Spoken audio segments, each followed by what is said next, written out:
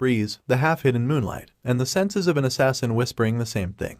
In the next instance, we meet our main protagonist, Raon, who receives compliments on his good work. Raon kneels and looks up at the voice that compliments him, thanking the respected Sir Derus Robert. Derus glares at our hero as he narrates that he has been told he will be killed by the man standing in front of him tonight.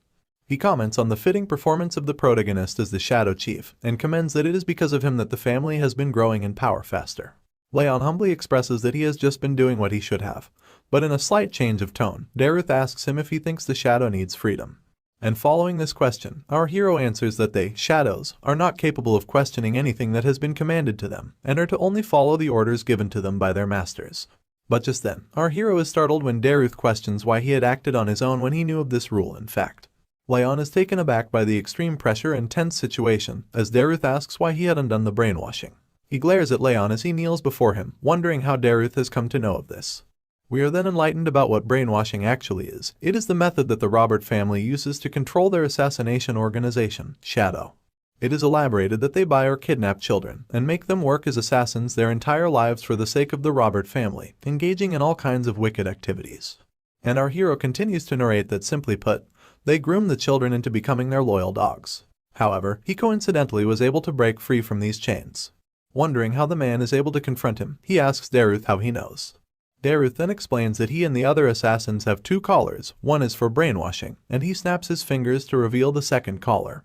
And just then, our hero feels a sudden intense pain in his chest. He bleeds from his mouth and continues to wail in agony and excruciating pain. He grabs hold of his chest firmly and wonders what kind of pain this is, expressing it to be as if his heart is being sawed in half. A dark red aura surrounds Raon as he glares upon the torturer in front of him, and Derus explains it to be the rage worm. He explains that there is an insect in his body that eats away at his heart upon his command, and this is the worst kind of enchantment that there is, allowing them to look into the emotions of the slave. Raon is startled and dazed in anger as he calls out at the sickening act, and he yells at Derus, questioning if brainwashing them wasn't enough that they had to feed them rage worms too. Derus, however, contradicts the fair and righteous comment as he tells himself to be thorough, and he elaborates that there is a saying that every person wears a mask. He continues to tell that his mask just happens to be thicker than others. This is when we get to know about the backstory of our hero. Raon says that he was kidnapped at an age he does not remember, and he was raised as the Robert family's hunting dog. He solemnly expresses that he was the head of the Shadow, and lived his life without any emotions or a mind of his own. He continues that coincidentally, he was able to learn a breathing technique called the Fire's Ring, and to prove that this was the divine skill of the best swordsman, he broke free from the brainwashing. But he expresses that he thought he would be met with freedom, yet he wonders why he has had to meet with death instead. He dwells into deep despair as he questions his life, and wonders what kind of sins he has committed to die such a meaningless death. However, just then, something flares up his spirit and he picks himself up, gritting his teeth and determined that this cannot end like this. He stands up, startling and surprising Derus, who asks how he can even stand up in such a state. Raon's eyes glow and he glares at his opponent, preparing himself to attack. He is determined to take his arm or even just inflict a small injury. Our hero bravely leaps forward and approaches his torturer, screaming in full spirit and fury, expressing he won't just die so pathetically. Derus sees the wrath of the slave approaching him, and he immediately raises his arm to counter. He slashes through our hero's body in just an instant. In the blink of an eye, we see our hero's body cut through with a sharp cutting slash, blood sputtering out, and his head rolling over on the ground as his eyes fill with emptiness. Derus stands before the corpse of the dead slave as he contemplates that he thought he had prevented everything. But he is surprised that the slave has undone the brainwashing, and even attacked him through the pain of the rage worm. He then makes his leave and notices a small cut on his hand, wondering when was the last time he was injured. He's annoyed at being bitten by his own disposable hunting dog. Other assassins and caretakers make their way instantly to the scene as Derus calls them to take care of the mess. Just then, we see that our hero has not yet given up, his eyes still glaring at the torturer stepping away in disgust. He contemplates the fact that Derus is the strongest, and there was no way he would have won against him. Our hero dwells in despair and hopelessness as he slowly lets go, thinking that there is nothing that he could have done. But just before he gives up, the realization dawns upon him, and he contemplates his regrets, expressing that he is upset about living a life without a reason, being humiliated and manipulated all his life, and that he cannot complete the Fire's Ring. He calls out desperately, exclaiming that he does not care if he fights a devil or a god, he wants to get revenge no matter what. That's when a charm starts to glow right beside him. A system window opens up, and displays that he has been chosen by rage, and his body will now be possessed. But then, the system window turns red, expressing that the body of the vessel has died, and chaotically displays an error on the screen. In a change of setting, we are brought to a sunny and bright field where birds are chirping, and the sun shines brightly. A woman's voice holds a toy in her hand as she calls for someone named Sunny to look at her, and a baby's voice echoes as he reaches out his hands at the woman, calling her mama. The woman asks the baby what he thinks the toy is, and the baby mutters the words, for his baba. The woman is in awe of the child and picks him up, holding him close to her chest, but the baby appears to be somewhat annoyed. The baby expresses that he still cannot get used to this, and the voice of our hero once again narrates, telling us that the woman cuddling him is Sylvia.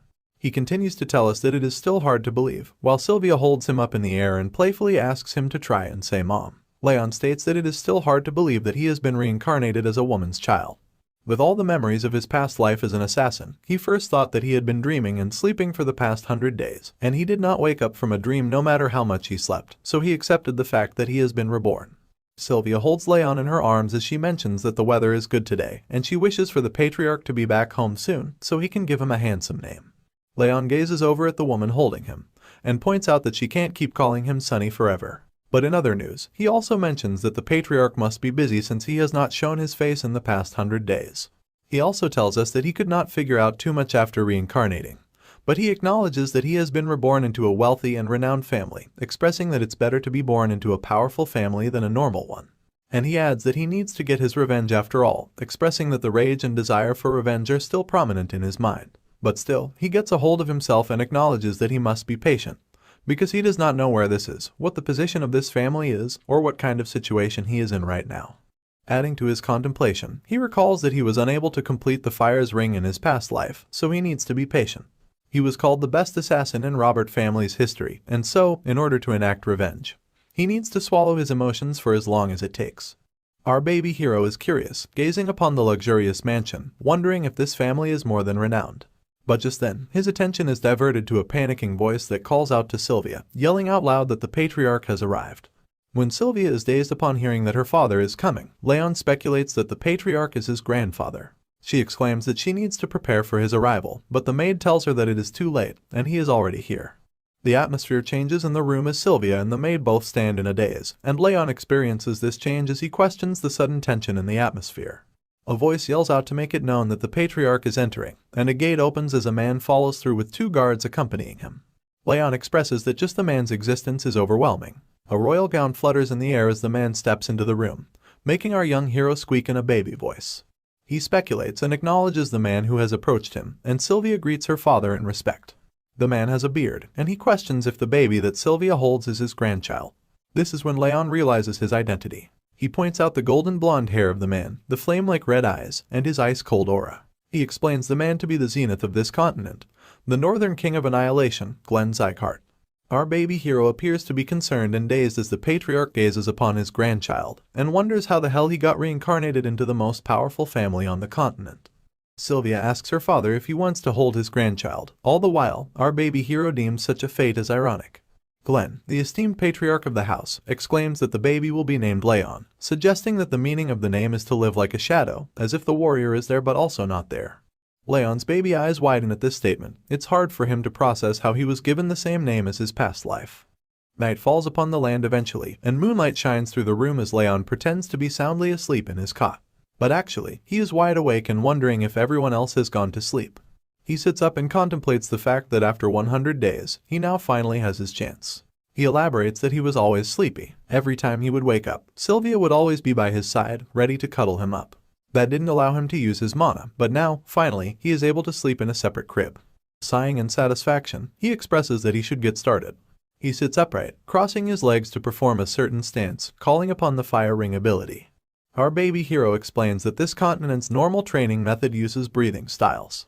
One absorbs nature's energy and gathers the aura in the energy core. However, he adds that the fire rings he has obtained use a different path. Enlightening us about the workings, he elaborates that when a mage uses his energy, it shapes the heart's ring, growing his overall physical abilities and energy manipulation techniques. Because of this, he mentions that this type of breathing technique is the best to become a perfect martial artist. Moreover, this sort of breathing technique has the advantage over transcendents like Derus, who don't know its full capabilities. And so, he expresses that by using the fire's ring, one can grow their mentality and body. He desires that if he can make the Sieghart's swordsmanship his own, defeating and enacting revenge upon Derus won't just be a dream. Analyzing himself, he is skeptical, but he points out that it's because of such a premature body, filled with freezing energy, that his body felt cold even after sleeping for more than 20 hours. He closes his eyes to analyze how many places are blocked, realizing the number to be 9. He concludes that at this rate, he is going to die due to his circuits being blocked by the cold. He knows that he needs to break through them using the fire's ring, but he expresses that throwing away such highly pure cold energy is a waste, although he questions if he can fuse it with the fire's flow and circulate it throughout. Some time has passed, and our baby hero has concluded his training. Although he thinks that it is slow, he is still making very good progress. Just before he decides to move on to the next stage, he feels a bit agitated.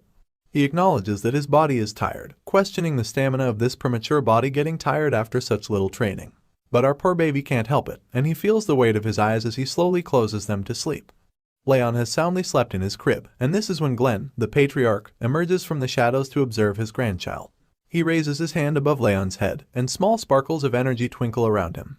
Night changes into day, and the sun shines upon the window of the huge and luxurious mansion. The cutest protagonist, Raon, crawls on the floor muttering nonsense, and Sylvia follows him throughout, encouraging him to crawl a little more while playfully squealing in joy. But Raon seems to be distressed and annoyed, expressing that playing with Sylvia is a pain. I mean, our dude has the mind of an adult, and playing and pretending to be a baby like this makes him want to kill himself. Sylvia, however, cannot have enough of cuddling with her child, as she fiddles with him and calls him playful names. All the while, our poor hero gets more and more annoyed, exclaiming that enduring the cold energy is better than this. This goes on when suddenly Sylvia is called upon by a strange voice, and her attention is diverted towards the man who calls for her. Her face immediately lights up as she turns to face the source of the voice and calls the person the saint. The saint takes a slight bow to pay his respects to the lady, but requests her to simply address him as sir. Raon's eyes widen upon seeing the man. He wonders if the person in front of him is someone called the Saint of the Rags. And enlightening us with more background upon the characters, our hero once again narrates that the saint has divine power, medical techniques, and skills that can reach the ends of the world. However, he adds that although the man is the most famous physician, no one can see him due to his wanderlust. Coming up close, the saint gazes upon the baby, expressing that he came to see Sylvia after hearing about his birth, and he picks up Raon to gaze upon him closely. He compliments the red eyes and the blonde hair of the baby that he inherited straight from his beautiful mother. He then asks the name of the child, and at first, Sylvia hesitates to answer, but she says that the name of the child is Raon. The saint is taken aback, questioning if they named the child while knowing that it means shadow. Sylvia hesitantly agrees with the speculation, and the saint follows up with disappointment, not understanding what Glenn was thinking before naming the child. Raon observes his expressions, as he notices that the two are being quite casual with each other. In his past life, he had heard rumors of the Northern King of Annihilation being friends with the Saint of Rags, and it seems to be true. Nevertheless, the saint holds our baby hero firmly as he smiles in joy, wanting to have a closer look.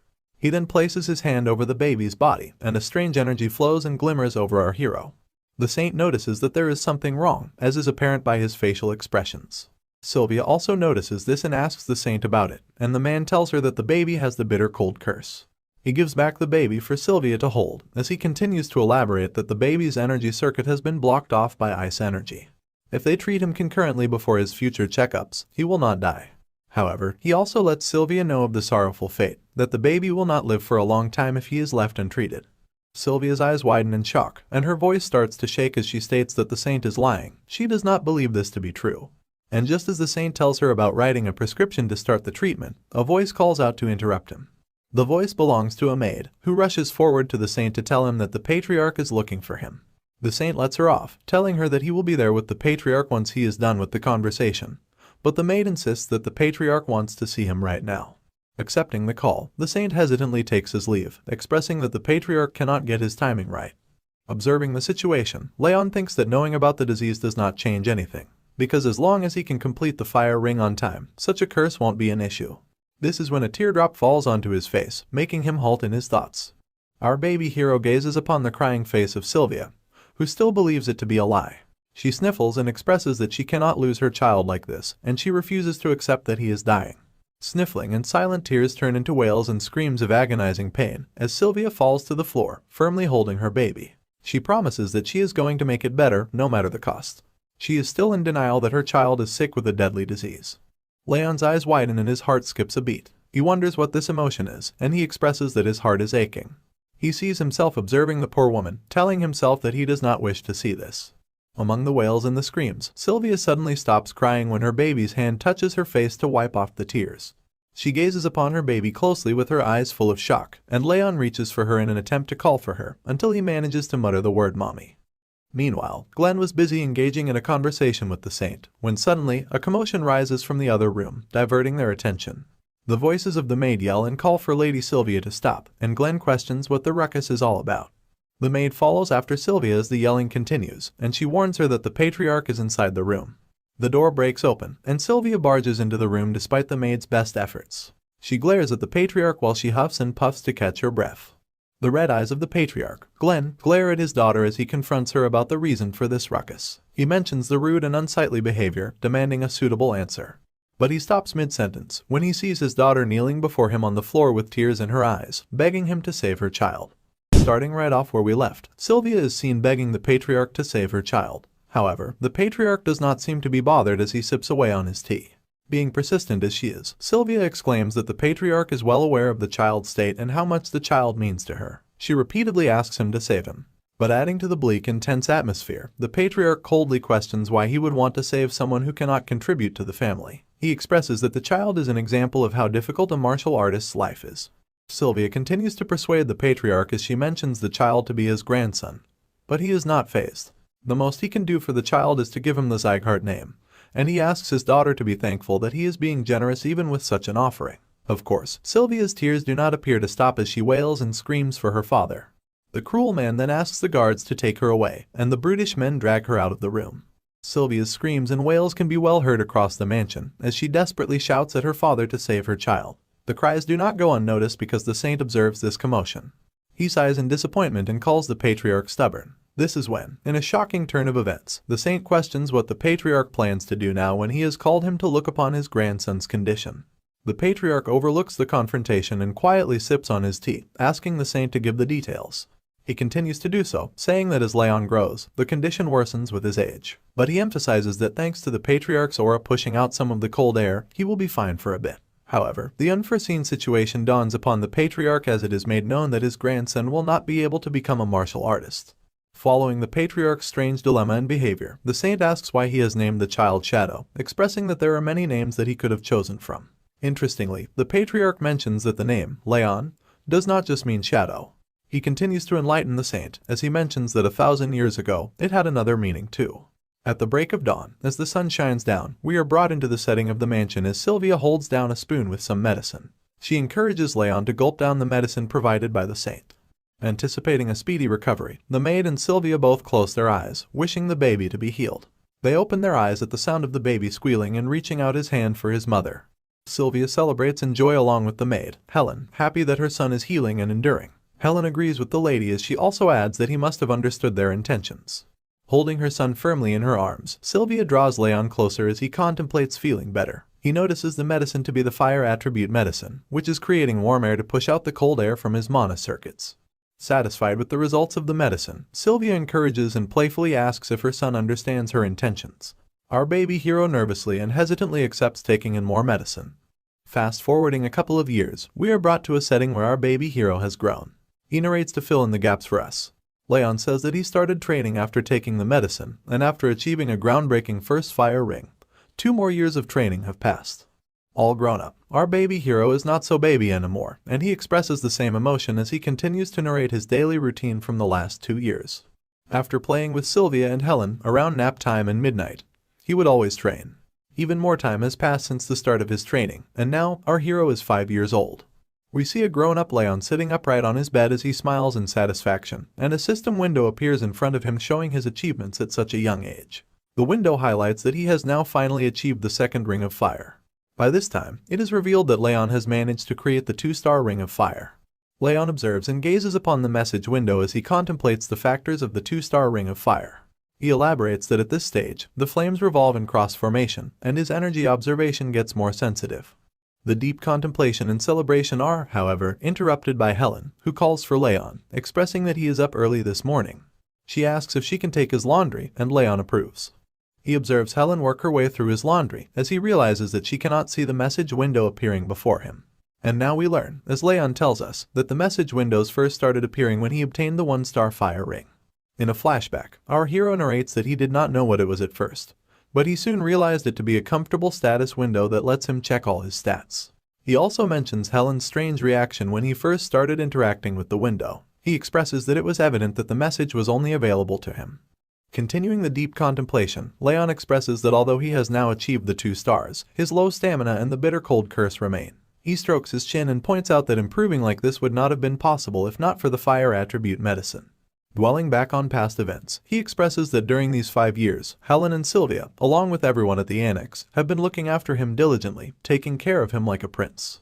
Rubbing the back of his head, he believes all this prince's treatment must have had an influence on him as well. But it soon dawns upon him that he still has a lot of time left, and he is only yet 5 years old. He then contemplates his condition, elaborating that the curse is a problem, and so is the low stamina, which work together to get in his way if he tries to move even a little bit. However, in his past life, he was known as the best assassin on the continent, and he had learned the greatest technique of the Ring of Fire. Our hero draws a ball of fire that revolves and hovers in his hands. He plans that once he completes the Ring of Fire, using his past experiences, the weaknesses will soon be gone forever. He adds that upon learning the Sieghart's swordsmanship, he will be able to slay Derus' neck. But as Derus is one of the strongest transcendents on the continent, Raon knows that he won't be able to keep his mind stable if he goes insane from revenge. He concludes that even if it's slow, he needs to gain the power and finish him off when the opportunity arises. Just as our hero determines to train even harder, a voice calls at him, acknowledging that he is awake. He turns his attention towards the voice and finds his mother, reminding him that they have to go somewhere today, and asking him to get changed so they can leave. Raon looks out the window and elaborates that the powers that maintain the balance of the continent are called the 5 demons and 6 emperors. As a cart travels across the stone road, our hero continues to explain that of those powers, he has been born into the Sieghart family, which belongs to the 6 emperors.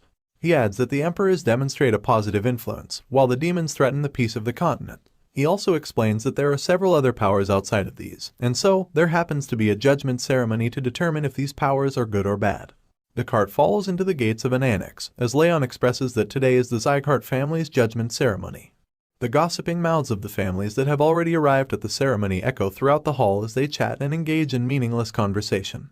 The gossiping continues as they call out to other families and their sons. Just when there is talk about Sylvia and her son, it is seen that Sylvia walks into the hall with Raon holding her hand. The chatter in the hall rises as they call Sylvia an outcast. The cold faces of the families in the hall glare upon Sylvia as she walks in and observes the cutting eyes of the families that stand before her. As Raon walks along with his mother into the hall, the chatter continues, and they point out at Raon, gossiping about his height and the rumors of him being sick being true. There is refusal and denial in the words that cut through Sylvia's skin. She hears people questioning why the outcast's son is participating in the judgment ceremony. The people express their hatred as they exclaim that they did not want to see the two, for it drops the ceremony's standards. Raon notices the harsh words of the families from the direct line. He questions if there are some kinds of circumstances behind the words, but he immediately gets a hold of himself. He expresses that he does not care if they are talking ill of him. However, he is startled to hear the words of people calling his mother, Sylvia, shameless. Hardening his facial expressions, Raon expresses anger and is infuriated at the harsh words being thrown at his mother. He quickly snaps back into reality when Sylvia calls for him. She tells him that it's okay and asks him to just look at his mom. Our hero bravely accepts and moves forward with his mother, and just then, a voice yells out to make it known that the patriarch is entering. He contemplates the long time since he has seen his grandfather, as our hero gazes upon the shiny attire that the patriarch holds as he walks up to his throne. The powerful presence of the patriarch is known, as he sits on the throne and the announcer yells out his name. Glenn acknowledges that everyone has arrived at the ceremony, and Raon glares upon what is to happen next. The patriarch's hand swishes, and a giant sword appears before the people in the hall. Raon is taken aback in nervousness as he questions if it is the sword of judgment. And then, the heavy voice of the patriarch calls out for the judgment ceremony to begin. Glenn Sieghart has made the judgment sword appear in front of the audience for the judgment ceremony, which our hero explains that upon placing one's hand on the stone sword, the sword determines the mana ability that they possess. Glenn glances upon the audience when the announcer calls for the name of Reincarnated Sieghart to begin the ceremony. Raon sits up enthusiastically at his call to be acknowledged. Raon observes Raon approach the stone sword, and he explains that from the age of 4, the skull of the child begins to close up, and from then on, the child's mana ability remains stagnant. Loud and shining energy flares up around the hall atmosphere as Raon holds his hand upon the stone sword. Raon adds that this place is where the judgment ceremony takes place to determine the kid's mana ability. Green energy illuminates the hall, and applause follows as the audience discusses and judges the light that is being emitted. They conclude it to be the wind ability of great quality and applaud the boy. The patriarch also commends the great ability, commenting it to be an attribute well suited for a swordsman and encouraging the child to channel the wind forth. Next up, a boy from the vassal family of Raon is announced to come forward, and he sits up to acknowledge his call. Observing and judging the different patterns and interactions, Raon concludes and explains that how far the light travels indicates the mana's purity, while the mana's attribute is determined by the sword's tip. He elaborates that this is how the Sieghart family determines their talent. He also observes the cheering and enthusiasm among the families as they applaud Raon for his ability, commending his family name and comparing him with Burin. Raon notices that these people value their talent just as much as they value their life. And so, he guesses that he won't be able to display good results. Although the Ring of Fire is on the 2-star levels, his mana circuits still have a lot of cold on them. But truth be told, such things don't really matter to our boy. Just in time, the announcer lastly calls for our hero, and he feels the intense glares and sights of disgust that the families portray at him. The patriarch joins this sentiment, and Raon is called forward. Sylvia smiles and calls for her son to proceed, and Raon obeys. He knows that he does not anticipate extraordinary results, he just needs to find a mana attribute that best suits this body. Sylvia guides Raon as she tells him to do the same as the other kids, and Raon listens. He steps forward and sighs nervously, before placing his palm on the stone sword. Surprisingly, a loud golden light is emitted through the stone sword, and our hero's eyes widen at this sight. He wonders what this light represents. The light blinds his vision, and he instead sees a sight of a man standing in front of him with demonic creatures observing from the side. He questions what all of this means. Demonic creatures glare viciously over the man standing in front of them, and Raon sits behind for cover as he witnesses this strange phenomenon. He wonders who the man is that stands in front of him, and before he could muster another thought, the man holds up a shiny sword that glows brightly illuminates the sky. The man swings the sword with full force as he grips the handle firmly, and the sword strikes through the demonic creatures that approach him while wailing in agony. A loud blast follows right after, and Raon snaps back into reality to acknowledge the task at hand, the stone sword. Just as he glances over at the sword, he is taken aback to find out that the light that emitted has not even made it to the halfway mark. Laughter and hysteria follow right after as the families taunt Raon for his light reaching such a low point, not to mention that it doesn't even have a color. The patriarch remains silent, observing the unfortunate outcome of his grandson's ability. Sylvia approaches Raon to comfort her son, and reassure him that he has done his best. But the harsh words of the families cut like blades as they walk through the shame. They question if Raon is truly a descendant of the Sieghart family and taunt him, suggesting that he might have only inherited the red eyes and blonde hair. The patriarch observes the humiliating commotion and calls out for the laughter and hysteria to stop. Naturally, the people immediately quiet down in fear of the patriarch's heavy voice. He calls off the ceremony and asks the families to return. One by one, all the families leave with their capable children, feeling proud. And shortly after, everyone leaves as the doors close shut behind them. Glenn sits on his throne in disappointment beside the stone sword, towering high in the hall. He calls for his warrant, mentioning that it can't be helped for his grandson. He dwells in regret over the incident, when suddenly, the golden light shines and illuminates the hall once again. His eyes widen at the unforeseen sight. The golden light flares and blazes through the hall, forcing the patriarch out of his throne to acknowledge the might of the light emitted from the stone sword. He recognizes this golden light. It's the signature aura of the Sieghart family's first patriarch, which displayed transcendental fire power that could melt even the flames of the demonic realm. Gazing upon the book to find enlightenment, Glenn, the patriarch, elaborates on the golden mana and golden flames, mentioning it to be a one-time occurrence throughout the history of the Sieghart. He reads of the mana of dense golden light, which is blindingly beautiful and radiantly shiny. This is when the realization dawns upon him, and he notices the golden flame-like light emitting from the stone sword to be the golden flame aura. His eyes widen at the shocking sight. At this point, all he could do was stand there in a daze, nothing more and nothing less.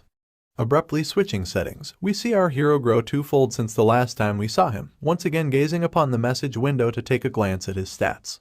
He reaches out his finger at the screen, wondering if it is time for him to reach the 3-star Ring of Fire already. Narrating over the scene, he tells us that 7 years have already passed since the judgment ceremony, and he has now turned 12 years old. He explains that with consistent training, he is now at the doorstep of reaching the 3 fire rings. His tolerance for water attributes has also risen to being 2 stars, so the coldness in his body has disappeared, improving since it first started, but still rendering our hero unable to move. Moving forward in the present, Raon plans to begin training soon, when suddenly, Sylvia's voice calls at him, and she approaches him to ask why he is not ready for the occasion yet. She asks him to leave quickly before they get late. Raon obediently agrees with his mom and contemplates the fact that the second judgment ceremony has come to face him once again. He annoyingly exclaims that he will have to see those bastards from the direct line of families. The concept of time in this universe really is twisted, because we are once again brought back to the judgment ceremony hall. The voice of the announcer commends the last family competitor and calls for the judgment ceremony's end.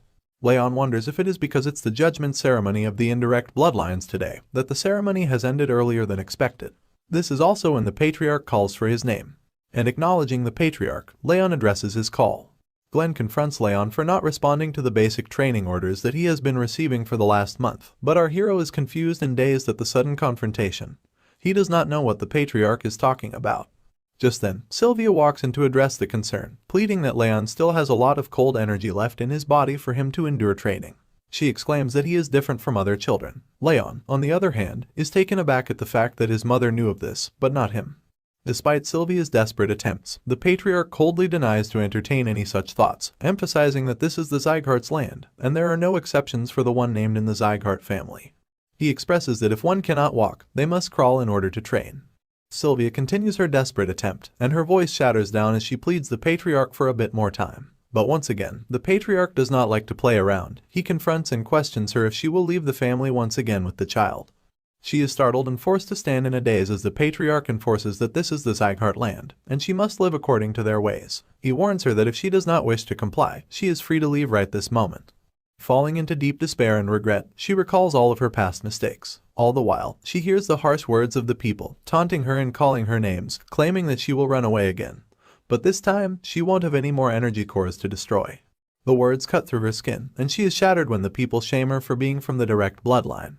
Observing his mother's expressions, Raon understands why she gets treated so harshly. It is because she had abandoned the family once before.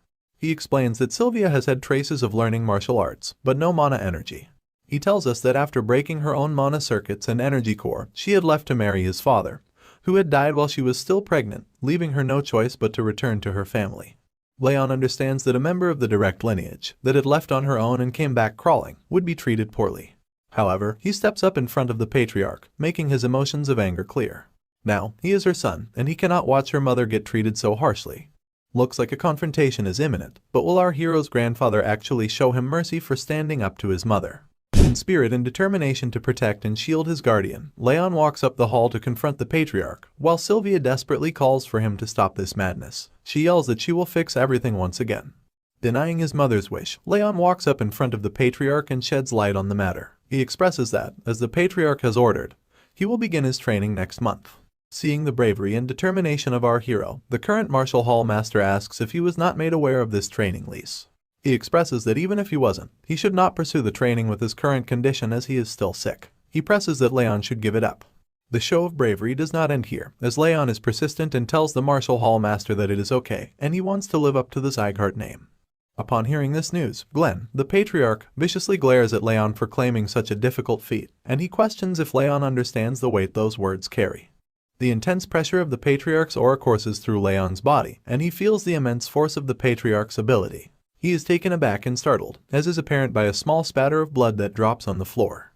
Raon's eyes widen as he firmly tightens his fist. He concerns and points out that just the patriarch's glare can do so much, elaborating that the feeling is as if his heart is being crushed by the immense force of the aura.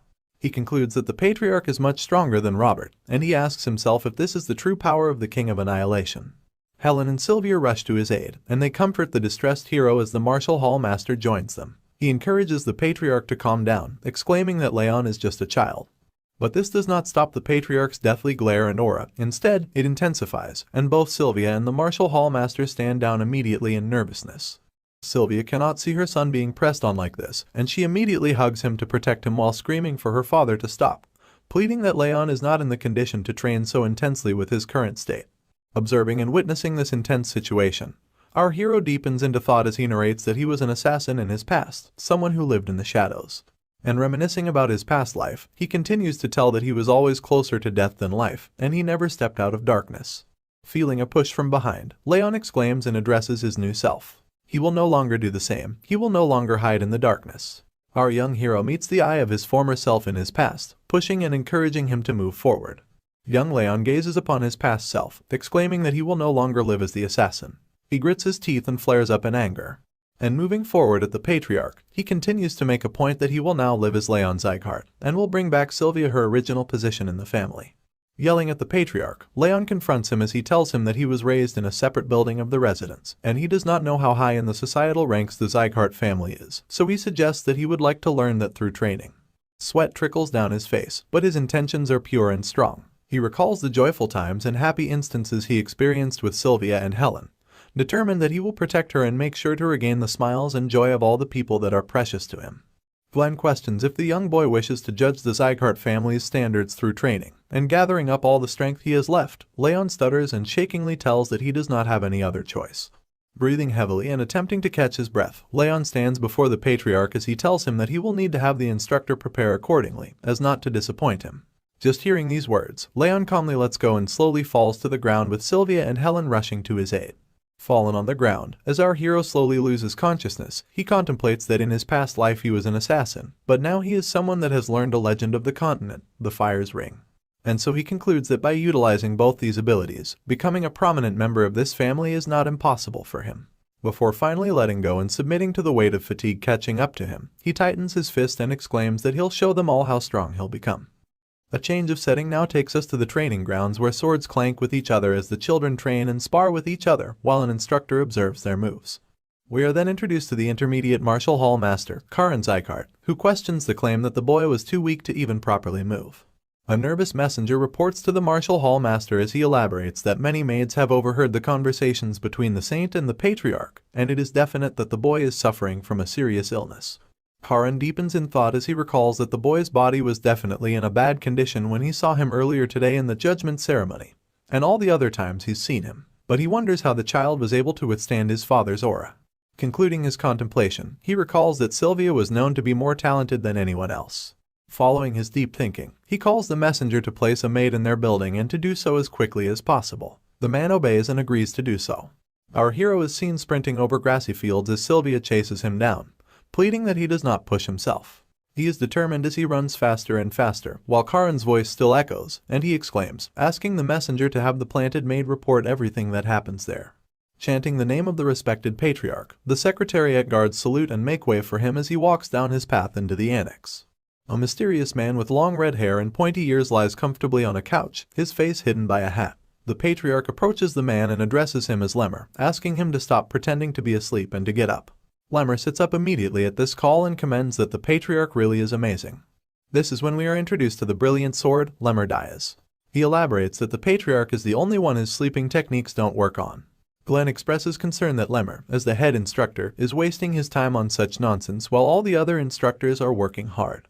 Lemmer answers this concern by playfully telling him that they are only following his orders and are working with their bodies, while he works with his head. Annoyed, the patriarch exclaims that Lemmer has not matured even after 50 years, but Lemmer laughs it off, stating that people don't really change, and besides, he is an elf anyway. Observing the patriarch's concerned look, he asks if he is here to talk about his grandson too, and he adds that Sylvia had come too. This surprises the patriarch, and he explains that she asked him to make sure that Raon does not get hurt. Lemmer stands up to face the patriarch as he elaborates that if he is here to ask him the same, he is wasting his time. He elaborates that Glenn himself had expressed that he won't interfere in the 5th training hall. Following this rant, Lemmer presses with a heavy tone that he won't make any exceptions for his grandson either, and the patriarch surprisingly agrees to this, which shakes up Lemmer, who expected a different response. Glenn stands firm as he asks Lemmer not to lessen the intensity of the training, stating that he does not want any weaklings. Taken aback, Lemmer gasps and covers his mouth to express the sheer shock that the patriarch has put him through just as the realization dawns upon him. He bursts out in awe and flutters, stating that the patriarch must love his grandson very much and is projecting that love onto him, which he could not give to Sylvia. This angers and infuriates Glenn, and he exclaims that if he was not his veteran friend, his head would be rolling off the floor. Adding on, Glenn asks Lemmer not to go easy and to fail all those who are unworthy so that only the worthy ones can receive his training. Lemmer agrees with this claim and expresses that he will do as he wishes. Concluding their conversation, the patriarch asks for his leave and steps away as Lemmer enthusiastically sees him off. After the patriarch has left, Lemmer dwells and wonders what Raon is like as he stands across his table and thinks of different training regimes. The message window appears once again to showcase our hero's now updated abilities and stats, highlighting that he has now achieved the 3rd ring of fire. Our hero is a sight for sore eyes, and we see him once again as he interacts with the message window. He smiles to contemplate his achievement and expresses that the 3-star rings really do feel different. He explains that his sensitivity has increased, and his mind feels a lot clearer. Recalling where we left off, he sees Sylvia helping him up as she scolds him for pushing too hard on the first day.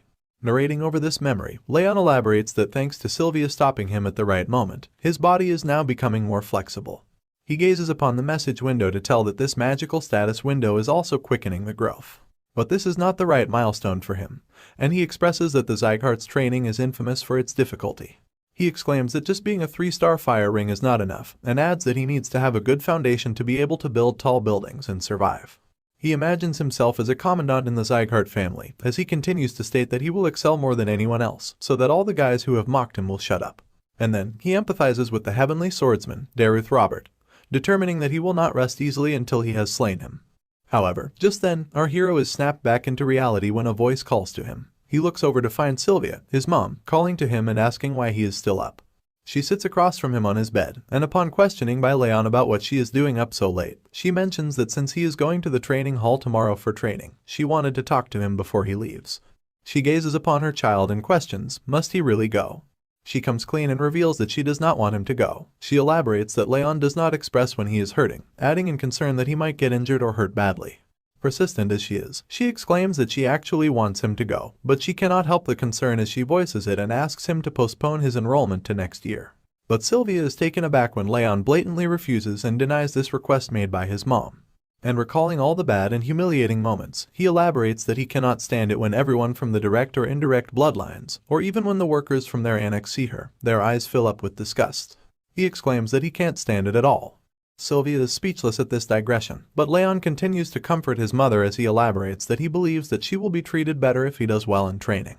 Nevertheless, she smiles, and she fidgets and plays with her fingers before she nervously states that she is sure Raon had thought it was strange why they live separately, and why people talk badly about them. She recalls her memory to explain that she fell in love with his father coincidentally when she was on a mission, but it was difficult for her to be with him since he was just a knight. Then she narrates that she shut down her monocores and left the family. She also tells Raon that he actually has a sister named Sia, who is 10 years older than him. She recalls and tells that they were living peacefully when Eden's executive ambushed them, and amidst the battle, she expresses that Raon's father was not that powerful, and unfortunately, she was pregnant with him at the time. And somberly expressing, she tells that there was nothing they could do against them. However, she adds that his father had hired guards without her knowledge, but she regretfully informs that they arrived at the scene too late because by then, his father and sister were already dead. She concludes the story, elaborating that this is why she came back to the family, not knowing what to do and why the family treats them like sinners. Adding on, she tells him that she really could not say anything against it. Raon thinks about this whole situation and deems his mother selfish. Elaborating, he tells that she threw away her responsibilities in the name of love and came back crawling to be saved. He expresses that he now understands why the family treats her so coldly. However, emotions take over our hero, and he states that she is the one who gave him a new life and showed him affection for the first time. And he makes a point that even if everyone else calls her selfish, to him, she is the only mother he has had in both lives. Raon then asks Sylvia if she regrets it, if she wants to go back to the time before she left the family, but she denies. And she explains that she used to feel invisible in the family before, but she felt like a real person when she finally left, and she expresses that it is enough for her, being happy then and being happy now. Continuing the heartfelt conversation, she apologizes to Raon for being such a terrible mother, but she is interrupted by Raon, who states it to be fine. He addresses his mother and tells her that he will be fine, so he asks her not to worry. Gazing into each other's eyes for a moment, Raon smiles at his mother while he reminds himself that even if everyone else calls her selfish, she is his only mother, and he can always get his revenge after he helps her regain her position in the family.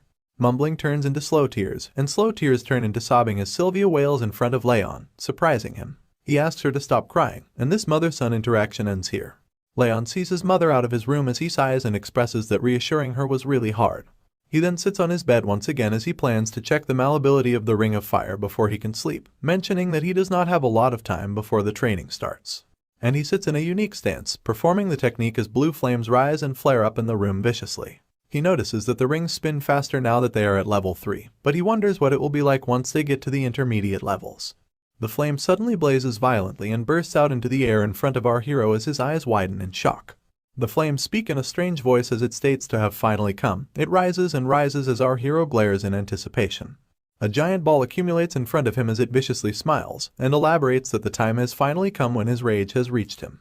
The blue flame pays his respects to Raph, the second lord of the demon realm, and expresses that he will help Raon's revenge dreams come true. However, Raon is surprised and taken aback as he questions this claim, and a message window pops up telling him that he has unlocked 2 new traits. The rage trait is being activated, but the second one remains untitled. The blue flame continues to rage and blaze as it expresses the offer to our hero, but it is taken aback in shock and stops midway to address the concern. The ball of blue flame questions why there is a child standing before him. Raon steps away to prepare to engage in battle against the mysterious ball of fire that has suddenly appeared in front of him, and he asks what it is. But the ball of fire seems to be just as confused, and he expresses the same concern to elaborate that the rage that reached him was not an emotion that a kid like Raon can feel.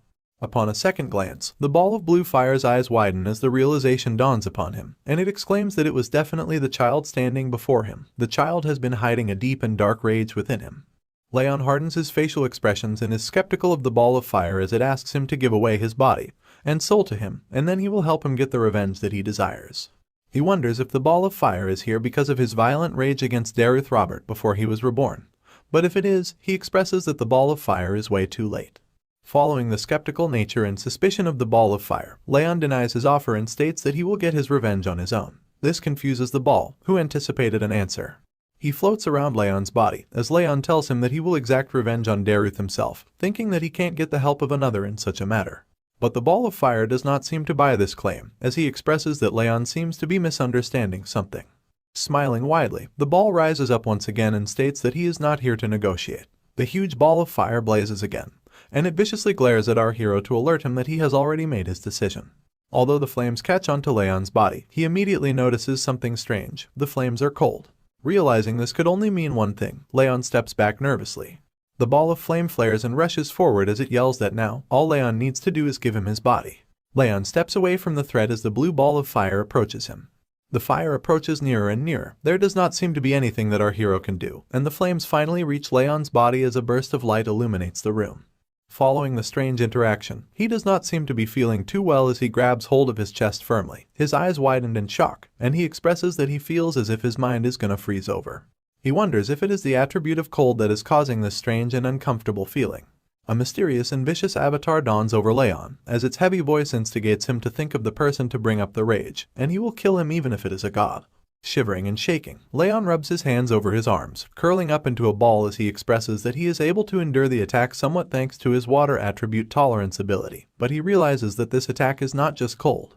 Adding on, he elaborates that the mysterious entity is consistently stimulating his rage. Awful and torturous moments from his past life constantly replay in his head, as he is reminded of the pain he has endured and the days he has spent in torment.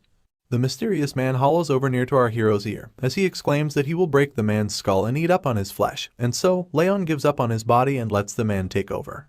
Recalling the joyful moments he has spent with the maids and his mother, Sylvia, he worries about what will happen to them if he gives up his body to this strange entity that has appeared so suddenly. He grits his teeth in frustration, determined to not let go so easily, and he exclaims that he cannot let him have his body no matter what happens.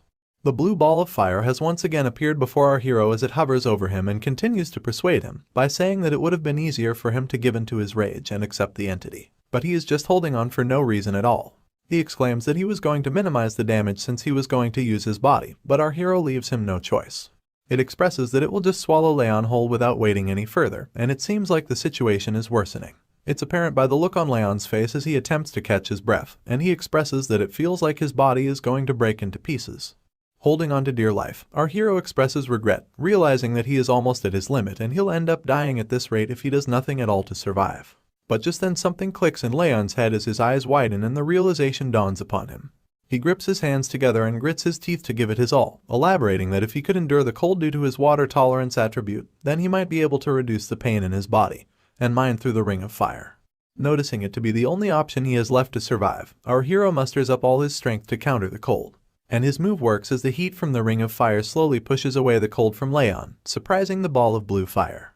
He groans in frustration, seeing a child push away and counter his attack. He expresses that even if it hasn't been long since he has awakened, a feat like this is impossible. His annoyance is further elevated at the fact that the foe is just a human child. Sweat trickles down Raon's face as the cold slowly goes away and the heat of the ring of fire intensifies. He glares at the ball of fire and warns that he will get revenge on his own, without needing to let a ghost use his body.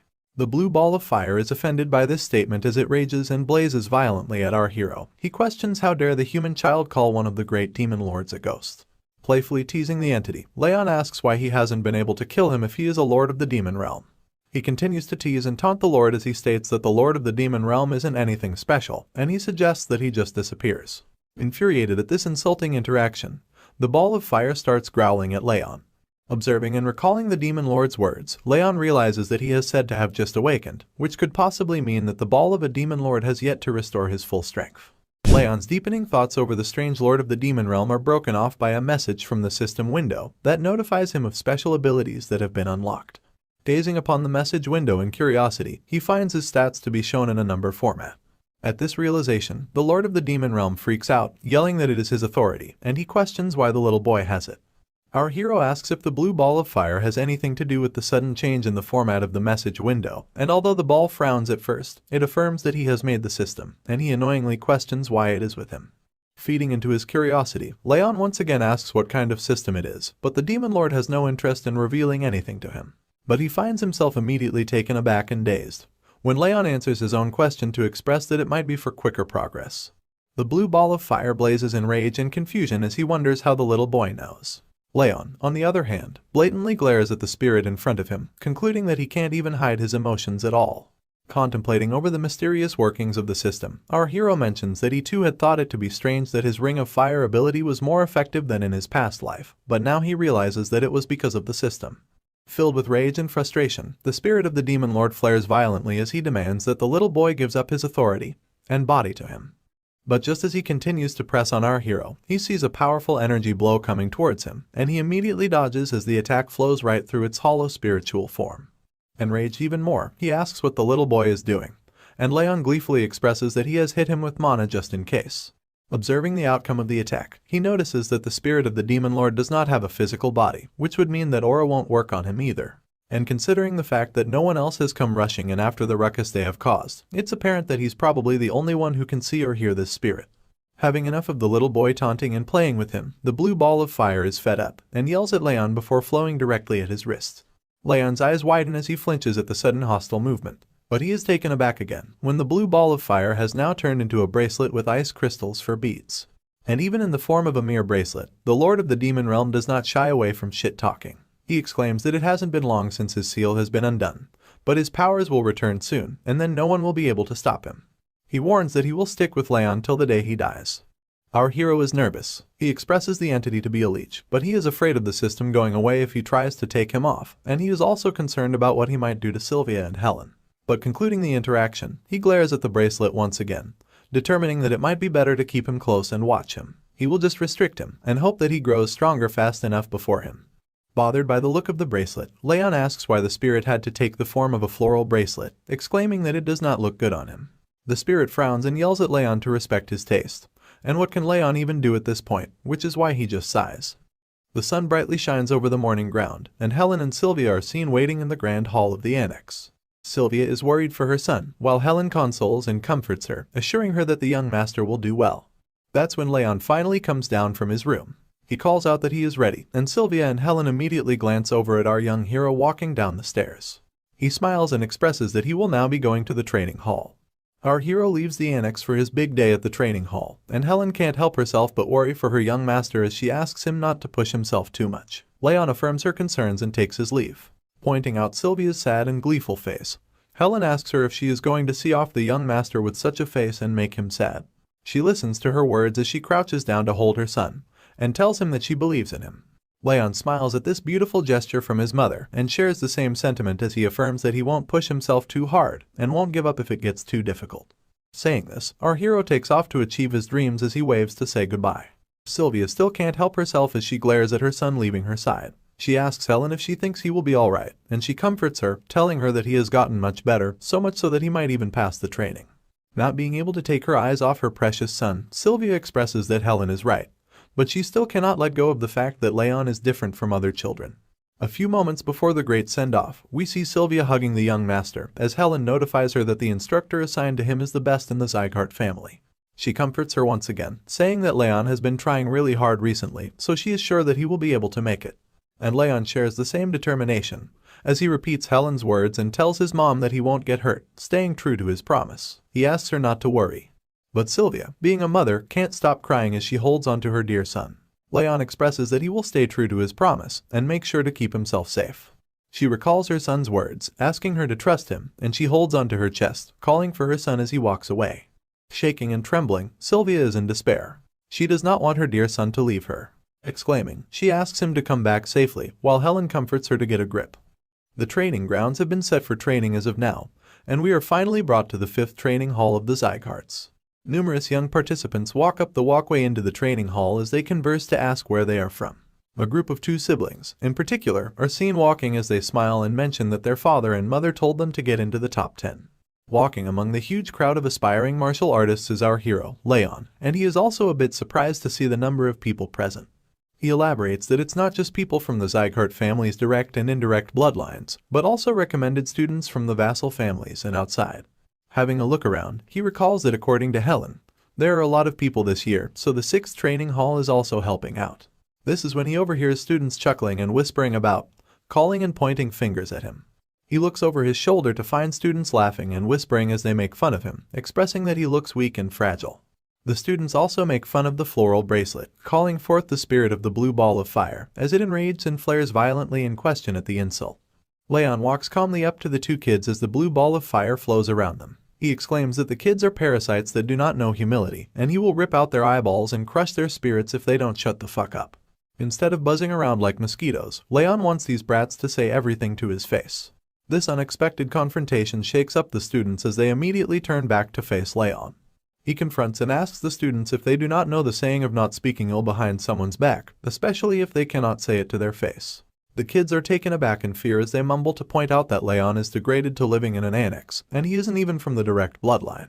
But he will not be fazed by the harsh words, as he simply mentions that the students too are from the indirect bloodlines, which does not give them the right to question how he dares to confront them. The students snap and are enraged at Raon talking back at them. They exclaim that such is the tone someone uses when they're talking to a person below their own rank. And in a fit of frustration, one of the kids rushes forward to grab our hero by the neck as he cocks back his fist to attack. Raon also prepares to fight back. His eyes start to glow red, and he glares at the opponents before him.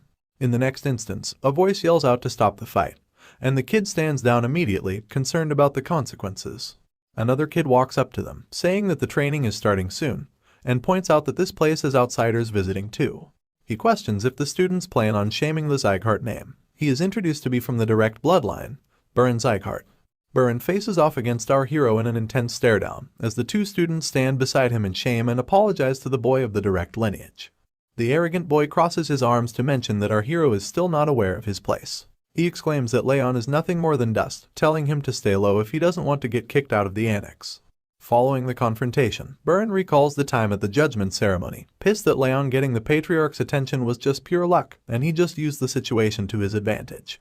Baron scoffs and frowns, concluding that a loser like Raon will definitely fail the training.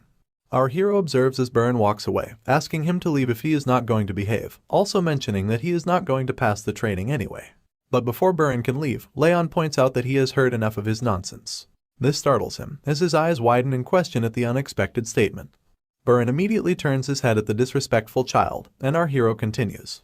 He insults Baron for his arrogance, claiming that the only thing going for him is the fact that he's from the direct bloodline. Aside from that, Raon warns him that he has no right or authority to talk down to him when he's not even a trainee.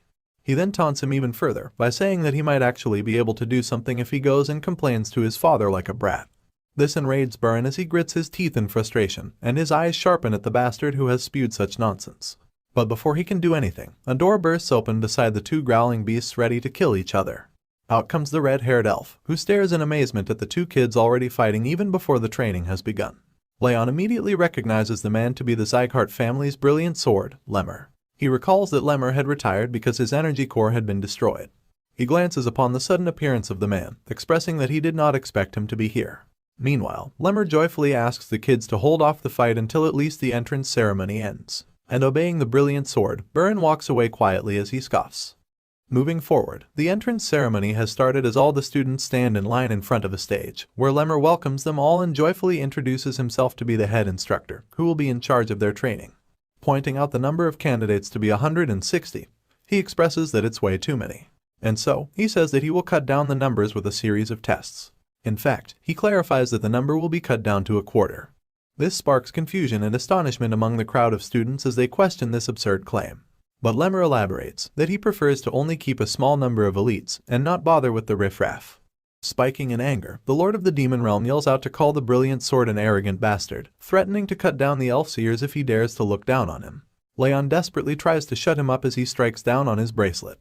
Lemmer casually sits and rocks on his chair upon the stage as he expresses that his word is considered law on the training grounds. If anyone has a problem with what he has to say, they can take it up with the Patriarch. Following this warning, he asks to begin the tests right away. He points out at the students, telling them to immediately start running. This confuses the students as they at first question this absurd test, but later they rush away as they compete against each other diligently. Lemmer cheers them on as he shouts that the basics of martial arts are physical strength and mental power, encouraging them to run as fast as they can. Sprinting before the other students, the spirit of the blue ball of fire appears in front of Raon to express his concern. It wonders why Raon is all the way in the back, when he should be aiming for the front. But Raon elaborates that it's not a competition, and he does not need to get past the other guys. Raon knows that Lemmer is observing, expressing that he looks into others' potential and temperament, and he won't be judging based on just what the eye can see. Sweat trickles down his face. He huffs desperately, attempting to catch his breath, and he assesses that the winner in this test is the one who endures till the end. Concluding his assessment, he is determined that he will make it till the end no matter what. Commenting on the test, the instructors announce that Sir Burin and Lady Lunan can be seen sprinting at the front.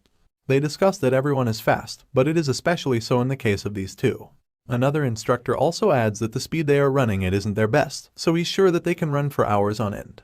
They continue to observe the students as they rush away on the track, as they commend the speed of the leading two to be extraordinary for their age, which means that their future growth will be incredible as well. Turning their attention to our hero, they point out at him among the participants. They comment that he's been in the back all this time, unable to catch up, but they acknowledge that he is sick, which actually makes it impressive that he can run at all. Lemmer looks upon the two instructors, observing the race and our hero as they conclude that he is going to fail. But Lemmer's expression seems joyfully astonished, as he smiles and elaborates that it's interesting that he has never seen something like this before. Following into deep contemplation, Lemmer expresses that the humans whose talents he could not calculate were just the strongest people on the continent, which made it difficult to see the depths of their power. But as far as other people go, he can easily see their potential. For example, he can tell what sort of power Burin and Lunan will hold in their future. However, while pointing out at our boy Raon, he expresses that he cannot see anything at all. Lemmer concludes that this could only mean that Raon is stronger than him, therefore he is out of his reach. He strokes his chin in curiousness and smiles as he remarks it to be interesting. The two kids that picked on our hero earlier now run past him as they point out that he had been so arrogant before, but now he can't even keep up with them at all. Raon is in last place, so the brats guess that he will fail the test soon. Not letting anything get in his way, our boy still continues to sprint and run with all his might, as he suddenly looks up in concern and questions that they're just running, even though it is supposed to be training. In his past life, Raon had to constantly run for his life from starved beasts, which was just a basic part of his training as an assassin.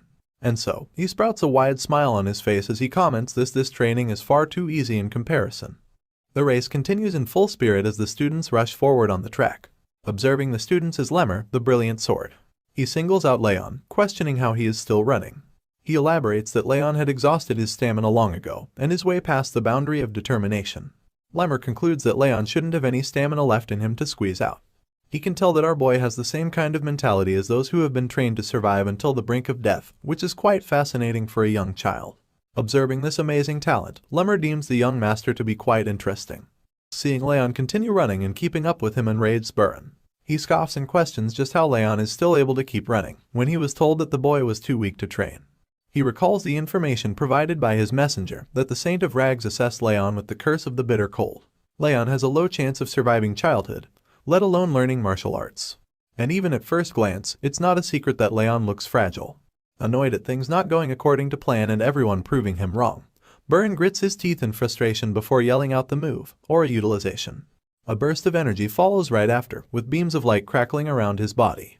In his childish rage, Burin has started using his aura in the race, just to show off that he's much better than everyone else. And he rushes forward with electric beams crackling and sparking around him, leaving behind Lunan and Raon who follow him. Witnessing the sudden change in speed and agility, Raon is quite taken aback. He observes that although Burin speaks like a noble, he is just a kid. In comparison, he thinks that Lady Lunan might actually be much more mentally mature than the brat who rushed ahead. Keeping his focus, he then concludes that this is just a test and not a competition, so there's no need to break his pace just because his opponent wants to show off. The sun shines down once again as the hot beams scorch the ground, and all the other students who withdrew from the test due to exhaustion fall to the ground as they catch their breaths. The two kids that called Raon names and bad-mouthed him observe and question how the boy is still able to keep running. Another student adds that she had heard of Raon being weak because he is ill, but this result contradicts everything. Our brave young master keeps on going while the students wonder how he does not get tired. But you see, Raon denies these absurd claims because he feels as though he is about to die due to the coldness in his body. And he adds to the bleak situation, expressing that it also feels like his heart and lungs are going to collapse at any moment, but he is determined. He utilizes the ring of fire to squeeze out any little stamina that he has left inside him. Whatever the circumstances, he smiles at the conclusion that the ring of fire is improving quickly, and he plans that he just needs to activate it to full force in order to feel its proper effects. But before he can proceed, the voice of the blue spirit pops up once again, calling our boy pitiful. He questions the state of his body, and claims that he is nothing but his future vessel. The spirit of the blue ball of fire reaches out once again beside him, as he demands him to hand over his body and soul instead of trying to surpass the blue-haired human. Exclaiming in refusal of the unfortunate situation, our hero calls for it to stop. But it's too late. The spirit yells out that it will freeze everything, and a wave of freezing coldness strikes Raon. He frowns in pain and agitation just as the strong cold hits him, but he knows that he must endure the cold in order to pass the test and move on. Slowing down his pace, he feels as if his mind is being taken over by rage, but he knows he must endure it and pretend as if nothing is wrong. Fed up with the nonsense, Raon now confronts the spirit, asking him to stop this sabotage and stay still because this instigating act won't work on him. But the demon lord is persistent and questions Raon's claim, elaborating that there is no human that can withstand his rage. The cold intensifies and cuts through our hero's vitals, as is apparent when he grabs hold of his chest from the immense pain. The freezing cold strikes again, and the demon lord viciously expresses a desire to see how long he can endure the pain. This small setback is nothing for the brave warrior, as Raon knows that he has to endure the pain no matter what. Because if he shows even the slightest hint of weakness, the demon will swallow him whole. The pain intensifies and grows, but Raon holds his own to survive. The blue ball of fire is enraged, and it yells in frustration, questioning why his rage won't work on the weak little boy. Seeing the outcome of pushing himself too far, the fatigue catches up to him. He expresses that his body feels like it's going to collapse, and he might die at any moment. His eyes begin to close slowly as his consciousness slips, and he acknowledges that he cannot breathe properly. The intense situation now lessens when, before more damage can be done, the brilliant sword of the Sieghart calls for the test to be over, and all the students participating in the test fall like flies to catch their breath and take some rest on the ground. Raon also joins the students to catch his breath as he sweats profusely, while Buren glares at him with a look of frustration, calling him a determined bastard in annoyance. While catching his breath and breathing heavily, he acknowledges that he almost died and concludes that this life isn't going to be easy either. Lunan looks over and observes our hero while he catches his breath, before the spirit of the demon lord appears once again to throw a tantrum. He yells and puffs up in rage and frustration, calling him a monstrous bastard and questions how he managed to pull it off. But answering the question, Raon reminds him, this is why he asked him to stop. Acknowledging the outcome of the limit testing training, he notices that the ring of fire has also grown, and thanks to the status window, his physical capacity has improved too. He aspires that if he continues to train like this, he can achieve greater feats. Just then, his attention is diverted, and he looks up to find a huge status window in front of him that notifies him of fulfilling the conditions, resulting in increased experience points and physical capabilities. Raon glares in astonishment at the status window with his mouth open, while the spirit of the demon lord exclaims and questions why he is getting extra experience points for putting up with his rage. He yells out and states it to be absurd. The students once again stand before the stage as Lemmer the brilliant sword commends everyone for doing their best, and he moves on to what he said before the test started. And hearing this, the looks on the students' faces show despair and nervousness as they await their inevitable failure of passing. But to their surprise, Lemmer playfully exclaims that he was just lying about cutting down the numbers to a quarter. This results in a loud and collective gasp from the students, which then transitions into yelling as the students enrage and express that they ran like hell because he said that. But Lemmer elaborates that he cannot fail so many people on the first day. He would not have anyone to teach. However, he also adds that he did not specify to fail them today. And transitioning back to horror, Lemmer fiercely warns the students that if they show the same results as today, most of them are doomed to fail. This alerts the students once again as they now become determined to train hard. He paces across the stage as he addresses the students, and he reminds them of running with all they had. He points out that none out of all the 160 of them kept it up till the very end, except for one. He also mentions students who gave up and started using aura. This alerts Buren, who is guilty of doing so, and he fears suspension over this act. But as he crouches down in front of Raon, he adds that he does not care how they do it, as they are the ones taking the test after all. And he makes an okay sign up front of Raon as he continues to tell them that if the students do as he says, they won't fail the test. But he also mentions that it won't be easy either. Moving on, he now faces the students once again and addresses them to tell that they are now provisional trainees, but will become official trainees once they pass the tests they will take in the next 6 months. He joyfully mentions that he is going to pick the top trainees, although he won't be the one to rank them. Calling off the trainees, Lemmer lets them go and guides them to the top quality dormitories provided by the Sieghart family, mentioning that there is a training center next to it too. Tree leaves flutter and the sun shines through the forest. We are now brought to the forest near the training hall, as Lemmer walks up to a mysterious figure in royal attire that awaits his arrival. Lemmer the Brilliant Sword winks and addresses the person in front of him as he states that someone has taken up his napping spot, and he reveals the person to be the Patriarch. Glenn, the Patriarch, acknowledges Lemmer's arrival and immediately asks him what had happened. And he slowly walks up to him as he asks the Patriarch why he is asking him, when he himself was here the entire time to witness the whole thing. But continuing with his statement, Lemmer explains that the Patriarch knows he has great eyes and can see the future and children. Elaborating, he tells that Burin and Lunan are greatly talented, as they already knew, and the other children also have a lot of potential to become great pillars of the family. But he adds that he cannot see anything in Raon. The Patriarch proceeds to acknowledge this information, while Lemmer adds that he was sure Raon was out of stamina, which he questions and asks how he was able to keep on running. He also tells the Patriarch that it is the first time after him that he has not been able to see anything in someone. And he expresses in joy that his life has been very boring ever since his energy core had been ruined. But this is going to be interesting. Hearing what he came to hear, the Patriarch leaps off of the stone that he stands on as he tells the Brilliant Sword, Lemmer, that being a trainee instructor is what he had wanted, and as he walks away, he asks him to focus on his duties and not get distracted. Lemmer obeys the Patriarch, but he also mentions that he believes there is going to be someone this year to whom he can leave his future, but the Patriarch disagrees and states it to be just a coincidence. He exclaims that the child cannot become a martial artist. Seeing the Patriarch off, Lemmer acknowledges this statement and smiles, before he exclaims that the Patriarch knows very well that it's not just a coincidence. Sighing and finally having the rest he needed, our hero sets off to the training center now that the test is all over with. 2 students glare and observe him as he steps away, and the blue ball of fire is amazed that Raon does not seem to stop training. The group of students that stand behind Raon as he walks away glare viciously at him with murderous intent, and as the sun sets over the training grounds, they exclaim it to be impossible. 2 students rally on about how there's no way Raon held on for that long, when they had heard that he was sick. They go on while the yellow-haired man from the indirect lineage, Raon Sieghart, gleefully assesses the situation.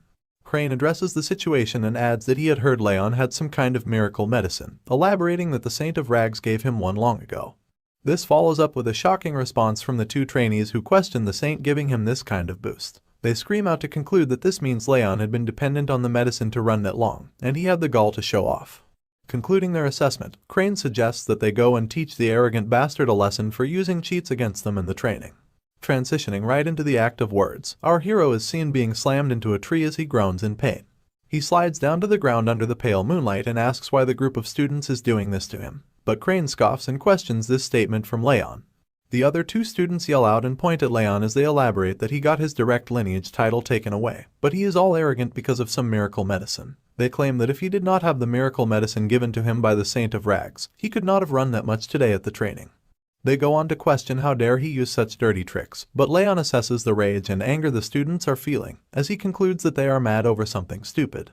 Proceeding with the confrontation, they start to prepare and stretch to launch an attack, as they ask the young assassin not to be scared because they are just here to talk. Raon leads the group as they stand before Raon and threaten him. He asks him to rest assured as this kind of thing happens often, before he rushes forward at the young assassin, exclaiming that the instructor asked them to talk more to each other. Raon slowly stands up, while the spirit of the Lord of the Demon Realm questions if he is just going to stand there, listening to them talk to him like that. He also mentions that he is supposed to be his vessel, but he expresses that it's not that big of a deal. However, in a shocking turn of events, Raon is struck away with a punch to the face as the vicious glare now transfers over to the brave warrior, Raon. A loud gasp follows right after as the 2 students are shaken up from the unexpected outcome, and this expression is also shared by the spirit of the Demon Lord, who had once closed his eyes to not see the unfortunate circumstance that might befall on his vessel. Raon is blown away and falls to the ground before the 2 students who turn their heads in shock, and they take a glance at their fallen leader who got defeated with just one punch, while Raon expresses the same threatening tone. He questions their claim to talk, and he viciously glares once again to ask them to talk if they wanted to, so badly. The two students rush forward, giving it their best and attempt to hurt the talented trainee, but their attempts are futile because they are no match for the once best assassin in the world. Seeing the group fall to their knees, another student calls upon them to question what they are doing. He then takes up the mantle to take on the bastard as he rushes forward to strike a punch, while questioning the other's ability to defeat Raon. But before he can finish his sentence, his face meets with the fist of our hero as he falls to the ground as well. Raon continues to effortlessly defeat all the opponents that come charging at him, while the spirit of the demon lord watches in awe and remarks that his vessel is doing exceptionally well, calling the scene to be magnificent. The beaten-up students now beg for mercy as they fall to the ground and give up their hostile behavior to the one they called a bastard. In a threatening act of violence, Raon steps on Crane's hand as his wails echo throughout the forest trees, and he states to ask one more thing of him before he lets him go.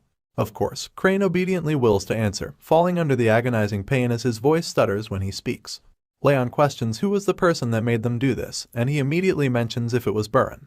Crane snaps and is alerted upon hearing his name, but he mumbles that they did this without the young master knowing, and he is not related to this at all.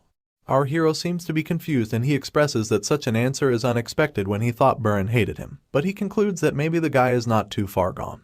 And following the confrontation, he questions Crane if he is safe to assume that he would not go on telling others about their conversation. Once again, Crane immediately mutters to agree to the terms. However, just then, the bully is grabbed by his hair and brought closer to Raon, where he glares viciously into his eyes to tell him that he better avoid him if he does not want to have another conversation with him.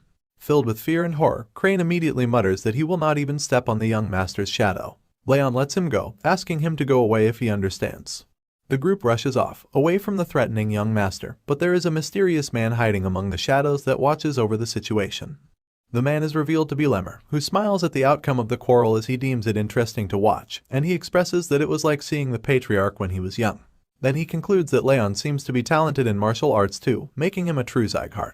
Lemmer's excitement reaches the skies as he mentions an unknown talent hidden among the most talented children, and he expresses that he is getting even more interested in our hero by the day.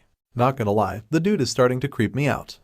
Bringing us back to the training halls, we see the former assassin gazing upon the message window as it notifies him of wrath, being satisfied with the conditions being fulfilled, and his agility being increased by 1. The spirit of the demon lord expresses rage and anger as it acknowledges the extra bonus points for something so pointless. He questions the increase in ability, but Raon asks why he doesn't know when he's the one who made the system. But the spirit grits its teeth in frustration as it confronts him and answers to tell that it's obvious that he does not know, especially when it has never been taken away from him before. He elaborates that Raon is stealing his power that remains in his original form. Now enlightened of such information, Raon acknowledges this fact in glee. This annoys the spirit as it flares up in anger and exclaims that the little bastard does not even show any gratitude. The young master ignores the spirit and sits across his desk with a cup in his hand, while the spirit scoffs in frustration. And it states that it has an offer to make, which sparks the curiosity of Raon, who asks about the offer. The spirit asks our hero to bet on something, with his rage and our hero's experience points on the line. If he loses, our hero receives his rage, but if he wins, he receives all his experience points. Sipping on his drink, Raon carefully gazes upon the message window as it displays the bet placed by the spirit of wrath. The condition is to pass as a top trainee for the training test, and the rewards and punishments follow. Raon questions if the bet has been placed upon the test that Lemmer has mentioned, and Wrath confirms, adding that he said he will choose only the top trainees.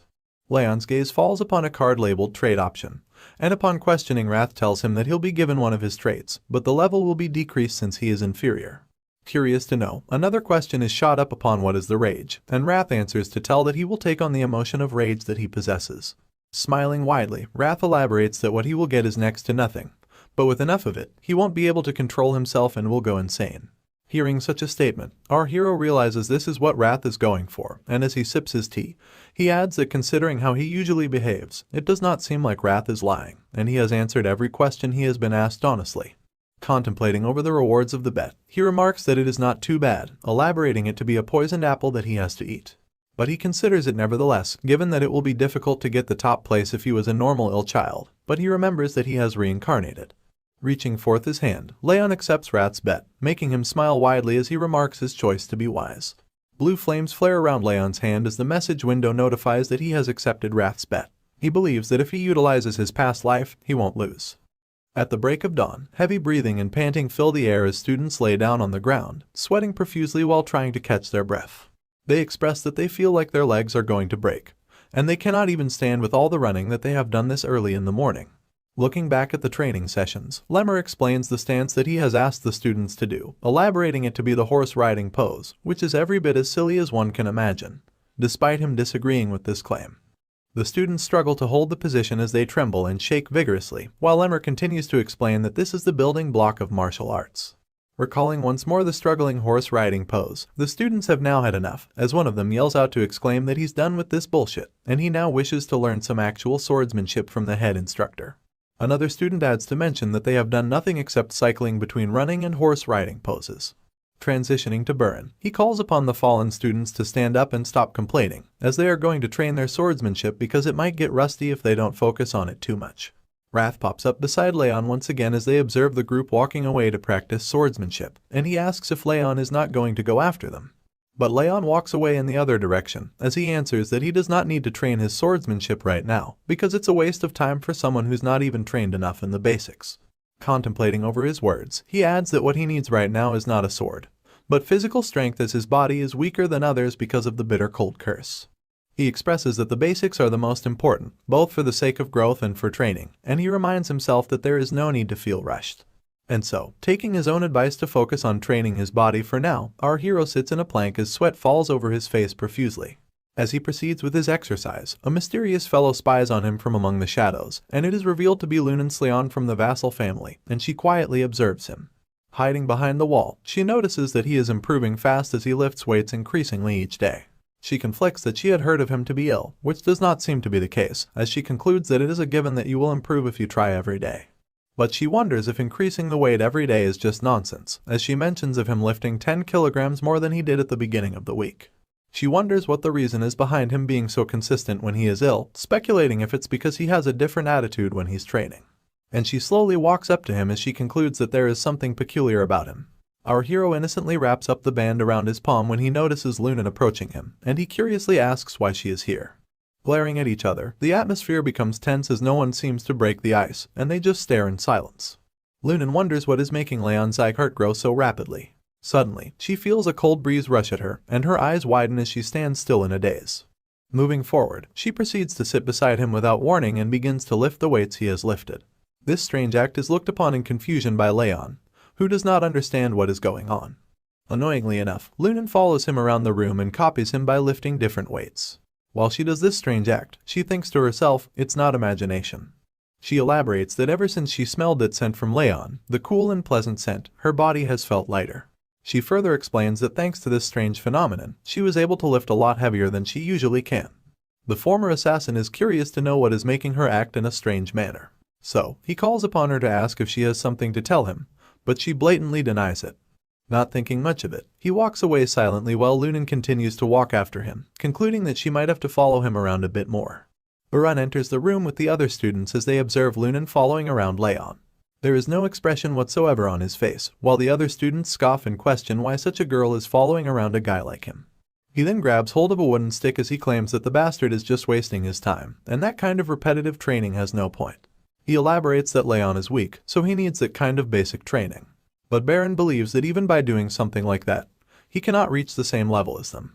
Adding on to his assessment, he says that he does not know what the test will entail, but he expresses that in order to prepare, it's better to train in swordsmanship, at least for the sake of their own individual martial prowess. Calling upon his friends, he walks away as he asks them to ignore the bastard from the indirect lineage, and the results of the test will speak for themselves. While Raon is training, an unknown student walks up to him and calls his name. He introduces himself as Dorian and asks if he can train next to him and Raon. The outsider contestant, Dorian, expresses that he wants to learn the correct procedure, but Raon tells him that he really does not care. Shuffling around his bag, Dorian thanks Raon for letting him train next to him. As a token of appreciation, he hands him a cookie to try. But refusing to have the cookie, he proceeds to offer it to Raon, who sits beside him.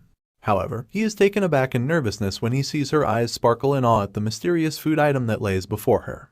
Handing over the cookie to Raon, he confusingly expresses her to be another unique one in the party. Leaves flutter away into the sky, signifying the time that passes by in the blink of an eye, and our hero trains diligently, running on tracks, lifting weights, and making sure he does everything to be in the best shape possible. Others are also shown to be working hard and doing their best to prepare for the test that might eventually decide their future. Raon now once again runs on the tracks as he pants and huffs for air. He narrates that it's been 6 months since they began training, adding that he ran every day until he was ready to die, and the backs of those that he saw in front of him while running are no longer there. However, he elaborates that when he breathed out a shaky breath and looked up, there were only 2 people left in front of him. Moving on, he tells us that after all that, finally, the morning of the test day has come, and families of the participants are seen walking into the arena as they anticipate their children's success. An announcer greets everyone gathered in the arena as his voice echoes through the large area, and he elaborates that the guardians are all here to watch the event unfold. He also alerts them to follow his instructions carefully, and as Leon stands idly, Wrath appears before him to remind him of the bet that he had made all those months ago. And with a wide smile, he expresses that Leon was not able to surpass the 2 that are ahead of him. He warns him to be ready to take in his rage. But the young warrior is not fazed by the threatening words, and he shoos away the spirit of the demon lord as he expresses that this test is different, and they don't know for sure yet. Diverted towards Dorian, he then notices him laying down on the ground, and he asks what he is doing. Dorian has a look of despair on his face as he explains that he is nervous because of the test that is today and he had not slept all night. Seeing him fall into despair and agitation, our hero steps forward to address the situation and comfort him when Lunan approaches him and offers him a cookie to try, which he refuses. Just then, he exchanges looks with Burn who passes by him, and he annoyingly acknowledges the odd people that surround him. Among the crowd, Sylvia excitedly calls for Helen to look at her young master as she exclaims in awe at the strong and confident warrior. Helen also adds that he has endured 6 whole months of hard training, and she acknowledges the 2 students around him as she expresses that he has made some friends too, which she elaborates is not surprising to him because of his warm personality. She goes on to express that the young master Leon has always been so thoughtful, ever since he was young, and acknowledging that he has even made friends makes her feel proud of him too. Listening to Helen's strong words, Sylvia smiles in awe of her child, when suddenly this heartfelt moment is disturbed by the sudden call for the patriarch's entrance. Slowly stepping into the arena, the bright red attire and shiny blonde hair make a statement which intimidates the observing audience as they question his sudden appearance. Glenn Sieghart prepares to sit on his throne as the attendees bow down to him, and the audience expresses that he has never come to watch the test unfold before. The brilliant sword of the Sieghart family, Lemmer, also expresses concern as he asks about the patriarch's sudden appearance. Acknowledging the questionable looks on the family's faces, Glenn states that this is an event that chooses the future of the family, and he questions why they act as if he shouldn't be here. Lemmer nervously then elaborates that it is not why he asked, and he expresses that the patriarch is always welcome on the training grounds. Wasting no time, the elf then announces that since the patriarch is already here, they will now quickly begin with the test, and he will now announce the details of this test. A green leaf falls to the ground, following the green aura that bursts out and falls upon the students that stand before Lemmer. The students are startled and taken aback as their eyes open wide at the sudden wave of strong aura that bursts right at them. Leon expresses this concern too, and Lemmer glares at the students with a menacing look while his green aura rushes forward. He elaborates that the students must make it through his aura, that is the test that they have to pass. Continuing with the test, Lemmer elaborates that aura is inherent to a martial artist, and this test will judge the student's worth as a martial artist. But before the students can begin the test, a commotion sparks up among the crowd of families, and a man stands up to question why this is a test when the students have just started learning aura. The small commotion turns into a situation when the man yells out that this is unfair because some of the students are yet to even learn aura. He exclaims that the head instructor had also been spotted sleeping during training too. Lemmer sighs at the unfortunate situation and explains it to the concerned families. The test is not just a manifestation of aura, but the real aura burst is the level of the soul that a martial artist achieves. He adds that this proves that a martial artist can manifest energy without aura, but the man that sparked the conversation does not seem to buy his explanation and raises concern once again. Suddenly, the patriarch's voice remarks that the brilliant sword is not wrong. The man then acknowledges the patriarch's glare as Glenn Sieghart explains that even if one individual has not learned aura, they possess their own aura burst based on the lives they have led. Lemmer gives a look of approval as the patriarch further elaborates that depending on the intensity of the training, even someone without an aura can have a strong aura burst. Adhering to all the concerns, Lemmer now asks if all questions have been answered before exclaiming for the test to begin. He then calls forth Lunance Leon, who slowly steps forward among the students, to the head instructor. And now that she stands before him, he explains that the aura burst that he will test her with is of a level that she can endure if she has trained her hardest, and she will pass if she gets through his barrier to touch him. Once all the details have been made clear, the test now begins, and Lemmer smiles before a strong green aura rushes forth at Lunan, who blocks the wave of energy with her arms. The brilliant sword of the Sieghart family mentions that it will count as a fail if she uses her own aura and calls her to awaken the mental power she has trained. But the aura is strong, and the wave of energy does not seem to stop. Lunan struggles, and slowly but surely, she manages to take a step forward with her hand reaching out at the head instructor that stands before her. And before we know it, Lunen's hand grabs hold of Lemmer's hand, marking the end of the test. He grabs Lunen close to him as she slumps over him with exhaustion, and remarks her passing the test is easy. Lunen huffs and breathes heavily, trying to catch her breath while her head instructor commends her hard work, asking her to continue training like she has.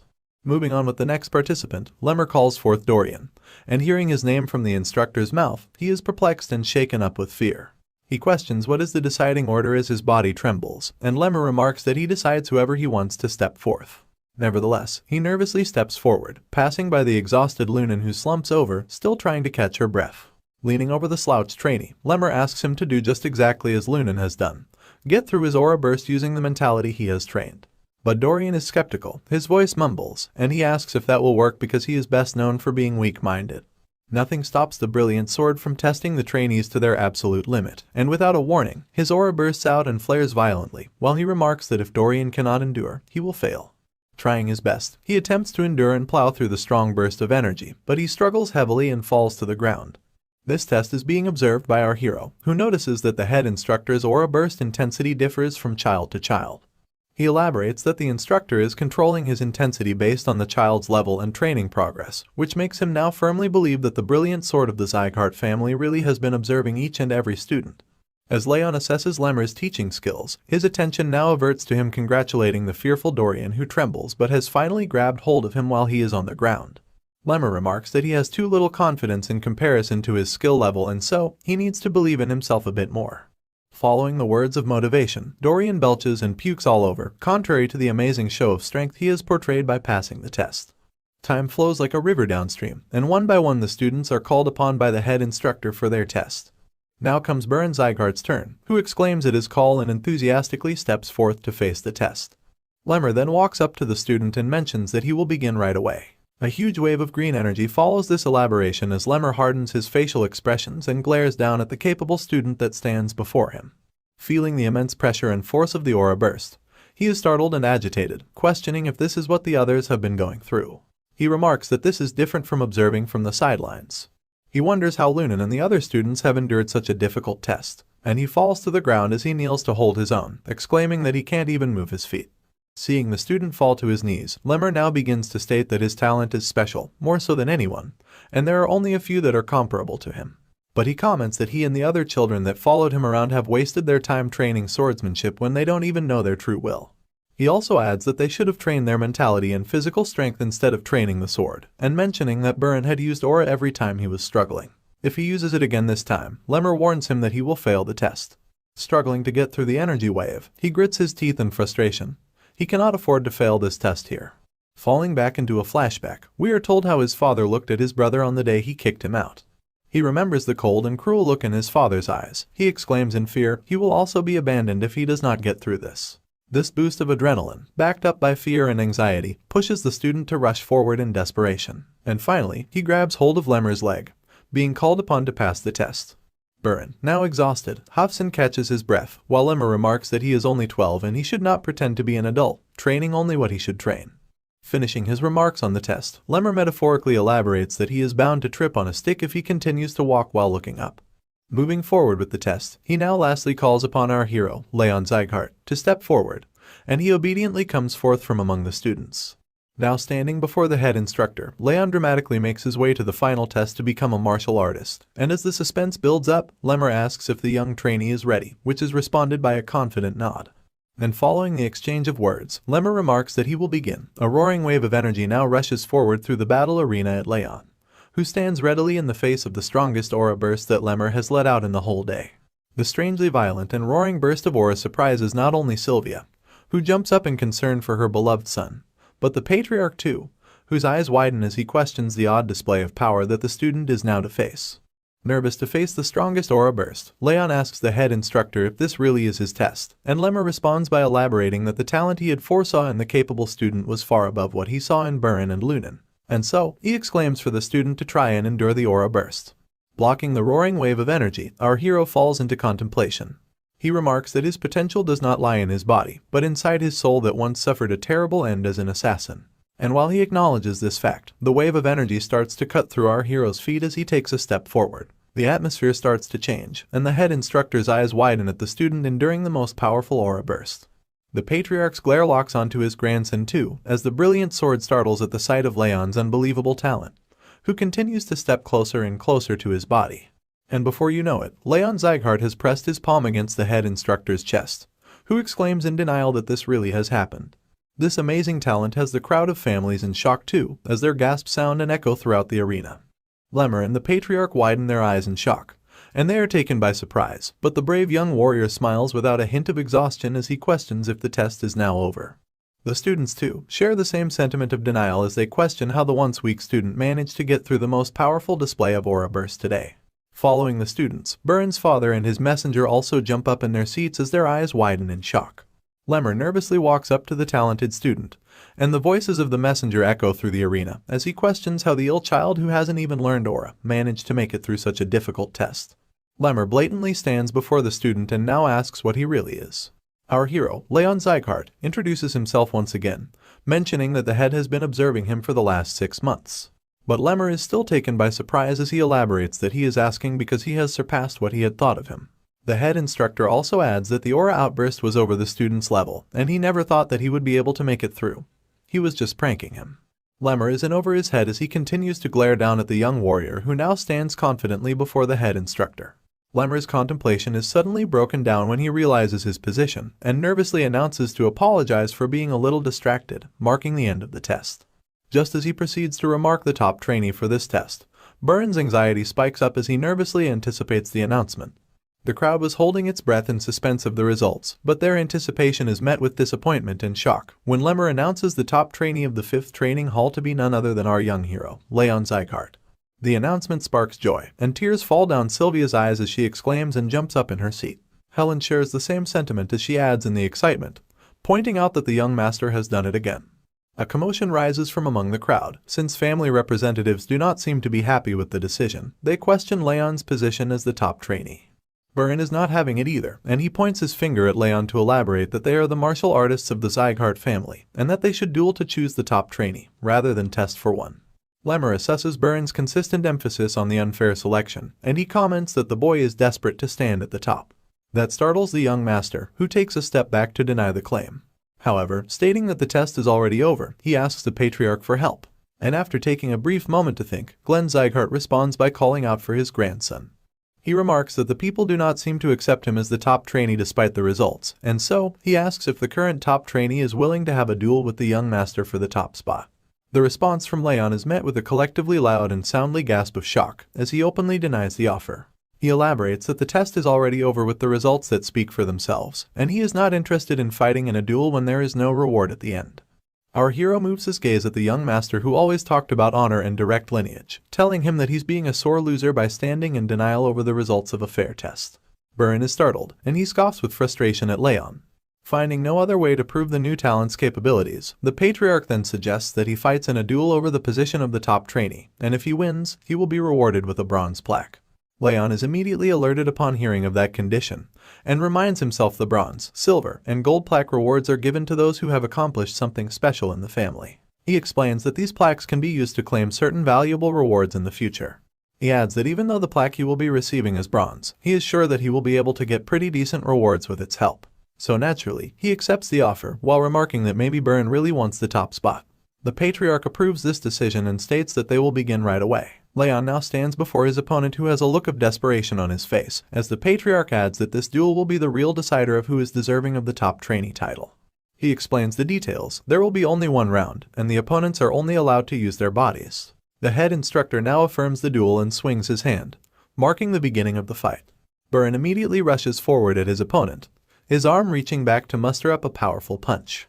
The fist flies next to Leon's face as his eyes widen at the sudden attack. This is followed up by an immediate kick to the face that is blocked by Leon as he hardens his facial expressions in light of the heated battle that unfolds in the arena. Burren now charges up his fist as blue energy spirals around his body. He calls it the righteous tiger fist that his father has taught him personally. Since this move is a martial arts fist technique, the boy exclaims that he's not cheating in any capacity. The charged fist meets Leon's chest, and he attempts to block the attack. The fight unfolds as the two students fight to prove themselves, and the other students cheer upon Burren's talented capabilities, remarking that Leon can't do anything against the young master. Amidst the fight, Burren gives it his all. He needs this victory more than anything.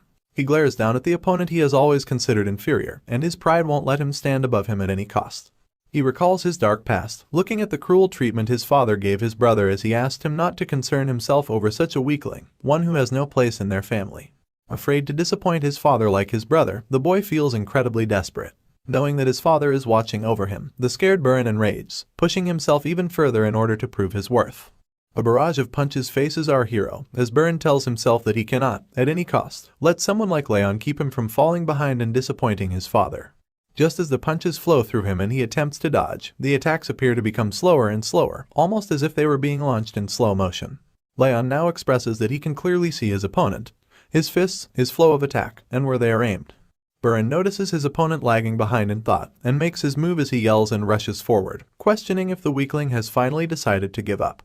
Leaping in midair, he prepares to strike Raon with a powerful punch, but our hero does not give up this easily. He also cocks back his fist to charge up a counterattack, and glares fiercely at his opponent. The fist charges forward with a dramatic eruption, and Raon leaps forward to attack. His fist meets his opponent's, and a sparkle of energy is let out. Our hero wins this clash as his fist slips away, aiming directly for Burin's chest. Burin is taken aback when his attack is pushed back by Raon's strong punch. His eyes widen, and he scoffs with frustration. He questions how this is possible, looking back at the fist he charged up, continuing to rush forward to attack. Golden lightning sparks around Raon's body as he moves forward with a vicious gaze, and charges up another powerful punch before striking Burin in the gut. Finally, the boy is blasted away upon impact as he groans in pain. The crowd lets out yet another resounding gasp, unable to believe that young Master Burin was defeated once again. Burin's father jumps up from his seat and grits his teeth in agitation, as a man yells out that this is impossible. The patriarch, too, is taken by surprise when his supposedly incompetent grandson defeats the talented young master. The voice of the man from earlier exclaims that the move performed by Raon is in fact the righteous tiger's fist. Continuing the man's sentence, Burin questions our hero. His voice shakes, and he trembles while attempting to get up from the ground, asking him how he was able to use his martial arts skill. And standing confidently once again, Raon blatantly answers that Burin showed him how it was done, and simply copied him in return. This boy never fails to surprise us, always defying his body's limits to accomplish the impossible. Shocking jumps and sound gasps unfold from among the crowd of families that spectate the duel that has taken place, and they question Raon's righteous tiger fist, asking how he is able to perform such a move without having learned any aura. Nervousness fills the arena as the surprised families begin to speculate that maybe the student had learned the skill in secret, which they believe is the only logical explanation. They still cannot seem to process our young hero's victory, as he grips his fist to massage away the slight pain. Lemmer stands before the victorious Raon, who is standing in front of the defeated Burin. The boy finally bows down in shame, accepting his defeat. Meanwhile, Lemmer has to cover his gaping mouth with his hand to hide his astonishment at the shocking results. Assessing Raon's incredible show of intelligence, he elaborates that Raon countered Burin's attack by having him spin in the other direction. He mentions that just seeing the flow of one's opponent makes them worthy of being called a genius in the world of martial arts. Concluding his assessment, he explains that Raon used the flow to make his opponent's technique his own. Lemmer believes that this kind of talent easily sets someone on the path to being the strongest on the continent. And now that he has seen it for himself in Raon, he expresses that this is the kind of talent that the patriarch had wanted, naming it to be perpetual talent. The duel has come to an end, and Lemmer announces to the audience that the results speak for themselves, concluding the test by deeming our hero victorious. Just as the test is called to be concluded, a woman rushes past the crowd of families and makes her way to the battlefield, her arms reaching forward for a hug. The charging woman is noticed by Raon, who recognizes her as his mom, Sylvia. Her eyes fill up with awe and joy as she firmly hugs her son in a beautiful moment. This concludes the martial arts training test, ending on a heartfelt moment as Sylvia sheds tears of joy, while Wrath annoyingly flares up and asks to go home quickly because he's hungry. Lunen's passing of the test is also celebrated by her parents, who hug their child and cry tears of joy too, with her father holding her close and comforting her. Burin is also taken away by his father's messenger, who walks with him with a gloomy look on his face. Burin's eye catches his father from among the crowd, glaring down at him with a disappointing look on his face, before turning away and mixing in between the crowd. The poor boy feels the weight of his father's disappointment as he slouches over and falls into deep despair. This concludes the day, and night falls upon the continent soon after. An annex reveals Burin standing in front of his father's desk, who has his face turned away from his son. Silence fills the room as Burin continues to fall into a state of despair, but he is taken aback when House Sieghart, the boy's father, suddenly calls his name with a heavy voice. It shakes the young warrior up, and he stutters as he responds to his call. Karan questions if the incompetent warrior remembers what he had been asked, and Burn states that his father had asked him to become the top trainee, and not to lose to anyone. His voice shakes as he struggles to mutter the simplest of words in front of his intimidating father. The pressing father expresses that he had not asked much of his incompetent son, elaborating that he simply needed him to defeat the Slayon family's Lunan and get the position of the top trainee.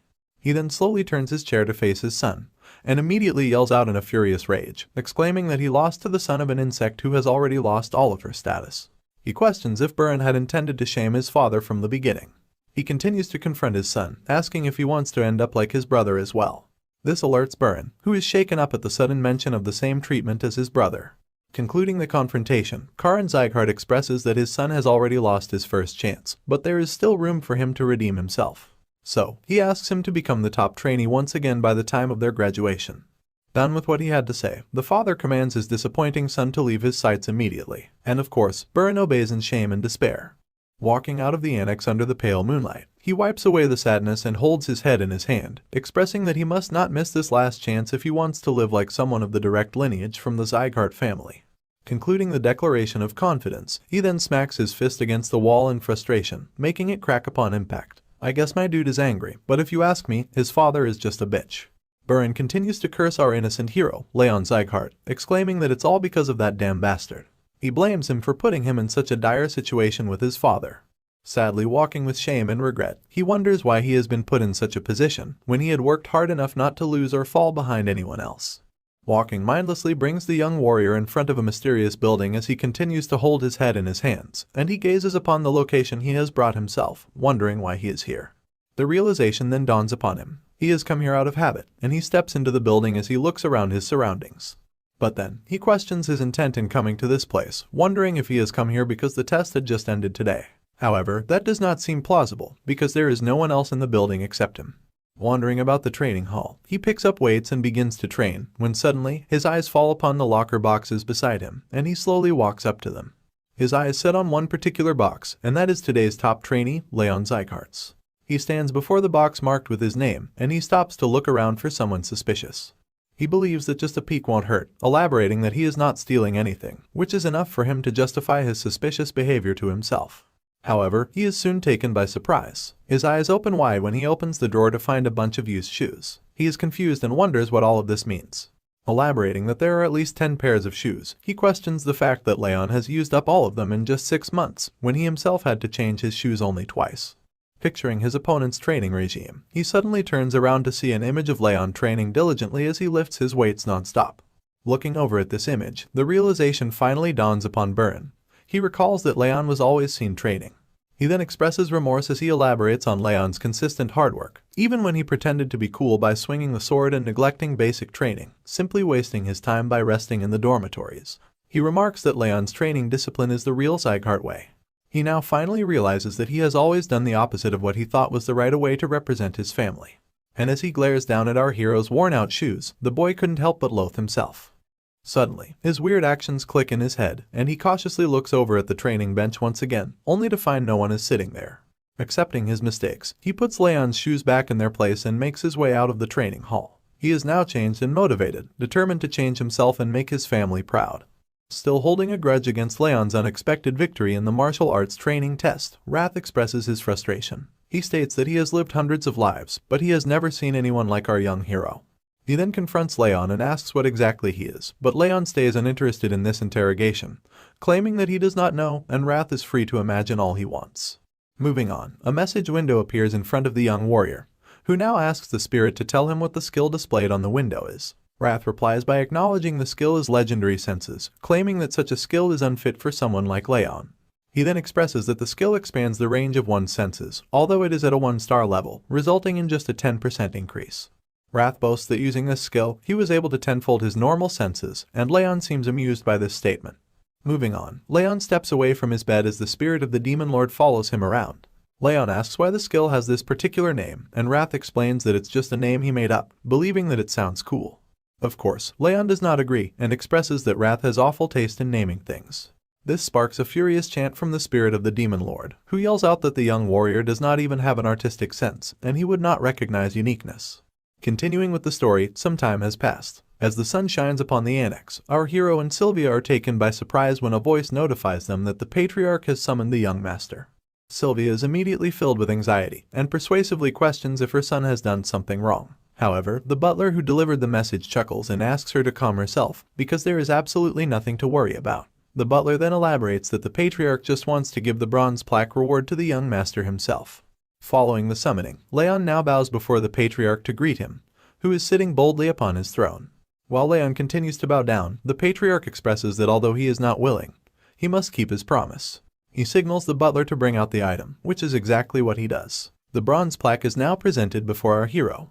As promised, Sieghart announces that he bestows this bronze plaque upon his grandson, Raon Sieghart. He explains that if he is to return the plaque later on, he is to receive an item of the same value. Glaring down and thinking for a brief moment, Raon contemplates his options and says that he would like to ask for a reward right now. He mentions his mother, alerting the patriarch, who did not expect her name to be mentioned in this sitting. Raon continues and asks his grandfather what he has to do in order for her to regain her position in the family. The patriarch is immediately taken off guard, and the butler sighs in anticipation. Glenn wonders if his grandson wants to restore his mother's direct lineage title, and Raon affirms while he squints his eyes, expressing that the patriarch's energy now feels a lot softer.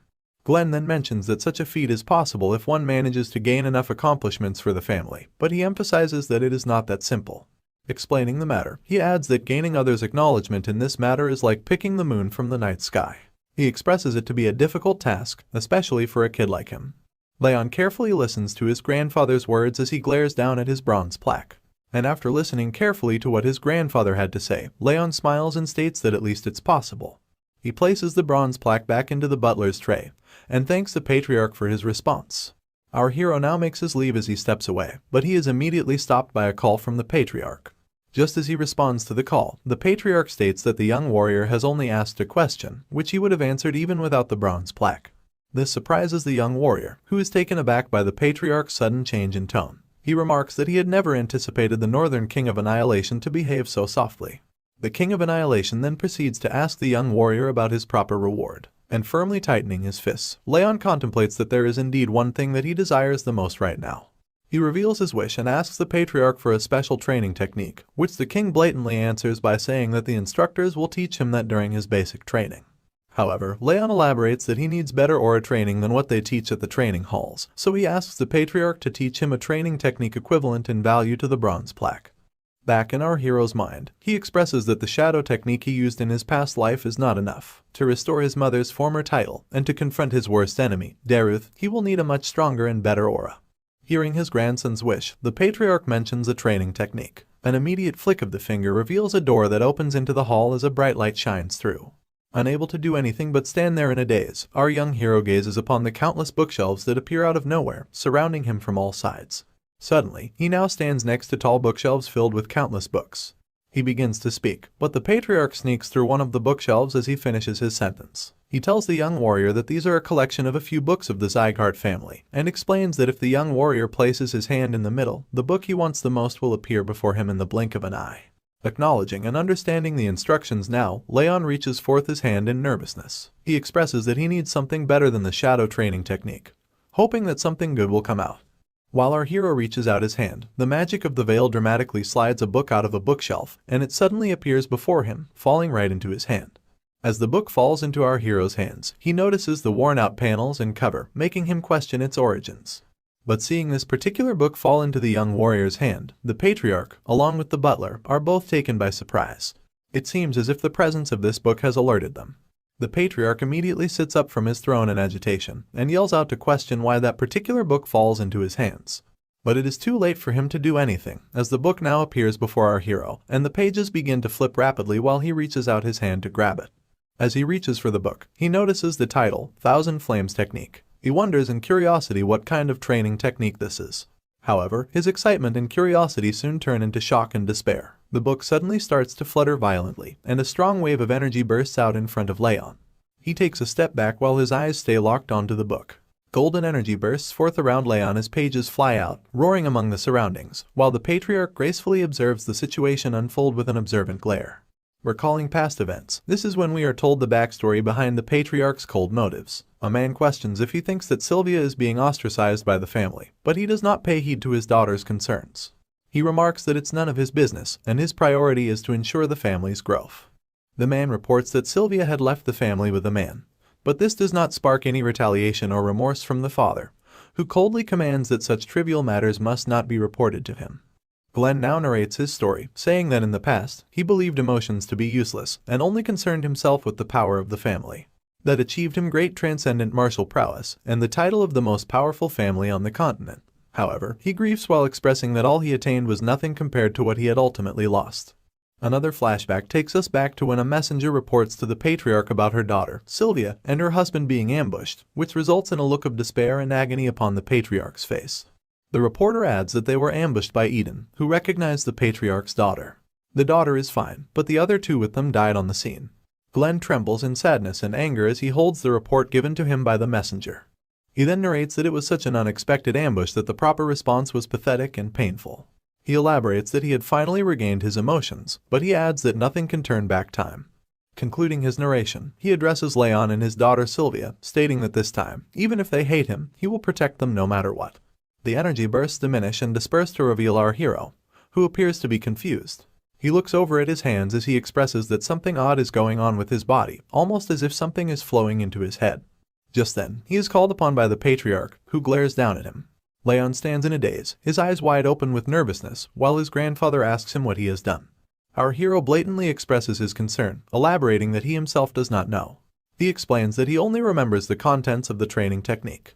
When the patriarch asks him about the name of that technique, Raon briefly observes the strange new feeling of power that flows through his body, before stating the name to be the Thousand Flames technique. This is when a message window pops up, notifying our hero that the Thousand Flames technique has been saved in the memory. After the thunderous reveal of Raon's newfound technique, the patriarch now confronts our hero to ask if he knows the contents of the book as well. And naturally, Raon affirms the statement. Glenn Sieghart calmly sits back on his throne, acknowledging the young warrior's new talent, and excusing him to leave since he has already received his reward for the bronze plaque. Raon obediently steps out of the hall as the doors close behind him with a resounding thud, wearing a look of confusion as he leaves the annex. After the young warrior has left the hall, the butler turns to the patriarch, skeptical of the training technique that the young master now possesses. But before the butler can finish raising his concerns, the patriarch stops him in the middle. For our explanation, he narrates that the technique belongs to the first ever Sieghart patriarch, and he expresses that no one else in the entire family's history has ever been able to take the book into their possession, nor have they called forth the book inside the veil. The patriarch now seems to be concerned for the safety of his daughter and the exceptionally talented grandson, while the butler shares the same sentiment as he warns him of possible dangers. Glenn asks him not to worry, because no one else knows about the Thousand Flames technique. Our hero smiles as he walks out with a new and improved training technique. Meanwhile, the butler once again raises concerns about the book that has disappeared.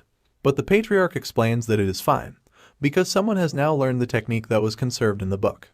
He adds that it wasn't a training technique anyway, expressing that the book would have rotted away among the huge collection of bookshelves if it were not for his grandson. He then sits on his throne, suggesting that now, things might have to take a turn and change for a bit. His tone tells us that he is skeptical and alerted to the possible dangers that may arise. In contrast to the patriarch's worries, our hero contemplates the strange new technique that he has been gifted with. While observing and assessing his new technique, a question arises: why did the patriarch gift him such a powerful technique?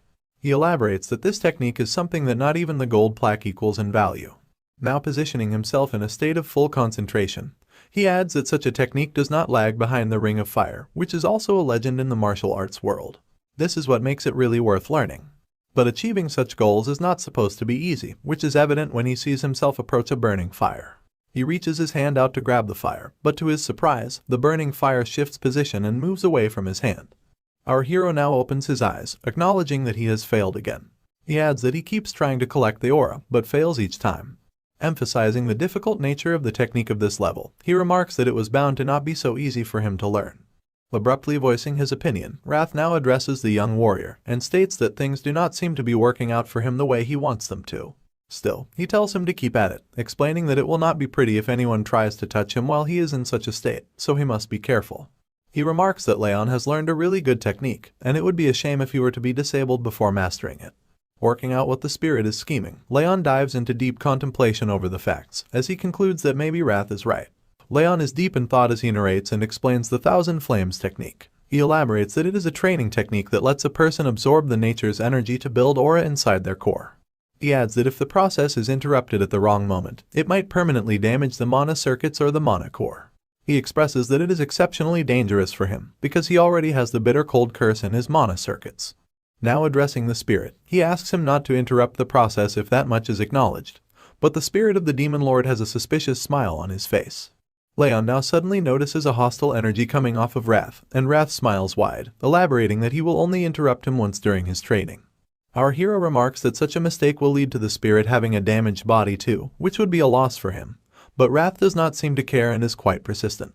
He viciously smiles at his target, explaining that Raon would not be able to overcome the feeling because he is human, and he expresses that even if Raon's limbs are cut off or his energy core explodes, he can still bring him back. Wrath now reveals his evil scheme as he moves closer to the young warrior, and expresses that when the target will have become unable to use his energy core and give everything up, that would be the best chance for him to strike. Shockingly, Raon is not bothered by the vile schemes of Wrath, and instead, he agrees with Wrath to allow him to do it just once, to see what it is that he can do. Wrath has now become cocky and confident that his plan will work, and he flies around the room with his blazing fire following him. He scoffs at Raon as he expresses that the young warrior should be living in fear, because the Lord of the Demon Realm will strike him at any time. Assessing the scheming spirit, Raon now acknowledges Wrath as his enemy, and concludes that the Demon Lord will take over his body the first chance he gets when the time comes. Thinking that the incarnation of rage, Wrath, would have stopped scheming because he did not try anything recently, Raon expresses that he was relieved. But now, he has no choice left but to be alert again. This is followed by an exhausted sigh, as he states that Wrath is someone to worry about later, and he now has to focus on more important things. Raon then walks up to the window of his room, and Wrath questions if he intends to do it now. Our hero confirms, stating that it's not a coincidence, since the woman visits there every night. He now stares out his window. Wrath follows him around as well, and as they both peer out the window, they find a certain maid slouching by the riverside. Raon says that he will go and take care of the matter. The maid is revealed to be someone called Judiel, and she profusely writes on a piece of paper as she states that she usually has nothing to report other than muttering. But she exclaims that today, she has found something interesting. Judiel contemplates what she has to report, and she expresses that she never would have thought that the young master would get such a valuable training technique as a reward for just the bronze plaque. She adds that while observing Raon, the mana flow that she felt while he had been training his aura earlier was out of the ordinary. Continuing to write, she expresses that such information is definitely worth noting for the intermediate martial hall too. Now concluding the report, she folds up the paper in front of her as she tells herself that even if she has been ordered to do this, the victim is only a child, and she wonders how long she has to do this for. She places the folded paper upon the river that flows in front of her. The paper floats away on the water, and the maid takes a sigh of relief. But just then, a blade suddenly appears, pressed against her neck. She was just about to leave, when suddenly she now faces this strange and mysterious anomaly. Nervousness takes over Judiel as she starts to sweat. The mysterious man stands behind her with a blade pressed against her throat, and with a heavy voice that screams with murderous intent, the man claims that if she moves or speaks, she will meet the face of death. The man commands Judiel to look down at the lake, and she obediently tilts her head forward, nervously wondering who it is. She questions who could possess such terrible bloodlust. Just as she gazes upon her reflection in the lake, her eyes fall upon the face of the mysterious man that threatens her, and she is taken by surprise when she finds out that the one with such bloodthirst is none other than our hero, which makes her wonder how the kid had managed to sneak up on her at all. Raon now confronts the spy. He moves closer to her ear, as he states that he has felt a pair of eyes watching over him since the day he came back to the annex, and he asks if the spy had gotten the information that she wanted. This unmasking startles Judiel and takes her by surprise. She expresses it to be impossible as her eyes widen in shock, and she exclaims that she had thought she hid her presence perfectly. But then, the realization dawns upon her that Raon was simply pretending to not know. Pressing the blade further against her neck, Raon threatens her once again and commands her to open her mouth. She hesitantly opens it, and our hero shoves some sort of mysterious ball deep into her throat. Judiel gags and belches as she swallows the strange thing, and bends down to get a hold of herself when Raon lets go of her and steps away into the lake. He picks up the letter she had been writing, and opens it up to find nothing written on it. He realizes that he is not able to see the contents of the letter, and speculates that he may need some special method to make the words visible again. Raon now exclaims that the correct answer is moonlight, and upon hearing that, there is a look of despair and desperation on Judiel's face as she glares at her vicious young master. Judiel's voice shakes, and she trembles in confusion. She asks how Raon was able to know, but without answering her question, Raon now narrates the names of people from the Sieghart family: Alice, Daniel, and Karin. Just narrating a few of the family members' names, our hero concludes the perpetrator to be Karin Sieghart. He claims that this is Karin Sieghart's doing, which makes Judiel lose the color on her face. Her eyes widen, and she grits her teeth in agitation. She deems it impossible for Raon to be able to know all this so easily, when she is sure her face did not change when he recited the names. She adds that she has been trained to be a good spy, so there's no way he could have read the answer from just her face. But just then, the truth clicks in her mind. In a daze, she acknowledges the pain that burns through her body, and Raon's unexpected ability to read her thoughts so easily. This compels her to believe that what she had swallowed earlier was none other than a rage worm, the very thought of which sends waves of horror in her body. Traveling back in time, a flashback takes us back to when Karan commanded Judiel to infiltrate the annex and report every single detail about Sylvia and Raon. Karan offers her a reward. If she does well in this mission, he promises to make her wish come true, whatever it may be. Now returning to the present, she confronts our hero and blatantly asks if he has fed her a rage worm. Raon is taken aback to see that the maid knows about it, because that's not what he had expected. Judiel, however, has nothing she can do to reverse the effects now, but still, she immediately belches and gags in an attempt to spit out the rage worm from her system. Tears fill up her eyes as she squeals and pants heavily. She expresses it to be the worst curse, one that lets others know about the emotions of the person that ate it. But the horror doesn't end there, since the life of the cursed individual can be taken away by the owner simply by wishing it. She also acknowledges Raon's reaction, and concludes that he has definitely fed her a rage worm. Raon then states that sending a letter like this to House Sieghart must mean that she is a spy of the Intermediate Martial Hall. He raises his assumption that the plan must have begun around 7 months ago, probably at the time of the judgment ceremony. He then reads out the contents of the letter as he remarks it to be quite detailed, elaborating that Judiel has not only written information about him, but also about Sylvia, Helen, and all the other maids in the annex. Judiel is now cursing her past self for taking on this mission, and thinking that it would have been easy since Sylvia had broken energy core and mana circuits. She actually believed that she could have gotten this done easily.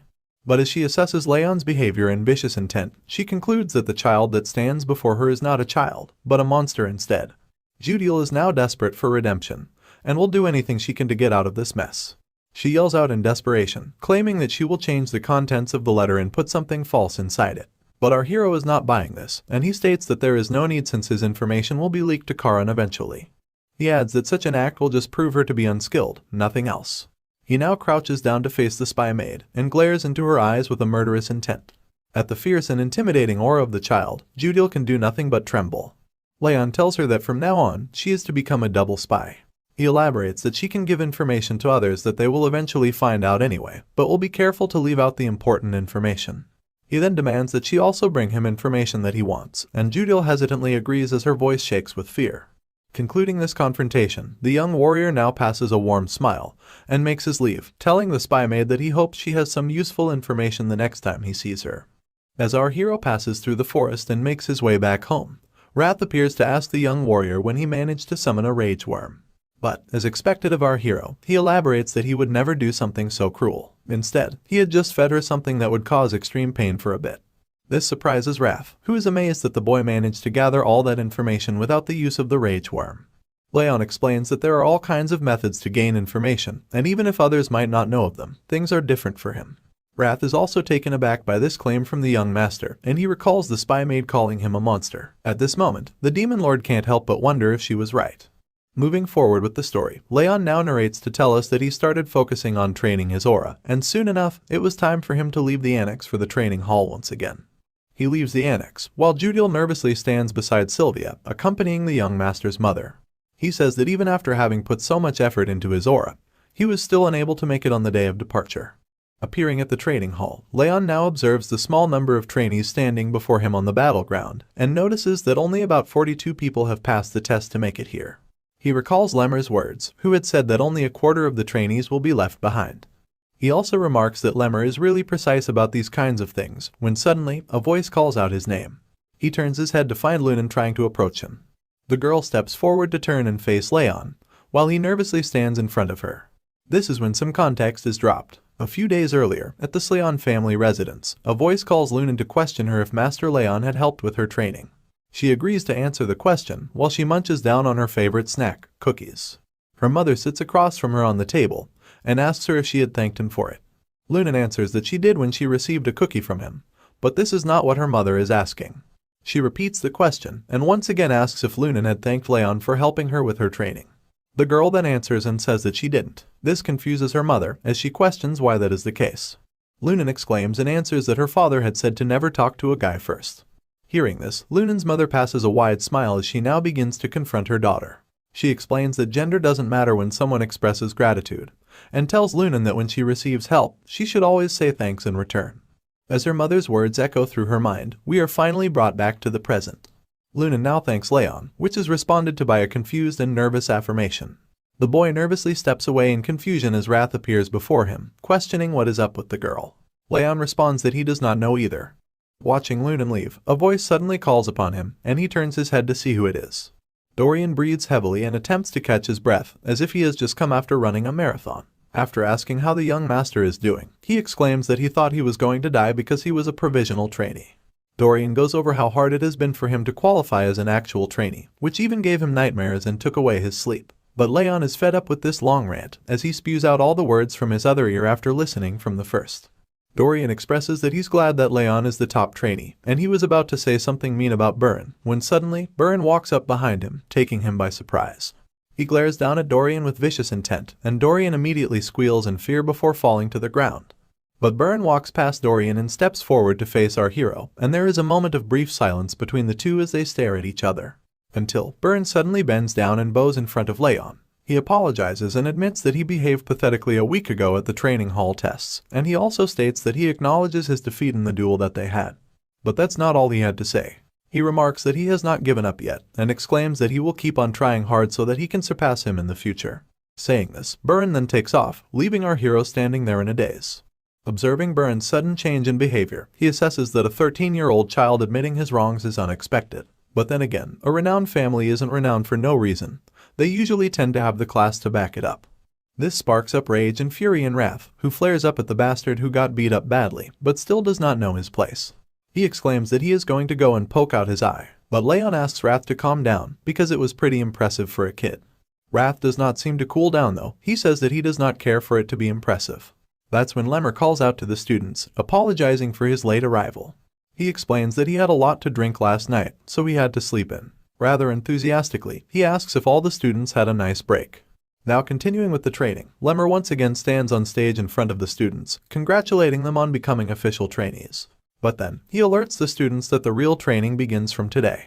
He adds that the basic routine is to be the same, but quite a few regimes would be added to it as well. Raon carefully listens over the directions of the head instructor, when suddenly, a loud bang diverts the attention of the students, who turn their heads around to witness the commotion. A voice calls out and announces that the first part of training is aura training. A girl is revealed to be standing before the gate to the training hall, as she curses and remarks that the door gave her a hard time. Dorian exclaims in horror and shock after recognizing the girl, and Lemmer greets her as she steps up, mentioning her to be a failed trainee from last year. Lemmer continues and tells the students that they have to continue training with her from now on, introducing her to be Martha Sieghart of the direct lineage.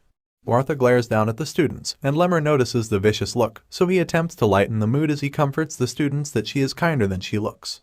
However, Lemmer is cut off, and Martha takes over. She stands in between to question who the top trainee among the new students is, and everyone immediately turns their heads around at Raon. Solidifying her animosity, Martha elaborates that she hates having someone who is worse than her, but stands at a higher position. She exclaims that she needs to check who the top trainee is, and calls out to challenge the student to a fight. Enthusiastically anticipating a brawl, Martha calls out to our hero. She really wants to test out who the top trainee really is. Skeptical of the sudden challenge, Raon nervously wonders what it is up with his luck, and why does he keep getting involved with weird people. Nevertheless, he steps out among the students and announces that he is the top trainee, and Martha gazes upon the young trainee with a smirk on her face. She exclaims in arrogance that someone like him does not seem fitting to be the top trainee, but she moves on and proceeds to crack her knuckles, asking him to start with the duel right away. However, just when the fight is about to begin, Burin interrupts and calls out to her, commenting that her behavior is not very dignified. Martha takes offense at such a claim and growls in anger, questioning what the bastard has just said to her. She then walks up to Burin, glaring into his eyes as she threatens that he better watch his mouth, or he might end up dead. She elaborates that he must learn to choose his words wisely the next time he speaks to her. But Burin persists, saying that Raon proved himself to be the top trainee in front of the patriarch and the head instructor. He questions if she intends to deny that, but she exclaims that the one accusing her of such blasphemy also stood up to deny the fact before her. She justifies her actions, saying that it is why she is doing this too. Burin now has a changed heart, and he expresses that he does not want anyone else to be as pathetic as he was back then. Observing this change of behavior, Raon remarks that the guy really has changed. Before things escalate further, Lunan has suddenly appeared before Raon, standing in between him and Martha, and she extends her arms as she asks Martha to go away. Everyone is surprised by this, and Martha scoffs, stating it to be quite funny. She mentions the great love that the trainees have for themselves, but she hysterically questions if they are backing him up as his minions. Accepting that there is no point in pressing the matter further, she now walks away. Stating that she will be labeled as the stupid one if she keeps on pushing, she decides to honor the public opinion and move away. But before you know it, a vicious smile appears on her face, and in the blink of an eye, she now appears in the sky, approaching our hero as she states that she hates cowards who hide behind others, even more than arrogant bastards. Lunan and Buran are taken by surprise at such lightning speed, and they immediately turn their heads in concern. But Martha charges forward with her fist clenched, exclaiming that she will beat up the coward as she pleases. This does not prove to work, and Martha is easily handled by Raon, who dodges her fist and smacks her down. It's clear from her face that she cannot make sense of what's happening, wondering how her punch did not land. Just as she looks up to locate her target, her eye glances upon a fist that charges right at her. The punch connects, and Martha is blown away with the attack as she slides across the ground. Buran is startled, and Lemmer calmly observes the commotion with a smile on his face. Martha's eyes now open wide with her mouth agape, as she attempts to make sense of what had just happened. She is left speechless, and after a brief moment when the realization of failure dawns upon her, she scoffs, letting her anger quickly take over her body. Now enraged, she yells out to question what the hell has happened. Dark aura surrounds her body as she slowly steps forward, crushing and cracking the ground below her feet with each step she takes. She calls upon our hero, and raises her fist as she states that he will not be walking home today.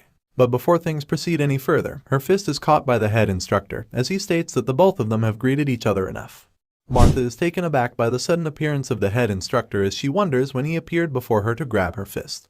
Noticing this skeptical look, Lemmer questions why these guys are underestimating him a bit, and he elaborates that even if he's not as scary as the other instructors or family heads, he expresses that it's a bit upsetting to be treated like he doesn't exist. He addresses Martha as he mentions that Raon has not even started learning aura yet, and he asks her if she doesn't think that she would be winning by cheating if she fights him now. Annoyed by Lemmer's remarks and ongoing rant, she smacks away his hand to release herself from his grip, and Lemmer states that she can fight the young warrior once he has learned aura. She adds that she was going to stop anyway. The head instructor then commands the young trainee to head over to his spot, too, and he obeys. Martha also walks away with a frustrated look on her face. Wrath does not seem to be too happy with this conclusion to the brawl as he flares up in rage and he questions Raon's actions. He asks if he is not going to punish the woman who tried to punch him, exclaiming that he wouldn't be satisfied even if he were to rip off her limbs and lock her up in a glacier. Geez, that's a bit harsh. Our hero expresses that he did manage to land a punch, though, but this is still not enough for the spirit of the Demon Lord, as he claims that her skull must be crushed. But with a calm mind, Raon states that now is not the time. He walks as he plans and speculates that it's much better to bet over the top trainee spot when he has something better he can take from her. Wrath observes him and he wonders what the young warrior is planning. Following the other students, they walk into the training hall after Lemmer, and he asks Wrath to wait, because he will get his revenge later. The sun falls as time passes by, and upon the scene of the setting sun, the students stand in lines as they perform multiple stances, and that is when Lemmer announces a 10-minute break. The focus now shifts over to Buran, who takes a sip of his water to rehydrate and recover. He then looks over at his hands to contemplate his success, and he elaborates that it's not easy. He adds that it was not hard for him up until the second level, but he raises concern for the third level because of the advanced principles that are mixed in the training regime. Now turning his head, he looks over at our hero as he observes him and concludes that even though he started from scratch, he was able to learn the training regime in just a month. Comparing himself to our hero, he elaborates that it took him a month just to learn the 7-form fists, and he worries that at this rate, Raon will be able to move on to swordsmanship training at the same time as him. His attention is diverted by the constant clattering of wooden swords upon the targets, and he turns his head and observes that it's not only him who feels rushed. He notices it to be House Sieghart, who trains diligently without taking the break while everyone else rests. Now breathing heavily and catching her breath, Martha takes a brief moment to reflect upon her progress as she compares it with Raon's. She mentions that this must be his first time learning fist techniques, which confuses her as she questions how he can improve so quickly. She adds that it's not like he knows the fist techniques already like Buran and Lunan. Still, she expresses that even with the bitter cold curse, his body is not in a normal state, which raises the question, how is he able to train all day? Worrisome and frustrated, she grits her teeth and expresses agitation as she exclaims that she cannot fall behind.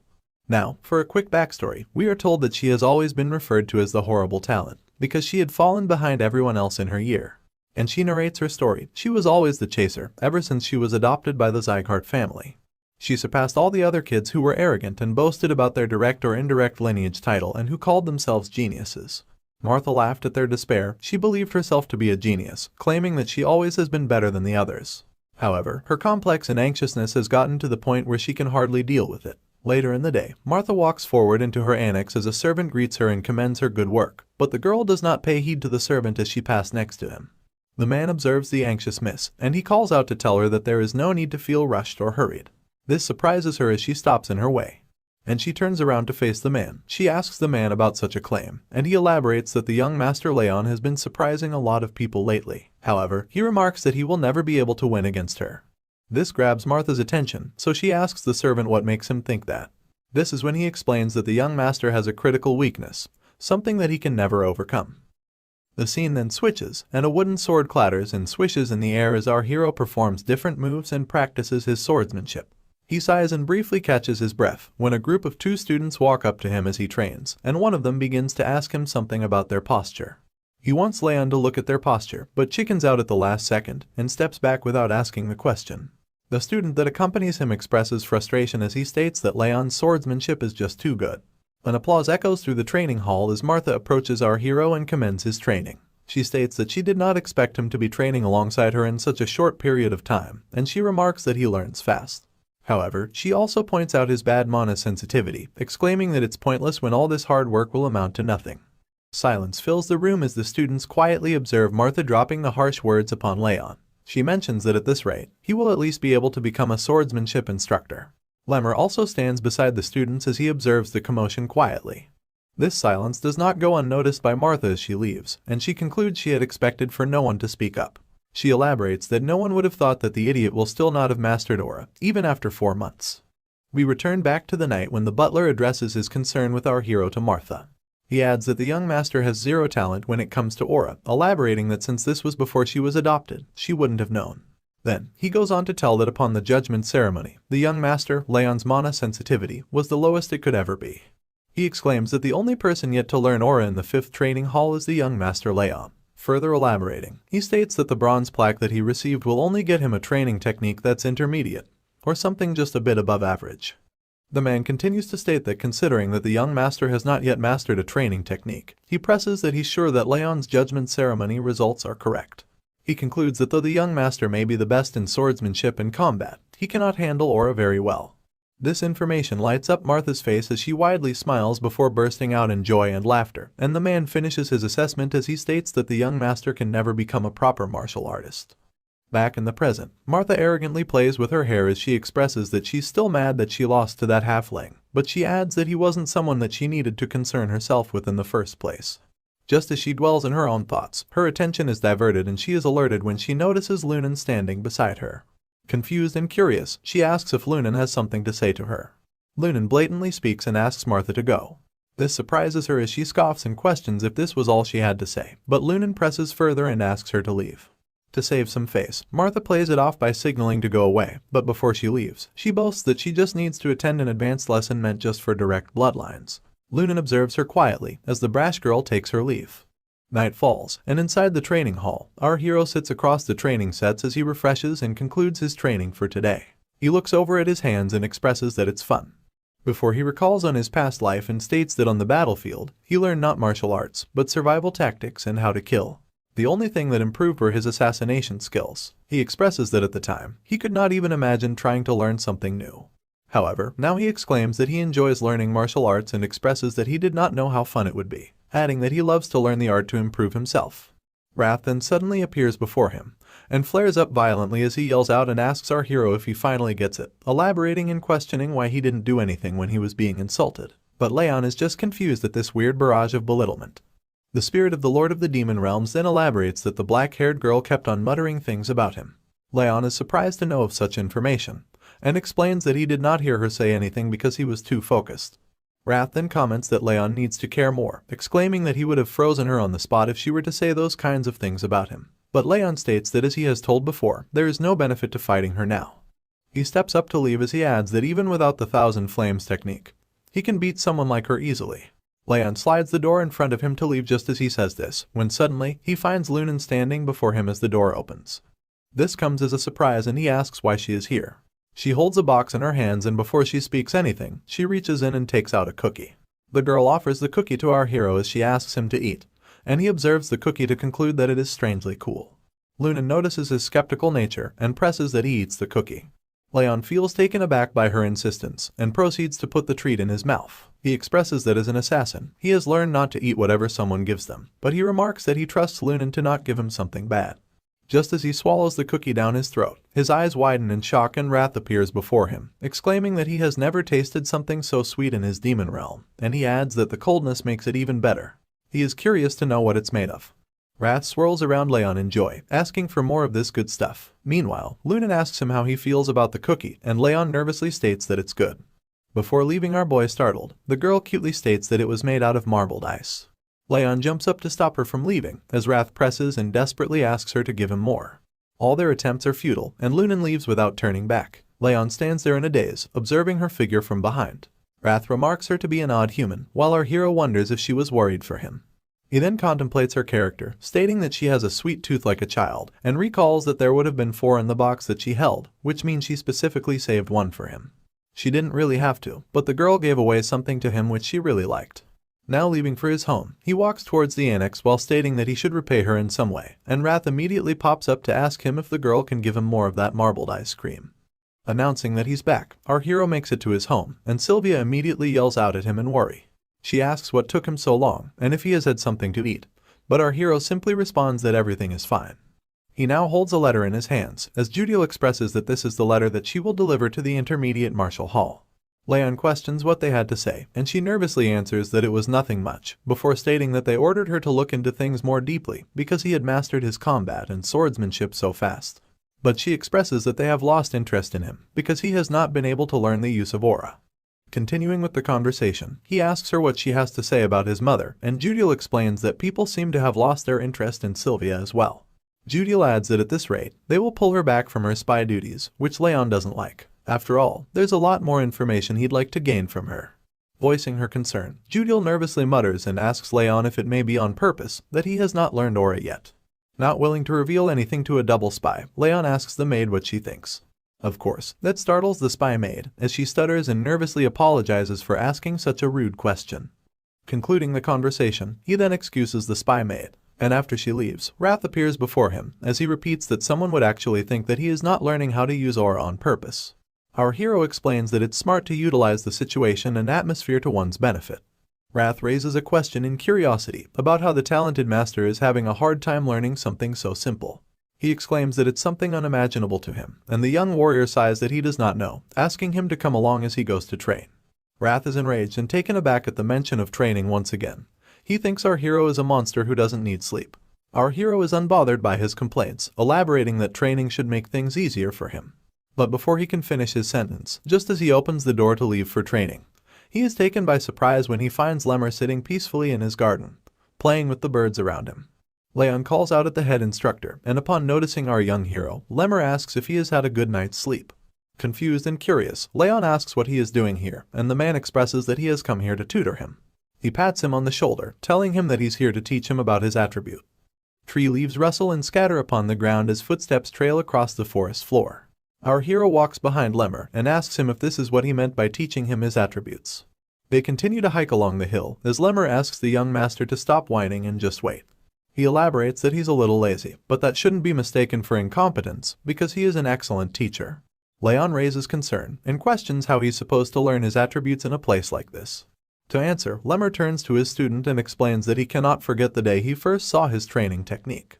He describes it as if he were looking into flames so strong that they resembled magma. He mentions the boldness with which he tried to accept the coldness in his body instead of removing it from his mana circuits. He exclaims in anticipation of the possibility that our hero might actually manage to master this training technique. Now breaking out of his recollection of memory, he observes the student resting against a tree to catch his breath. He claims that this place should be suitable. Raon observes his surroundings and looks around to notice that they are in the middle of a forest, which makes him question if this really is the right place.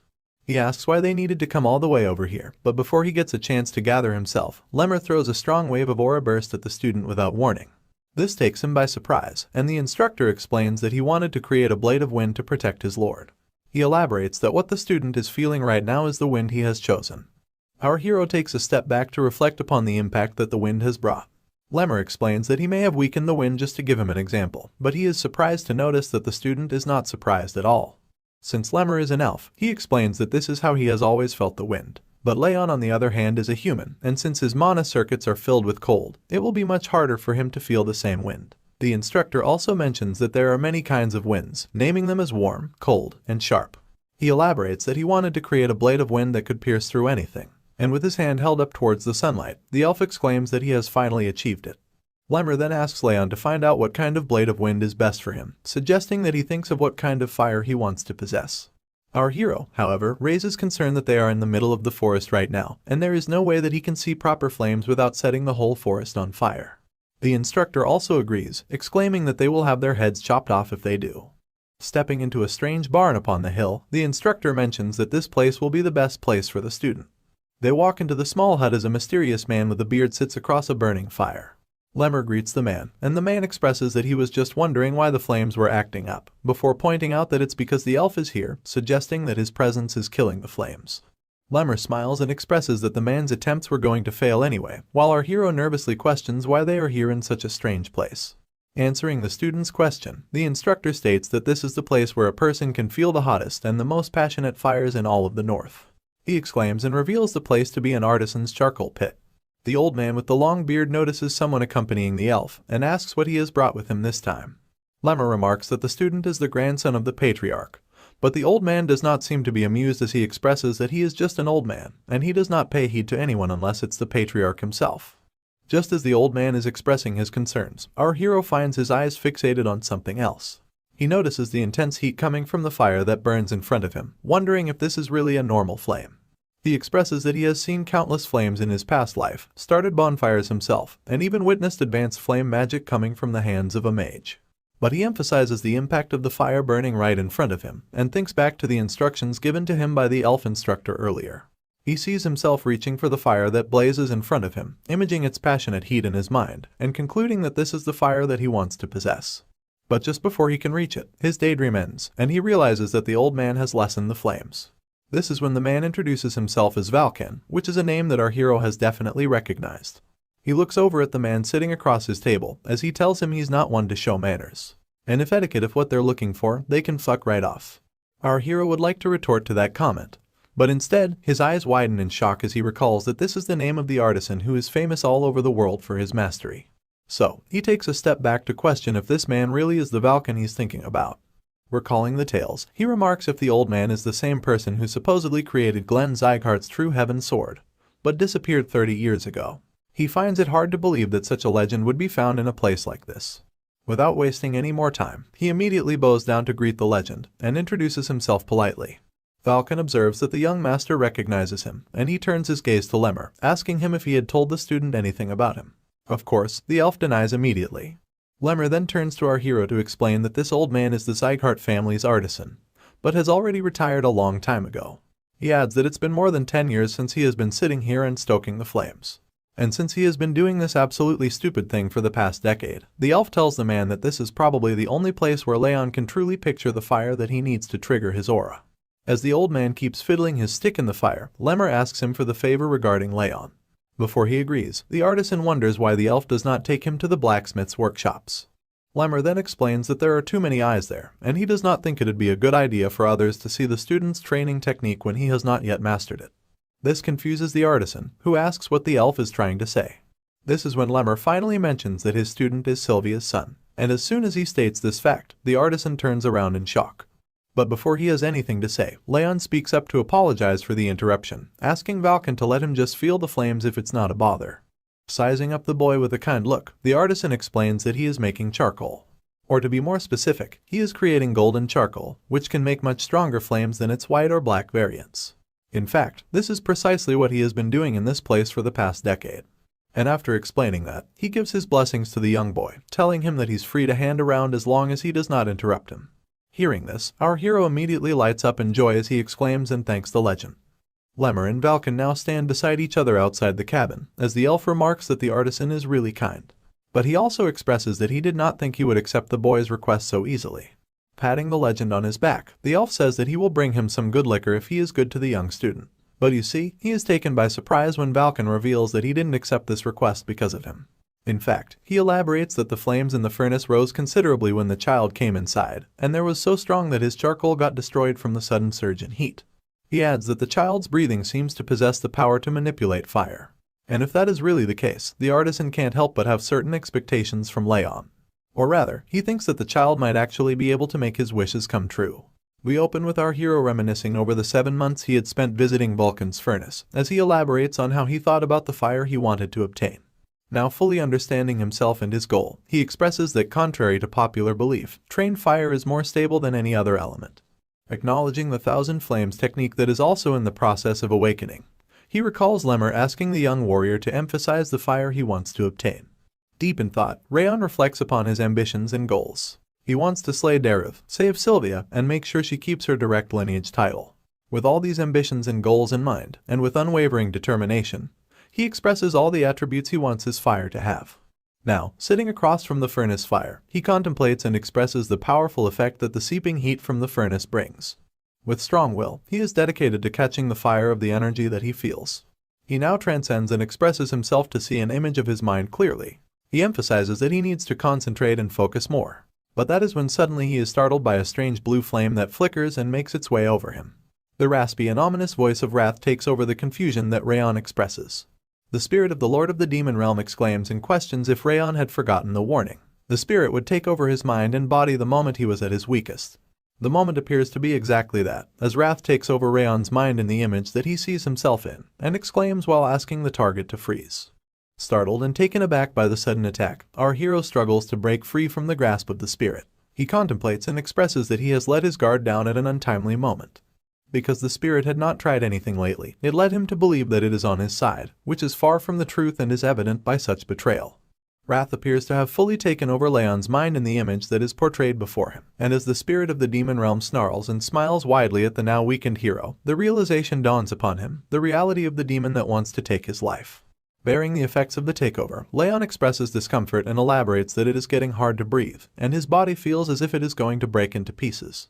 However, adding to the unfortunate circumstance, Raon expresses that he cannot move or stop the 1,000 flames technique unless he accepts the fate of death. He emphasizes that he needs to concentrate his aura somehow. Experiencing the daunting effects of the spirit slowly taking over his mind, Raon desperately realizes that he needs to think to survive, despite his consciousness slowly fading away. The chilling cold crystallizes and crisps up over the body of our hero as he struggles to make it through. This attempt to break free is observed by the spirit of the demon. Wrath addresses the target with a vicious smile as he speaks, stating that such a sight of desperation is pitiful. He questions if Raon really thinks he can endure the mighty power of the Lord of the Demon Realm like before. He believes this attempt is pointless as he exclaims that our hero's body and soul are now in his grasp. The freezing cold and numbness finally catch up with Raon as he sees himself slowly drift away while his eyes begin to close. Sinking into despair, he hears the voice of the spirit echo through the atmosphere as he claims that his efforts are pointless, comparing him to the man working in the furnace. Wrath continues to boast about his inevitable victory as he expresses that he will aid the young warrior in his quest for revenge. Suddenly, Raon's eyes widen as he recalls the word furnace. He thanks the spirit for the hint as he attempts one last desperate struggle, believing that it's all for nothing and he will die if he does not try anything now. Explaining the realization that dawns upon him, he elaborates that instead of absorbing nature's mana, he must now absorb the mana from the furnace directly. Further emphasizing the much stronger and hotter fire, he makes his final move to take it all in. The fire rages violently as Wrath exclaims in confusion, asking what the bastard is doing. Bravely enough, Raon has succeeded in absorbing the mana directly from the furnace. He answers Wrath's question, elaborating that he is struggling. Vulcan calmly sits across from the furnace as he absorbs nature's mana, when suddenly, the flames rise up violently, and he is forced to back down. He questions what this is, as he expresses that he has never seen the flames be this strong. This leads him to believe that something is happening at the other furnace, scratching his curiosity as he turns his head. Observing that Raon sits across the other furnace, he wonders why it is so cold on his side when the furnace rages up so violently. He walks up to him as he questions if the young man is okay. Vulcan wonders why he is shivering vigorously, but before he can begin to approach the young man to offer his help, he is stopped by Lemmer, who steps in between and raises his arms, signaling him to stop. Acknowledging his confusion, Lemmer remarks that Vulcan cannot be near him or touch him, and he must be left alone. Upon justified confusion, Vulcan exclaims that the young warrior might die if he is left alone like this. But Lemmer is adamant and explains that our hero is in a spiritual state of complete selflessness, and there is nothing they can do to help him. The elf also warns that the hero may cough up blood and die if he is interrupted. Holding their ground, Vulcan now wonders if this is the same coldness that Lemmer had previously talked about. Vulcan worries for the young master as he questions if there is nothing they can do to help him, and Lemmer blatantly denies as he exclaims that it is too dangerous. He expresses doubt and worry as he nervously addresses the young student and asks him not to die. On the other hand, in the apparent spiritual realm, the flames burn hotter than ever as Wrath screams in discomfort, exclaiming that there is no hope. But this is not like before. Our hero emphasizes that believing such a thing is bullshit, as he has already faced a helpless death before. He recalls his previous, meaningless life, expressing that he could not close his eyes till the very end. But this time it's different. He claims that he will not make the same mistake twice. Meanwhile, Vulcan expresses concern as the pressure and heat meter upon the furnace whistles and hisses violently. He remarks that at such a rate, the furnace will blow as it cannot take the sudden surge in heat. Lemmer observes and notices that the mana emerging from the furnace is coagulating at one point. He immediately realizes that the bright student is absorbing all of it. The intense clash comes to a conclusion as Raon yells out in fury and determination, while Wrath screams in discomfort and denial. Our hero's hand reaches out desperately and firmly grasps onto the flame that appears before him. Following this brave act, a blast ensues, and the tavern is blown up as a large smoke cloud fills the sky. The loud bang shatters the roof of the structure as the flames seep out roaringly. From among the smoke, Lemmer and Vulcan emerge fearfully as they yell out for our hero, asking if he is okay. Upon not getting a response, Lemmer yells out, demanding the young warrior to answer. Before noticing our hero, in a strange stance as glowing sparks surround him. Lemmer steps forward to have a closer look, and his eyes widen as he realizes the golden sparks emerge from the golden flames that roar around our hero. The system window appears before Raon, delivering that he has finally learned the Thousand Flames technique. A lily flower falls into his palms as the sparks diminish, and the system window pops up once again, expressing that the bitter cold aura has reached 2 stars due to the strong cold rage. The lily flower also fades away into steam as our hero smiles and acknowledges the unexpected turn of events. He expresses that he will be able to bloom right away. Just as he contemplates the doubt he had been feeling over putting himself through so much, his eyes catch the attention of another system window that pops up before him. He turns to the window as it delivers the fortunate news of our hero's stats being increased, as a reward for enduring the hardships put forth by rage in a situation of urgency. Raon is taken aback and confused by such a gracious reward. He can't believe he is being rewarded this much. What would have taken him years to achieve happened in just a moment. Contrary to the celebratory expression, Wrath expresses frustration and anger as he spirals around the room in a rage, exclaiming and questioning how our hero had been able to endure the situation. Teasing and adding to the spirit's frustration, Raon remarks that he had told him to stop trying because it would not have worked in the first place. Though our hero puts up a brave smile in front of the spirit of the demon, he nervously eyes Wrath as he recalls that he did almost die this time around. He concludes that this makes it certain that Wrath is not his friend. Following the confrontation, Raon determines that he cannot let Wrath discover his secrets and weaknesses. Suddenly, he is called upon by Vulcan. Turning his head toward the voice, Raon acknowledges Vulcan's worrisome look and remarks that he is, in fact, okay. Vulcan then questions if the young warrior has finally learned aura. Raon exclaims in joy and thanks Vulcan before affirming that he has learned aura and apologizes for breaking down the furnace. To his surprise, Vulcan is the least bothered by the furnace and brushes it aside, exclaiming that he can just make another one. However, before Vulcan can finish his sentence, his attention is diverted to a sparkling object that catches his eye, and he turns to the furnace in curiosity. The young hero wonders what disrupts the blacksmith, as Vulcan steps forward toward the furnace and picks up a shovel before digging through the ashes. After some digging, Vulcan gasps and exclaims when he finds the source of the sparkles to be golden charcoal. One glance at such beauty sets the blacksmith back all those years as he recalls the criticism and mocking words he had faced from the upcoming passengers and town members. Following the sudden reveal, Vulcan expresses that our hero might just not be the only lucky one. He moves the shovel filled with golden charcoal forward at Raon, startling the young man, before he proceeds to explain that such charcoal is stronger than white charcoal and lasts longer than black charcoal. He thanks our hero, exclaiming that he has now obtained what he had been trying to make for decades. Our hero is visibly startled and confused when the blacksmith strangely thanks him for seemingly nothing he had done intentionally. But Vulcan elaborates and expresses that each time the young master trained here, the flames grew wilder and became enlivened, and the heat from that spread all over the place. Further explaining such a phenomenon, Vulcan states that he is just a dunce who has done nothing but beat his hammer all his life, before exclaiming that he can tell such a feat is only possible because of the young warrior. He then thanks our hero for making this possible, before expressing that he wants to ask one simple question: what are our young hero's goals? Following up with the question, and upon visible confusion from Raon, Vulcan elaborates and asks Raon what kind of swordsman he wishes to be. Raon then expresses that he wants to be a swordsman who does not give up, regardless of the situation or enemy he is faced with. Upon such an answer, Vulcan is visibly confused, and he expresses that he did not expect such an answer from a young master. Nevertheless, Vulcan goes on to state that the young warrior will be able to possess a sword in 3 to 5 years, and he asks him to come and find him when he possesses one, elaborating that he will save the golden charcoal for that day. Raon is curious to know if the blacksmith means to make him a sword before questioning if he hadn't retired. Vulcan blatantly answers that people tend to go back on their word of retirement, before concluding the interaction as he waves goodbye to our hero, asking him to stay alive until then. Raon and Vulcan part ways as they walk separate paths. Looking over them is Lemmer, who observes them carefully from atop a hill. Lemmer nervously expresses that he had been wondering what would happen, before exclaiming that the young master has a really good talent for making people worry about him. This is followed by a sudden turn as he addresses the patriarch who stands behind him, asking if he is not right. Lemmer hysterically pokes fun at the patriarch, expressing that he would come here every day to watch over his grandson because he was worried for him. The elf remarks that he must be very relieved now, but the patriarch denies this claim. Following the expression, Lemmer begins to uncover that the young warrior's aura's quantity and purity are beyond insane. He is skeptical if such is because of the furnace's heat, and he remarks that the child is surely talented. Lemmer's observation is cut off by the patriarch, who steps in to express that such is not the case, and upon visible confusion on Lemmer's face, he elaborates that the young master has managed to turn his hardships into advantages.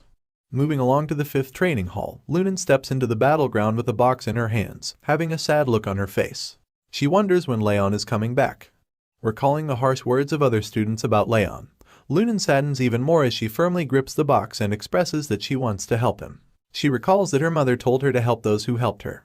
Her sadness turns into joy, as her eyes widen in shock upon taking a glance at the mysterious figure that walks through the training hall door. Our hero steps into the training hall, arguing with wrath as the spirit springs up in frustration. He expresses that there is no need, and he can try his best. Wrath is visibly angered and frustrated as he asks the competent rival to stop being too arrogant. Just as Raon walks across the battleground, he is stopped in his way when his eyes catch on to Lunan. He is confused at the sudden appearance as he turns over to the girl, and she opens the box she holds in her hands, showing him the treats she has made for him. Lunan offers him the treats as she asks him to cheer up, and Raon joyfully accepts as he recalls the treats to be ice cream that she had previously offered him. Something strange takes Lunan by surprise just as she is offering him the treats, and her eyes widen in shock as she exclaims that the cool air and scent from Raon have turned much stronger and pleasant than before. It seems this ship is ready to sail. He thanks her for the kind gesture. The moment the sugary treat touches his tongue, his blue companion appears on his shoulder, expressing utter delight at the taste and flavor of the cake. With the way his eyes pop out, one would assume he's in love with the ice cream, because he starts to lose all self-control and begins yapping about how it's just as good as the first time he had it, so he immediately urges our hero to eat the 2 remaining pieces as well.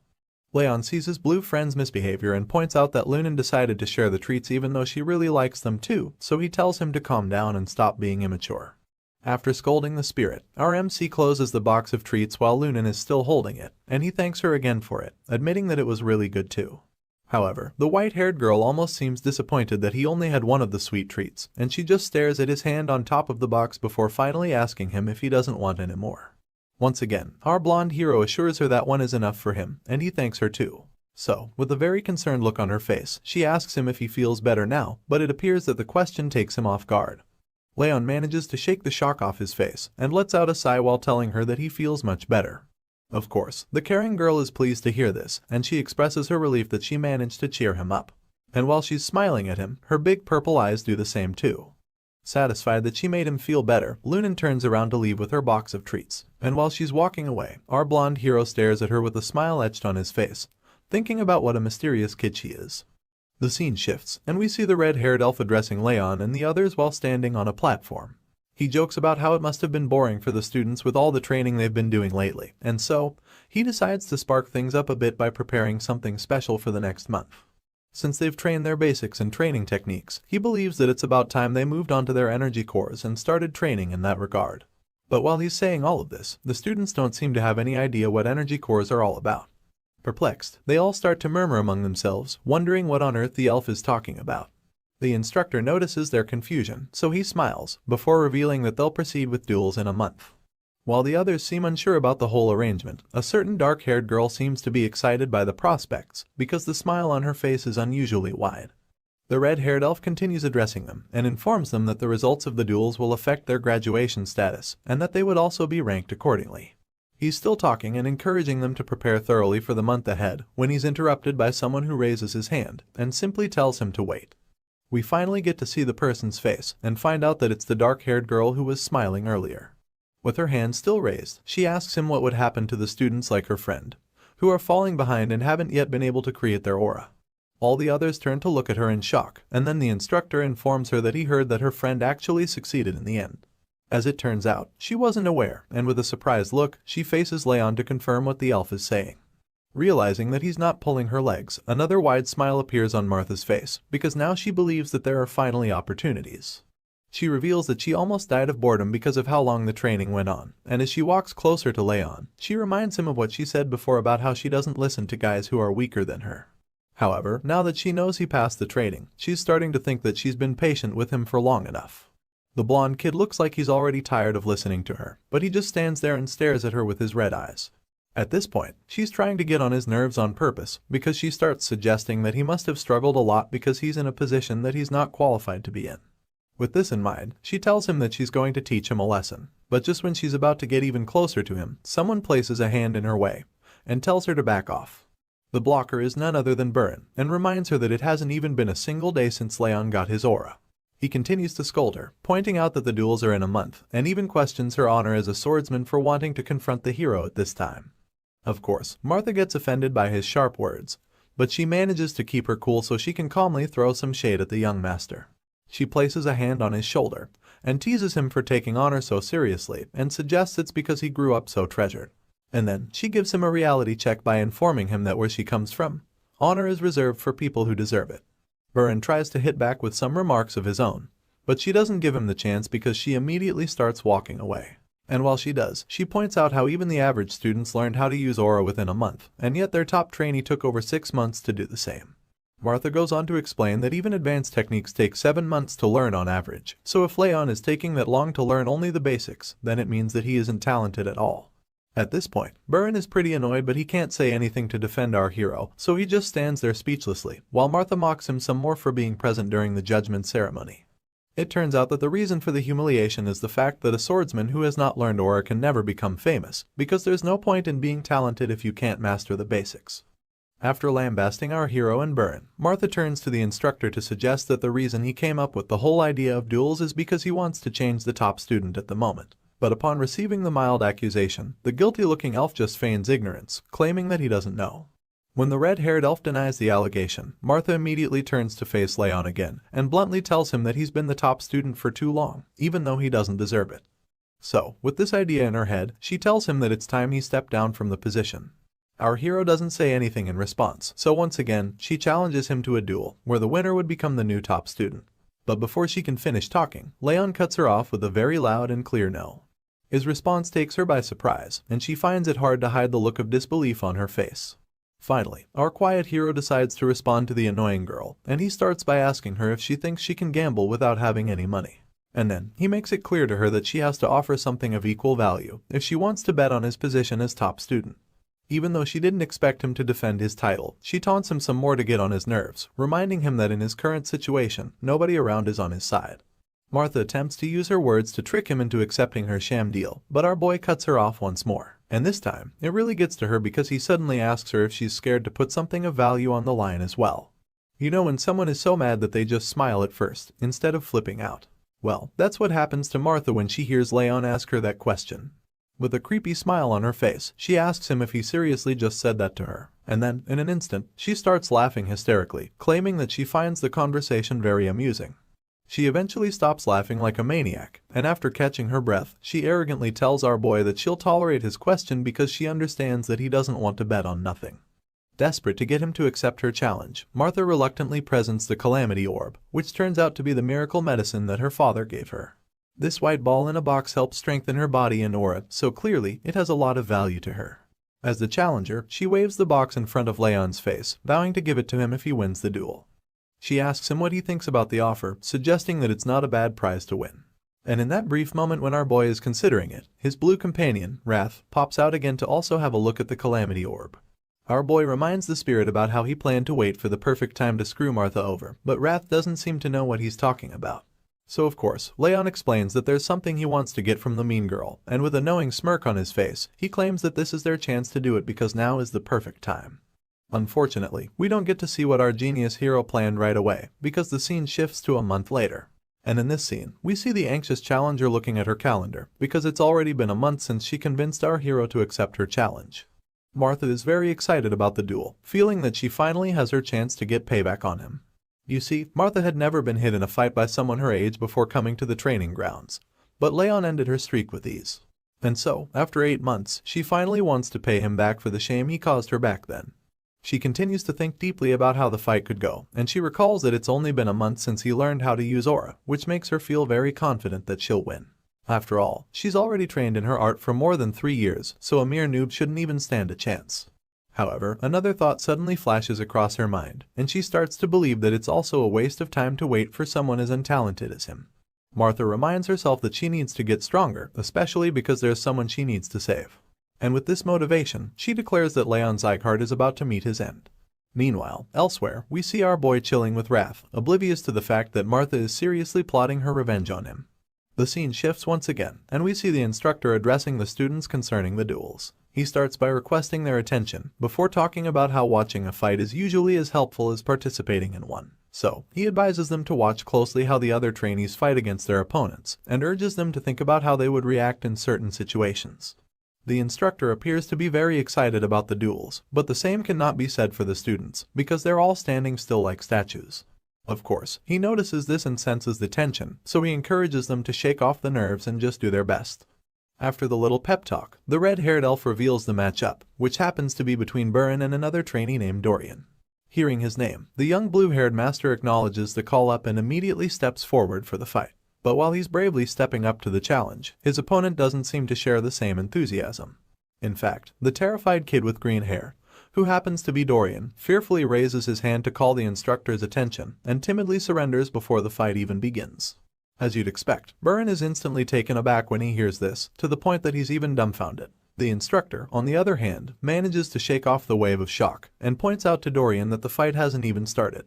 Determined to get out of fighting Burin in a duel, Dorian suddenly holds his tummy and begins wincing in pain, claiming that he doesn't feel so good and that he has been feeling weak since the previous day. The instructor just looks down at the green-haired kid, who's insisting that he's serious about his condition, but it's quite clear that he's faking it. As Dorian continues his display, Wrath looks at him with rage and irritation laced all over his face, because he knows that if he had someone like that as his subordinate, he would probably decapitate him on the spot for being so pathetic. But surprisingly, Raon claims that he already expected something like this to happen. Meanwhile, the gentle instructor tries to convince Dorian to at least try, by assuring him that he would learn something even if he loses the fight.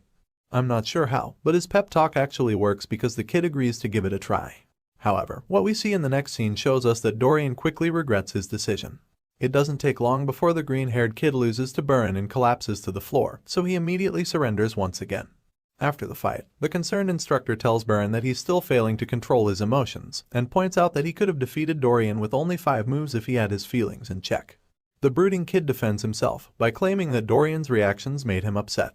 Hearing this, the elf lets the matter go and faces the green-haired kid to ask him why he keeps running away, pointing out that he could have endured longer if only he fought properly. Unfortunately, all of the encouragement goes to waste because the kid just ignores him and keeps lying there like a loser while admitting that he's just too scared. After that display, the elf becomes excited again because he's about to announce the fighters for the next match. So, with a wide smile on his face, he calls out Lunan and Crane to come forward. Unlike the previous matchup, these two trainees are in it to win it, and just by looking at Crane's stern expression when they take the stage, you can tell just how serious he is. Lunan doesn't look so desperate to win though. In fact, she looks like she's bored. The two fighters take their battle stance, so the instructor starts the duel without any further delay. As soon as the fight starts, Crane charges at Lunan, attempting to quickly land a lethal hit. But even with how aggressive his attack is, the white-haired girl sees it coming, and just effortlessly deflects it with her sword. Sure enough, Crane is shocked to see this, and as his weapon gets knocked out of his hand and lodged into the ground, the instructor stops the duel. He then tells Crane that he's way too nervous, and explains that he needs to be more relaxed when wielding a sword. On the other hand, he tells Lunan that she didn't use aura enough, even though he admits that her counterattack was very good. After hearing what the instructor has to say, the two fighters acknowledge his advice and take note of it, so he proceeds to call out the next two trainees. The battles go on for a while, and among the sounds of the freshly clashing swords, the trainees start to comment that Martha must be getting really impatient for having to wait until the last turn. That's right, the duel between the black-haired girl and our blonde hero was finally in full swing, and it looked like Martha was having a real fun time in the fight. We see the look of pure confidence on her face as usual, and she's very excited as she clashes swords with our hero, who looks quite serious as well.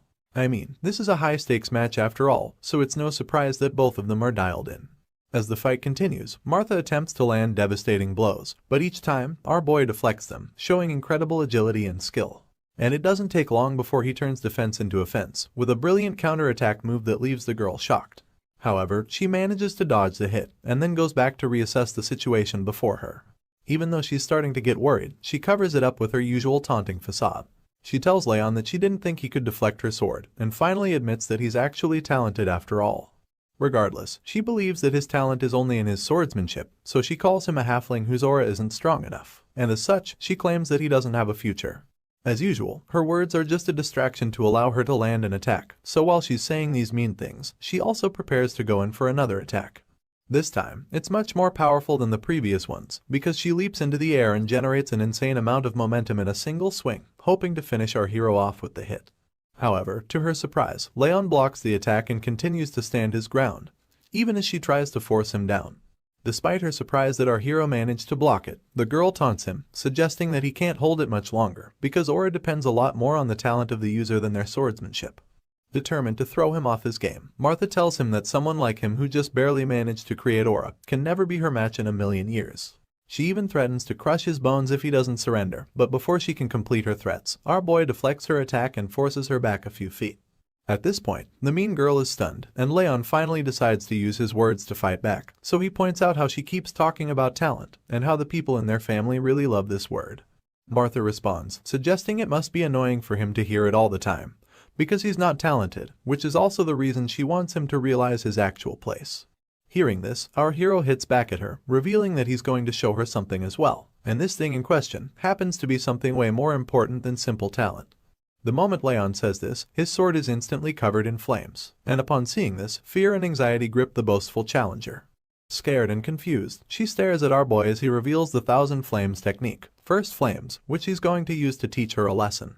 Martha is stunned to see this, and starts to wonder what the flames are and why they're on his sword. Even though she has no idea what made them, what she's sure of is the fact that those flames are by no means ordinary, and they are most certainly very dangerous. Despite her fear, she notices that there is a very strong intent behind Raon's flames, which makes it possible for them to feel so alive. Martha refuses to back down even if she's at a disadvantage, so she musters all the courage she can and grips her sword, preparing to go in for another round. In other words, she's going to reveal a powerful secret technique of her own as well. And while our hero's sword is covered in flames, Martha activates her technique called Meteor Form, Ultimate Point. That's right, this duel just got more intense, because Raon immediately realizes that Ultimate Point is a skill that allows her to collect all of her aura into a single point, and he's impressed that she can use such a skill at her age. Our boy also presumes that she's going to throw everything into her next attack, but he still remains calm and waits to see what exactly she's going to do. The two opponents face off once again, and Martha admits that our hero is strong, but she assures him that he won't be able to block the next attack she throws at him. Just like she did earlier, she lifts into the air and generates a lot of force, which she concentrates into her aura-infused sword attack. Raon watches closely with his eyes fixed on the girl while she's in the air, and so when she finally lands her most powerful attack yet, history repeats itself and our hero blocks it just like he did the first time. You can tell just how power-packed this clash is, just by looking at the air around the two fighters. It's filled with their aura, which is probably a result of the insanely powerful techniques they are using. The other trainees watching are probably scared at this point, because the force from Martha's attack cracked the ground, while also causing a huge dust cloud to emerge.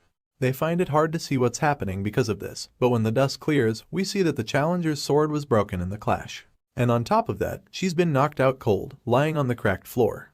Upon seeing this, the other students can't believe their eyes, because they never expected that Raon would defeat her, and they certainly didn't expect Martha to lose the fight she's been training so hard for.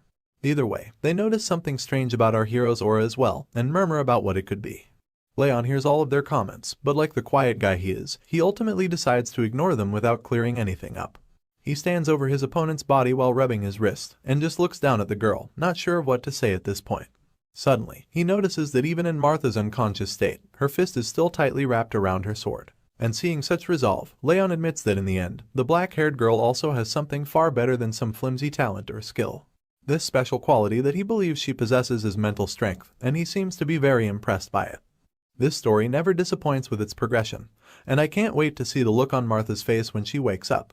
Will she be able to reconcile with our hero and change her personality? Or will she simply fall into a state of denial and make things even more awkward? Also, who is the person she's actually trying to save by aiming to get stronger? The scene changes, and the next thing we see is the palace, where the patriarch is being informed that Raon has defeated Martha. The red-haired elf is the one breaking the news to him, and he points out how our boy completely defeated Martha, even though she's been training her aura for more than 4 years. Overall, the instructor summarizes the event as an unbelievable feat, and it turns out that the man sitting on his throne feels the same way. He admits that the flames he saw that day were beautiful, and the force of the powerful move was incomparable to its size. Not to mention, he's almost completely certain that everyone in the family is already aware of the situation. With this in mind, he tells the instructor to guide the hero so that he doesn't get full of himself, and of course, the elf is more than pleased to perform his duty. But even though the patriarch is very impressed with his son's feat, he's also very concerned about Martha, who had to suffer a crushing defeat, so he asks how she's holding up. Her instructor admits that the girl was a bit shocked at first, but also confirms that her injuries are completely treatable. While they're still discussing, we see that the girl in question is still brooding in her room after her loss. Her injuries might be minor, but it looks like the emotional damage isn't something they can ignore. Outside, we see our blonde hero trying out something with a beautiful flower in the garden. But while he's at it, his blue companion yells at him not to hurt the flower and even threatens to freeze him to death if he doesn't do better. In response, Raon bluntly tells Wrath that the flower won't even do anything, and then tells the blue creature to stop acting like he's so strong. However, Wrath insists that their plan isn't working because of the kid's stupid elemental resistance, so Raon smugly hits back, saying that he's glad the blue creature is aware that this isn't worth trying. The scene suddenly shifts to the night after Martha's defeat, and we see that our boy receives the miracle medicine he won from the bet. It turns out that the substance greatly increased his stats. His 4th ring of fire was formed as well, which greatly increases his strength, stamina, and agility. On top of that, his decreased athleticism and mana sensitivity vanished. His legendary senses also increased and became 2-star proficiency. Overall, Raon feels that all of the efforts until now just took effect because of the miracle medicine. A lot of things were improved, but the most significant thing was his water resistance, which was increased to 4 stars. Because of this new upgrade, most of Wrath's outbursts had become more like jokes to him. Either way, we learn that he came to the garden since it's his last day of rest, and while he's tending to the flower we saw earlier, Wrath continues to rant and yell at him, while insisting that he knows the best way for Raon to do it. However, just like our boy said earlier, all of the blue creature's outbursts have become more like jokes to him, so he just ignores him and wonders why he even has to deal with his annoying lectures while gardening. Of course, Wrath doesn't stop trying to control him, so while he's demanding that Raon use his hands to work, the blonde hero starts to actually wonder how the magical creature knows so much about gardening anyway. His thoughts are interrupted when Wrath suddenly answers him, by revealing that he used to fill the gardens with ice flowers when he was in the demon realm. The blue guy goes on to praise himself, claiming that the demons even used to revere him for his skills, but while he's still bragging, Raon gets distracted. The cause of the distraction turns out to be Martha, who just entered the garden with a scowl etched on her face. Our hero gets a bit uncomfortable when he sees her, and it gets even more tense when she just stares at him without saying a word. Seeing this, Raon breaks the silence by asking her why she's come, since he knows she didn't come to fight him. However, she stays mute, and it makes him wonder if she's not as mature as he thought. He thinks to himself about how childish she's being, but he tries to shake off the thought so he doesn't upset her even more. That's about the same time she finally reveals that the reason she's come is to challenge him to another fight, and in response, our boy simply admits that it's a pity she still hasn't accepted her loss. But the girl quickly counters him, insisting that she has acknowledged her loss. However, she claims that she doesn't understand how she lost in the first place, so she's come back to him to find out. When she's done making her point, Raon asks her what he would get in return if he fights her, which takes the challenger off guard. Seeing her shock, he informs her that it's customary for the loser to at least bring a gift when coming to challenge the winner. But while he's still trying to educate her, she cuts him off, stating that it's nonsense because it's not like he needs payment to fight her. Unfortunately for Martha, our boy is ready to go very low in this conversation, so he informs her that he requires payment. At this point, she starts to panic because she fears that Raon doesn't even want to fight. Desperate to get him riled up, she decides that stepping on the flowers would do the trick. So, she tauntingly tries to stomp on the flowers, but our boy simply reveals that he doesn't care about the plants. Bro claims that he doesn't even like flowers anyway, and says that he doesn't understand why most people adore them either. Martha is stunned when she hears him say this, and Leon concludes his little confession by revealing that he's only gardening for his mom's sake. Seeing his nonchalance about the whole situation, the challenger gets pissed off. She hisses in annoyance, and decides to spare the innocent flowers since she knows that destroying them would do her no good. Afterward, she sighs angrily and tells him that she's leaving before storming out of the garden. Just when Martha leaves the scene, Leon's mother appears, calling out to him and informing that she's been looking all over for him. The worried mother was wondering where he was, and our boy was kind of surprised to see her. However, that's not the main issue on ground at the moment, because it turns out that she saw Martha with him and has now become very curious about her son's friend. She's really excited to see Leon finally hanging out with people his age, so she almost instantly concludes that Martha is a friend he made while training. Meanwhile, the girl in question, who hasn't completely left the garden, hears the voice and turns around to look at the person. She sees Leon's mother and wonders if she's Sylvia Sieghart, the person who left the family to chase after a man, and then came back to save her own child. Martha sees her as someone who acted out of courage for the sake of her own child, and while she's still thinking, the blonde woman in question approaches her. She notices the black hair of the girl she had seen earlier and expresses her happiness at finally getting to meet her. Leon, on the other hand, isn't so excited about the introduction, so he murmurs something about how nobody likes Martha and how they aren't really friends. Our boy tries to make his mom go inside, but she's just excited to meet her son's friend. She engages Martha in conversation, asking her if she got hurt during the duel. As you'd expect, the girl is taken aback by the mother's concern, but she manages to tell her that she's okay. Sylvia reveals that she was really worried and starts to smother the girl with affection, telling her that she didn't know Daniel brought up such a talented and beautiful child. And because of this, Martha starts to blush uncontrollably, not knowing how to react to the kindness. Either way, the woman finally asks her what brings her around, so the black-haired girl shyly reveals that she just had something to tell our hero. A very flustered Martha tries to cut the conversation short by claiming that she's done and wants to get going. But Leon's mother suddenly insists that she stay over and have a meal with them. This offer shocks the girl to her bones, and while she's still in a daze, Sylvia takes her hand and insists that she can't let her son's friend leave on an empty stomach. Of course, Martha tries to protest, but all of efforts prove futile because the next thing we see is the two kids sitting at a table while Sylvia serves the food. Leon is utterly confused by his mother's politeness and a bit embarrassed by the way she talks about the food he likes. When Sylvia sits at the table, she tries to make small talk with Martha. She confirms that the girl is a year older than Leon and then asks her if she had faced any troubles during training. The girl claims that she's fine in that department, so the lady goes on to talk about how the meat might be a bit tougher than she's used to. As a result, she asks Martha to chew well so she doesn't get indigestion, and the moment the girl hears this, she literally sees her mother and Sylvia for a brief moment. The flashback of Martha's childhood with her mother is brief, but it hits really hard. She continues to eat in silence, and by the time she's done with the meal, she thanks Sylvia for having her. The kind lady reveals that she's glad Martha enjoyed the meal, and then she asks the girl to be nice to Leon going forward. Meanwhile, the son in question is standing a few meters away in utter confusion, because has no idea why the hell Martha is also acting so nice all of a sudden. It makes him wonder if she ate something bad, and Wrath, who's just as confused as him, suggests that it might be a possibility. Later, while walking home, Martha thinks about the meal and concludes that Leon must think she's crazy. However, Sylvia's eyes look just like her mother's, and it made it impossible for her to reject the offer. Martha thinks about how her hair color, face, and voice were all different, but despite that, she could really feel the warmth of her own mother from Sylvia.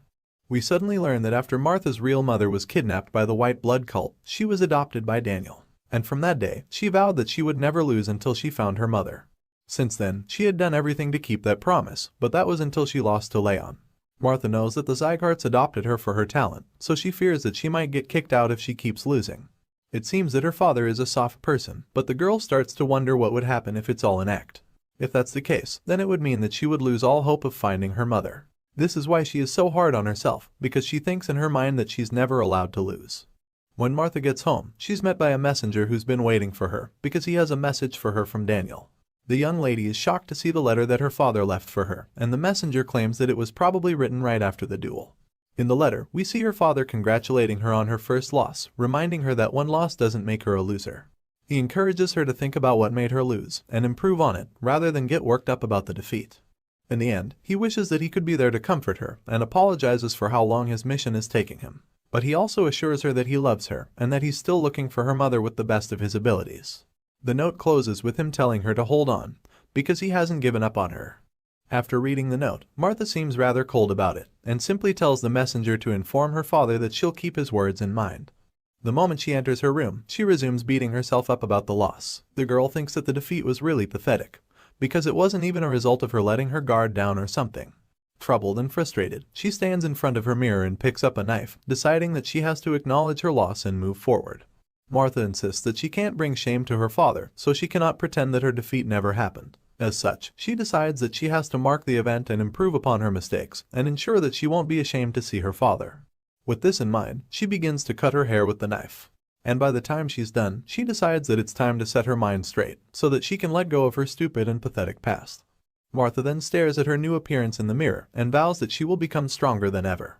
The next day, when she arrives at the training ground, the other students can't believe how different she looks, but she just ignores all their murmuring and heads straight down to where Raon is sitting. Our boy is also quite shocked by her change in appearance, but she doesn't even give him a chance to ask anything before stating why she's come to see him. The young lady suddenly admits that she knows an apology won't make up for the way she's treated him in the past, but she assures him that she's going to keep her promise. As you'd expect, Raon has no idea what she's talking about, so he reluctantly asks her what she's trying to say. In response, the girl begrudgingly admits that she's talking about the deal they made before the first duel, where the loser is supposed to obey the winner. As much as it pains her to say it, she admits that it's the reason she came, and then quickly storms out of the place before her ego can take any more damage. Once she walked away from him, Raon calmly processes everything that she just said, and thinks about how random and unexpected it was. Regardless, he's quite sure that she's not going to act so docile just because of the promise, and it makes him think that she might actually have changed a lot in such a short time. As such, Raon starts to feel that Martha might actually be a lot more mature for her age. However, this conclusion gets proven wrong immediately when he sees the girl in question kicking one of the other students for getting in her way all the time. As he witnesses her kick the shit out of the green-haired weakling, he realizes that she probably only changed towards him. After that scene, the next thing we see is that the new year has arrived. Right from the start, there have been many small changes, and it's mainly because of Martha's promise. Everyone initially felt that her ego wouldn't let her keep the promise, but she proved them all wrong by actually obeying our hero. Some other changes include the fact that Byrne finally learned to be more patient with other trainees, and that Lunan was still a bit dazed out, but her sword had gotten a lot more precise. All of these changes are really good for the students, but the most important one is the fact that Raon now trains every day, so he can be ready to give his all. As you can imagine, this constant training only makes him more powerful than he already was. Some of the other students stare at him in astonishment when they see that he has already completely mastered a technique that he was taught the previous day. They start to wonder if he already knew the technique, but quickly remember that it's kind of impossible. The most baffling thing about Raon's sudden mastery is that he was just standing still with his eyes closed when the technique was being taught. As they watch him do his thing, the other students start to believe that our hero's posture might even be better than the instructor's. The elf overhears them talking about this, and after seeing Raon's technique for himself, he knows that he can't really argue about it. The scene shifts, and we see him talking to the patriarch again on top of a cliff, claiming that his son is a real monster who defies all logic. At this point, the patriarch gets a little upset that the instructor keeps talking about Raon, but the red-haired elf laughs it off, replying that he shouldn't pretend like he's not also curious about the kid. Either way, his focus turns to the compound below when he notices that the employees around the main building seem a lot busier of late, so he asks if the patriarch is preparing anything special. That's when he finds out that there are people visiting soon, and when he asks who they are, he learns that envoys from the Orwen Patriarchdom are set to arrive in a few days. The Orwen happens to be one of the 6 Emperor's 5 demons, and they are also one of the few forces that are close to the Siegharts. These guys are basically a patriarchdom of knights who prioritize the importance of swords and martial arts over everything else. Hearing this, the instructor asks who the envoy representative is going to be, and the patriarch claims that they said it would be the 3rd prince. However, he has a strong feeling it would actually be Duke Tartan. A frown appears on his face to show that he doesn't like this Tartan dude very much, and even the elf admits that he's shocked to hear that the psycho really became a duke. He also comments that the 3rd prince must be the same age as Raon or Byrne, but the patriarch just plainly states that he doesn't know. He tells the instructor to ensure that the trainees are behaving, and the latter is shocked that their training halls will also be visited. That's when he's informed that the 3rd prince is coming with the patriarchdom's trainee knights, and as such, they'll want to watch the swordsman in training. So, the patriarch summarizes everything by telling the elf that they can't afford to embarrass themselves. But while he's saying all of this, the instructor is distracted by the thought of Orwen's 3rd prince being the same age as Raon and the other students. The patriarch sees the elf getting amused, and accuses him of scheming again, which the instructor doesn't even deny. Later, he rejoins his students and informs them of the new development, so they're equally shocked to hear that Orwen Knights will be coming at their training grounds. The instructor reminds them that the envoy is already on the way, and then informs them that the third prince would like to spar with them. As you can imagine, the trainees get nervous because of the sudden news, but the elf insists that he's always reminded them that a swordsman should be prepared at all times, even in their sleep. The nervous students recall that the visitors were supposed to go to the 6th training hall, so they wonder why they want to visit them now. In a flashback scene, we see that the elf was actually the one who went to invite the Orwen people to come see the 5th training hall. In the present, he pretends not to know what caused the sudden change, and encourages them to look at each other before inviting the visitors inside. As the blonde prince and his knights enter the training hall, the instructor welcomes them and introduces them as the Orwen Patriarchdom's prized knights in training. The blue-eyed prince greets the teacher and introduces himself as Grier de Orwen. Meanwhile, Raon observes the prince carefully and admits that he's certainly strong for his age, because even at first glance, he can tell that he's the strongest among the other knights in training. Just then, like every forward and overconfident teacher, the instructor calls out to Raon and asks him if he's also scared to duel with the prince. Of course, our boy thinks carefully about his answer so he doesn't end up embarrassing himself. In his mind, he admits that it would be nice to practice the footstep technique he just learned, as well as connect his sword skills, so after thinking deeply, he replies that he would like to train with the visitors. The elf immediately concludes that Raon spoke for the whole class, so he decides that both sides have agreed, and proceeds to tell his students that they need to pick 20 from their side. He asks each of his trainees to lock who they would like to duel against, and as if the pressure wasn't already enough, he informs them that he's bet his entire month's salary on them winning against the visitors. The students are horrified to hear this, especially since he tells them that he'll put them through hell if they lose. A while later, we see that Raon has helped the students to pick out the best 20 among themselves, and tells them to look closely at the opponent's hands. That's when the students realize that the Orwen Knights are shaking too. Our boy tells his team that even though the visitors have handsome armor and confident posture, they're still trainees like the rest of them, who can't help but get nervous about a duel. Raon continues his pep talk, assuring the students that the intensity of their training is in no way less than that of the 6 emperors or 5 demons. He pumps them up, reminding them that the blood and sweat they've shed training until this day has been worth it, and encouraging them to do their best and not get nervous. With high spirits and a lot more confidence, they acknowledge his words, so Raon decides that he'll be picking the order in which they go in. This blonde-haired mini-commander knows that the first fighter is an important factor in increasing the spirit of others, so he decides that it must be someone strong. With this in mind, he calls Martha and asks her if she can do it. But before he finishes talking, the girl starts walking to the arena, confidently assuring him that she'll end it quickly. Martha asks everyone to gather around the center to watch, and as she takes the stage, the other students are horrified to see the huge opponent she'll be going up against. They start to wonder if these knight trainees are even the same age as them, and fear that even Martha might not be able to win. The Orwen knight in training introduces himself as Tars, and compliments her body for being so well trained, even though it's not fully matured. He then admits that he's looking forward to their duel. But while the other students worry about how the fight would go, Martha is so confident in her victory that she tells Tars to stop acting polite and just start the fight. Our girl is as feisty as ever, and it looks like she'll finally have a chance to redeem her character in this story. I've enjoyed her character development so far, and I'm now looking forward to seeing what the Orwen's third prince is going to be like. Will he end up being a stuck-up and prideful character, or will he actually have a positive attitude towards our hero?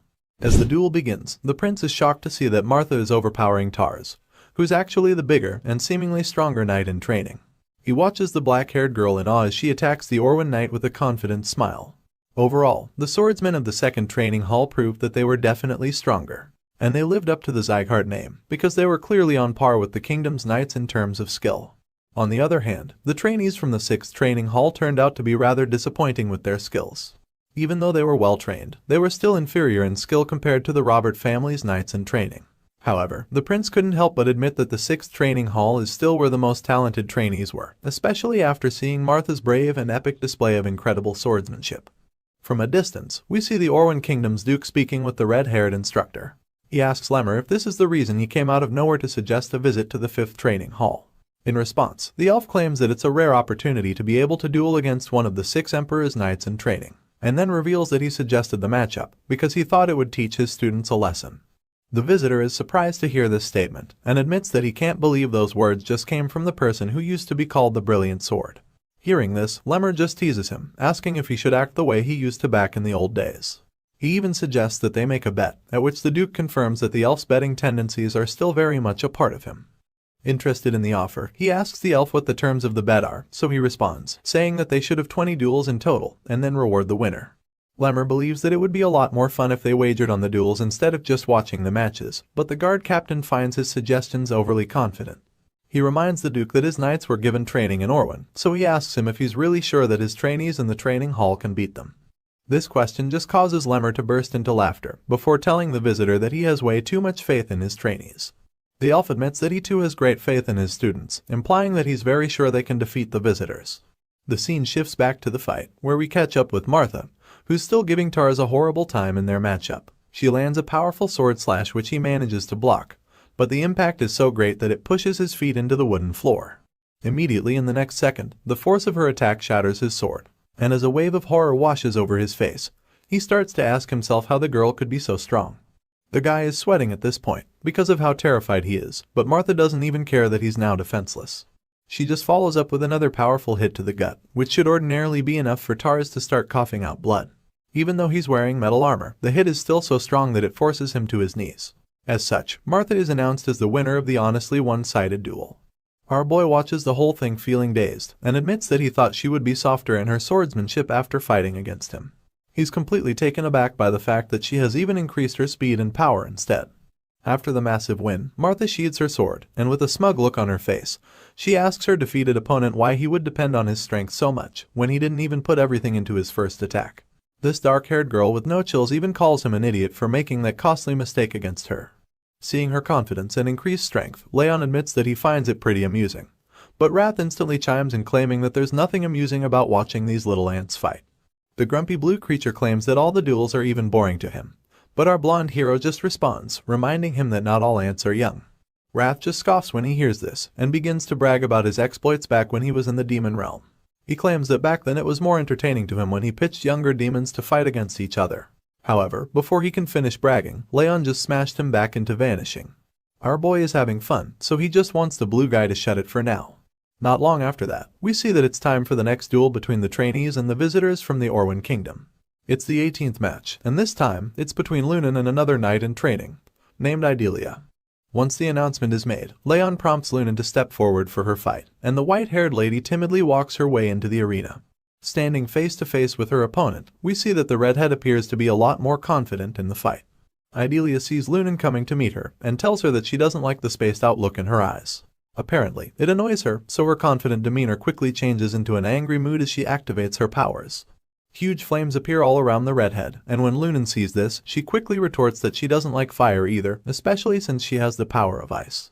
The white-haired knight in training grips her sword tightly, and activates her own power as well, which causes cold icy chills to fill the air and surround her. Even though it doesn't show on her face, Lunan immediately assumes a more confident stance in preparation for the duel. And the next thing we see is the two girls clashing swords.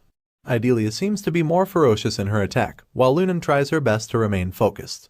As the fight goes on, a huge cloud of steam erupts, and the other trainees just watch anxiously, not sure what's going on. Inside the smoke and mist, the redhead seems to be lost as she can no longer find her opponent, and while she's still standing confused, Lunan sneaks up behind her from within the dust and fog. Idalia instantly senses the sword attack coming from behind her, so she quickly turns around to land a powerful slash of her own. Unfortunately, she misses the shot, and Lunan disappears into the dust once again. At this point, the redhead is even more perplexed, but then she quickly concludes that it must have been an illusion. She's still trying to process the entire thing when the white-haired knight in training sends chills down her spine by placing the cold edge of her sword on the visitor's neck. Idalia is bewildered by this sudden turn of events, and as she stands in that vulnerable position, Lunan is declared the winner of the 18th match. After the announcement, the calculative knight in training starts walking away, so Idalia calls out to her, admitting that it was a good fight even though she lost. But she suddenly stops talking when she sees that Lunan isn't even listening to her. The winner walks straight to Raon to ask him if he watched her fight, like a student seeking for validation. Thankfully, the blonde hero commends her for improving on her footwork and the victory overall. Even though Raon tells her she did a good job, she doesn't seem to be proud of herself. She just sits on the floor like she's the one who lost, and our boy is pretty confused by this. Meanwhile, Lemmer is having a kick out of the results he's seen so far. Since the little tournament started, his students have had 9 wins and 9 losses, which means that they're currently tied with the visitors on the number of wins. So, he jokes about it, suggesting that things are getting pretty heated for the two sides. Regardless, it doesn't make him any less excited to announce that it's time for the 19th round of the day. This time, Burin is called up to face off against the next opponent from Orwin, Saren. The two swordsmen take equally confident stances as they stare each other down before their fight. The visitor introduces himself first, revealing that he's Saren Kaisel, a knight in training. And that's when House Sieghart does the same, introducing himself as a trainee. While the two are exchanging pleasantries, Raon takes a closer look at Saren and claims that he looks pretty strong. This worries him, because he feels that Saren is the strongest visitor after the third prince. But while he's getting worked up about it, the fight begins. As you'd expect, the two knights in training engage in a very heated duel.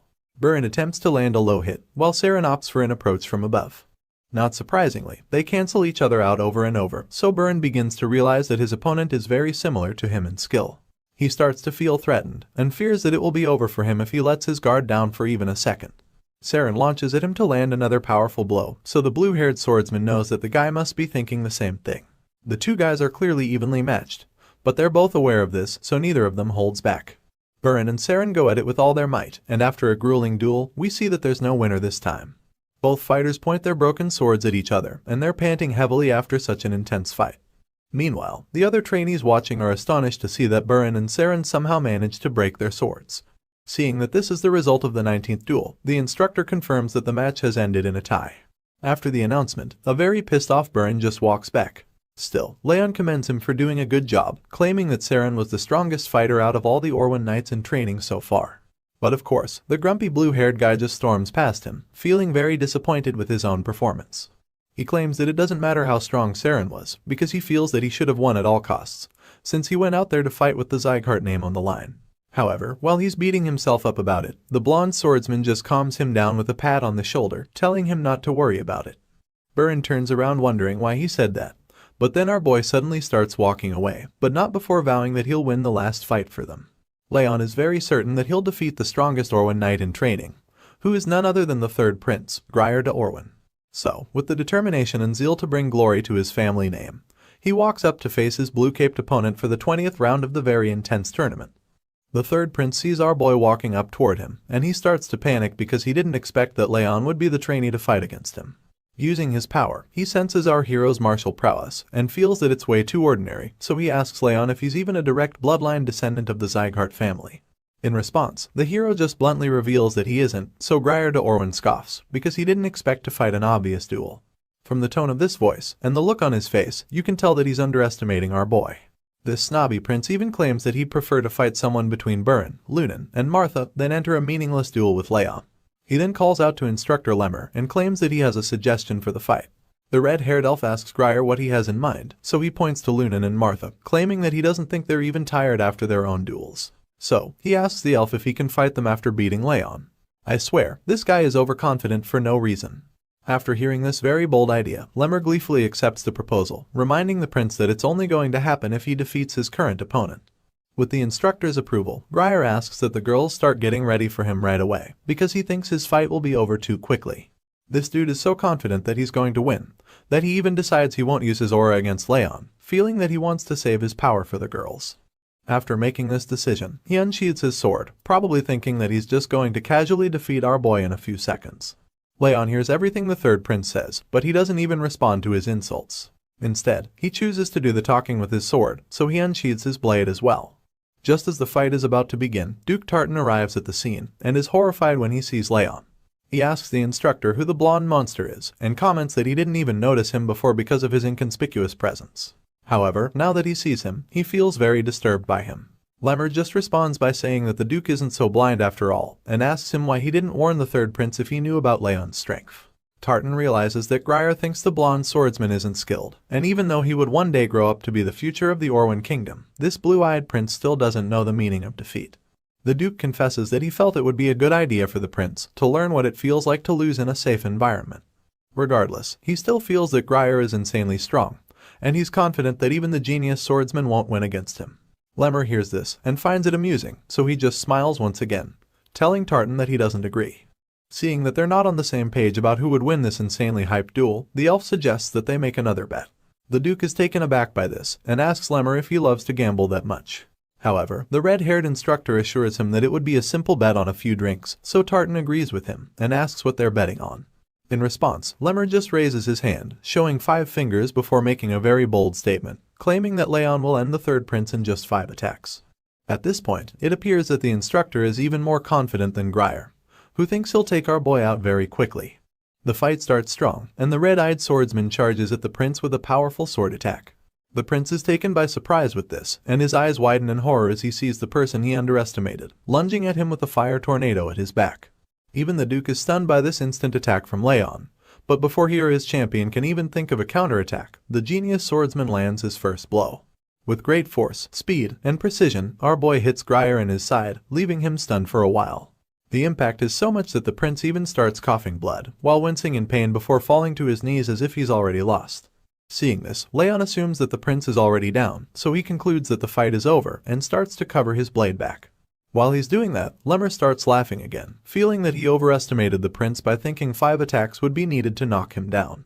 On the other hand, Duke Tartan just watches the whole thing with shock laced all over his face. The guy can't believe his eyes, and while he remains stunned, the prince starts to reflect on his earlier thinking. He admits that he judged incorrectly, and finally starts to realize that Raon was the last fighter for a reason.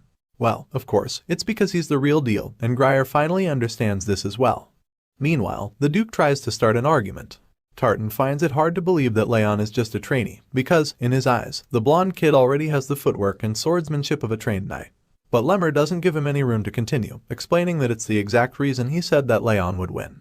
With the way things are looking, the instructor feels that his student has brought home the win already, so he tells the Duke that he'll make reservations at a nice and fancy place where they can have some drinks. But before he can finish talking, Grier interrupts him. The injured prince tells Raon to stop when he tries to walk away. It turns out that he's not done fighting yet, and even when others try to explain that the fight is already over, he insists that he hasn't even shown his real skills. The third prince claims that the fight would have been very different if he had used his real powers at the start of the fight. And while he's being a sore loser, Martha cuts him off, insinuating that he's just a barking dog. She mocks Grier for refusing to admit his defeat, and being so whiny when he's supposed to be a prince. She also uses the opportunity to take a jab at Byrne, who's still brooding on the sidelines after his tie against Saren. The prince is shocked to hear her talk to him like that, and he's evidently ashamed of himself. But before he can say another word, Martha just continues talking, and informs him that she's actually trying her best to be nice to him at the moment. And after claiming that she's being polite, she yells at him to get the hell out of their training hall, reminding him that he already lost. After her not-so-subtle goodbye message, Idelia gets offended, and yells at her to watch her mouth when she's talking to the prince. As you'd expect, Martha can't be less threatened by the redhead, so she just informs her that even though Grier is from the royal family, she's also a direct descendant of Sieghart. As such, she feels that she doesn't have any reason to be polite to the crybaby prince. Seeing that the atmosphere is getting quite heated, Lemmer decides to intervene. He tells the students that they've all said enough, and suggests that they hear what Raon has to say about the matter, since he's the one that will be fighting in the rematch after all. The elf informs Raon that he can choose what he wants to do, so the young swordsman recalls that bets were placed on the fights. He also confirms that all the duels are over, which means that there is no reason to fight anymore. However, the third prince suddenly acknowledges that he lost. He admits that he didn't properly judge Raon's strength, and reveals that he underestimated him completely before the fight even started.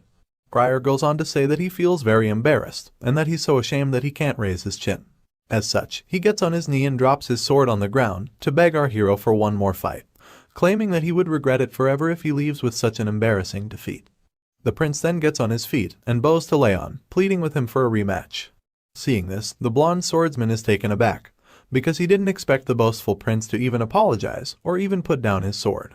He initially felt that Grier was just an arrogant brat, but now that he's seen the guy put his pride aside, he changes his mind and agrees to one last fight between them.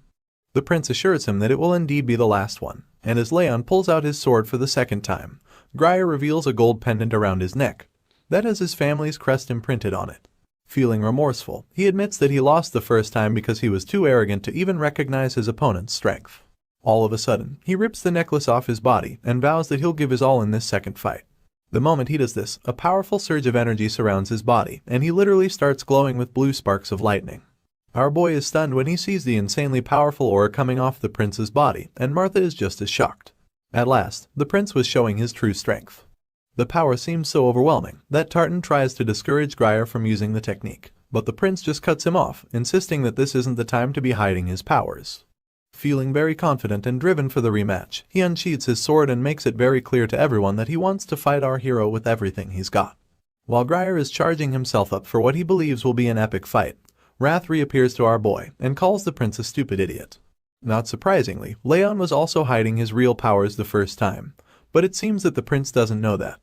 Our genius swordsman calmly assures his blue companion that he can beat Grier this time too, but Wrath points out that the opponent has a lot more aura and is also stronger than Raon this time around. Still, feeling confident that he can take the prince out 2 times in a row, Raon asks Wrath if he's willing to make a bet on it. And of course, the hot-headed blue creature accepts the deal. With the both of them on the same page, a blue window appears, revealing the terms of their little wager. Wrath bets that if Raon can win against the third prince of the Orwan Kingdom, then all of his stats will be increased by 4 points. On the other hand, if our boy fails to defeat Grier, rage emotion will increase by a whopping 10 points, which means the blue fellow will have a lot more power in Raon's body. The genius swordsman accepts the conditions, and takes a very strong battle stance to activate his aura, waiting for the prince to make his first move. Seeing this, Grier, who already has a point to prove, reveals that he'll start first. So without even wasting another second, he charges at the hero with his powerful aura engulfing him and his sword.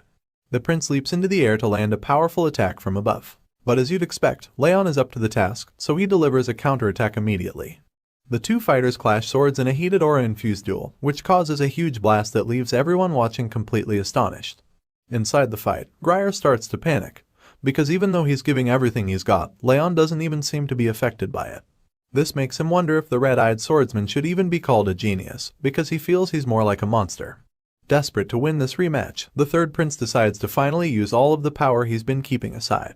His sword starts to glow even brighter this time, and when Raon sees this, he concludes that Grier must be using the Pier's sword technique, which is only passed down to the successors of the Orwan Kingdom. Looking at the opponent's energy, it's easy to guess that he's planning to end the duel in a single strike.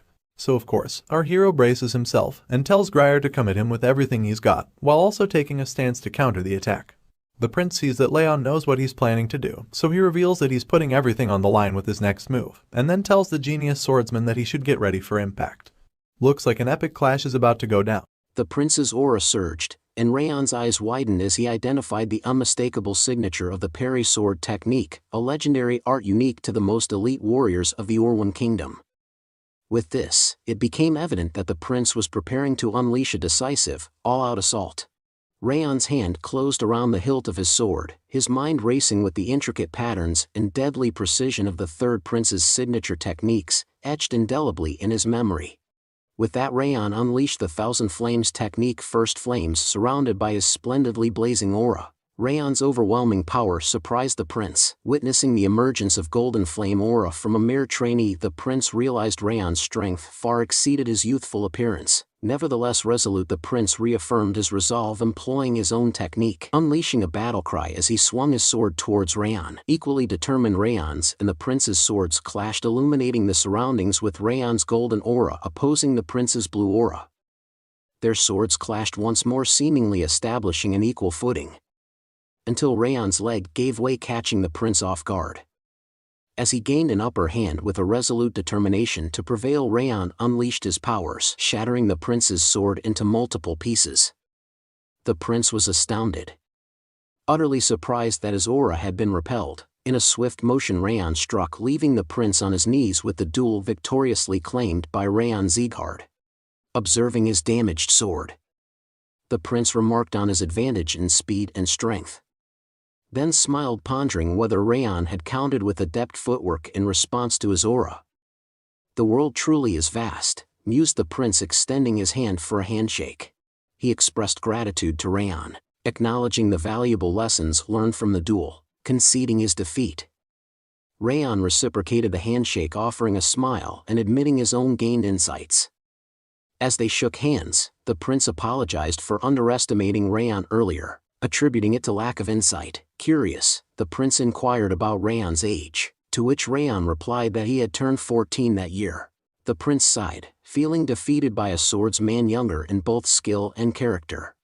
The prince graciously handed Raon an item, requesting him to keep it. Curious, Raon inquired about its significance.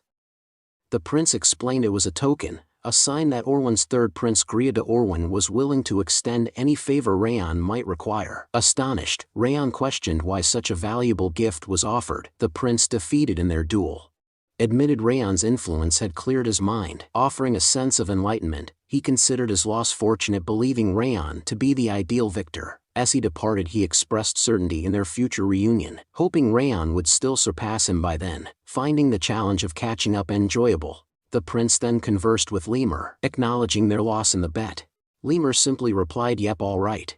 Addressing Duke Tartan, the prince proposed a return, to which the duke promptly responded, "Ah yes, your highness." Suddenly recalling an urgent task, the prince swiftly departed. Reflecting, Raon pondered over his past life, where fulfilling missions without payment was the norm, finding the concept of compensation in this life peculiar. Examining the golden pendant from the prince, he marveled at life's surprising twists and turns. Meanwhile, at the patriarch mentions place. The patriarch listened attentively as the prince recounted the lessons learned from the duel with Raon. Admitting his initial belief in superiority, the prince credited Raon for prompting reflection and learning, describing him as a remarkable mature swordsman. Despite his youth, astounded, the patriarch acknowledged the prince's revelation. The prince expressed his intent to return promptly, eager to physically train and match the mental growth experience through Raon. "Bro is glazing hard right now." The patriarch then nodded in agreement and requested him to convey gratitude to the king for the letter. The prince replied, "Certainly, thank you." As the sun dipped below the horizon, painting the sky with stunning hues, the prince and his companion rode their horses homeward, bound for their kingdom. "Your highness, the duke hesitated. Meeting the prince's gaze, he inquired if there was something on his mind. The duke expressed his concern about the prince revealing his hidden powers and employing the Perez sword technique in the duel with Raon, deeming it a tad excessive. Stressing the importance of concealing his abilities, the prince chuckled in agreement, acknowledging that he might have gone a bit too far. He defended presenting Raon with the plaque, highlighting Raon Sieghart's goodwill despite being underestimated, which warranted an appropriate response. Additionally, Raon shared a technique that could be a secret. The prince argued, "That's true," but the duke began, only to be interrupted by the prince, who asserted that the plaque was an investment. Perplexed, the duke sought clarification. The prince elucidated, foreseeing Raon's exceptional skills and mental prowess at his young age, foreseeing a promising future despite his indirect lineage. He questioned the duke if he didn't believe it would be advantageous to establish a connection with someone like Raon. Impressed, the duke commended the prince for his farsightedness, to which the prince jokingly remarked that such farsight was expected, having grown up in the royal family, otherwise he might as well perish. The prince's expression remained calm, but his mind was racing. "I wonder," he thought to himself, "just how much stronger Raon will become by the time we meet again." Returning to the patriarch, his butler remarks on the patriarch's potential pleasure at his grandson's acknowledgement by a prince from another kingdom.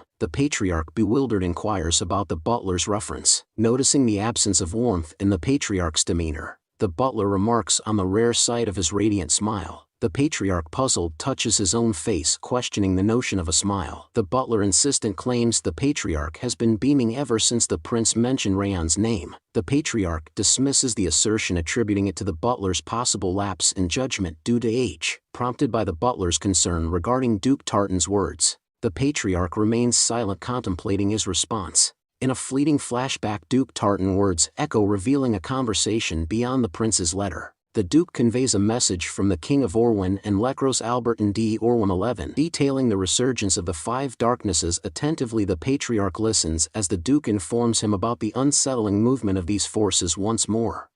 The following day, Lima commends the trainees for their performance against the Orwin Kingdom's trainees, stating they seem adequately prepared.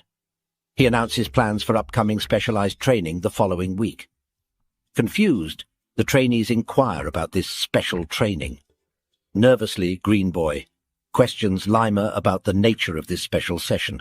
Lima hints that it might not quite fit the term training. Rather, it's gearing up for an actual battle, warning them to brace for witnessing real bloodshed. Lima divulges details about a group of mountain bandits, the Snow Tiger Claw, residing a bit south of the Sieghart territory.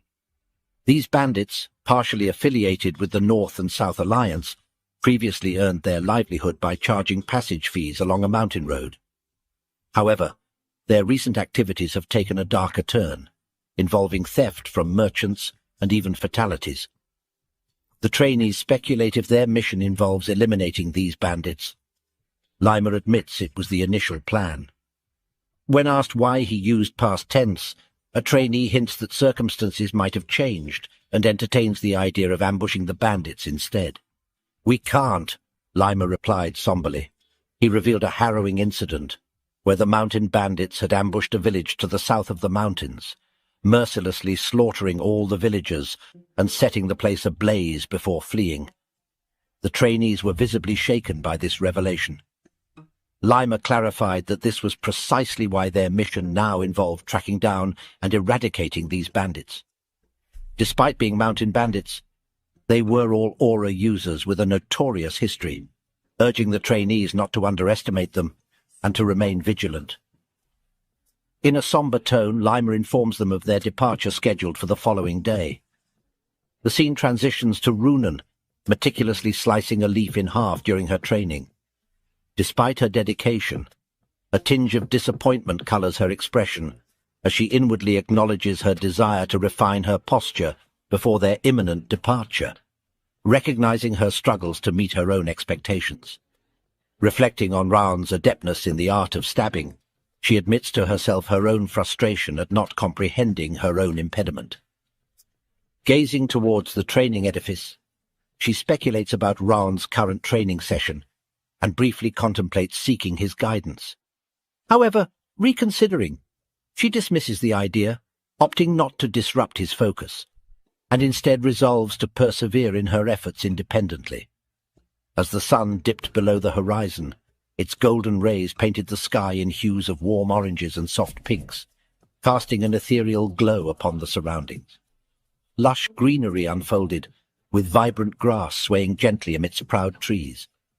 The subsequent panel revealed a serene oasis, a petite pool mirroring the tranquil training building, each ripple preserving the essence of the edifice in its crystal-clear reflection. The harmony between nature's splendor and human craftsmanship was captured in this picturesque moment. Sorry about that. Runan reclined on a boulder, musing silently that her posture had weakened since earlier. Yet her movements had notably gained fluidity. She reckoned that today's efforts had sufficed. Rising and casting a glance towards the training facility, she speculated that Raon might still be there, contemplating bidding him farewell before heading home. Then a recollection struck her, her mother's request to return early this weekend for a promised treat of ice cream. With this memory, she resolved to depart promptly and seek Raon's guidance on the following day, intending to treat him to ice cream then. As she traversed the street solo, a figure trailed behind her, eventually calling out her name. Startled, she pivoted and inquired about the identity of the individual. Her countenance abruptly shifted to one of terror as she laid eyes upon the person. The man possessed hair as white as hers and greeted her, remarking on the passage of time. Syria Slyon, the white-haired man with striking purple eyes, bearing a resemblance to Runan, is introduced as a member of the vassal family Slyon. His smile faltered upon seeing her dismay, questioning why she appeared so distressed at the sight of her own brother. Expressing his discomfort at her reaction, he reminded her of his prior advice against wearing such an expression. Runan, upon hearing his words, began trembling visibly, a palpable fear taking hold of her. Syria then knelt down, acknowledging the effectiveness of Lima's training, noting with surprise that she had grown significantly stronger than he had anticipated. He rose, expressing his pride in her. Yet his countenance swiftly shifted, assuming a menacing demeanor as he addressed her. "But you wouldn't dare engage in warfare or partake in duels, risking your own life, would you?" Following her brother's words, Runan cried out and distanced herself from him. He then questioned whether she had forgotten all he had taught her in that brief period, reaching into his pocket, suggesting he might need to remind her again. Inquiring about the name of her former squirrel, he speculated if it might be Ruby. Syria, cradling a slumbering squirrel, witnessed as he continued with a smile, expressing certainty that she would now recollect how Ruby had met her end, and what would transpire if she disobeyed him. Despite Runan's cries to halt and wait, her brother proceeded, squeezing the squirrel in his grasp until it met a gruesome fate, blood splattering in all directions. Runan's eyes widened in astonishment. She was transported back to a haunting memory of discovering two lifeless squirrels on the ground and attempting to bury them, only to have her brother intervene and crush them. The recollection of that trauma caused Runan to collapse to her knees, unleashing a scream of terror. Her brother, wearing a smile, drew close, whispering, "Runan, you belong to me," emphasizing that until a certain appointed time, she must refrain from engaging in anything arduous or hazardous. He instructed her to merely stay alive and await his further directions. Abruptly, an assault targeted Syria, resulting in a massive explosion narrowly evaded by him. Shaking with fear, Runan found herself facing Raon, who had appeared before her and her brother. With a serious and intimidating demeanor, Raon demanded, "Who are you?" Raon stood his ground, demanding the man to reveal his identity. Syria grinned and retorted that proper introductions should come before seeking someone's name, especially after his sudden intrusion. Raon pointed out that Syria was the one blocking the path in such a narrow alley, and asked with a threatening tone if he was a thief or a robber. Syria acknowledged how Raon might interpret the situation, but clarified he wasn't a robber. In fact, he was Runan's older brother. Glancing quickly at Runan, Raon noticed her trembling in terror, wide-eyed and holding her head.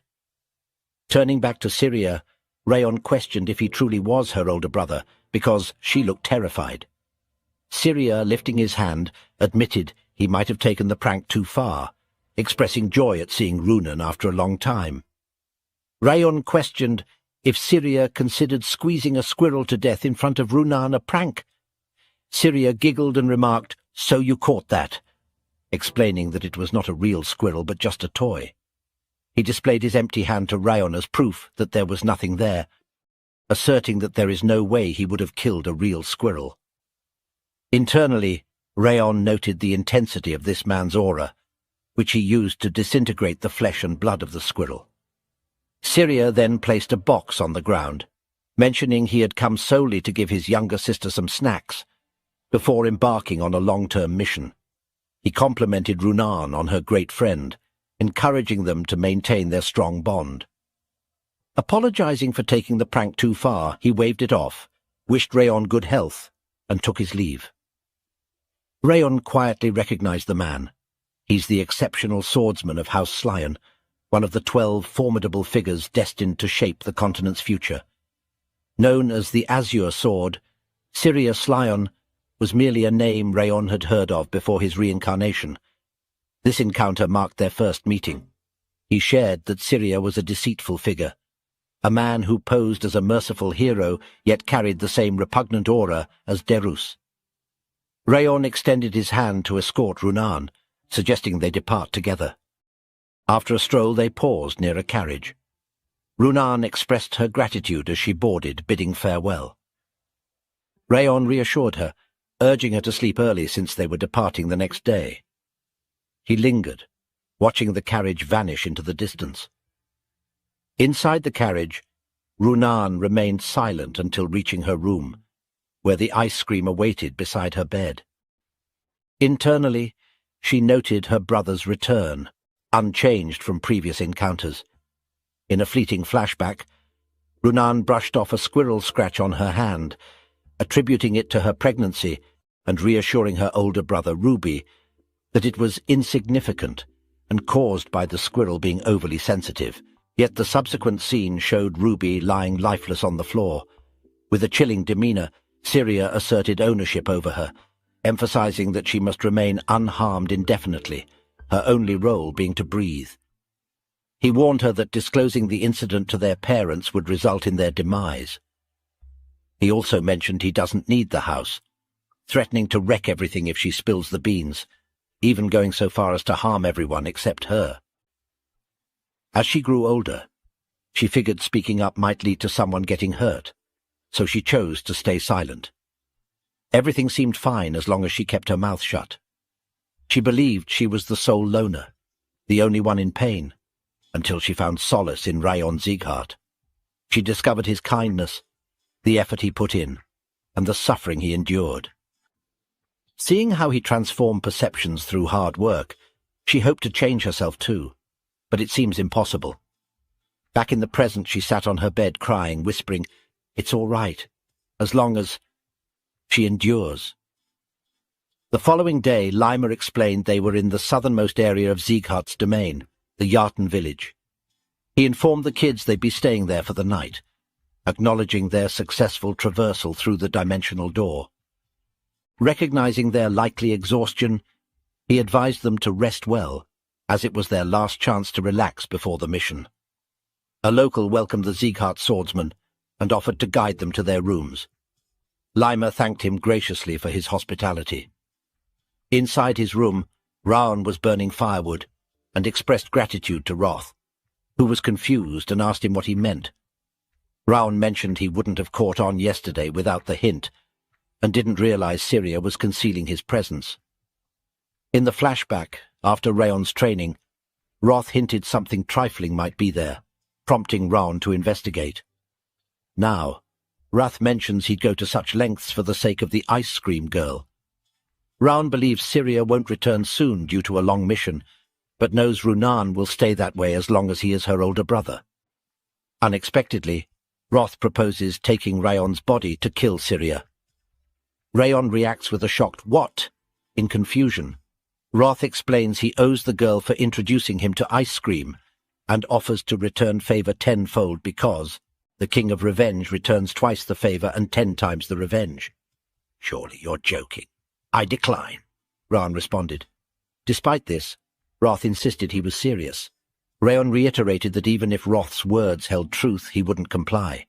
He emphasized that Syria's actions had deeply scarred Runan, and even if Syria were eliminated, it wouldn't alleviate her suffering. Raon expresses that Runan, in both his past and present life, is the first child who has shown care towards him. He firmly declares that he'd kill anyone responsible if something were to happen to her. 2 days after departing Sieghart's domain, they reached a village ravaged by the bandits called the Snow Tigers. The children quivered at the sight of charred bodies, voicing questions like, "What's happened here?" and "Why would someone do such a cruel thing?" Baron, beside a burnt corpse, found words to convey the sheer brutality. Raon surmised internally that they must have been decapitated before being burned, glancing at Martha, who appeared unperturbed by the grisly scene. He presumed she might have encountered numerous corpses before or taken lives herself. Suddenly, Raon scanned the area, abruptly stopping and anxiously wondering about Runan's whereabouts. Runan is seen next to a corpse, and on the next scene the young girl stood frozen, her eyes locked on the horrific scene before a burned corpse, an image that seared into her mind, inducing a heart-wrenching surge of terror, revulsion, and an overwhelming sense of disbelief that can shatter any person's innocence in an instant. Lima addressed the children, explaining that the distressing scene before them was the work of the Snow Tiger bandits. He urged them to etch this memory into their minds, advising them to stay vigilant when encountering such situations. Holding an object he referred to as an inaudible whistle, he clarified that it wouldn't emit an audible sound, but would be detectable by trained individuals. In case of danger, they were to use it, signaling the supervising instructors for immediate action.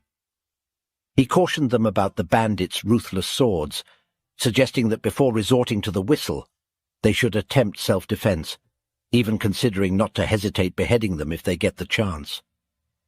With resounding agreement from the trainees, Runan, however, stood silently.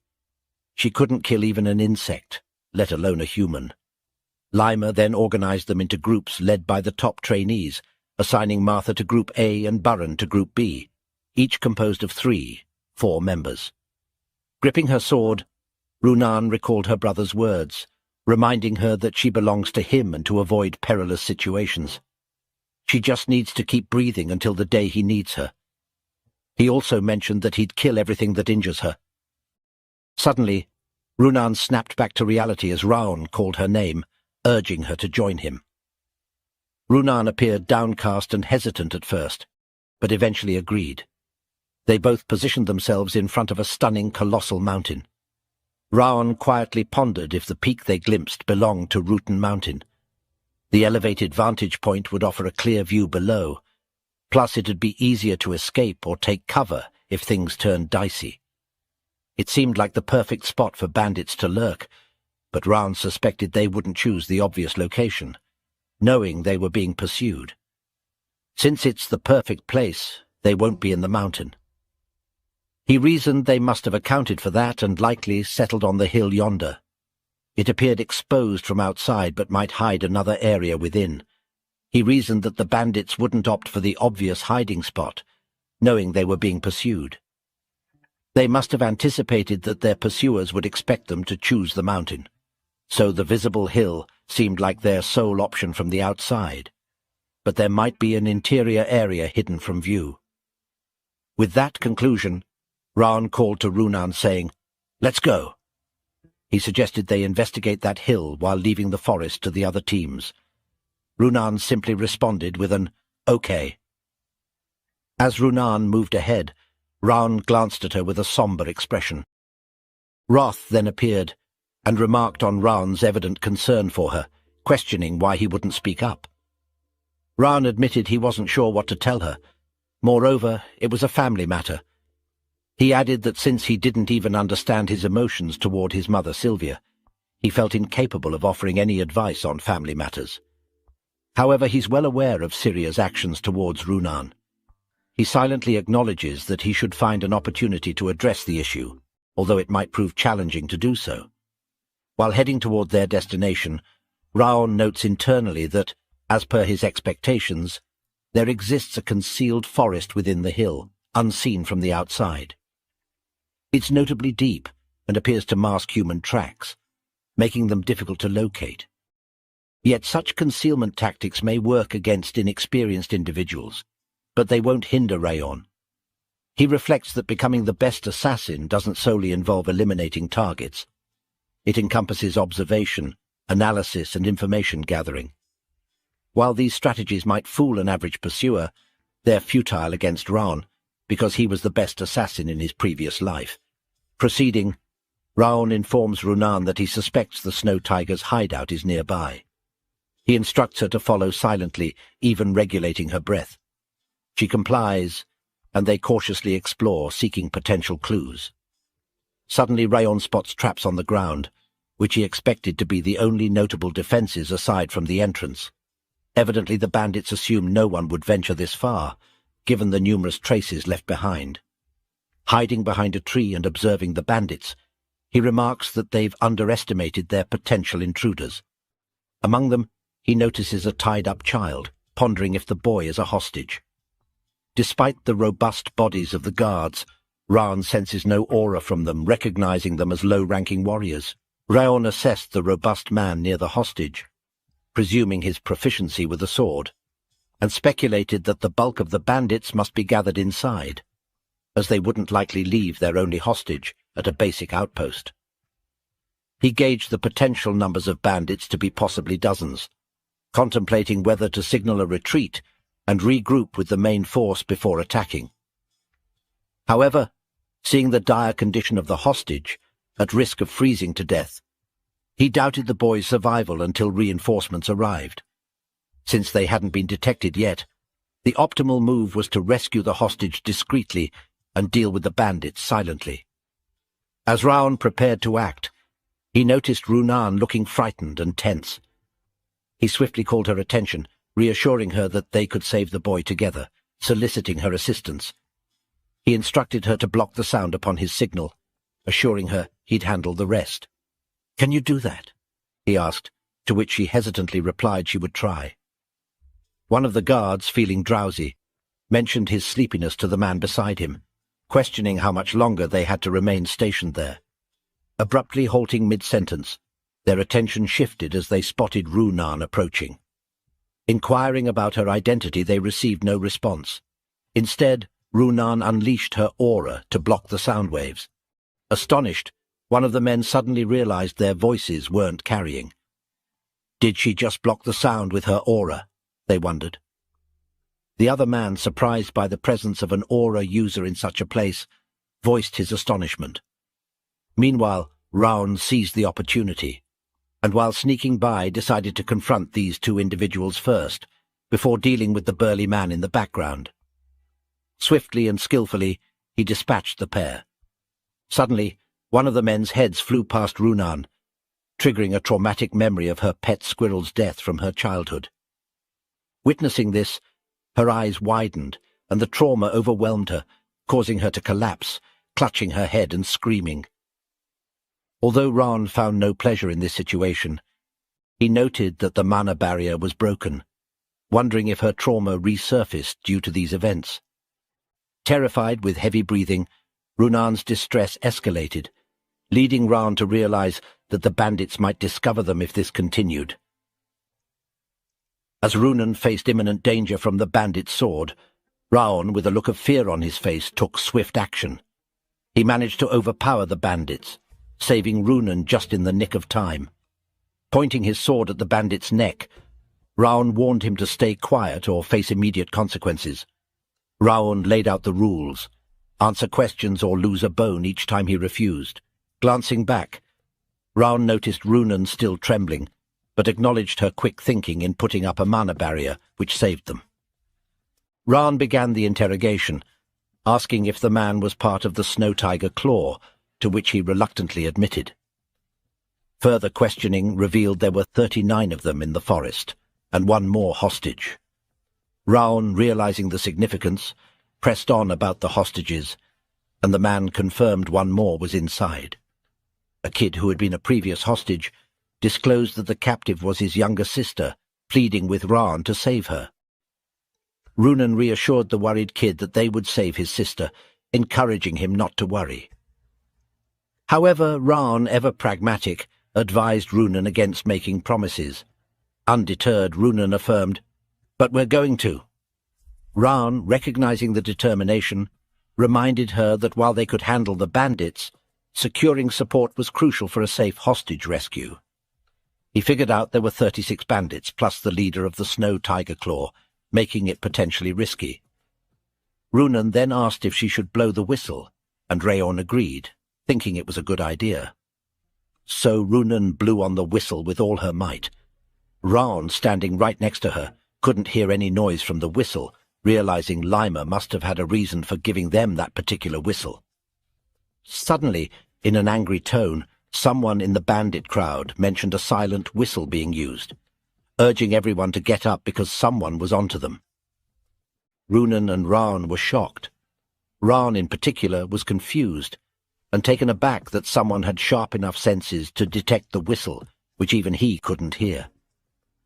Hiding behind a tree, Runan and the kid, Raon, positioned himself with a sword at the bandit's neck as the rest of the bandits faced them.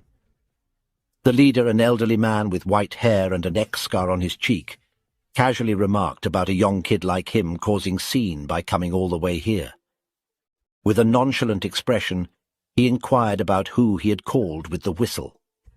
Raon, keeping the sword at the man's neck, brushed off the question, stating it's none of his business and proposing a hostage trade. "Trade hostages?" the man asks. Raon responds, telling him that if he hands over the child, he'll release the man too. Suddenly the old man bursts into laughter, stating he doesn't care whether the hostage Raon holds lives or dies. Continuing, the old man emphasizes that the hostage holds no value to him, unlike the child. Pointing his sword at the child's neck, he warns Raon that if he doesn't want to see the child's head roll, he should put down his sword immediately. The little girl looks sad and starts crying upon hearing the man's words. With a piercing stare, Raon acknowledges, saying, "I see." He instructs Runan to turn around and wait for his signal. After Runan complies, Raon swiftly slashes the throat of the man he held hostage, blood splattering everywhere. The bandits witnessing the scene scorn Raon. In a sudden motion, Raon throws his sword towards a bandit, catching him off guard as the sword pierces his chest. In a loud tone, Raon instructed Runan to create a frost fog using aura, and she swiftly followed his command. The frost fog enveloped the surroundings, leaving the bandits unable to see anything. Exploiting the confusion, Raon dashed past them, rescuing the unconscious little girl who had been the hostage. The bandits, realizing Raon had escaped with the child, cursed and vowed to find and kill him. Hiding somewhere safe, Raon observed the unconscious kids and mentioned to Runan that they might have passed out due to the cold. Unable to run away with them in that state and uncertain about the bandits' plans for the village, Raon decided they needed to eliminate the threat. Despite sustaining an injury to his hand, Raon insisted that Runan stay and protect the kids while he dealt with the bandits. With a concerned look, Runan informed Raon about his bleeding arm. Raon reassured her, insisting he's okay and expressing his intent to swiftly deal with the bandits before returning. As Raon prepared to depart, Runan grasped his sleeve, urging him not to go due to the danger of fighting while injured. She pointed out that the instructors would arrive soon, suggesting they wait for assistance. Raon met Runan's gaze, kneeling to her eye level, and empathetically acknowledged the frightening nature of the battlefield, understanding the shared experience between trainees like them and seasoned swordsmen.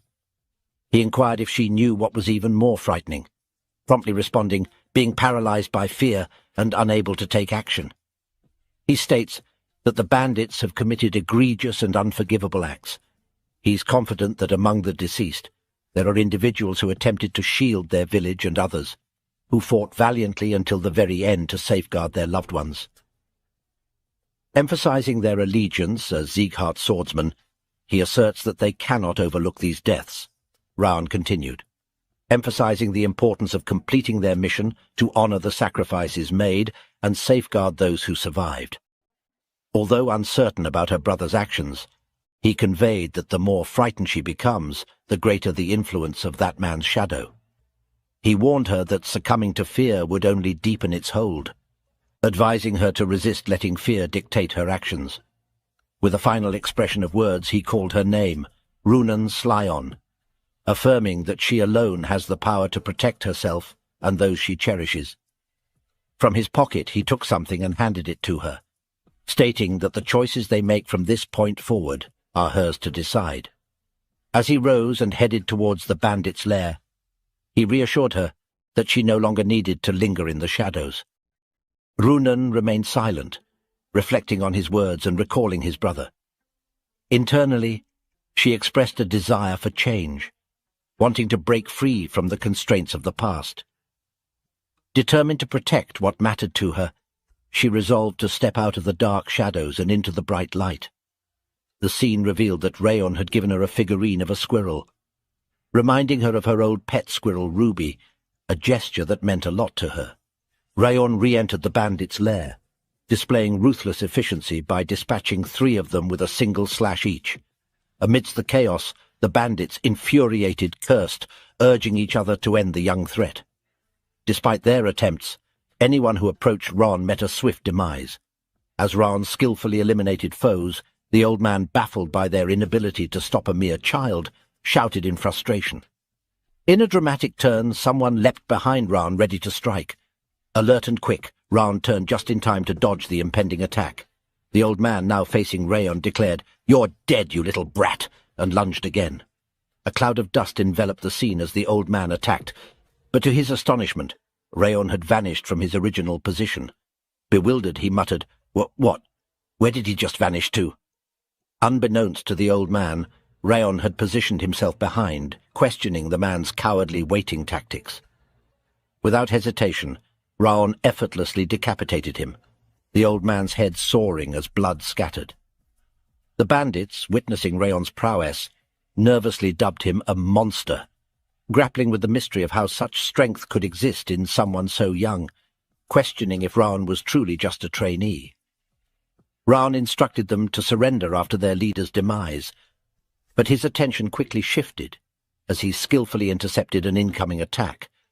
Suddenly a voice chimed in expressing disbelief, emanating from a brown-haired man.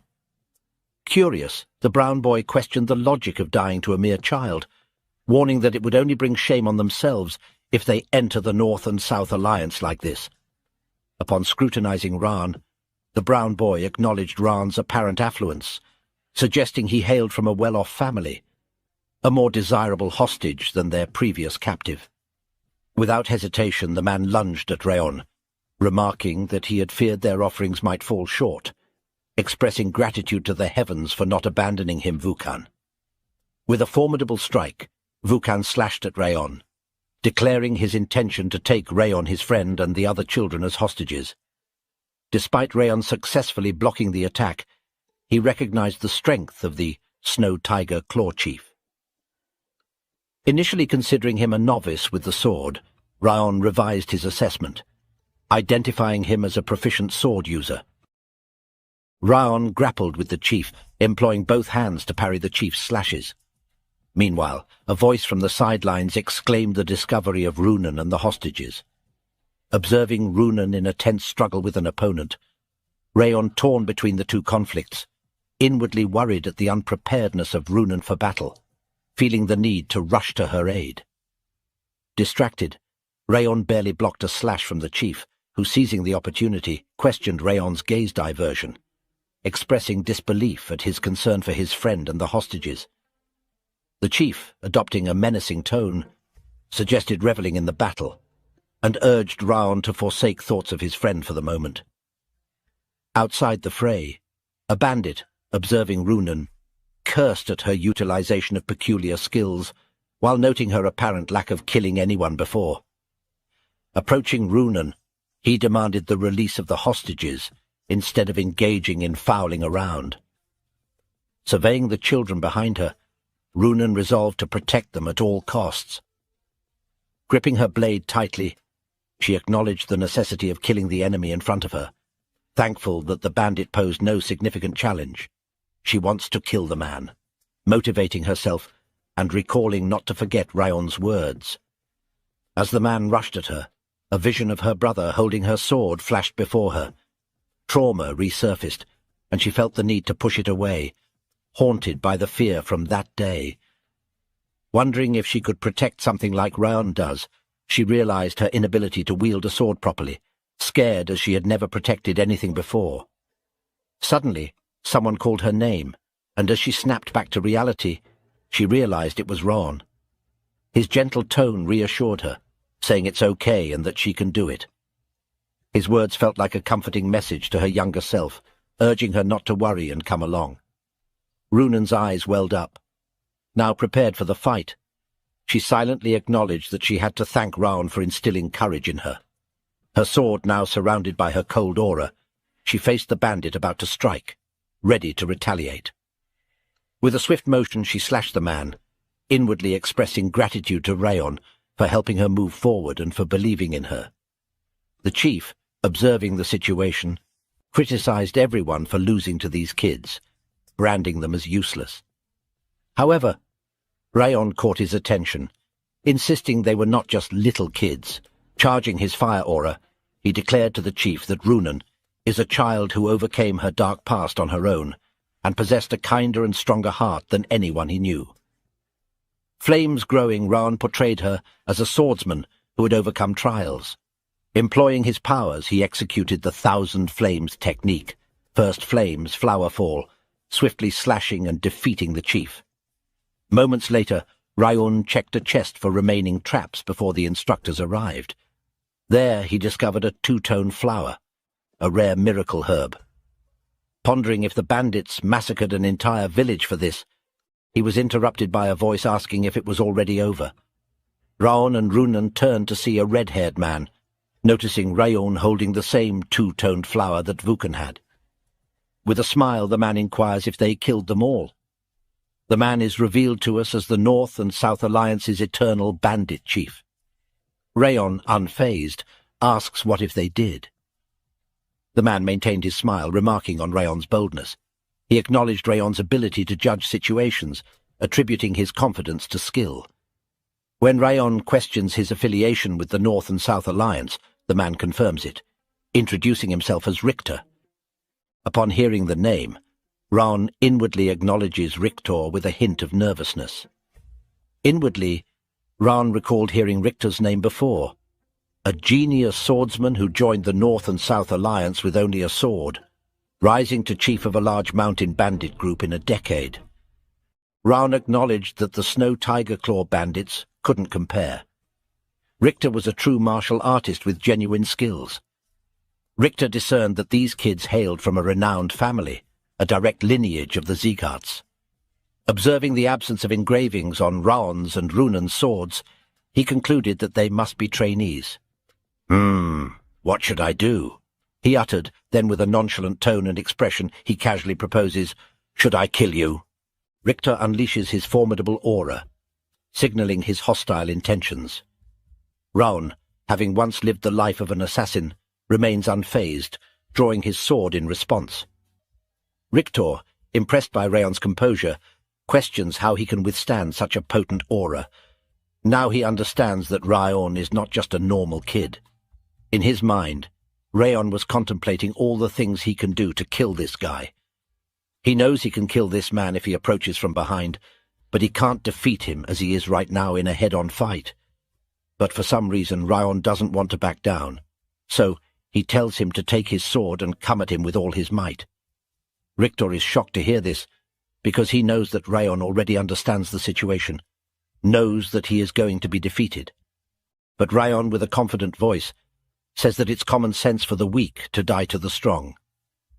This leaves Richter dumbfounded, because he feels that it's something a kid should not say. After hearing this, he actually loses his interest to fight with Raon, because now he knows what kind of person Raon is, and he thinks that it will be a shame to kill someone like him. But Raon doesn't back down even now. He says, "A martial artist doesn't choose where he dies." All this stuff coming out of Raon's mouth is making Richter more confused and flustered. He sarcastically asks Raon if he's sure he is a kid. Does he have a collection of famous quotes or something?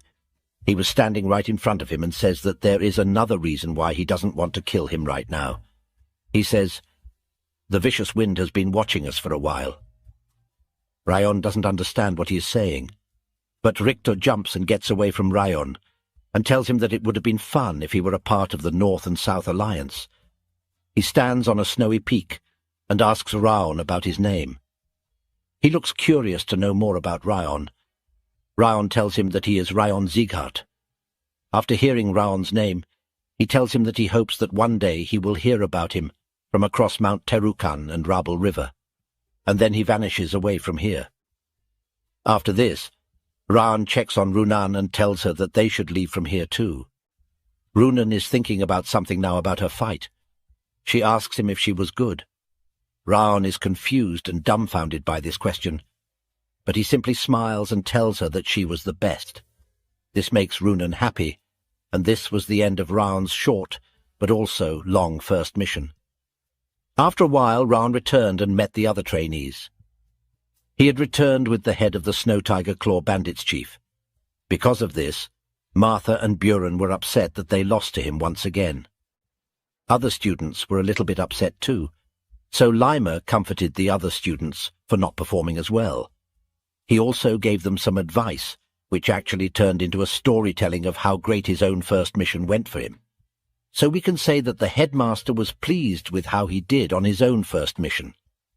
Even Roth started to brag about his first battle, and he started to tell Raon about his first battle in which he froze an entire castle. Listening to the two very talkative people reminiscing almost made Raon feel his ears were bleeding. The rescued children had lost their parents, so the Slyon family decided to take them in. Slyon family is the family of Runan, and even the children liked the decision, since they started to like Runin after a few days. Upon returning from the missions, Runin and Raon were summoned by the Patriarch, where they were awarded with a bronze medal for their accomplishments. At first, Raon was surprised to be praised by the Patriarch, and we get to know the Patriarch gave Raon the two-tone flower by calling it Raon's own loot, despite the flower being a very rare miracle medicine. The Patriarch decided to give it to Raon. Raon is visibly confused about this, but he still takes it since getting the two-tone flower is quite a big deal. At night, when Raon came back to his home, his eyes were stunned to see someone in front of him. He was confused and flustered to see Dorian here. He asked Dorian why he was here, to which Dorian replied that Madame Sylvia had asked him to stop by. He further tells that Madame Sylvia asked him about what happened once the mission was completed. Raon was stunned to hear this. Beads of sweat fell from his face as he was in terrible shock. With a pinch of fear in his voice, he asked Dorian if he had told her everything. Dorian's eyes teared up when he informed Raon that he told Madame Sylvia about the touching story. Raon was dumbfounded by this and inwardly wondered, what has this idiot done? Suddenly he heard Sylvia's voice, who was accompanied by Maid Helen. Both of their faces looked like they couldn't process what they had just heard. Raon thought that Sylvia would be really mad if she knew that he stepped up to kill the bandits. He tried to explain the situation, but suddenly Sylvia ran up to him and hugged him. She smiled and told Raon that he did a great job. Raon was confused by this series of events. Sylvia asked her why she thought she would be mad. Raon replied that Sylvia always tells him to be careful. Raon was about to say some more things, but Sylvia cut him off and said that the reason the first patriarch wielded his sword was to protect the weak. She told him that he always has reached out his hand to those in need since then. The Sieghart continued to carry out his will to protect the weak. She tells Raon that her dream was to become a swordsman like the first patriarch. So how could she scold Raon for saving the hostages? She put both of her hands on Raon's shoulders and told him that she was proud of him. Maid Helen was also proud to hear the story, and she told the other maids that tomorrow she would go to the main residence and she would brag about Raon's successful first mission. Sylvia was very emotional, but on the other hand, Raon was not able to understand her. He felt that emotions were too complicated for him. He turned his face behind to look at what that bastard Dorian had done, but he was long gone from here. Raon felt that the situation was not that bad either. On the other hand, we see Runan cherishing the wooden squirrel which was given to her as a present by Raon. She was lying on her bed and thinking about the moments spent with Raon. She remembers on their first mission, where Raon motivated her to move forward and forget about her dark past. In her mind, she thinks that next time when she will meet him, she will thank him for all that he did for her. Now we find ourselves in the forest, where Lima was also thinking about Raon. We get to know what Rictor was telling Raon about the vicious wind. Actually, Lima was hiding behind the tree and watching the interaction between Rictor and Raon. With a grin, Lima says that it's been so long since he have seen in someone what he saw in the patriarch. To him, it seems like the seed for a new king has begun to sprout. Now we behold the grand presidential building of the Robert family. Inside, a man sat at his office table engrossed in writing. By the way, do you recall this white-haired gentleman? If not, allow me to remind you. He is Sir Derus Robert, the primary antagonist of our tale, the one who ended Raon's life back in the first chapter. He was writing something in his book, and noticed blood on the page. When he checked, he noticed the wound was still not closed. He remembers the day when he killed Raon, but before dying, Raon charged up towards him and attacked him. He remembered that it had been 17 years already since the day Raon had given him this wound. He continued to try out different high-quality miracle medicine since that day, but it didn't work. He also hired skilled physicians and renowned priests. However, no one has been able to erase this wound from his hand. He sees the wound on his hand, which neither heals nor gets worse. He feels that the wound looks exactly similar, just like it did the day he got it. He feels the wound is communicating to him, and it wants him to remember that day. He sarcastically says, "So some dead spirit is asking me to remember him," and feels that Raon is standing in front of him, and he laughs at him. He says that the past doesn't matter, because he is not a person who will look back on his own past. Now we get to know that there is only little time left until Robert's lifelong wish will come true. I feel he is planning something cruel, but we don't know what that is. Now we see Raon, who has achieved many rewards on his status window. We can see the bitter cold curse has been weakened. He got the 3-star Thousand Flames technique, and he has also achieved 3-star bitter cold aura. He got 3-star legendary senses, 3-star flame attribute resistance, and now he has achieved entry to sword expert. His aura manipulation speed has also increased. All of his stats have greatly increased. His sword proficiency has increased. His footwork technique proficiency has also increased. His PP has also increased. He is happy to see all these appraisals in his skills. He finally reached the expert realm, and he is satisfied with his performance. Although it is still entry level, but we all know that Raon has worked really hard to reach this point. Roth tries to insult Raon by saying that it is ridiculous because even a swordsmaster is just near an insect in front of him. So why is Raon being proud of himself for becoming an expert level? Raon tells him that it is rare for a 15-year-old to become an expert level. Even if someone looks all over the continent, they won't be able to find anyone of Raon's age who has already achieved expert level. Roth annoyingly tells him that only idiots consider age on the battlefield. Age doesn't matter. Weak is still weak. But surprisingly, Raon doesn't argue back.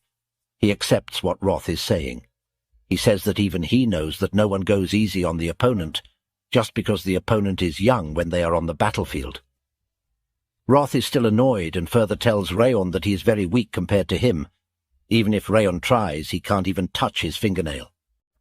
But Raon smiles and tells him that he also agrees with him.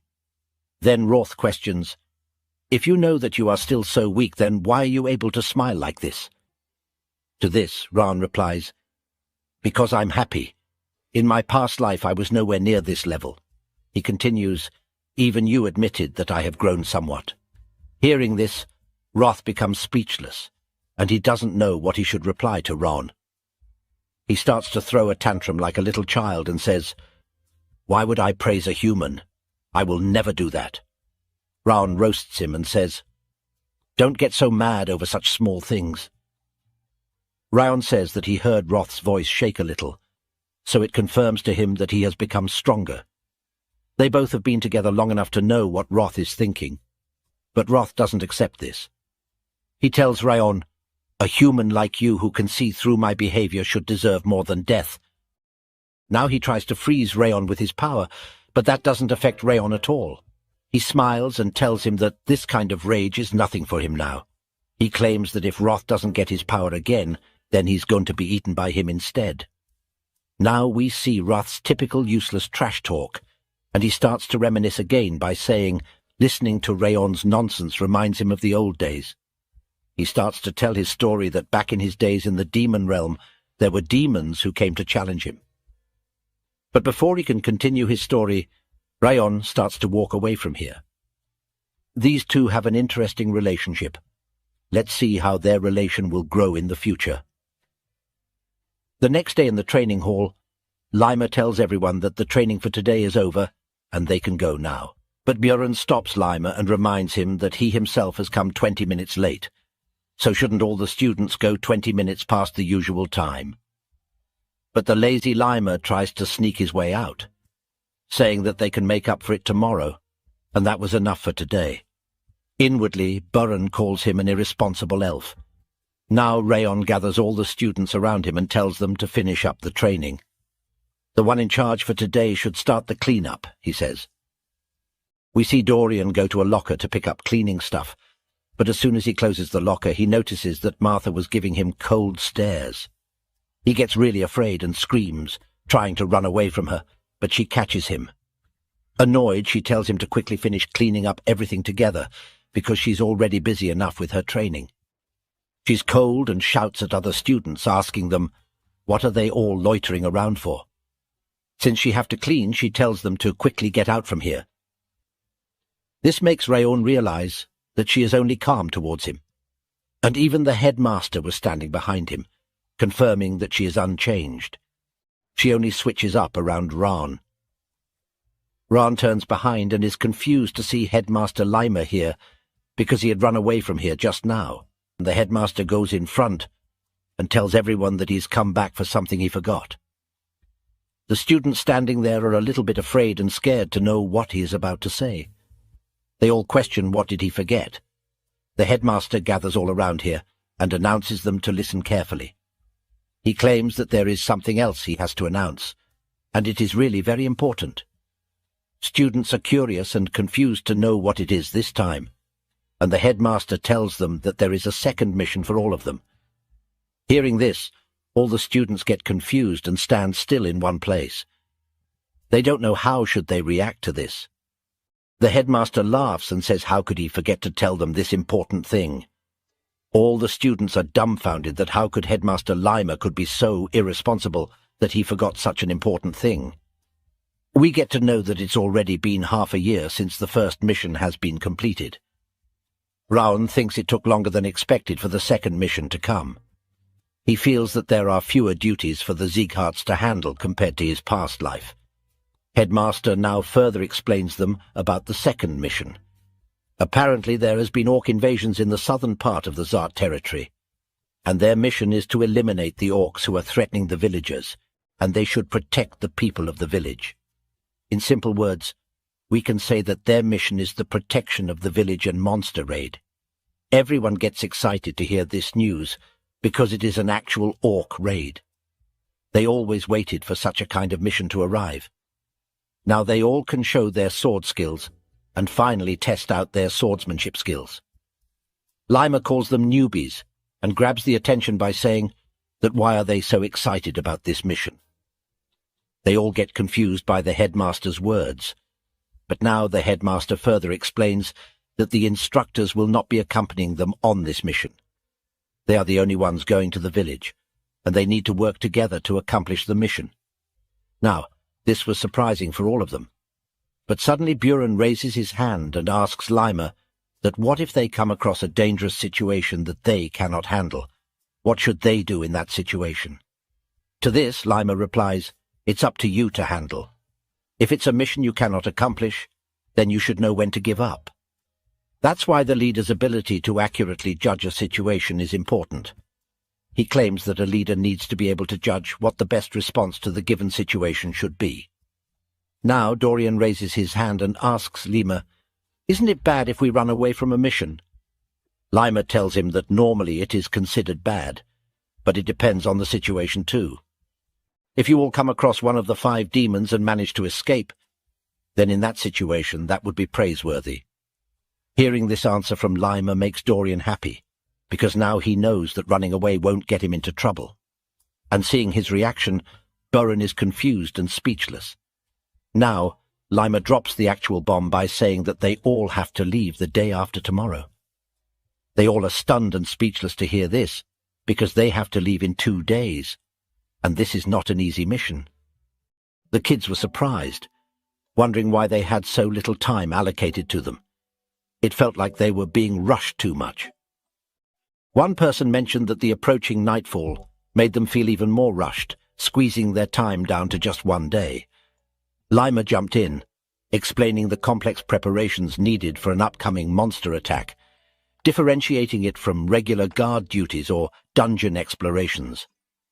With a friendly smile, he stressed the potential consequences for the village if they didn't prepare well in advance, advising them to be careful. On the other hand, Buren suggested they could have prepared better if they had been warned earlier. Suddenly, Raon spoke up, ending the growing argument with a firm statement. All eyes turned to him as he reinforced Lima's consistent advice about the unpredictable nature of their missions, urging them to focus on readiness rather than panic. He pointed out that the more they worried about their situation, the less time they would have to prepare. Encouraged by Raon's words, one student admitted he was right, while another agreed that waiting for the perfect moment might not guarantee success. So they decided to take action together. Lima then explained how tough orcs were, highlighting their aggression and superior strength, emphasizing the difference between past skirmishes and the upcoming battle, due to the large size and numbers of the orc enemies. Realizing a direct fight wasn't practical, he suggested a strategy of evasion rather than defense. Advising them to travel light, he set the meeting time for dawn in 2 days, wrapping up the briefing by assuring them they had all the necessary information for now. Later that day, Raon was back at his house and was about to enter his room, but he suddenly noticed a bag next to his door. He felt that the backpack had a lightweight spell on it. He knew that this was sent by Lima, and with the spell on it, Lima was making it obvious that he wouldn't help them with this mission. Raon figured that Lima was trying to say that it's all up to them. But that was okay by Raon. Suddenly Roth called him an arrogant bastard. Asking if he thought that everything would go as he imagined, he continued by saying that anything unexpected could happen at any point. Raon agreed, mentioning how it's just like how Roth had given him all of his stat points. Those words made Roth want to shut Raon's mouth for good, but Raon assured him that wouldn't happen. Suddenly both of their attention turned to the door. As Raon opened it, he wondered who could be visiting him at this hour. He was shocked to see his mum standing there looking mad. With a serious tone, she told him that he should at least let her know if he gets a mission. Nervously, Raon asked her how she knew, wondering if Dorian had told her again. However, she replied that Lima was the one who told her. Inwardly, Raon cursed, thinking, "That darn elf!" He then apologized to her. She stood in silence and looked at him, then held his hand. She told him that being a head student meant a lot more than just being the representative. He needed to lead the other trainees into a better path. So, he shouldn't carry out missions alone. He needed to put his fellow trainees in the right positions to minimize damage and lead everyone to success in the mission. His friends' lives depended on the choices he made. Inwardly, Raon anticipated a lecture, but instead she offered advice. Placing her hand on his chest, she explained that monster raids might appear simple, but they're actually quite challenging. She urged him to ensure the safety of the villagers by eliminating every single threat. Emphasizing that during missions he transitions from a trainee to a Sieghart swordsman, she hoped he would embody the old ideals of their family. Raon admitted he had expected her to yell at him, prompting her to express that she is mad, worried, and frustrated too. However, she quickly hugged him, acknowledging it wasn't the time for scolding. She warned him to brace himself for a proper scolding once he get back, but expressed relief that he had gotten brighter after beginning his training. But she could never stop worrying about him. Those words resonated deeply with Raon, reminding him of a past where no one had shown concern for his well-being. Being embraced by someone who genuinely cared felt comforting. The following day, the students stood respectfully as Lima concluded his speech. Stressing the unpredictability of their journey, he urged them to exercise utmost caution and advised retreat if needed. Responding with a unified, "Yes, sir," the students acknowledged his directive. With a nod, Lima bid them to depart, noting that while the journey typically took a month, the road they had built would shorten it to 2 weeks. He wished them luck, and then the students thanked him. Raon then took charge and instructed everyone to line up in formation with 4 rows, moving according to the buddy system they established earlier that morning. Lima watched them with pride and silently acknowledged that he was confident they would succeed because Raon excelled not only in combat and aura, but also in his strategic thinking. Lima was certain Raon would breeze through this mission and return triumphantly, especially considering Raon was only 15. Lima always had high expectations of him whenever he saw him. Meanwhile, Raon reminded everyone to stay mindful of their positions in case of battle, assigning Dorian and Cetane to double-check all the gear and the health of the team members. Suddenly an instructor approached Lima and inquired if they should follow the students now, noting that at this distance they wouldn't notice if they departed. However, Lima replied, "Not yet," explaining that one of them had particularly sharp senses, referring to Raon. Then Lima let out a yawn and mentioned he was going to catch a quick nap before departing. The other instructors questioned if it was wise to delay, suggesting they leave immediately. But Lima assured them they should worry about the orcs instead of the students. Meanwhile, in a dimly lit place adorned with skulls, a cloaked figure inquires if the gathered individuals are confident in the information they've provided. One hooded figure kneeling before him confirms, stating they've received certified information that it's that village. The leader nods, asserting that they should proceed, authorizing the elimination of anyone who gets in their way. In the heart of the untouched wilderness, where the whispers of the trees tell tales of old, a new season begins. The village, nestled at the edge of the forest, holds secrets yet to be uncovered. Then the scene shifts to Raon, who is bewildered to see someone. Then it's shown the person Raon was staring. It was Sieghart's direct lineage 6th Training Hall's top trainee Cain Sieghart. Both groups were surprised to see each other in the same place. Raon spoke up, his voice tinged with surprise. Why is the team from the 6th training ground here? Kane, the leader of the opposing team, echoed Raon's question. I have the same question. Why are you guys here from the 5th training ground in this area? Raon's gaze locked onto Kane, and a name echoed in his mind. Despite being from the 6th training ground, Kane seemed to be in surprisingly good shape. Raon thought to himself, he's in much better condition than I remember. He also seemed to be a pretty advanced sword user now. Kane replied to Raon, we're heading out on our orc raid mission. But what about you, Raon Sieghart? What brings you to this place? Raon replied, we're also on our orc raid mission. Kane's eyes widened in surprise. You're saying that Training Hall 5 also received the orc raid mission? He paused, his brow furrowed in concern. Our training head didn't mention that we'd be working alongside another team. Raon's expression turned skeptical. What? The scene shifted to the night before departure, at a nearby bar. Limer, a seasoned instructor, raised his mug in a toast. To your students, Raon. They've gained great honor for their accomplishments in their last mission. And I heard they even defeated a group of bandits, despite their young age. That's truly impressive, and a testament to your leadership. Limer leaned in, a thoughtful expression on his face.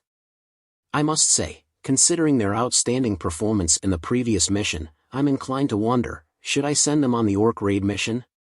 Limer chuckled, a hint of amusement in his voice. I bet they'd get it over with in a hurry. Limer added with a smile, and I'm sure the head of the family will praise me again for the success of this mission.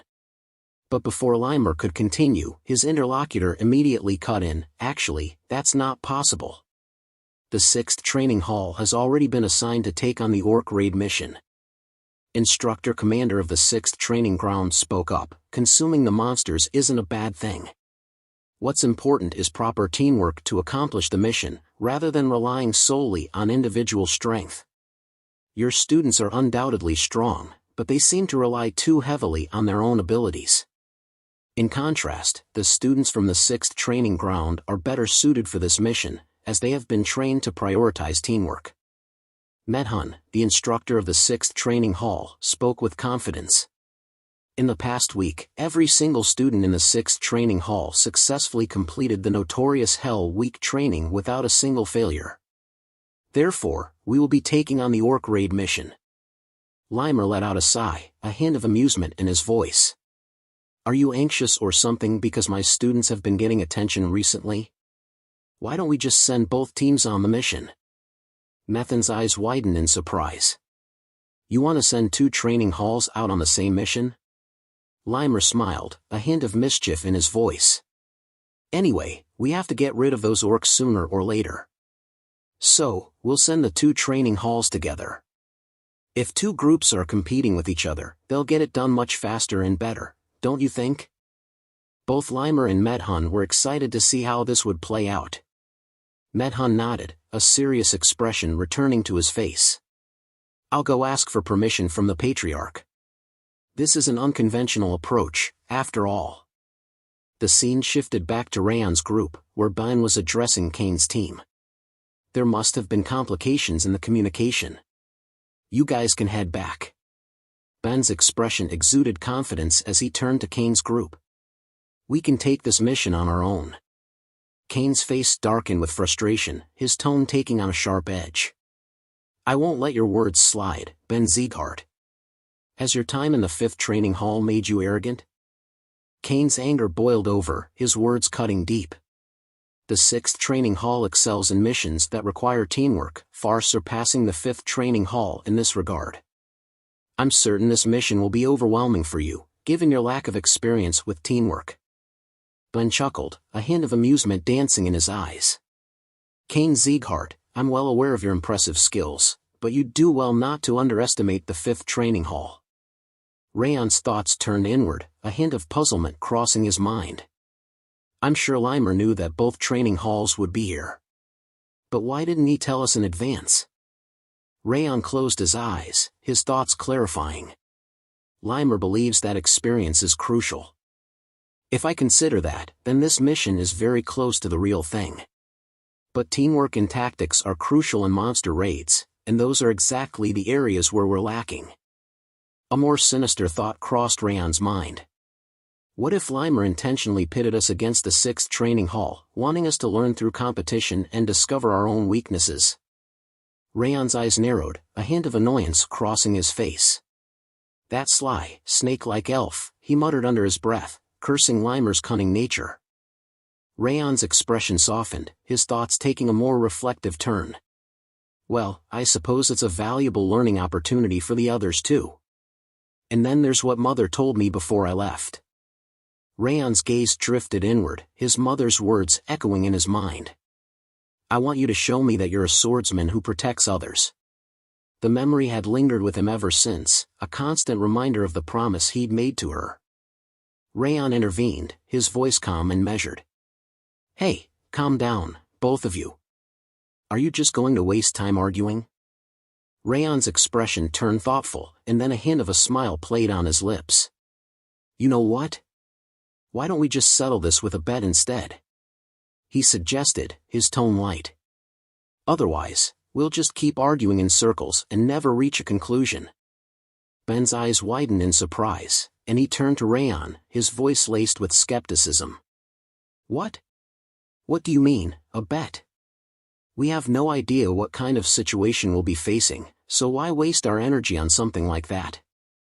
Raon's expression remained calm as he replied to Ben's concerns. Neither of you wants to give up on this mission. For this mission, I'm certain we'll be facing a large number of orcs. Given its classification as a raid, I'm also expecting to encounter a high orc too. Raon raised his hand, holding up a single finger to signal to the group. All right, we have a bet to decide who will be the commander of this mission. Raon spoke up, outlining his strategy. We'll take down the leader of the orcs first, creating chaos in their ranks. Then, we'll carry out the rest of the mission. Isn't that reasonable? The two groups fell silent, taken aback by Raon's words. He continued, his tone measured. If the commanding team is struggling, it'll just be an opportunity for the other team to take advantage of the situation. Does that sound good to you? Raon asked. Kane nodded in agreement. All right, sounds good. Raon's expression reflected his relief. Okay, then. Raon gave a decisive nod. Let's get started. We'll head to the mountain. As soon as Raon finished speaking, the two groups burst into a sprint, their competitive spirits ignited. Martha's thoughts raced as she ran, her mind focused on the challenge ahead. The conditions are simple, she thought to herself. Either take down the entire enemy team or capture their flag, that's all it takes to win, Martha thought, a hint of a strategic mind at play. It's actually simpler than having everyone fight each other. Raon turned to Martha, a thoughtful expression on his face. Then shall we plan our approach, he asked. Martha's eyes sparkled with confidence as she replied, a hint of disdain in her voice. Why bother? They're all just a bunch of losers. Martha called out to Raon's group as she sprinted ahead, her voice laced with competitive spirit. I'll go wipe them all out. You just sit here and wait. I've got this. Martha's voice dripped with disdain. There's no need to use tactics against those losers. As Martha clashed with the enemy, her anger erupted in a fierce roar. Unleashing her legendary sense skill, she tapped into her heightened awareness. Because of my sharpened senses, I don't need to see, she declared, her voice echoing through the battlefield as she struck down her foes with deadly precision. Ben's eyes narrowed in concentration as he thought to himself, carefully picturing the situation on the battlefield. Raon watched as the battle commenced, a thoughtful expression on his face. Just then, Lunan approached him, concern etched on their faces. Is it really okay to have them fight without a plan? They asked.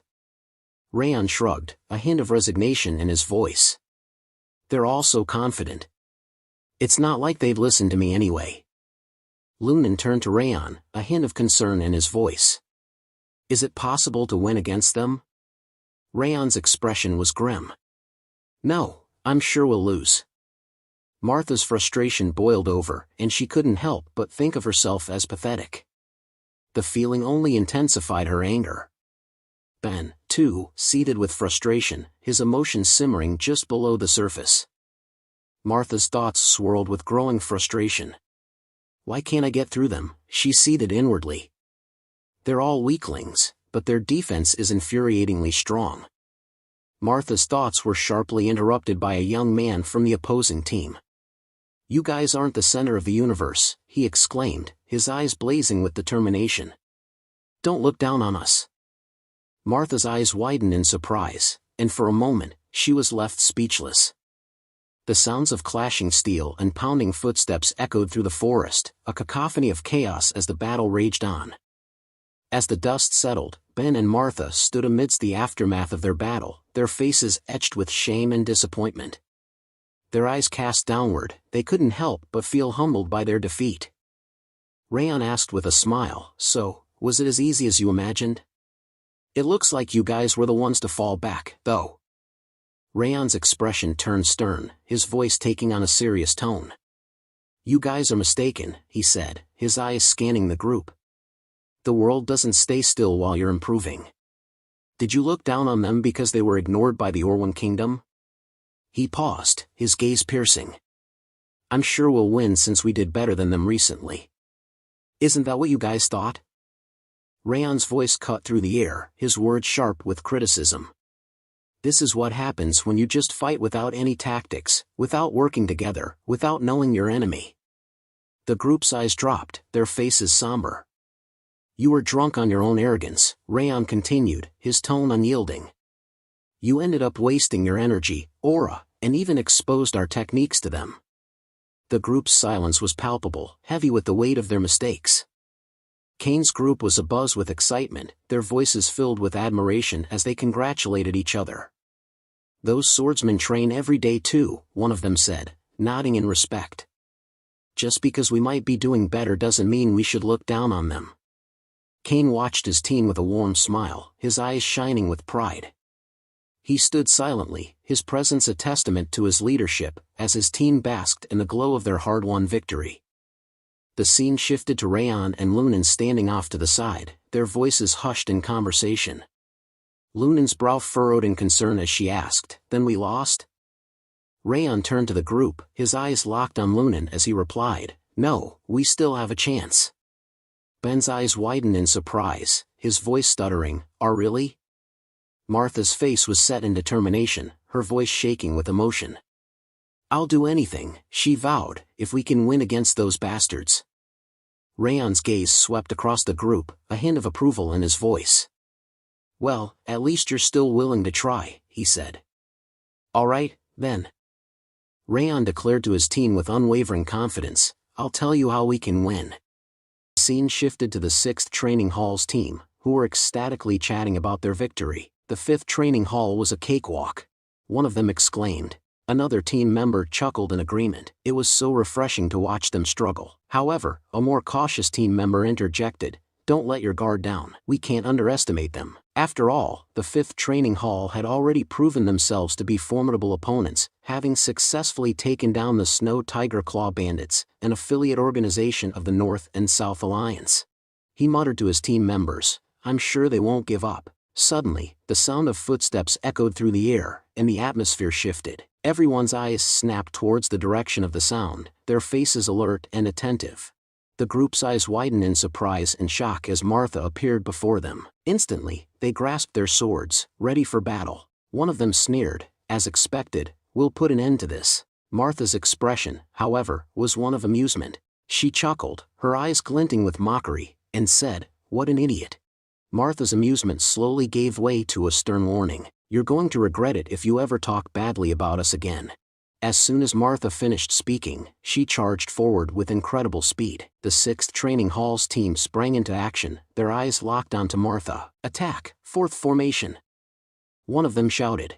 As Martha closed in, the trainees of the 6th Training Hall gripped their swords tightly, steadying themselves for the impact. Their leader called out, "Concentrate your aura towards the front."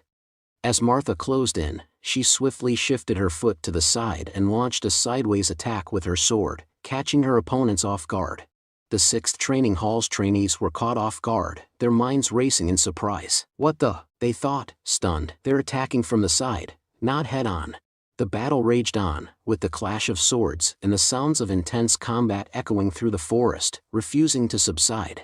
Ben readied himself for battle as he assumed a peculiar posture. The enemy's eyes widened in recognition, and one of them called out, "It's the preparation posture from earlier. Counter it now!" One of the group members shouted, "Just like we prepared." Ben burst into a sprint, swiftly passing the counter group. The enemies, caught off guard, stood frozen in stunned silence. As Ben sprinted past them, he taunted, "You've been fooled." With momentum on his side, Ben launched a swift and persuasive attack on the next group. As Ben's attack landed, the enemy's screams echoed through the forest. The enemy warriors were stunned, thinking to themselves, how did he change his movement so quickly? As Ben stood proudly, the team from the 6th Training Hall looked on in stunned silence. They thought to themselves, has the 5th Training Hall changed their fighting style entirely? What in the world just happened? One of the 6th Training Hall team members thought. What could have caused the 5th Training Hall to change their fighting style so drastically? As Martha clashed with her enemies, they panicked, desperately trying to counter her swift and precise attacks. Martha beamed with joy, thinking to herself, Raon was absolutely right. The scene then cut back to before the battle, where Raon stood addressing the team. "Why do you think we lost to them last time, when we're stronger than them individually?" he asked, his eyes scanning the room for answers. Suddenly, Ben spoke up. "It's because they have better information and tactics," Raon replied. "Exactly." Raon continued, "The 6th Training Hall already knew our personalities and skills. They planned their tactics around that, exploiting our weaknesses and catching us off guard. However, we didn't prepare anything, overconfident in our own abilities. In the end, we suffered a humiliating defeat in a battle that was well within our grasp." The green-haired boy asked Raon nervously, Then are we gonna lose now?" Martha's expression turned even more frustrated upon hearing his question.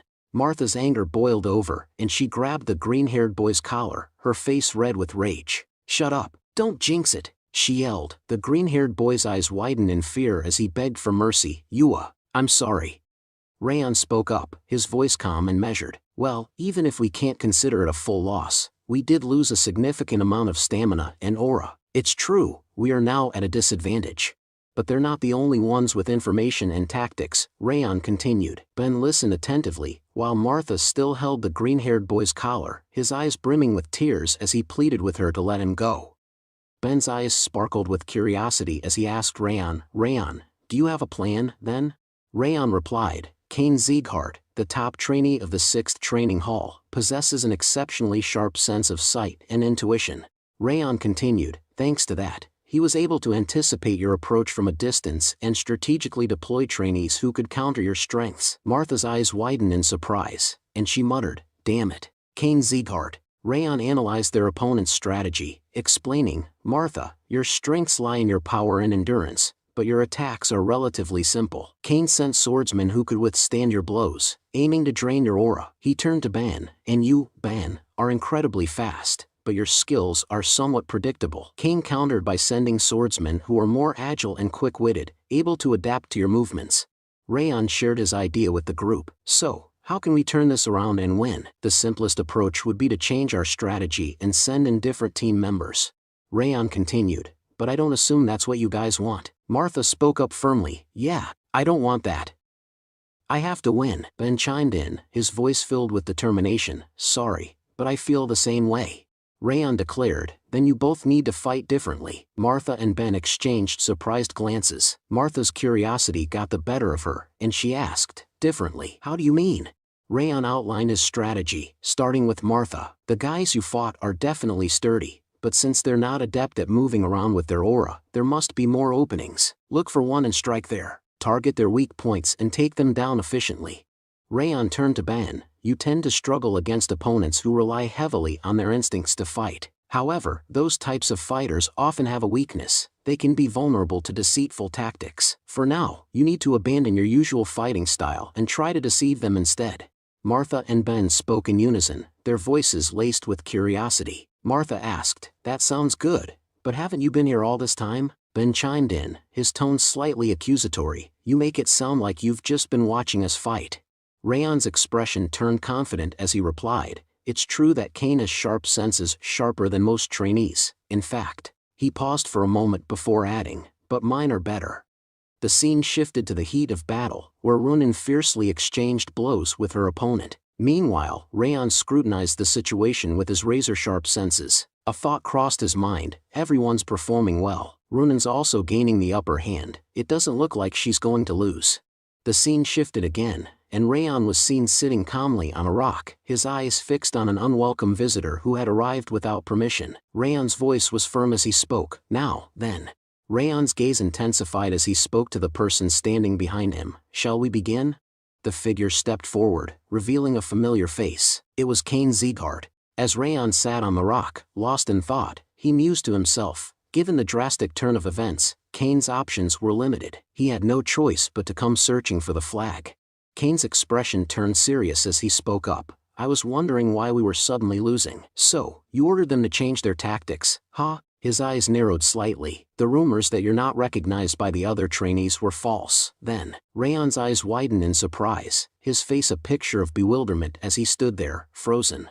The wind whispered through the air as Raon and Kane stood frozen, their eyes locked in a piercing stare. Then, Kane's voice cut through the silence, his tone low and deadly serious. But this fight ends here. Kane's hand tightened around the hilt of his sword as he called out to Raon, his voice firm and commanding. Raon, I've heard that your aura is a fire type. Kane's eyes flashed with intensity as he unleashed his aura, its full power bursting forth in a majestic display. Raon's eyes widened in astonishment as he gazed at Kane's aura. His mind reeled in shock, and he thought to himself, is Kane's aura also a fire type? As Raon gazed at Kane, Kane's expression turned confident, and he declared, unfortunately for you, I possess the highest tier of fire-type aura. Moreover, my aura reserves surpass those of most official swordsmen. Theoretically, you don't stand a chance against me. Raon's voice took on a grim tone, his words laced with a hint of annoyance. Why does everyone in this household talk so much before a fight? Raon's eyes blazed with intensity as he unleashed his aura, its full fury bursting forth in a spectacular display of flame-like energy. Raon and Kane stood facing each other, their auras blazing with fierce intensity. The atmosphere crackled with anticipation as their auras clashed, swirling together in a mesmerizing dance of fire and flame. Raon's voice cut through the tension, his words a challenge to Kane. Let's begin. Raon's eyes flashed with determination as he declared, I'll show you that my fire can overpower yours. His voice was like a spark, igniting the air with an intense, fiery passion. As Raon darted forward in a flash of speed, Kane's eyes widened in surprise. His mind racing, he thought to himself, he's fast, and those flames, they're enormous. Kane's thoughts continued to whirl as he processed Raon's sudden display of speed and power. I'd heard rumors that he defeated not only Martha, but also Orwan's prince. His aura can't possibly rival mine in terms of sheer power, and yet, I sense that he's incredibly strong. As Raon unleashed a swift and fiery attack, Kane sprang backward with incredible agility, narrowly avoiding the flames that licked at the air where he had just stood. Undaunted, Kane's confidence surged forth as he thought to himself, however, I'm still stronger. With a fierce battle cry, he charged forward, his sword flashing in the light as he clashed with Raon. The two combatants exchanged blow for blow, their swords ringing out in a cacophony of steel and flame as they fought with unbridled fury. Kane's eyes widened in stunned silence as the fight raged on. One particularly brutal clash sent him stumbling back, his face torn open by the force of Raon's blow. A blood-curdling scream tore from his lips. Kuk. Reeling in agony, Kane's mind struggled to comprehend the unthinkable. He thought to himself, what? How does this make sense? I'm the strongest. I'm the one with the highest tier fire-type aura. How can he be overpowering me? Raon seized the opportunity, launching a relentless assault on Kane. Though still reeling from the previous blow, Kane somehow managed to raise his sword and block Raon's attack. Stunned, Kane's mind struggled to process the impossible. His thoughts tumbled forth in disbelieving chaos. Though my flames are weaker. No, that can't be. I'm the one with the superior fire-type aura. As he stumbled backward, Kane's eyes locked onto Raon with a mix of shock, denial, and growing dread. He thought again. This can't be. Kane's face contorted in a fierce snarl as he unleashed a mighty roar, the sound waves shaking the air. With a burst of adrenaline-fueled fury, he summoned every last ounce of his strength and unleashed a devastating strike. The clash between Raon and Kane culminated in a cataclysmic explosion, as if the very fabric of the air had been torn asunder. The sound wave from the blast echoed through the forest, a deafening roar that sent birds fleeing in terror. The explosion sent a massive plume of smoke billowing into the air, casting a dark, impenetrable shroud over the surrounding area. The once clear forest was now a scene of utter chaos, the smoke swirling with maddening intensity as the two combatants struggled to regain their footing. As the smoke finally began to clear, a haunting sight came into view. Cain lay motionless on the ground, his body battered and bruised. Raon's sword, its blade still shimmering with a faint, fiery glow, hovered menacingly above Cain's head, its point poised mere inches from his head. The air was heavy with tension, the only sound the soft, ragged gasps of Cain's labored breathing. Raon stood over him, his chest heaving with exertion, his eyes blazing with a fierce, unyielding intensity. Raon stood tall, a confident smirk spreading across his face as he spoke. "Your fire is stronger." As Cain lay defeated on the ground, his battered body a testament to the brutal battle he had just endured. Raon stood over Cain, a triumphant smile on his face. "Your fire is stronger?" he asked, his voice dripping with confidence. He paused, then answered his own question with a smirk. "Yes, sure." Suddenly, Raon's group returns, and their jaws drop in shock. They can't believe their eyes. Cain is lying there, defeated. The green-haired boy stammers, that person. What's about to go down?" Cain slowly stands up, his movements deliberate and calculated. The group watches him with a mix of curiosity and caution. The green-haired boy's voice trembles with unease. What is Cain Sieghart doing here? The tension is palpable. What's Cain's next move? Ben steps forward, a sly grin spreading across his face. The easiest way to turn the tables when you're losing in battle is to take down the enemy's commander. He gazes at Raon with a smile. "You knew that this would happen?" Ben's grin widens. That's not all." Ben's eyes narrow slightly as he responds. "You were right. They were fooled easily." He pauses, acknowledging Raon's strategic mind. "It wasn't just me either. If it weren't for your orders today, we would have lost to the 6th training hall today." Martha's expression turns slightly sour as she speaks up. "I don't like that he's right, but it's true. If your advice didn't work, I was going to take back my promise to submit to you." She pauses, a hint of begrudging respect in her voice. But we did basically win thanks to you." Martha's expression remains serious as she continues. "We acknowledge that you're the head student of the 5th training hall, and will continue to follow your orders without complaint." Raon thinks to himself, a hint of a smile on his face. Looks like they matured a bit from this experience. That's nice to see. Raon's thoughts continue. "This is the 5th training hall that I know." Just then, Lunnon walks over to Raon and sits down beside him. Meanwhile, Ben and Martha exchange a weighted glance, their eyes locked in a silent understanding. Raon stands up, his presence commanding attention. He gathers all the trainees of the 5th training hall around him. "Good work, everyone," he says, his voice filled with pride. "But I'm sure you all learned something through this fight." Raon's expression turns serious as he continues. "It's dangerous to be drunk on your own confidence and arrogance. And we saw what happens when you rush into action without planning any tactics in advance." His voice takes on a stern tone, driving home the importance of the lesson. "If this wasn't a bet, but a real battle, we would have died. Do not forget what you learned today." Raon's expression softens into a warm smile, aiming to lift the group's spirits. "It's late now, so we'll camp in this forest. Get into groups, prepare to set up camp, and choose who'll stand watch." As the group scatters to begin their preparations, Cain's gaze lingers on Raon. His eyes cloud with thought, his mind consumed by the mysterious head student, Raon Sieghart. Cain's thoughts take an introspective turn. "He's much better than I had anticipated. He's obviously more accomplished in both mental fortitude and combat." A hint of self-awareness creeps into his mind. "I thought that the 5th training hall was just full of arrogant people, but I guess I was the arrogant one." Raon is engrossed in a conversation with his teammates when Cain suddenly interrupts, his voice tinged with a hint of sincerity. "I learned from this, Raon Sieghart."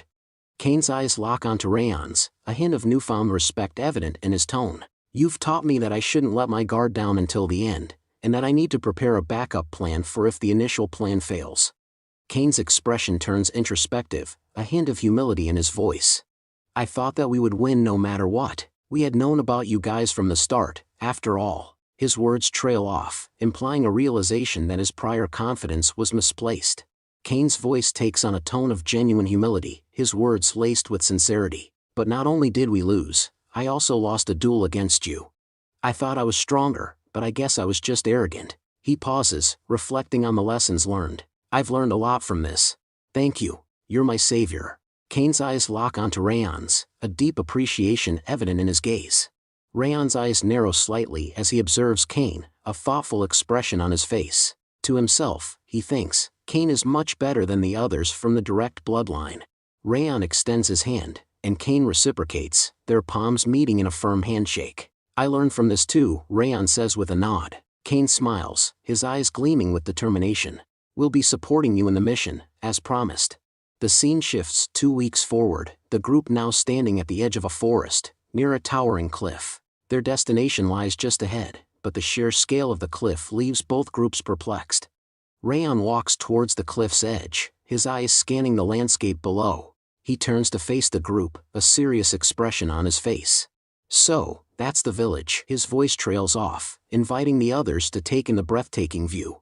Raon's gaze sweeps over the village below, his thoughts turning inward. A small village, without any special regional products or tourist attractions. Just a simple place where a few people farm and live off the land. His eyes narrow slightly as he reflects on their mission. This isn't a special mission either. It's just a routine operation, carried out regularly because of the occasional monster appearances. Raon's expression turns thoughtful, a hint of weariness creeping into his eyes. However, why do I feel like someone has been watching me all this time? Raon's eyes narrow, his mind racing with growing unease. It doesn't feel like an instructor is here with us, he thinks to himself. It feels a lot more ominous. Like they're trying to figure out how to fight us. Raon's thoughts trail off, his expression grim. He remains speechless, his mind fixed on a single conclusion. The best we can do right now is to deceive that person and be wary of them. Raon turns to Ben, his voice low and serious. Ben, I have a favor to ask. Ben's eyes narrow slightly, his curiosity piqued.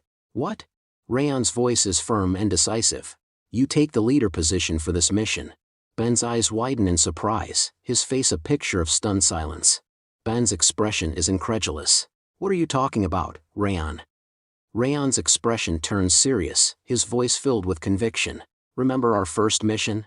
It was just me and Runan fighting the Snow Tiger Claw bandits. So, it'll be better if you guys lead the mission this time. He pauses, his eyes locked intensely on Ben. Didn't you say on the first day of official training that you'd catch up to me? Raon's gaze remains steady, his challenge hanging in the air. You meant that, didn't you? So show me what you've learned until now. Ben's expression sets in determination. Alright, I'll show you that I've changed. Ben's voice rings out, filled with newfound confidence. I'll be the one to lead this mission, then. Raon turns to the group, his voice clear. You guys heard, right? We're following Ben's orders from now on. The group responds in unison, their voices firm. Understood. Raon leans in, speaking in a hushed tone to Martha. Martha, I'll tell you the reason later. For now, just play along, okay? Martha's expression remains calm as she responds. You didn't need to tell me separately like that. I told you that I'm going to follow your orders, and that's what I'll do. Raon's eyes widen slightly, and he falls silent, his gaze fixed intently on Martha. The scene shifts, and Raon's voice takes on a more serious tone as he addresses Wrath. Wrath, you feel the people watching us, right? Wrath's deep, ominous voice responds. You noticed it too? Wrath's voice swells with pride. Well, it makes sense, as you took my traits. Raon's curiosity gets the better of him, and he asks, what about their location? How many are there? Wrath's voice drips with mockery. As if I'd tell you his location. You can resolve it on your own. Raon's lips curve into a sly smile. It's just one person, then. Wrath's expression freezes in stunned silence, and he utters a soft ha. Raon seizes the moment, his voice swift and triumphant.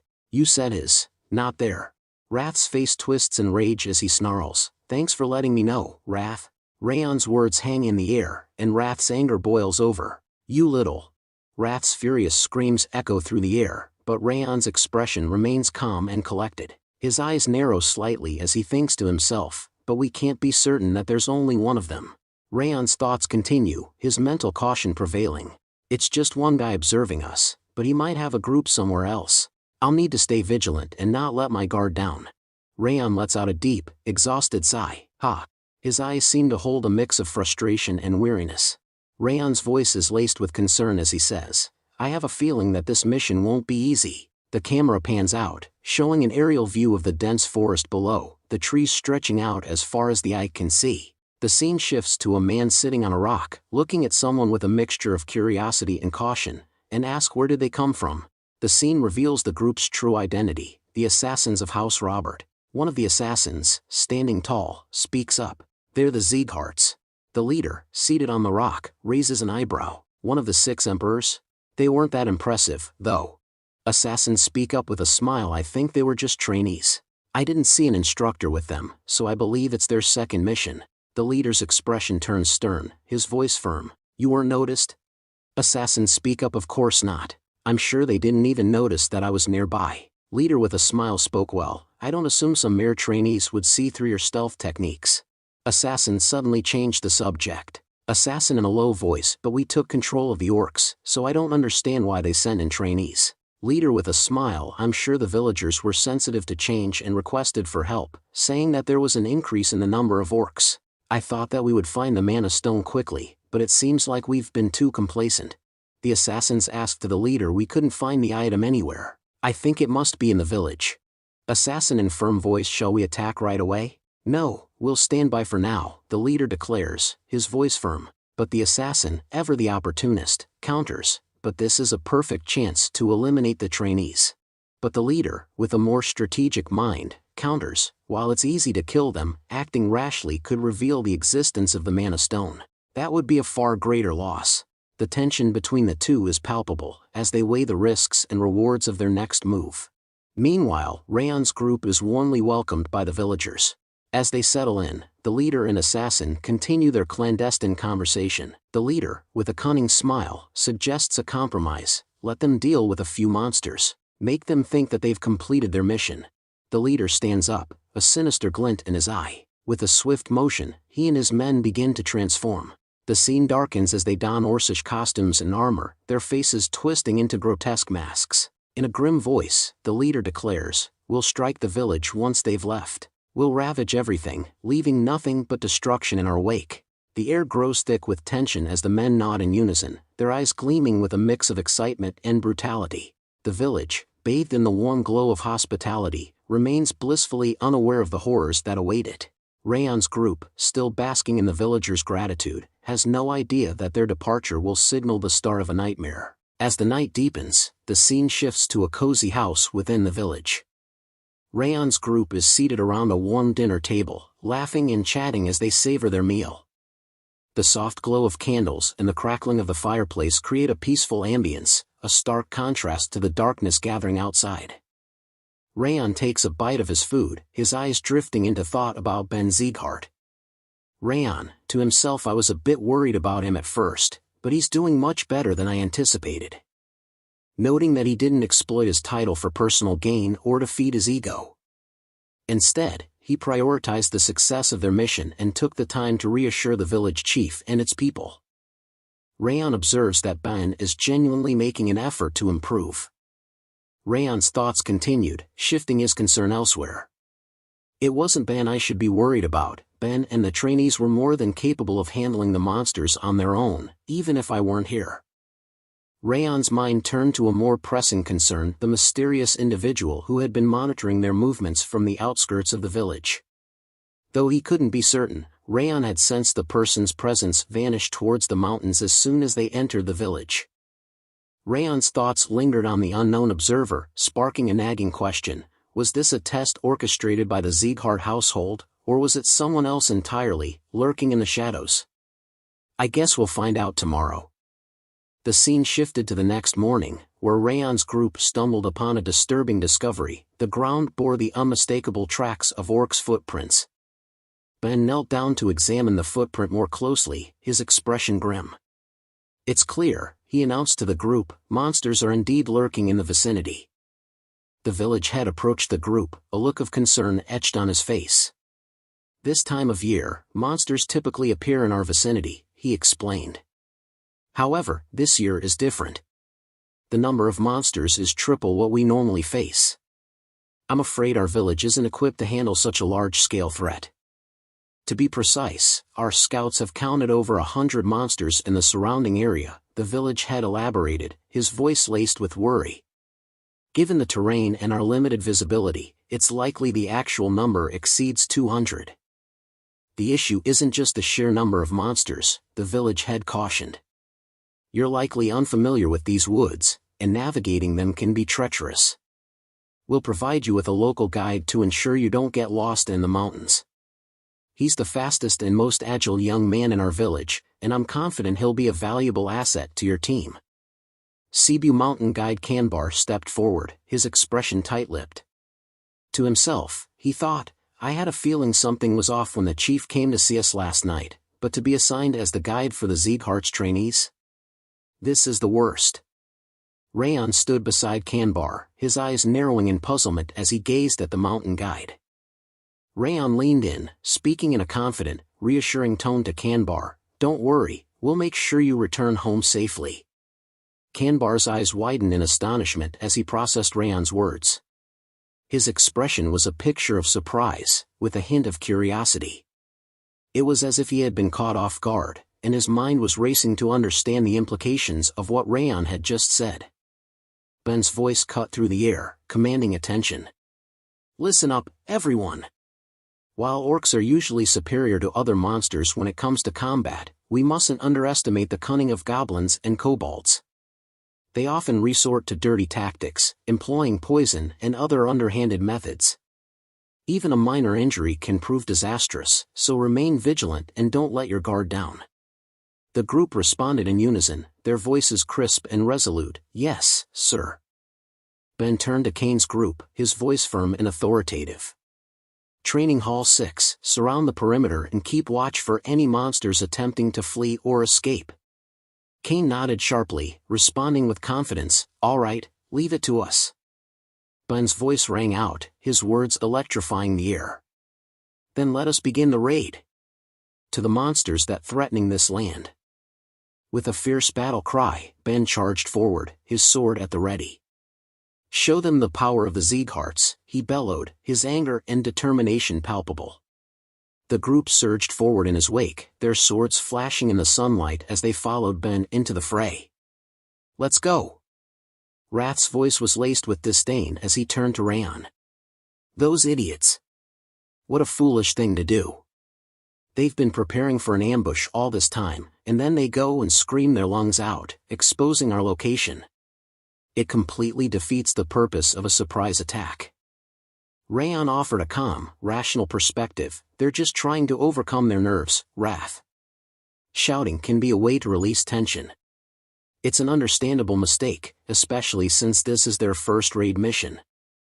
Wrath's eyes narrowed slightly as he observed Raon, his mind racing with a silent assessment. This guy should be on edge, given it's his first monster raid mission.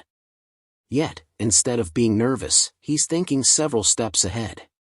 He carries himself like a seasoned veteran, not some green rookie. The forest echoed with the cacophony of clashing steel and the screams of the orcs as the group clashed with the marauding horde. The sound of swords slicing through the air, the crash of armor, and the cries of the wounded created a chaotic symphony that resonated throughout the forest. Martha's eyes sparkled with exhilaration as she exclaimed to Ben and Lunnan, I'll annihilate them all. Her voice was alive with joyful fervor, her enthusiasm for battle infectious. Ben shouted above the din of battle, priority target, goblins and kobolds.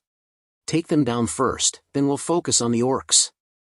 They've broken through our formation, one of the group members yelled in alarm. 2 orcs are flanking us, heading in the opposite direction. Kanbar's voice trembled with fear as he warned Raon, the orcs are heading straight for us. Meanwhile, Raon stood frozen for a moment, his mind racing with a panicked thought, Ugh, I shouldn't have come here. But he quickly snapped out of it, gripping his sword tightly as he steeled himself for the impending battle. With a fierce determination, he prepared to face the orcs charging towards him. In a swift, deadly motion, Raon sliced through the first orc, his sword cutting a precise, bloody arc. The orc's lifeless body crumpled to the ground, its blood spilling everywhere. Raon then turned to face the second orc, his eyes blazing with fury. The orc, taken aback by Raon's sudden display of skill, swung its sword in a wild, desperate arc. But before the battle could even begin, Raon had already ended it. The orc stood frozen in shock, its sword still raised, as Raon stood before it, his chest heaving with exertion. With a calm, deliberate motion, Raon slid his sword back into its sheath, the sound echoing through the sudden silence. Kanbar's eyes widened in stunned amazement as he slumped to the ground, his gaze fixed on the lifeless bodies of the orcs. He turned to Raon, his voice barely above a whisper. "Acha? When did they die?" The silence that followed was oppressive, punctuated only by the sound of Raon's heavy breathing and the rustling of leaves in the gentle breeze. The two orcs lay motionless on the ground, a grim testament to Raon's deadly efficiency. Raon approached Kanbar, his expression concerned. "Are you hurt anywhere, Mr. Kanbar?" Kanbar's eyes widened in surprise, as if he hadn't expected Raon's solicitude. "Ah, no. I'm fine." Raon nodded, a hint of relief in his voice. "I'm glad." Raon's curiosity got the better of him. "There's one thing I've always wondered. Are there any urban legends about this mountain?" Kanbar's expression turned thoughtful. "Urban legends?" Raon replies yes. "There are stories about great treasures hidden deep within the mountain, and tales of terrifying monsters that roam the peaks." Kanbar's eyes sparkled with recollection. "Ah, there is one. I remember hearing it from the villagers when I was a child." Kanbar's eyes took on a faraway look as he began to recount the legend. According to the story, hundreds of years ago, a fierce battle took place on this very mountain. The king of the goblins, a powerful and malevolent ruler from the western lands, marched his dark army against the knights who protected this realm. Raon listened intently, his interest piqued by the tale. Kanbar's voice took on a conspiratorial tone as he continued the tale. "It's said that the Goblin King's ring, a powerful artifact rumored to grant its wearer immense power and control over the dark forces, is still buried somewhere on this mountain." Raon's eyes widened in astonishment, his expression frozen in stunned silence. Raon's gaze drifted off into the distance, his mind racing with newfound understanding. He thought to himself, "I see. I get it now. The eyes I can feel on me right now, and the ones I felt before. It all makes sense." Raon's eyes narrowed, his mind digging deep into the recesses of his memory. A name, long forgotten, resurfaced. Eden. He whispered to himself. A shiver ran down his spine as he recalled the tales of old. They're one of the 5 demons. Raon's expression darkened as he recalled the lore surrounding Eden. They're infamous for their insanity, he thought to himself. Eden's purpose is restoration, a twisted desire to revert the world to a time when monsters ruled supreme. A chill ran down his spine as he contemplated the implications. They seek to resurrect an era where beasts and darkness reigned, and monsters were worshipped as gods. Raon's thoughts turned grave as he acknowledged the true extent of Eden's powers. If their twisted ambitions were all there was to them, they would have been eradicated long ago. But they possess a far more sinister ability, the power to tame and control monsters. He paused, his mind reeling at the implications. They can also wield the abilities of the monsters they command, despite being human themselves. It's a power that rivals that of the Siegharts, making them a force to be reckoned with. Raon's eyes seemed to gaze into the past as he spoke in a hushed tone. This strange power that Eden possesses, it's a secret that even the most esteemed households on the continent are unaware of. He paused, his expression hinting at a long-held confidence. "But I know that secret, thanks to Derus Robert." Raon's thoughts drifted back to the fateful events that had left an indelible mark on his life. The entirety of the Shadow Squad was slaughtered, leaving only me behind in that hell. His mind still grappled with the mysteries of that time. "I didn't realize it then, but it's definitely strange." Derus knew from the beginning that Eden used mana stones. A hint of skepticism crept into his thoughts. How would he know that, as one of the 6 emperors? And why didn't he reveal that to the world? The question swirled in his mind, fueling a growing sense of unease. Wrath's sudden question cut through the air, his voice low and discerning. "Raon, what are you thinking about right now?"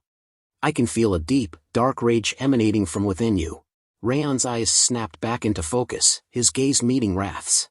He was taken aback, realizing that his emotions had become apparent.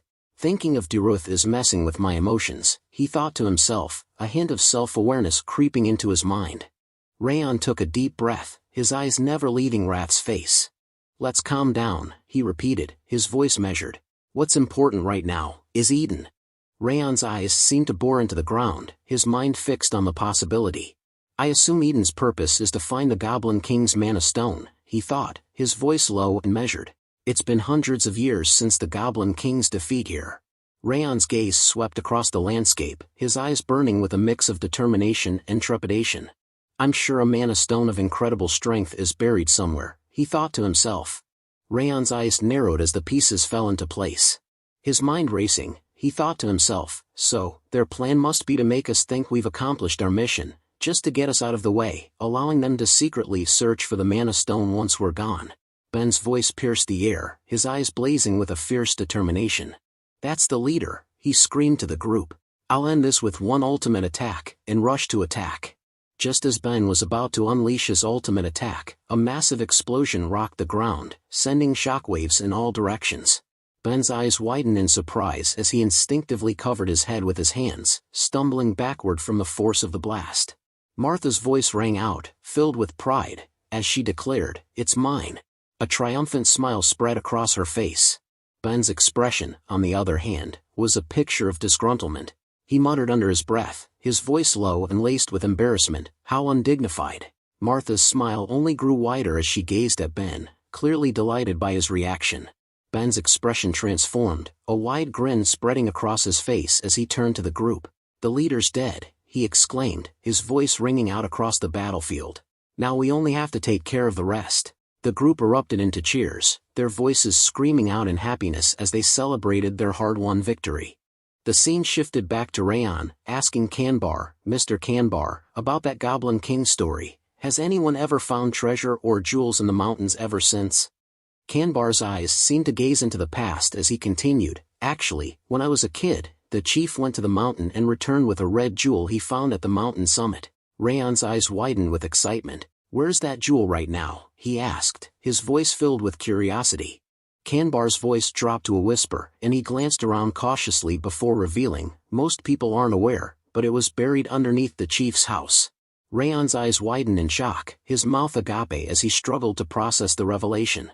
Raon's thoughts turned grim as he realized the gravity of the situation. "This is worse than I imagined," he thought to himself. "If Eden doesn't find the Mana Stone in the mountain, they'll burn down this village."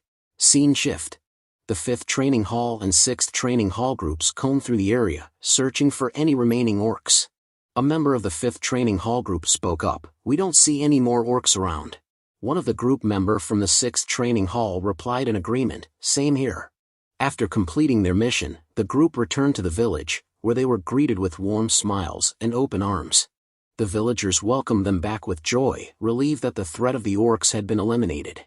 The village leader, beaming with gratitude, shook hands with Ben. "Thank you for doing all this for us," he said, his voice filled with sincerity. The village leader continued, "You're just as skilled as they say the Siegharts are." "Thank you again." Ben smiled humbly, replying, "Of course, I'm glad we were able to help." Raon watched the village head and the group, lost in thought, when suddenly Martha appeared beside him, sitting on a tree branch. "Did things go the way you wanted?" Martha asked, her eyes sparkling with curiosity. "Although I'm not too sure what it is that you wanted." Raon's eyes widened in surprise as he called out Martha's name. "Martha. I'm not sure either, but I'll tell you when the time comes." Martha jumped down from the tree, her movements agile and swift. "Don't worry, Raon," she said with a determined look. "No matter what happens, I'll follow your orders until the mission is over." With that, Martha walked away, leaving Raon to ponder the weight of her words. Runan's sudden appearance breaks the silence. "Raon, what are you doing here?" Runan asks, curiosity etched on her face. Raon turns to face Runan, a mixture of surprise and caution in his expression. Runan's concern is palpable as he asks, "Are you worried about something? You don't seem like you're in a good mood." Raon's response is calm and collected, a hint of a mask slipping into place. "It's okay, there's no problem. The chief said he's holding a banquet. Let's go." The tension is subtly deflected, but Runan's eyes linger on Raon's face, searching for any hidden truth. As Raon walks alongside Runan, his thoughts drift to the impending situation. "Eden will not step in until we leave," he thinks to himself. "What happens tomorrow is going to be important." A sense of foreboding settles in, and Raon's expression remains calm, but his mind is racing with anticipation and concern. The next day, the group walked along the outskirts of Cebu village, chatting and laughing together. Their conversation was filled with a sense of pride and accomplishment. "That was perfect," one of them exclaimed. "We took down all of the monsters in Sibi Mountain, and we ended up with very few injured." Another member nodded in agreement. "It was our first mission, but we were able to clear it perfectly." As Ben glanced at Raon, he thought to himself, "I assume that's why Raon isn't asking to take the lead again. There was no flaw in my leadership. I'm not sure why he gave me the authority, but I hope he'll realize that my leadership skills are comparable to him." With a sense of confidence and determination, Ben spoke up to the group, "Let's hurry out of here." His voice was firm and decisive, urging the group to move forward. As the group continued to move forward, Raon stood frozen, his eyes fixed on them. Suddenly, he shouted loudly, "Everyone, stop!" The group halted abruptly, turning to face Raon with a mix of confusion and concern. Some of the group members whispered among themselves, "What is it? Can't we keep going? It's too early to camp." Their voices were laced with confusion and a hint of frustration, unsure of why Raon had suddenly called for them to stop. They exchanged curious glances, waiting for Raon to explain himself. Raon's words hung in the air, "This is where our real mission begins." Kane's brow furrowed in confusion. "What do you mean, Raon?" Raon's expression remained enigmatic. "Just like I said, the mission is not yet over." Ben's face darkened, his voice rising in protest. "What are you talking about?" The group's confusion and unease grew, sensing that something was amiss. Ben's question hung in the air. "We killed the orcs and even cleaned up after them, so what are you talking about?" Raon's expression remained calm, his voice measured. "Our mission was to take down the monsters and to protect the village." Ben's curiosity got the better of him. "So what's the problem?" Raon's eyes scanned the surrounding area, his voice low and serious. "There was someone watching us until just a moment ago." Ben's eyes widened in surprise, his voice bursting out in alarm. "What?" The group's heads snapped towards Raon, shock and concern etched on their faces. Raon's expression turned grave, his voice laced with concern. "They were watching us until an hour ago and then disappeared. You could say that it might have been an instructor, but I felt hostility. Too hostile to think that it could have been an instructor." The group exchanged uneasy glances, the atmosphere growing thick with tension. Raon's eyes seemed to gaze into the distance, his voice low and serious. "I felt those eyes even before we arrived at the village, and I sensed them disappearing toward the village when we had gone far enough from the village." Ben's face went pale, his eyes wide with shock. "Are you serious?" His voice trailed off, the implications sinking in. Martha's brow furrowed in concern. "Wait, from before we arrived?" Raon's gaze remained steady, his voice precise. "To be precise, it was when we arrived at the hill by the village." The group's eyes were fixed on Raon, awaiting his explanation. Martha's voice was laced with curiosity. "Then the reason you gave Ben the authority was?" Raon's expression remained calm, his voice measured. "Yes, I hid my presence in order to get a better sense of the enemy." Kane's eyes remained fixed on Raon, but his mind began to wander, reflecting on the events that had transpired. He thought to himself, "I felt this during the bet too." But his tactical sense, as well as his other senses, are better than an ordinary instructor. Even I couldn't tell that there was someone watching us. A mixture of surprise and admiration swirled within Kane.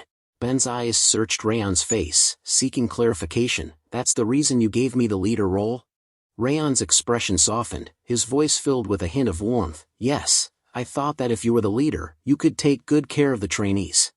Raon continued. "You did great too. I'm sure the enemy thought that you were the top trainee thanks to that, and they didn't notice me at all." Raon's words of praise warmed Ben's heart as he placed a hand on his shoulder. "You are a true Sieghart," Raon said with a smile. "I'll recommend you as the second top trainee once we return." Ben's thoughts were tinged with a mix of surprise, humility, and a hint of embarrassment. "I thought I had put myself on equal grounds with Raon," he reflected, "but it seems I was far off. He wasn't even trying to compete with me. He was just trying to gather more information about the enemy, something that had gone unnoticed by everyone else." A wry smile formed in his mind as he continued, "And I didn't even know that. I was overjoyed, thinking I was equal to him." Raon's eyes scanned the group, his expression serious. "As I said earlier, monsters are creatures that cannot cooperate with other species. But in this mission, we witnessed orcs and goblins working together in harmony." He paused, letting the weight of his words sink in. "This can only mean one thing: the enemies are using some means to control the monsters." Raon's expression turned grave, his eyes burning with determination. Our first mission was to protect the village, and it's not over yet. A threat still looms over the village, waiting to strike. We can't consider our mission a success until that threat is eliminated. Raon's voice dropped to a whisper as he outlined their plan. We're returning to Cebu, but we'll need to be stealthy to avoid detection. Ideally, it'd be nice if we had equipment suited for it, but since we don't, turning to the green-haired boy, who seemed taken aback. The green-haired boy rummaged through his bag, producing an assortment of stealth gear. He held it up, a hopeful smile on his face. Would this suffice for stealth equipment? Raon's eyes widened in astonishment as he took in the array of gadgets. When did you get all this? He asked, his voice tinged with surprise. The green boy's smile grew wider, his eyes sparkling with mischief. I brought it just in case. Raon's eyes grew even wider in surprise as he stared at the green-haired boy. You carry around 40 of these, just in case? He asked, his voice laced with incredulity. The green-haired boy nodded nonchalantly, a cheerful grin still plastered on his face. It's good to always be prepared. Raon couldn't help but, impressed by the boy's foresight. Good job. Raon addressed the group, a determined glint in his eye. All right, let's move out. We'll conduct this mission with the stealth training we've received. He turned to Crane, his voice firm. Crane, I need you to inform the nearest Sieghart branch of the situation. You're the fastest among us, so I'm counting on you to get the message through quickly. Crane's eyes widened in surprise, and he hesitated for a moment before responding, all right? As Crane departed to complete his task, Raon's expression turned stern, his voice taking on a commanding tone. Everyone, listen up. From now on, obey my orders without question, no matter what. I will not tolerate any disobedience. The scene shifted to Eden's temporary shelter, nestled near the Cebu mountain. 5 hours had passed since the group's departure. One of Eden's followers, kneeling on the ground, spoke up in a hushed tone. They've finally all left. We checked the other side, just in case, but there was no problem. Eden's eyes gleamed with a calculating intensity as he replied, his voice low and even. Then we'll begin the plan. Then began to transform into his orc form, his body contorting and growing as he let out a fierce roar. Restoration, he bellowed, his voice echoing through the air. With a burst of rage, he slammed his leg into the ground with brute force, causing the earth to crumble and a massive hole to open up. And Eden climbed to the top of a nearby mountain, his sword at the ready. He gazed out at his followers, his eyes blazing with intensity. Kill them, he commanded, his voice carrying on the wind. Don't spare even one. The orc followers began to charge towards the village, their roars and battle cries filling the air. Raon's group watched from their vantage point on the hills, their eyes fixed on the scene unfolding below. Ben turned to Raon, his voice low and urgent. There really were orcs left. Ben's face twisted in anger as he spoke up, his voice trembling with rage. We'll put an end to them for real this time. But Raon's calm and collected voice cut through Ben's fury, his words dripping with caution. No, not yet. I thought I told you that there are eyes on us. Ben's expression froze, his mouth still open in a snarl. He stared at Raon in stunned silence. Raon's eyes narrowed, his gaze scanning the surroundings as he continued, it's not some monster watching us either. It's a human. We don't know the identity of the enemy yet. Ben's face contorted in frustration, his voice rising in urgency. But look how many of the orcs there are. The villagers won't be able to stop all those orcs. Raon's voice remained calm and measured, but his words carried a sense of caution. But if we just intervene now and lose, we'll all die too. Ben's expression turned desperate, his voice laced with urgency. We better intervene now if we want to save the village. Raon's eyes locked onto Ben's, his gaze steady. Don't you remember the instructor telling us that it's important to really understand the mission? The timing is not right yet, and we need to be even more careful since the enemies are from Eden. The group's eyes widened in surprise, and Kane's voice rose in shock. Wait, Eden. Martha's voice trembled slightly as she spoke up. You mean the Eden of the 5 demons? Ben's face went pale, and he was rendered speechless, his eyes wide with alarm. Raon's expression remained serious, his voice measured. If they're able to control the monsters, it could only be either Eden or a Lord-rank monster. So, we need to be careful. Ben's voice barely above a whisper, his tone trembling with a mix of fear and reverence. I'm aware of how strong Eden is, and that you're right. Ben's trembling tone gave way to a surge of emotion, his voice rising in anguish and accusation. But if we don't move now, half the village will die. Are we supposed to just hide here and wait while they're dying?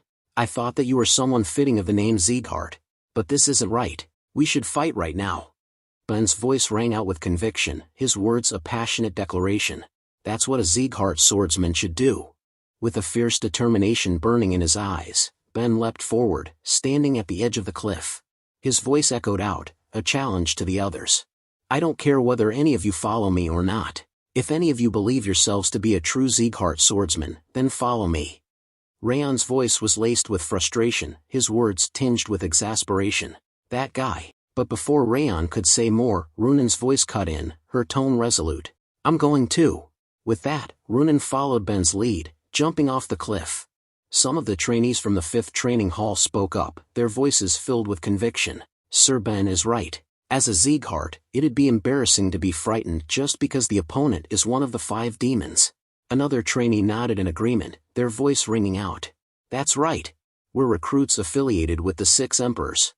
The trainees of the 5th training hall began to stir, their faces set with determination.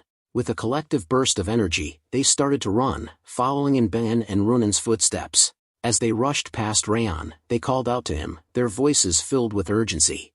We're going too. We have to hurry and protect the village and its people.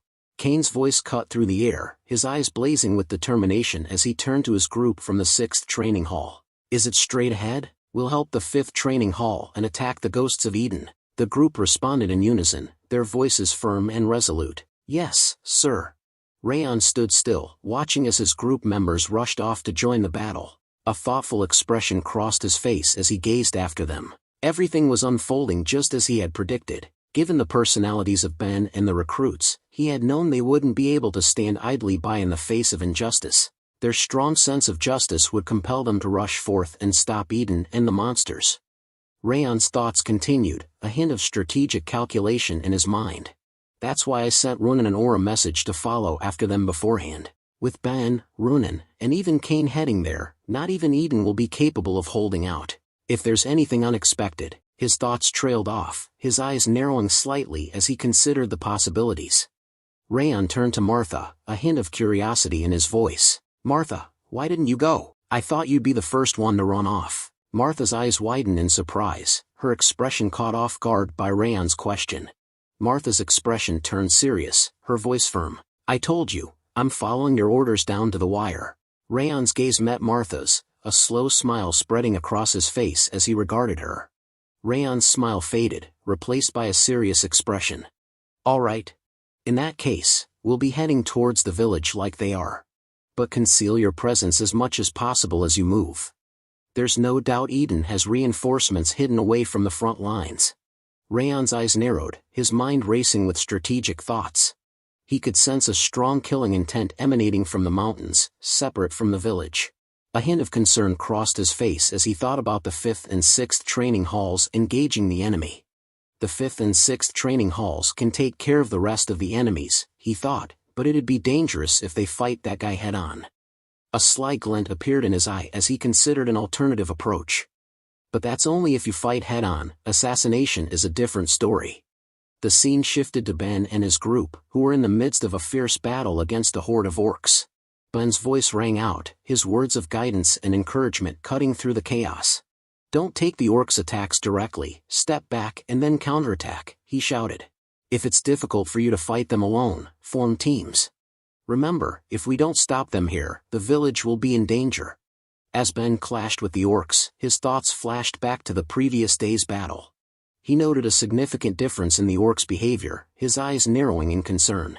These orcs are far more ferocious than the ones I fought yesterday. He thought to himself, his mind racing with the implications. A hint of confidence crept into his thoughts as he continued to fight. If it's just this, then protecting the village wouldn't be a problem. Ben's thoughts took a darker turn as he considered the true nature of their enemy. His expression turned grim, his eyes clouding with concern. The problem is that as long as our enemy is Eden, then there's no way they'd stop at this, he thought, a sense of foreboding settling in. His mind flashed back to Raon's words, and he couldn't help but feel a sense of admiration for the other's insight. Raon was right, all along. Ben's voice rang out, his warning echoing through the forest. All forces, watch out for threats coming from above and camouflaged within the forest. One of the group members' eyes widened in alarm as they looked around, their voice trembling with concern. Huh? No way! Ben's eyes locked onto the camouflaged figures, his mind racing with recognition. It's Eden's Green Phantom Corps, he thought to himself, his grip on his weapon tightening. He took in the details of their attire, the goblin masks and distinctive headgear, leaving no doubt as to their identity. A hint of surprise crossed his face, his eyes narrowing in concern. I expected them to come, he thought, but I didn't think there'd be so many. Ben's gaze swept across the forest, his eyes quickly tallying up the number of Green Phantom Corps members. His expression turned grave, his mind racing with the implications. A cursory glance tells me there's easily more than 40 of them, he thought, his grip on his weapon tightening. We've got to play our cards right if we want to fight this many foes. Ben's voice rang out, his words clear and decisive as he issued orders to his comrades. Kane, you hold back the orcs with the others, make sure they don't reach the village. Ronan, use your cold air to freeze the orcs and Green Phantom's feet, immobilize them. He paused, his eyes scanning the battlefield before meeting the gazes of his teammates. I'll take charge. Runan's voice was firm and resolute as she acknowledged Ben's order. Understood. I'll freeze them all. With a swift motion, she raised her sword, and a brilliant, frost-icy aura burst forth from her sword. The air around her seemed to shimmer and chill, as if winter itself was being unleashed. Suddenly, towering ice pillars erupted from the ground, their crystalline structures glinting in the fading light. The pillars encased the orcs and Green Phantoms, freezing them in place, their feet and legs trapped in the unforgiving ice. With a fierce battle cry, Ben unleashed his continuous flow sword technique, his blade slicing through the air with deadly precision. He pushed off the ground with his leg, using the momentum to propel himself forward. As he charged, the autumn wind sword technique kicked in, imbuing his blade with the fierce energy of the autumn gusts. The sword sliced through the crowd of orcs, leaving a trail of destruction in its wake. Ben's movements were a blur, his sword dancing through the air with a rhythmic whoosh, cutting down any orc that dared to stand in his way. His technique was a perfect blend of speed, power, and agility, making him a formidable force on the battlefield. As Ben stood victorious, his chest heaving with exhaustion, a sudden movement caught his attention. A Green Phantom, camouflaged in the branches of a nearby tree, swiftly drew back their arm and launched a poison-tipped needle. The needle flew silently through the air, striking Ben's back shoulder with deadly precision. He let out a pained scream, his body jerking violently as the poison coursed through his veins. Ugh! Ben gritted his teeth. Ben's voice rang out, warning his comrades of the new threat. There's poison needles from above. Use your aura to block it or dodge it with your footwork. But before anyone could react, one of the group members shouted out a new warning. Sir Ben, they threw down a bag of poison gas. Ben's eyes snapped towards the source of the warning, and he saw the bag exploding on the ground. Ben's eyes widened in alarm as he realized the potency of the poison gas. This poison is stronger than what the monsters use, he thought to himself, his mind racing with the implications. Without hesitation, he shouted out a warning to his group. Everyone, cover your mouths, he yelled, his voice carrying across the battlefield as he instinctively raised his own arm to cover his nose and mouth. The poison gas had already taken its toll, spreading quickly through the group. Some members began to sit down, their bodies weakened by the toxic fumes. One of them spoke up, their voice laced with desperation. Forget aura. I can't even lift my sword. Ben's thoughts were a jumble of worry and desperation as he assessed the situation. In that single moment, not only the other members, but even I was exposed to it, he thought, his mind reeling with the implications. He glanced around, taking in the sight of his teammates struggling to stay conscious. Runan's complexion is getting worse too, but the Green Phantoms and the orcs look completely fine. He noted, his eyes narrowing in concern. The realization hit him like a ton of bricks. At this rate, we'll get wiped out, he thought, his heart sinking in despair. Just as all hope seemed lost, a sudden explosion rocked the ground near Ben, sending him stumbling backward. Ben's eyes widened in surprise as he stumbled backward from the explosion. This energy, and destructive power, he exclaimed, his voice trailing off as he realized who was responsible for the sudden turn of events. Martha, he called out, a mix of surprise and relief washing over him. Martha and her group charged onto the battlefield, their presence a whirlwind of steel and fury. Martha's voice rang out, her words a stark contrast to the desperate situation Ben's team had found themselves in. In place of these idealistic fools, let's clean up all the Eden trash, she shouted, her sword flashing in the fading light. Don't let a single one go. One of Ben's group members shouted out, his voice filled with relief and excitement. Reinforcements. Lady Martha and reinforcements have arrived. The news spread like wildfire, and the morale of Ben's group skyrocketed. One of them exclaimed, if they were just a little later, we would have passed out from the poison. Another member nodded in agreement, their face set with determination. Let's get up and join the fight, they urged, their voice filled with a newfound sense of hope and energy. Ben's eyes scanned the battlefield, his mind racing with strategy and hope. I can't see Raon yet, he thought, a hint of concern lingering in his mind.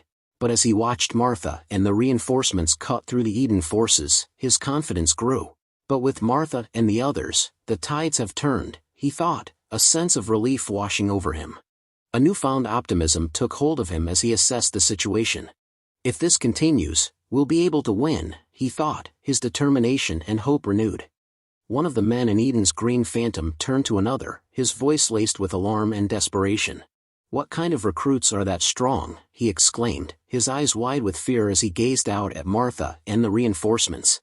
The other phantom nodded in agreement, his face pale. Let's run, he urged, his voice low and urgent. If we stay here, we'll end up dead. The voice was like a cold wind, sending shivers down the spines of the two fleeing phantoms.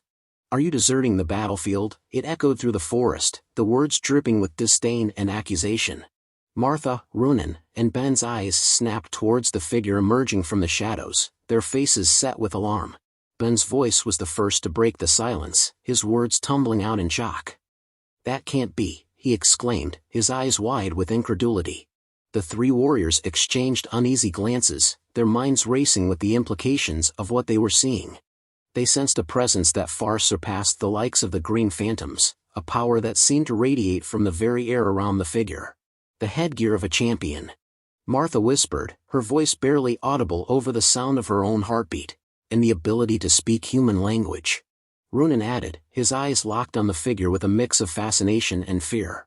Ben's voice dropped to a whisper, his words trembling with a sense of awe. Eden. Green battle phantom. Ben's eyes narrowed, his mind racing with questions. You might be low-ranked, he said, his voice laced with skepticism, but what's an officer of Eden doing here? The green battle phantom, Eden, regarded Ben with an unreadable expression. Then, in a voice that sent shivers down Ben's spine, Eden replied, I'm sure I received a report of your return, but did you come back after realizing our intent to ambush? Eden's gaze swept over Martha, a hint of amusement dancing in his eyes. You're quite good for recruits, he said, his voice dripping with condescension. From what I've seen of your strength, black-haired broad, it seems you've realized. Martha's eyes flashed with anger, her hand tightening around the hilt of her sword as she took a step forward, her blade at the ready. Eden's smile grew wider, his eyes glinting with malice. While you barely kept your life intact, you should have just gone quietly, he continued, his voice dripping with disdain. The reason you lot will die today is because you didn't know your place, and attacked Ben. The aftermath of the intense battle lay before them, a testament to the brutal clash of strength and wills. Martha and Ronan sat on the ground, their chests heaving with exhaustion, their faces etched with pain and fatigue. Ben, however, lay motionless on the ground, his body twisted in an unnatural position. His face was contorted in a grimace of agony, his eyes squeezed shut as he struggled to cope with the intense pain that racked his body. Eden stood tall, his chest barely rising with each breath, a picture of calm and composure. One of Kane's group members exclaimed, their voice laced with shock and awe, with just one hit, the three of them were. Another member of the group turned to them, concern etched on their face. Where's Sir Kane? They asked, scanning the surrounding area. A third member pointed towards the wooden barricade, their voice urgent. Sir Kane is by the wooden barricade, facing the orcs. The first member's eyes widened in alarm as they thought of another critical factor. Then what about Raon? One of Kane's group members exclaimed, there's no way he'd come after seeing that. Meanwhile, Eden's voice cut through the air, his words dripping with disdain as he addressed Martha. Ho! You are able to stand? It seems you're the best out of the garbage here. Martha's eyes flashed with anger at Eden's insult, but she refused to back down. With a Herculean effort, she gripped her sword tightly and tried to stand up, her body trembling with pain and exhaustion. Eden's gaze lingered on Martha, a hint of curiosity in his eyes. Of course, that's only a given since you were able to sense our presence, he added, his voice dripping with condescension. Martha stood up, her grip on her sword tightening as she prepared to face Eden's attack. Eden's eyes gleamed with a fierce intensity as he spoke, his voice dripping with malice. All of you will die here, today. With a swift motion, Eden raised his sword, ready to strike down Martha. But before he could attack, a scream roared through the area, shattering the tense silence. No! The cry was followed by a burst of fiery aura as Raon appeared behind Eden, his eyes blazing with fury. You'll die, Raon declared, his voice low and menacing. Eden slowly turned his head, his eyes narrowing as he took in Raon's fierce expression. Raon stood tall, his sword at the ready, and with a swift motion, he unleashed his Thousand Flames technique. The first flames, Cyclorsion, erupted in a blaze of fire and steel, slicing through the air with deadly precision. Eden's eyes widened in shock as Raon's sword cut down his right hand, severing it from his wrist. Eden's smile grew wider as he gazed at Raon with an unblinking stare. That was a good ambush. However, it seems you didn't think I would step in to avoid a blow to my neck. Raon's face twisted in frustration, his eyes blazing with anger. You crazy dash, he growled, his voice trembling with rage. Giving up your arm because of that, that's why I wanted to end this with an assassination. Eden's expression changes to one of surprise, his voice tinged with admiration. Although it may have been a surprise attack, you're quite skilled to have taken my arm. What a promising Sieghart. However, his praise is short-lived, as he quickly follows up with a devastating assessment. But that's all it is. Seeing your current state, it's clear that you exhausted a majority of your stamina with that one attack. Raon stands before him, gripping his sword tightly, his body language screaming exhaustion. Raon's grip on his sword tightens, his mind racing with the consequences of his actions. He thinks to himself, just like he said, I overexerted myself because I planned on ending this with that surprise attack. His thoughts are laced with frustration and self-doubt. He realizes that his decision to put everything into that one attack has left him severely weakened. His body aches with fatigue, his movements restricted by his exhaustion. So now I can't move properly, he admits to himself, his eyes fixed on Eden with a mix of anger and desperation. Raon's eyes narrow, his voice firm as he asks Eden, are you the one in charge here? Eden's response is immediate, his mocking laugh echoing through the air. Ha, do you think my superiors would show themselves over a puny village? Raon's anger ignites, his face reddening with rage. You never know, he snarls, his words dripping with venom. You crazy bastards were never one to act predictably. Eden's expression twists in anger, his voice rising in a menacing tone. You're quite sharp-tongued despite your appearance. Let's see how long you can keep flapping those lips of yours. With a fierce battle cry, Eden charges towards Raon, his sword flashing in the light. Raon, still reeling from his exhaustion, prepares to defend himself against Eden's onslaught. As Eden's sword comes crashing down, Raon raises his own sword to block the attack. His mind racing, he thinks to himself, I'm not completely recovered yet, but that goes for him as well. With a surge of adrenaline, Raon summons the strength to block Eden's attack. The two swords clash, sparks flying as the blades meet. Raon's arm trembles with the force of the impact, but he manages to hold his ground. Eden's eyes widen in surprise, his voice laced with genuine admiration. You withstood that? You're much better than I expected. Raon responds with a confident smirk, if I can't withstand that much, I might as well give up on being a swordsman.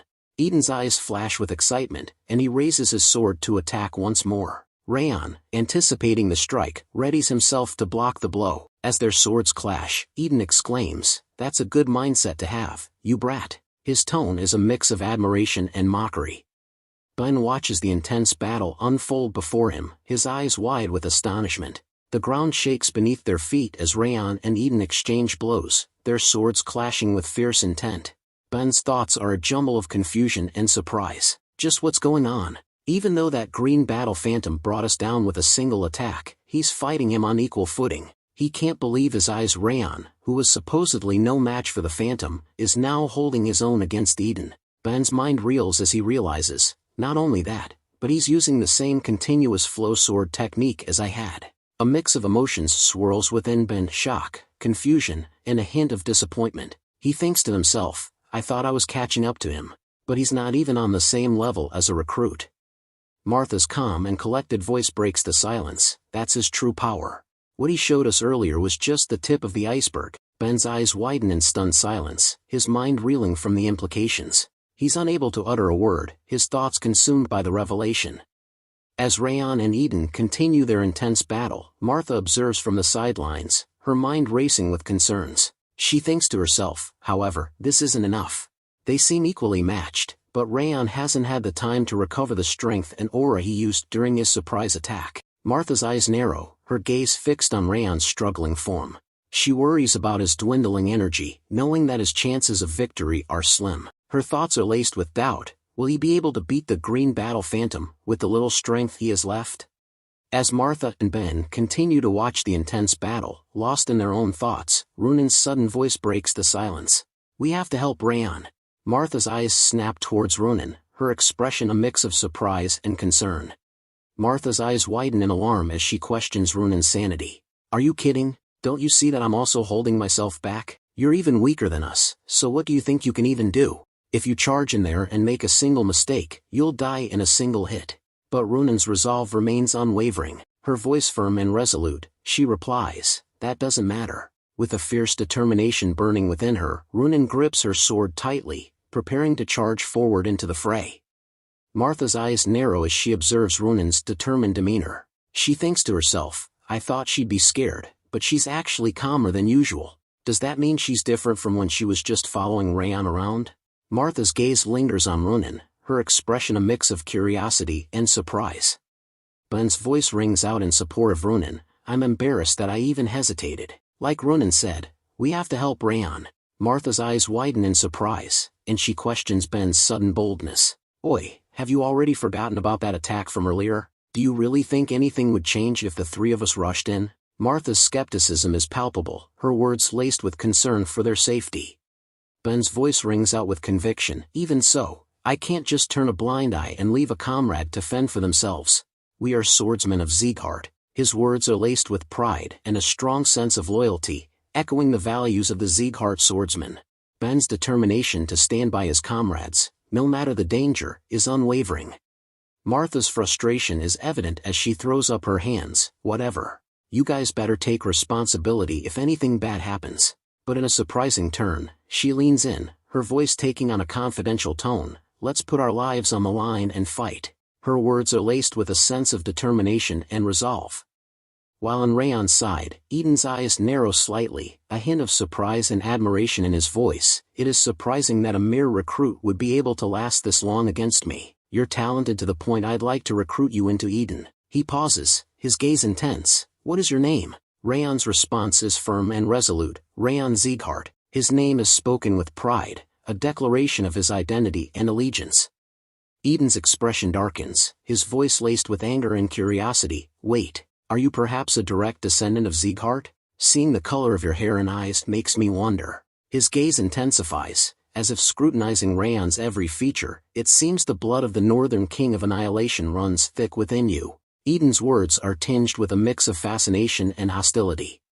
Eden's face twists in rage, his voice thundering. I take back my recruitment offer. As things are now, I will use whatever means possible to kill you. His words are laced with venom, his anger boiling over. With a fierce battle cry, Eden screams, no matter the cost, and swings his sword at Raon with reckless abandon.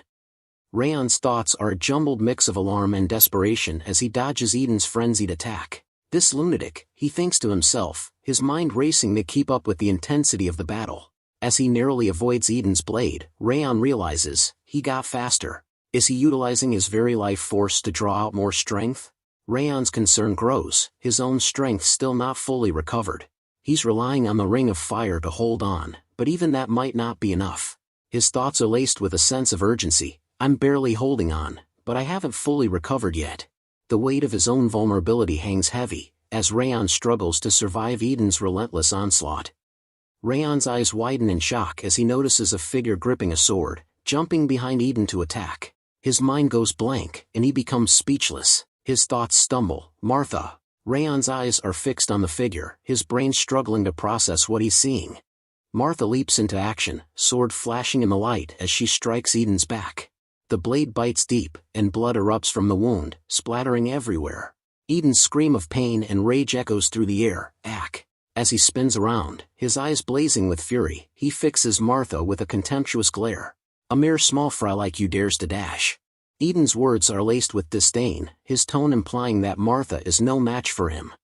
Runan sprints past Raon, her frost aura swirling around her. As she reaches the optimal distance, she unleashes her breath of winter, a chilling blast of frosty air that envelopes Eden. With perfect timing, Runan calls out to Ben, "Now!" Ben bursts into action, speeding towards Eden with incredible agility. With a powerful leap, he jumps into the air, his sword at the ready. As he reaches the apex of his jump, Ben unleashes a mighty scream, HAAP, and activates his continuous flow sword technique, Starlight Entwined Radiance. A radiant glow envelopes Ben's sword as he begins to weave a complex pattern of strikes. Eden's massive hand shoots out, catching Ben in a vice-like grip. Ben's eyes widen in agony as Eden tightens his hold. Ben screams in pain, his voice echoing through the air, but Eden's expression remains impassive, his eyes gleaming with contempt. Eden's voice drips with disdain as he sneers at Ben. "Did you think you could bring me down with such petty tricks? It seems you've greatly underestimated me." Eden's words are a crushing blow, his tone implying that Ben's efforts are nothing more than a nuisance. Eden's smirk widens, his voice dripping with condescension. "If you aren't at least on the level of that blonde brat, you'll never be able to land a blow on me." Ben's expression remains steadfast, his eyes gleaming with determination. A hint of a smile plays on his lips as he responds, "Yeah, like you said, with the attacks we just used, it'd be hard to take you down." Ben pauses, his gaze never wavering from Eden's, but it can at least buy some time. Eden's eyes widen in surprise, his voice barely above a whisper, "What?" But before he can react, Martha unleashes her Titan aura, transforming into the meteor form, Ultimate Point. Her body glows with an intense, brown light as she jumps towards Eden. With a fierce battle cry, Martha screams, "Let's see if you can take this, Eden." Her sword flashes in the brown light, its blade biting deep into Eden's body. Eden's eyes go wide as Martha's attack slices through him, her sword passing through his torso with a spray of blood. The force of the blow sends Eden stumbling backward, his body trembling with the impact. Eden's face contorts in agony and rage, his voice thundering, "Arg, you brats!" With a swift and brutal motion, Eden hurls Ben towards Martha, the two colliding in midair. The impact is tremendous, their bodies crashing together with a sickening crunch. Both Ben and Martha scream in pain, their voices echoing through the air as they stumble backward, their bodies entwined. The force of the collision sends them both tumbling to the ground, their limbs tangled in a heap. Eden's eyes blaze with fury, his chest heaving with exertion. He takes a step forward, his massive frame looming over the two battered warriors. Eden's voice drips with disdain as he gazes down at Ben and Martha, his words laced with scorn. "Mere insects like you ought to know their place." His expression twists in contempt. "Do you not understand that this last stand of yours is meaningless?" Eden's tone implies that their efforts are futile, that they are nothing more than insignificant specks to be crushed beneath his heel. Behind Eden, Raon's eyes blaze with intensity as he charges his aura to its fullest potential. His voice thunders through the air, "It's not meaningless." The ground trembles beneath Raon's feet as he unleashes a mighty roar, his aura bursting forth in a spectacular display of power. The air around him seems to distort, as if the very fabric of reality is being warped by his energy. Eden's eyes widen in shock, his face frozen in a mixture of surprise and incredulity. He becomes speechless. Raon's voice remains steady, his determination unwavering. "Thanks, everyone. I had enough time to recover, thanks to your efforts. I'll make sure that this opportunity, that you've risked your lives for, won't go to waste." With a confident nod, Raon declares, "Leave everything to me." It shown Ben and Martha, who lie unconscious on the ground, their bodies battered and bruised from the intense battle. Eden's eyes widen in astonishment as he turns to face Raon, his voice filled with incredulity. "How do you still have that much strength remaining? Just who are you?" Raon stands tall, his fiery aura blazing around him like a raging inferno.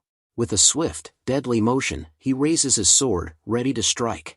His eyes burn with intensity as he declares, "Green Battle Phantom of Eden, you should feel honored. This is my first time using this technique against an enemy." Raon's voice echoes through the air, filled with a sense of accomplishment and determination. "I thought I wouldn't be able to use it yet, but thanks to the realization I made during this battle, I can." With a fierce battle cry, Raon declares, "Thousand Flames Technique, Winds of Blazing Dominion." As he speaks, his fiery aura surges to new heights, engulfing his body in a blazing inferno. The air around him seems to distort, as if the very fabric of reality is being warped by the intense heat emanating from his aura. With his sword at the ready, Raon prepares to unleash a maelstrom of flames upon Eden, his eyes burning with an unyielding determination to emerge victorious. Eden's thoughts are a jumble of alarm and urgency as he realizes the true nature of Raon's flames. What's with those flames? They're different from what he had earlier. My instincts are telling me that they're dangerous. With a growing sense of desperation, Eden knows he must act swiftly to eliminate the threat. I must kill him now, regardless of what it may take. Unleashing a fierce battle cry, Eden charges towards Raon with reckless abandon. Raon, anticipating this move, flashes forward with his fiery aura, his sword gleaming with an intense, orange light.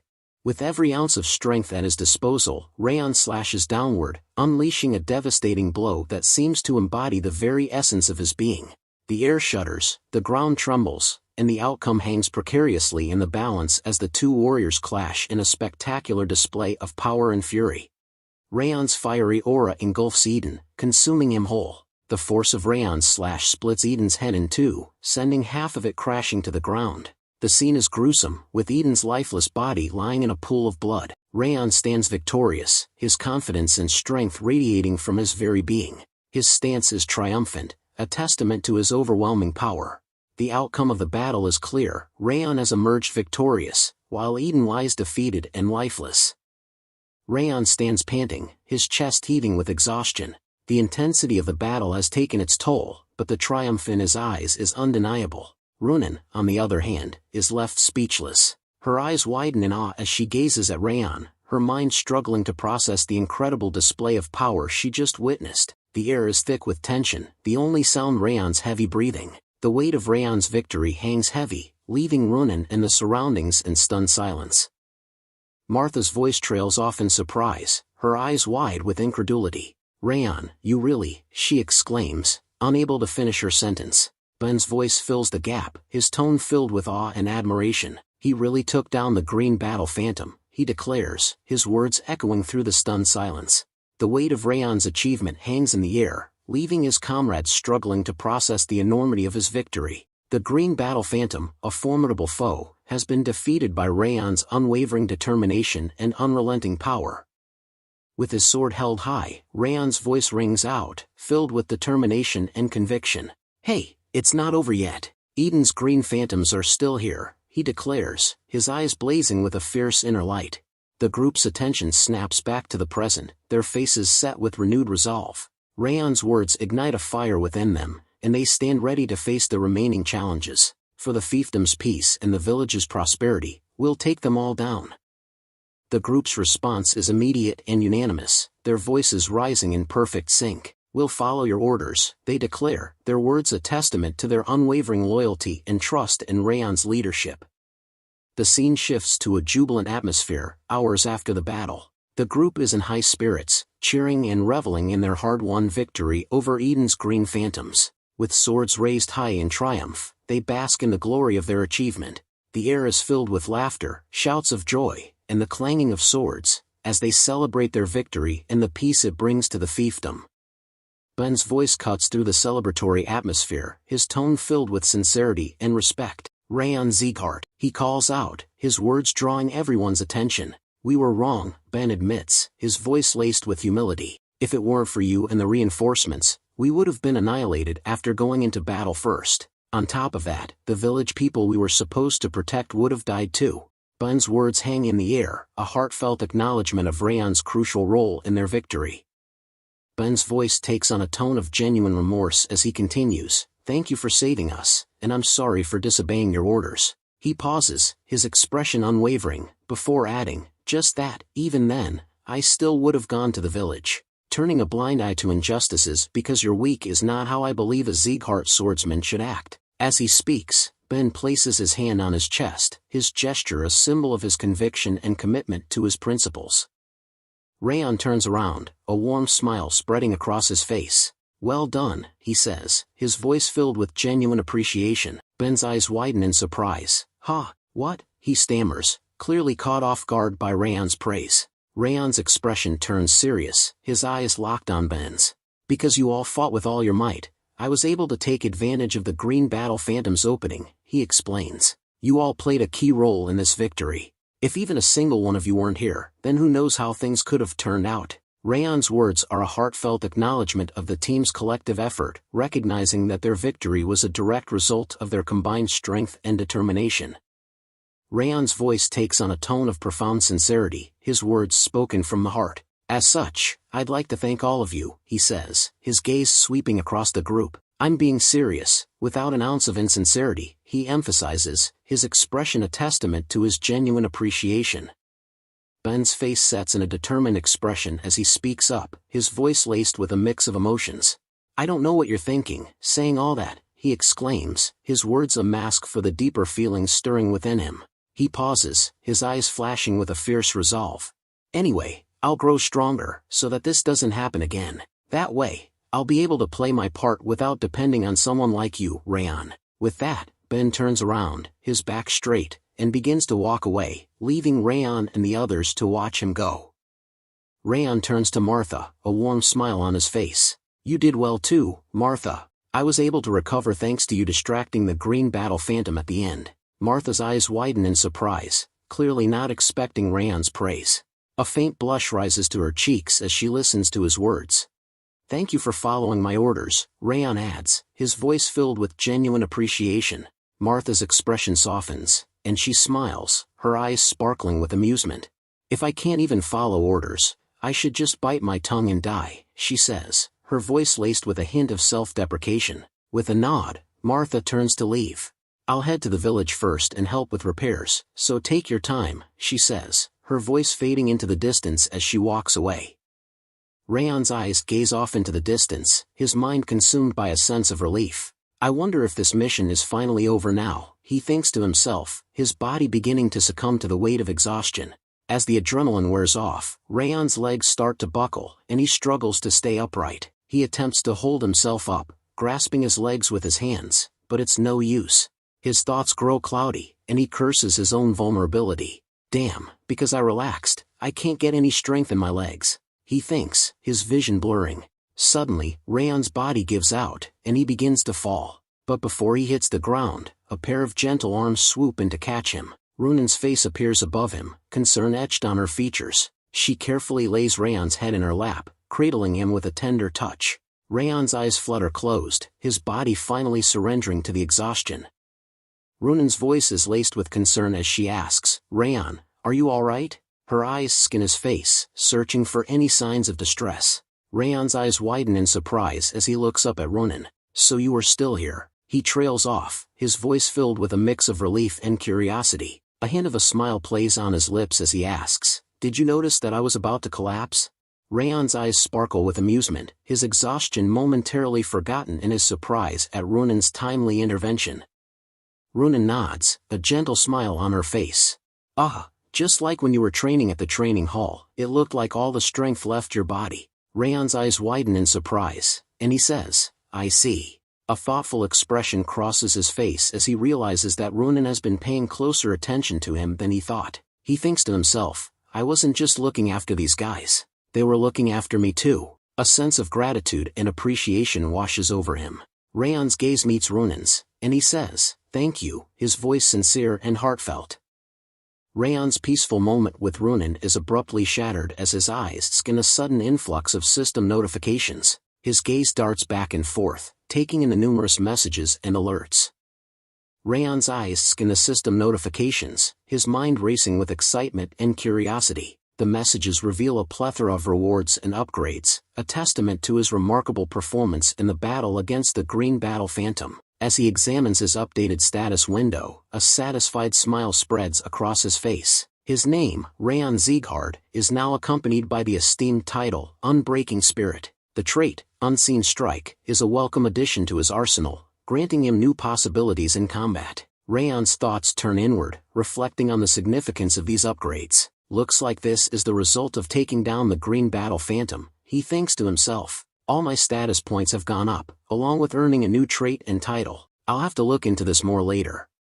With a newfound sense of energy and purpose, Raon carefully stands up from Runan's lap, brushing himself off. He offers Runan a reassuring smile, grateful for her concern. I'm fine now, so head back to the village first, he instructs, his voice firm and confident. I'll check if there's anything dangerous around here for now. Runan's eyes narrow slightly, as if assessing Raon's condition, before nodding in acceptance. Seated on a rock, Raon becomes engrossed in his system, scrutinizing the details of his newly acquired title, Unbreaking Spirit. A thoughtful expression crosses his face as he contemplates the title's implications. This Unbreaking Spirit title is far better than I thought it'd be, he thinks to himself, a hint of excitement creeping into his mind. 3% might seem small, but as I grow stronger, the amount my status points go up by will increase. Raon's eyes scan a detailed description of the title, his understanding deepening. A title granted to those with an unshakable spirit while fighting against a strong opponent. Ability: when fighting against an opponent stronger than you, all status points will increase by 3%. His thoughts continue. I'll have to face plenty of opponents stronger than me from now on, so I can view this as being constantly in effect. A determined glint appears in his eye, as he realizes the potential benefits of this title in his future endeavors. Raon's attention shifts to the Unseen Strike trait, his eyes scanning the description. When attempting an ambush or assassination, your presence will be reduced and the chances of landing a fatal blow to your opponent will be increased, he reads. A thoughtful expression crosses his face as he contemplates the trait's potential. Unseen Strike does look like an assassination-specific trait, he thinks to himself. If I had gotten this before I fought with the Green Battle Phantom, could I have taken him down with my ambush? Raon's mind replays the battle against the Green Battle Phantom, considering how the Unseen Strike trait might have altered the outcome.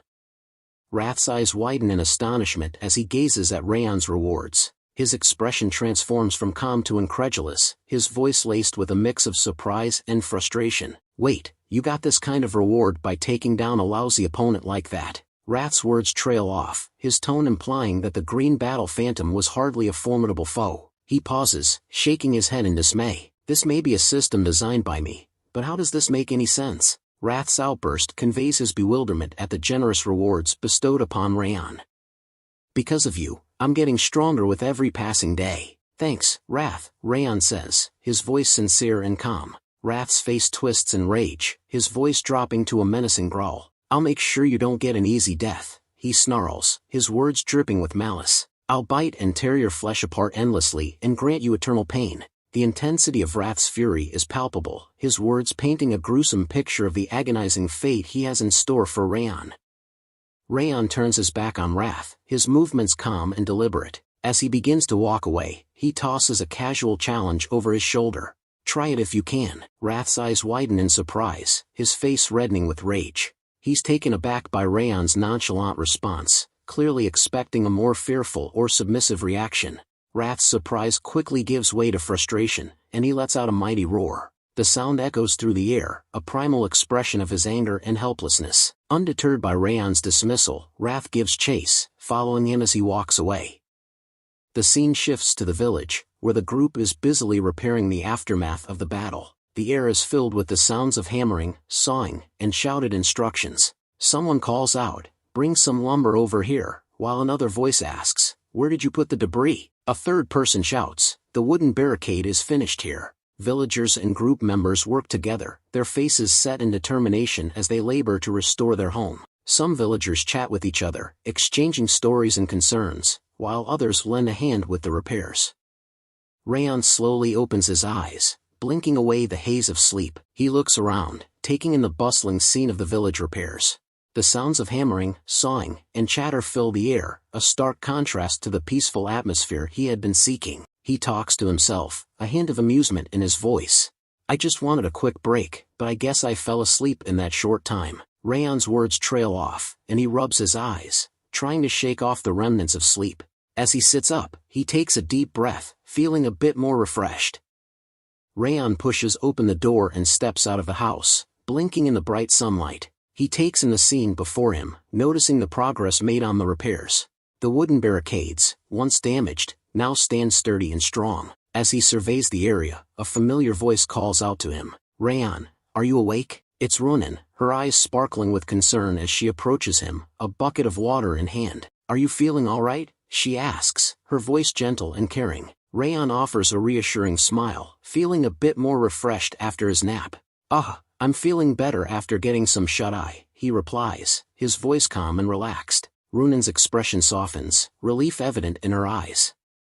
Runan's expression turns serious, and she speaks with a sense of urgency. Then you have somewhere to be. Everyone is waiting for you, so hurry. Raon's eyes narrow, confusion etched on his face. Huh, who's waiting for me? He asks, his voice tinged with puzzlement.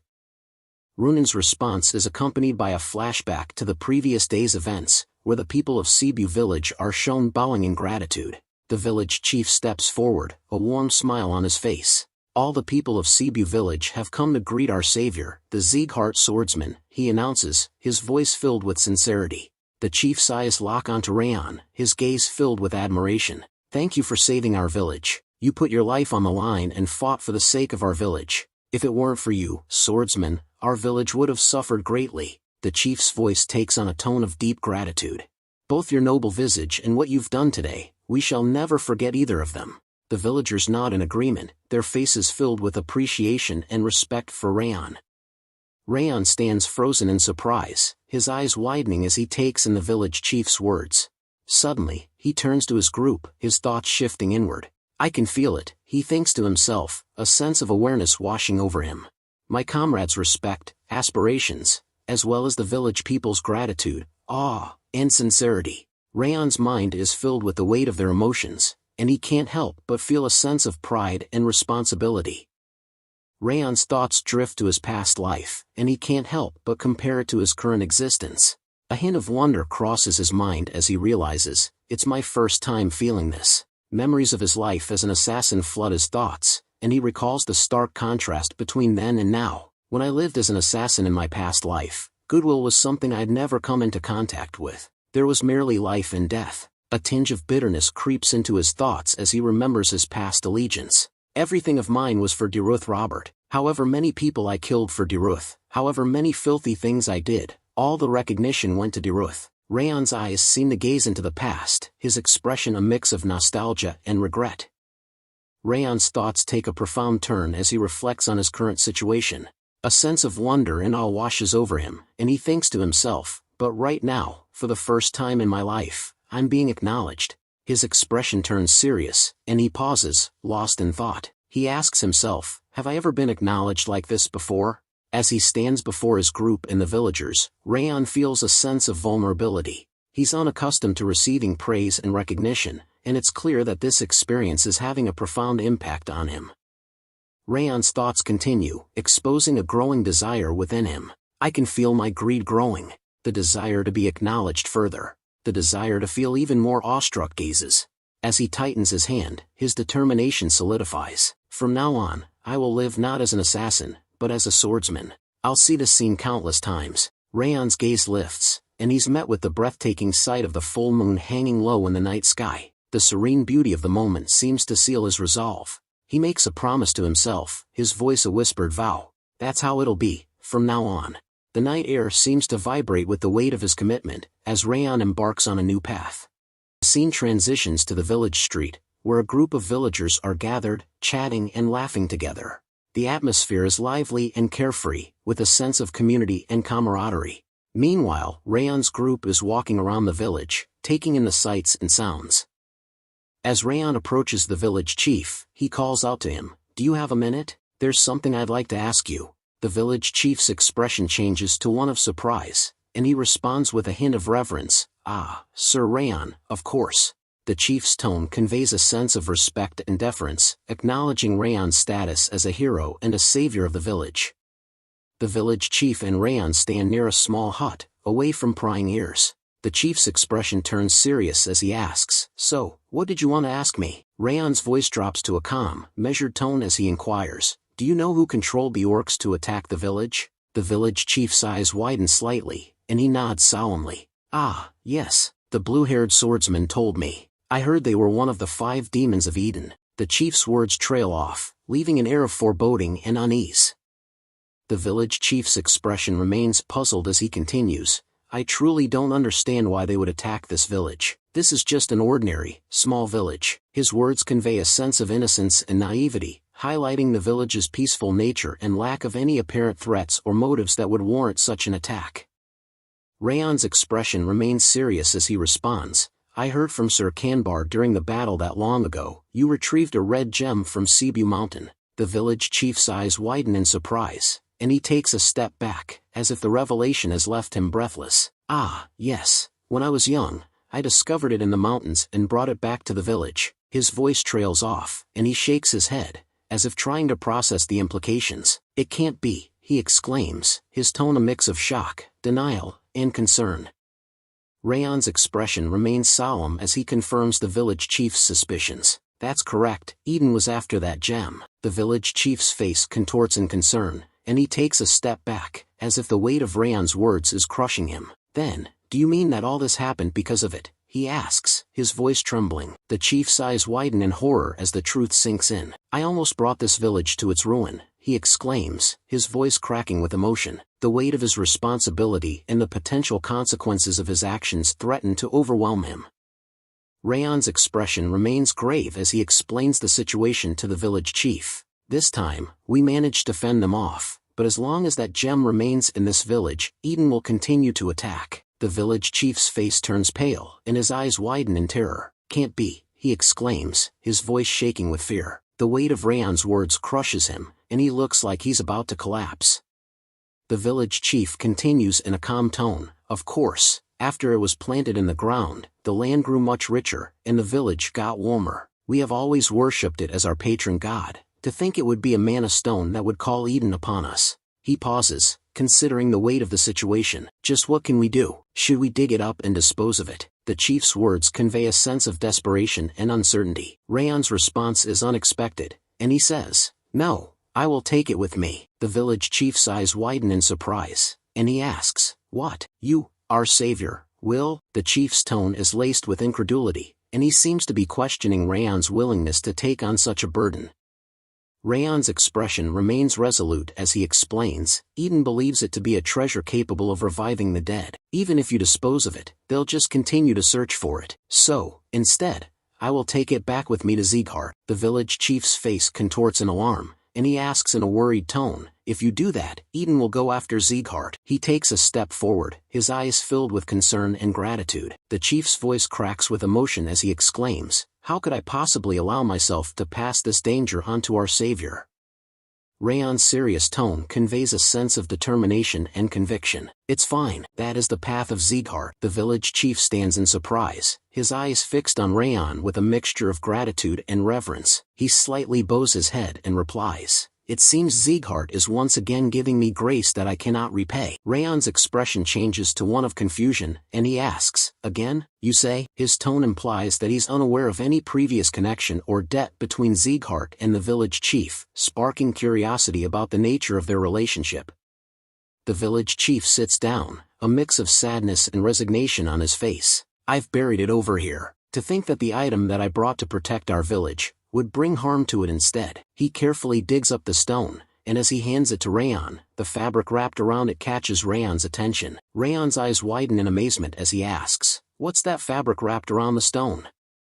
The village chief's expression remains somber as he explains, it's a cloth passed down in my family. I wrapped it around the stone to cover the red glow coming from it. Raon's eyes narrow as he examines the mana stone, his mind racing with concerns. He thinks to himself, so this is the Goblin King's mana stone. If this mana stone were to fall into Eden's hands, a new monster possessing the Goblin King's abilities would be born. Raon's thoughts are laced with worry, as he realizes the catastrophic consequences of Eden obtaining the mana stone. The weight of his responsibility to protect the stone and prevent it from falling into the wrong hands settles heavily upon him. Raon's expression turns serious as he makes a sudden request, Elder, please wrap the stone in the cloth first. The village chief nods and carefully wraps the mana stone in the cloth, ensuring it's securely covered. Raon's eyes watch intently as the stone is wrapped, and he thinks to himself, I finally get it.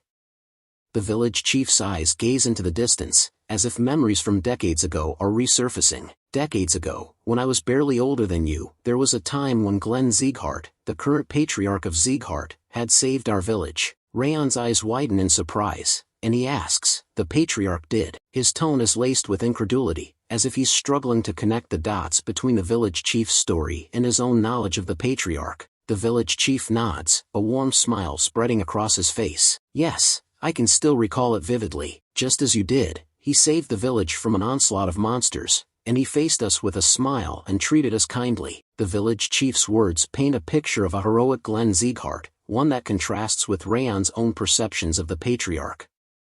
Raon's eyes narrow, his mind racing with skepticism. He thinks to himself, kind, with a smile. Are we thinking of the same person? His inner monologue suggests that Raon's experience with the patriarch has been vastly different from the village chief's nostalgic recollection. The village chief, seemingly oblivious to Raon's inner turmoil, suddenly becomes flustered. Oh geez, it seems I've rambled on for too long. He turns around, gesturing for Raon to follow him. Please come this way, I will take you to the gem. As Raon walks alongside the village chief, he suddenly catches sight of someone holding an ominous helmet. His eyes narrow, and he thinks to himself, that helmet resembles an ogre. His instincts scream warning, and he becomes alert, gripping his sword tightly. With a sense of urgency, Raon asks the person standing before him, are you mad blood demon? The air is thick with tension as Raon awaits the stranger's response. The narrator interrupts the scene, noting that the terms phantom will now be referred to as demon from this point forward. The mysterious figure, indeed a mad blood demon from Eden, responds with a hint of surprise and admiration. Oh, did you recognize this helmet? Even for a Sieghart recruit, you sure are quick-witted. The demon's words are laced with a mixture of curiosity and caution, acknowledging Raon's exceptional instincts and abilities.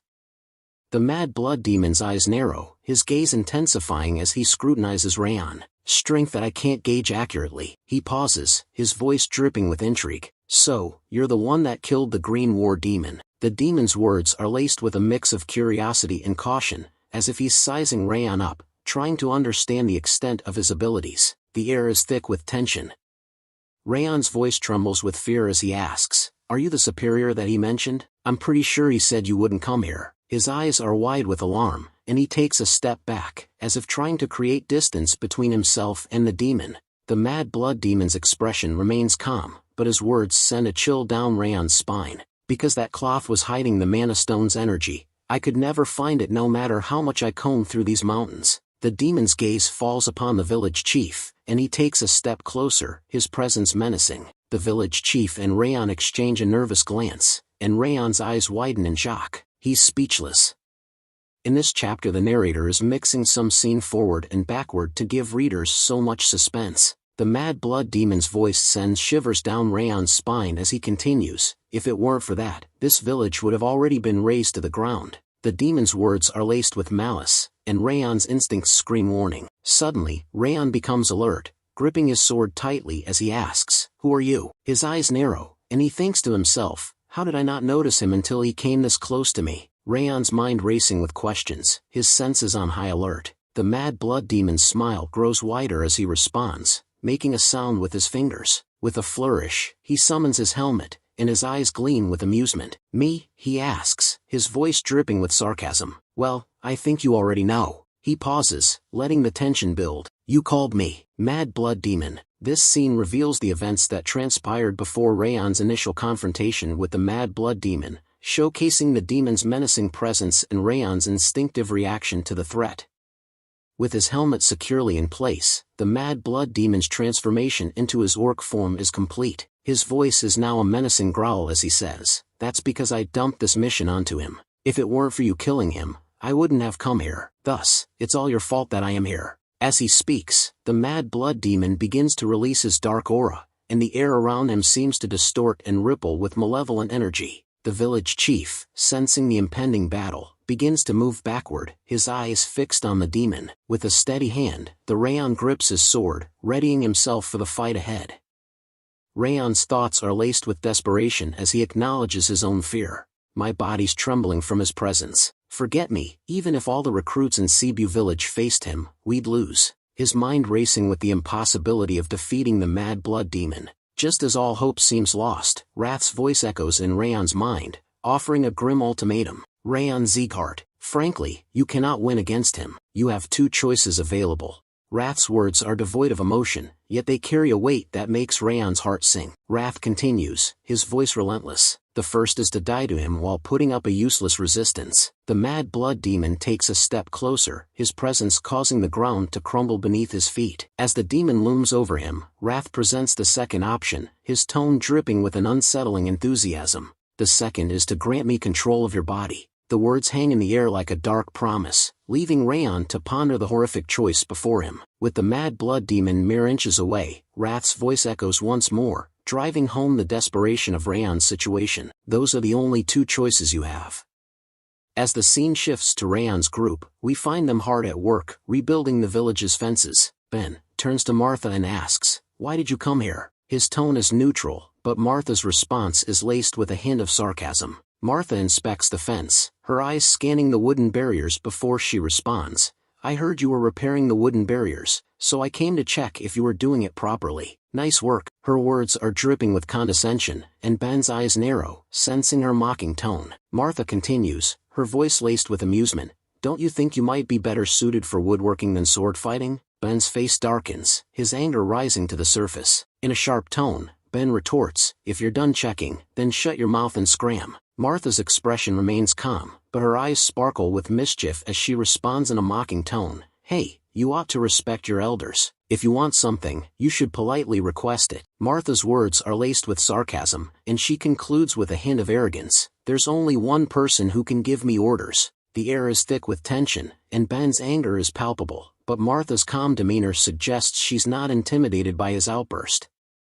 Runan's arrival with a selection of fresh fruits catches Martha off guard, and she spins around, asking, "What are you doing here?" Her tone is laced with surprise, and Runan's calm demeanor provides a stark contrast. Runan holds out the fruits, explaining, "I picked some fruits." Martha's curiosity gets the better of her, and she presses for more information. "The villagers already put out some stuff, so why?" Runan's response is simple and straightforward, "They're for Raon. These are fresher, so I picked them." Her words are devoid of any ulterior motive, but Martha's teasing nature gets the better of her. In a mocking tone, Martha speaks up, "Wow, well, aren't you devoted? Anybody watching would mistake you for a married couple." Her words are laced with amusement, but Runan's expression remains calm. Unfazed by Martha's teasing, Runan begins to walk away, saying, "I'm leaving." Suddenly, the explosion catches everyone off guard, and for a moment, they're frozen in shock. Runan is the first to react, turning to look in the direction of the blast. Her thoughts immediately turn to Raon, and a sense of urgency takes hold. Without hesitation, Runan takes off in a sprint, racing towards the source of the explosion. As she passes Ben and Martha, she tosses aside the fruits in her hand and shouts out a warning. That's the direction that Raon and the village chief headed. Her voice is laced with concern, and she quickly adds, "Emergency, gather your weapons and call Kane and the training hall." As Martha and Ben follow Runan, they quickly arrive at the village chief's house. Martha's eyes widen in shock as she takes in the scene before her. That's the village chief's house. Just what happened here? Her voice is laced with concern and confusion. Ben's face is etched with worry as he calls out to his friend, "Raon, if you're okay, answer me." His voice echoes through the air, but there's only silence in response.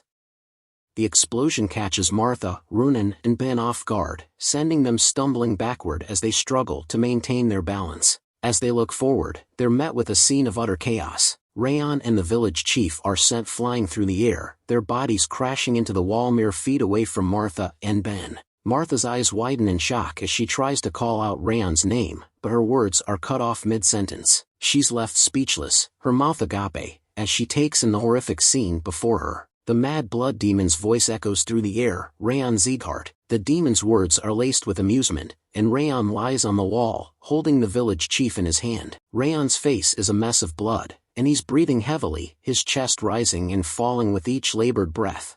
Raon, despite his injuries, summons the strength to push the village chief into Ben's hands, shouting, "Catch!" Ben, caught off guard, instinctively grabs the village chief, his eyes wide with surprise. "Village chief!" Ben exclaims, stunned, as he cradles the village chief's limp form in his arms. Raon's determination is palpable as he orders his friends to retreat. "Everyone, get away from here." Despite his obvious pain and injuries, he begins to stand up, his eyes fixed on the mad blood demon. As he reaches for his sword, Martha, Ben, and Runan exchange worried glances, their faces etched with concern. They watch in amazement as Raon prepares to face the mad blood demon alone. Suddenly Raon shouts, "Take the village chief somewhere safe and run." Raon's furious shout is met with Martha's incredulous response, "What are you saying?" But before she can react further, the mad blood demon's aura surges, unleashing an overwhelming pressure that strikes fear into the hearts of Martha, Ben, and Runen. The three friends are instantly incapacitated, their bodies forced to kneel on the ground as they struggle to cope with the crushing pressure. Ben, still clutching the village chief, gasps for air. "I can't breathe." Runen echoes his sentiment, "It's like, my lungs are collapsing." Martha's voice trembles with horror as she asks, "Just what is this presence?" The weight of the mad blood demon's aura is suffocating, leaving them all breathless and paralyzed with fear.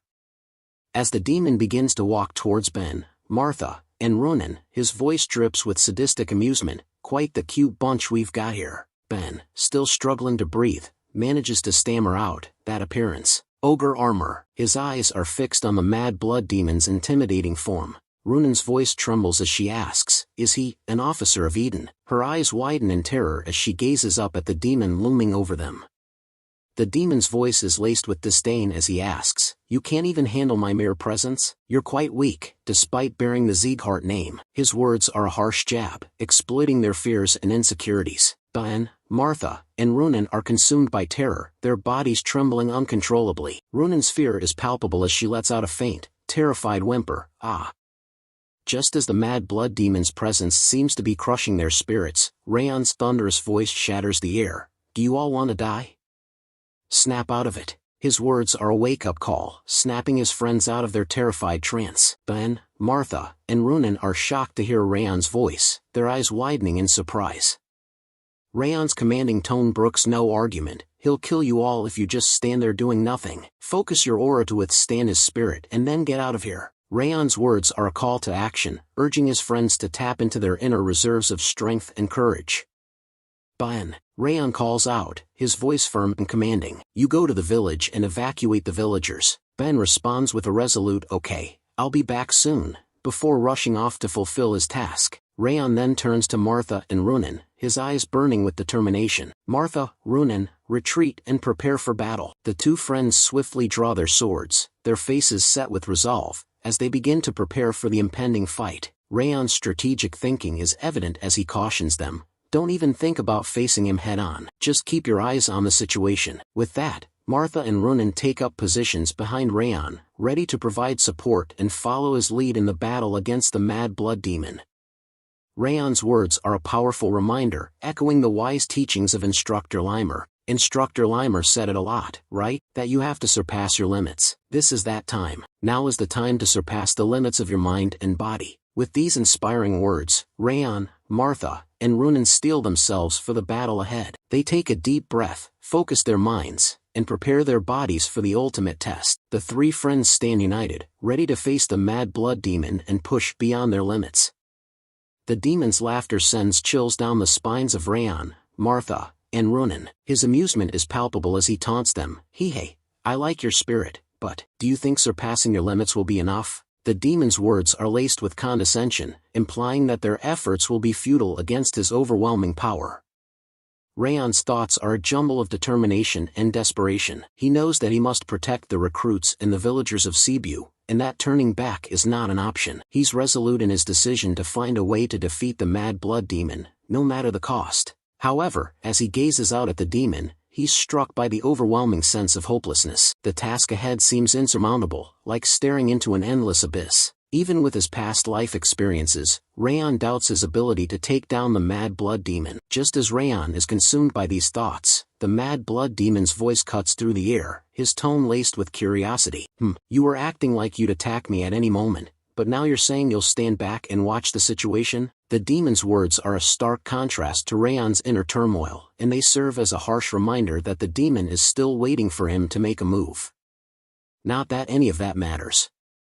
Mad blood demon exclaims with a fierce battle cry, The demon prepares to dash forward, his feet pounding the ground with incredible force. The earth beneath him crumbles, sending rocks and debris flying in all directions. As he charges towards Raon, the mad blood demon declares, "If you won't attack, then I will." He raises his hand, ready to strike, and Raon is caught off guard. Raon's eyes widen in shock as he takes in the mad blood demon's blistering speed. He's speechless, his mind racing to process the demon's sudden acceleration. His thoughts are a jumble of alarm and desperation as he realizes, he's faster than before.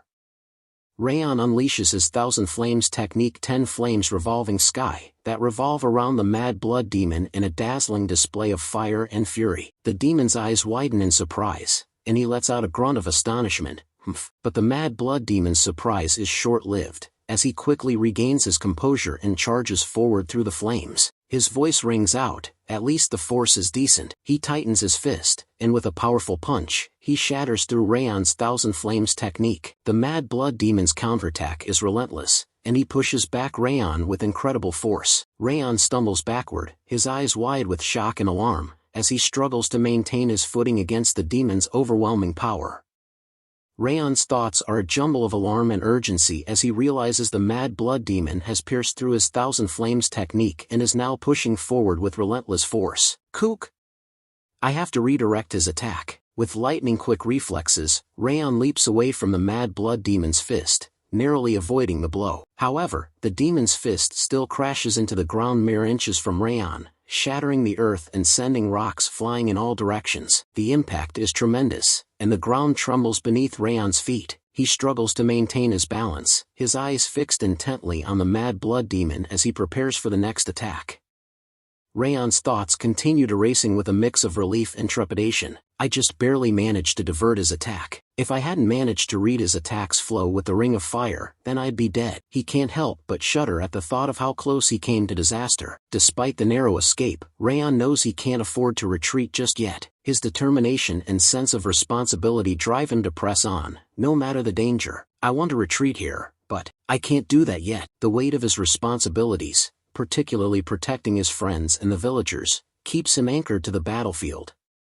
With a deep breath, Raon focuses his mind and prepares for the next challenge. His eyes locked onto the mad blood demon, he thinks to himself, I have to give the guys watching this fight even just one more thing to observe. With that, our chances of survival will go up 10, no, even just 1%. With renewed determination, Raon charges forward, his flame aura blazing around him. The mad blood demon greets him with a maniacal smile, clearly relishing the opportunity to toy with Raon. Yes, that's it, he exclaims, pushing off the ground with one leg to launch himself into the air. As the mad blood demon soars towards Raon, flames that go out with one punch are no fun at all, he declares, his voice dripping with sadistic pleasure. Raon covers his face to avoid the force of the mad blood demon's jump, but he knows he can't keep dodging forever. As the demon raises his hand to punch Raon, he lets out a blood-curdling cry, "Entertain me more." Raon's eyes widen in surprise as he gazes up at the mad blood demon, who is mere moments away from delivering a crushing blow. With lightning-quick reflexes, Raon springs into action, jumping away from the punch at the last possible instant. The mad blood demon's fist slams into the ground, mere inches from Raon's face, sending shockwaves through the earth. The force of the punch is so immense that it creates a massive hole in the ground, causing the surrounding soil to crumble and sending debris flying in all directions. The sound of the punch echoes through the forest, a deafening boom that sends birds fleeing in terror. The air is filled with dust and debris, reducing visibility to near zero. Raon, still reeling from his narrow escape, struggles to catch his breath and regain his footing. As Raon kneels on the ground, exhausted and holding his sword, the mad blood demon sits calmly, a sly grin spreading across his face. Those flames are on a different level from ordinary aura, he says, his voice dripping with amusement. However stupid he was, I thought it odd that the green war demon would have fallen. But with that power, now I can understand. The mad blood demon's words are laced with condescension, and he seems to be savoring the moment. However, that makes this all the more pitiful, he continues, his grin growing wider. I cannot be harmed by fire. Do you know why? The demon's question hangs in the air, a challenge to Raon's already battered and exhausted body. Raon's voice trembles as he responds, his exhaustion and fear evident in his words. Of course, the helmet you're wearing, it has the trait of the ogre. The narrator's voice takes over, explaining the legend of the ogre. Ogre, the king of the forest, they are not harmed by blazing forest fires, and fiercely protect their territory. These monsters are unfazed by torrents of fire arrows hitting them as they tear down castles. The narrator's words paint a vivid picture of the ogre's formidable reputation, highlighting their immunity to fire and their fearsome protective instincts. The image of an ogre tearing down castles, unfazed by flames, is a testament to their legendary strength. Raon, still kneeling on the ground, looks up at the mad blood demon with a mix of defiance and desperation. "You can use the ogre's trait for yourself," he says, his voice laced with a hint of challenge. The mad blood demon's voice drips with condescension as he speaks. "Then you must be well aware that however much aura you use, it will still be useless against me." "What a pity." Raon's eyes narrow, his jaw clenched in determination. Raon's voice rings out, filled with a newfound sense of determination. "If fire doesn't work, then I can just use something else." The mad blood demon's grin falters, his eyes widening in surprise. He takes a step back, his voice tinged with curiosity. "What?" he asks, his tone dripping with skepticism. As Raon releases his cold aura, the air around him seems to chill, and his sword shines with an icy glow. The mad blood demon's eyes widen in shock, his mind racing to comprehend the implications of Raon's abilities. "Wait, that cold is..." The mad blood demon trails off, his voice filled with incredulity. He takes a step back, his eyes fixed intently on Raon. "I was already surprised by your unreasonable fire-attributed aura, but you can actually use aura of multiple attributes at the same level?" The mad blood demon's words are laced with a mix of shock, curiosity, and even a hint of admiration. He seems to be re-evaluating Raon's abilities, his initial underestimation giving way to a deeper understanding of the young warrior's capabilities. "Your capacity for attributes and skill with the sword at that age. Just who are you?" the mad blood demon asks, his voice filled with a sense of wonder. Raon, meanwhile, stands calmly, his cold aura swirling around him. He gazes at the mad blood demon with a focused intensity, his sword at the ready. Raon's voice is firm and resolute as he responds, "Is there any need for you to know? You'll die soon at my hand either way." His words are laced with a quiet confidence, a sense of determination that he will emerge victorious. The mad blood demon's laughter echoes through the air, a deep, menacing sound. "Hee, how arrogant," he says, his eyes glinting with amusement. With a fierce battle cry, Raon leaps off the ground, his sword flashing in the dim light as he channels the cold aura. The air around him seems to shimmer with icy energy, and his sword shines with a frosty glow. The mad blood demon, undaunted by Raon's sudden attack, raises his massive fist, dark aura swirling around it like a vortex. His eyes blaze with malevolent intent as he speaks, his voice dripping with malice. "Let's see how long you can keep that attitude." The scene shifted to Ben and his group. As they run, the sounds of intense battle grow louder, and the air is filled with the acrid smell of dust and smoke. Ben's voice rings out, concern etched on his face. "Hey, are you guys alright?" But before he can finish his sentence, he's left speechless. His eyes widen in astonishment as he takes in the scene before him. Raon and the mad blood demon are locked in a fierce battle, their auras clashing in a spectacular display of energy. What leaves Ben speechless, however, is the fact that Raon is holding his own against the mad blood demon. The two combatants are evenly matched, their movements a blur as they exchange blows. Ben's eyes dart back and forth, struggling to keep up with the intensity of the battle.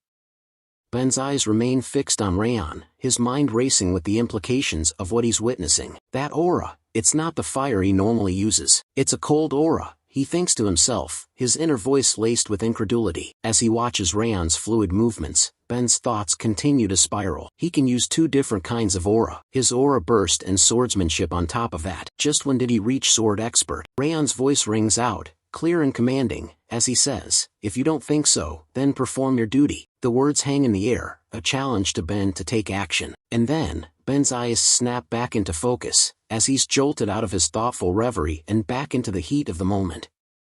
Ben's voice echoes through the air, loud and clear, as he calls out to his companions, "Everyone, retreat." The urgency in his tone is unmistakable, and his words are followed by the sound of footsteps as the group quickly turns to flee. As they run, Ben continues to shout instructions, his words punctuated by the pounding of their feet on the ground. "Focus on running away from the mad blood demon. We have to save even one more person from the mad blood demon." As the group flees, Runan's voice rings out, laced with desperation and concern. She calls out to Raon, her eyes brimming with tears, "Don't die, no matter what." is met with a warm and comforting response from Raon. Despite the danger and chaos surrounding them, Raon's face breaks into a gentle smile, and he says, "Got it." As Raon sits on his knees, the mad blood demon towers over him, its voice dripping with malevolence. "You think those insects can run away from me?" The demon's words are laced with contempt, dismissing Raon's friends as mere insects. The demon's gaze seems to bore into Raon's soul, its eyes gleaming with an unholy light. The air is heavy with tension as the demon pauses, its voice taking on a more sinister tone. No, more importantly, the demon's words trail off, leaving Raon wondering what fresh horror is about to be unleashed.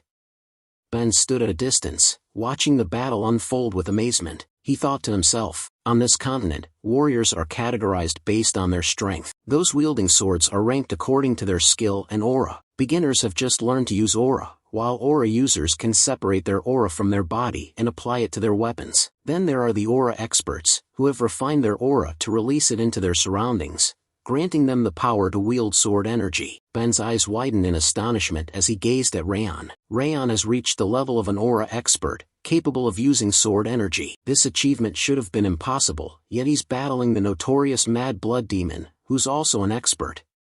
Ben's thoughts continued, but even if he's fighting back against the Mad Blood Demon, he hasn't been able to deal any significant damage. He's able to somewhat ignore the difference in strength between them, too. Ben's trailing thought suggests he's noticed something peculiar about Raon's battle dynamics with the Mad Blood Demon. His curiosity is piqued.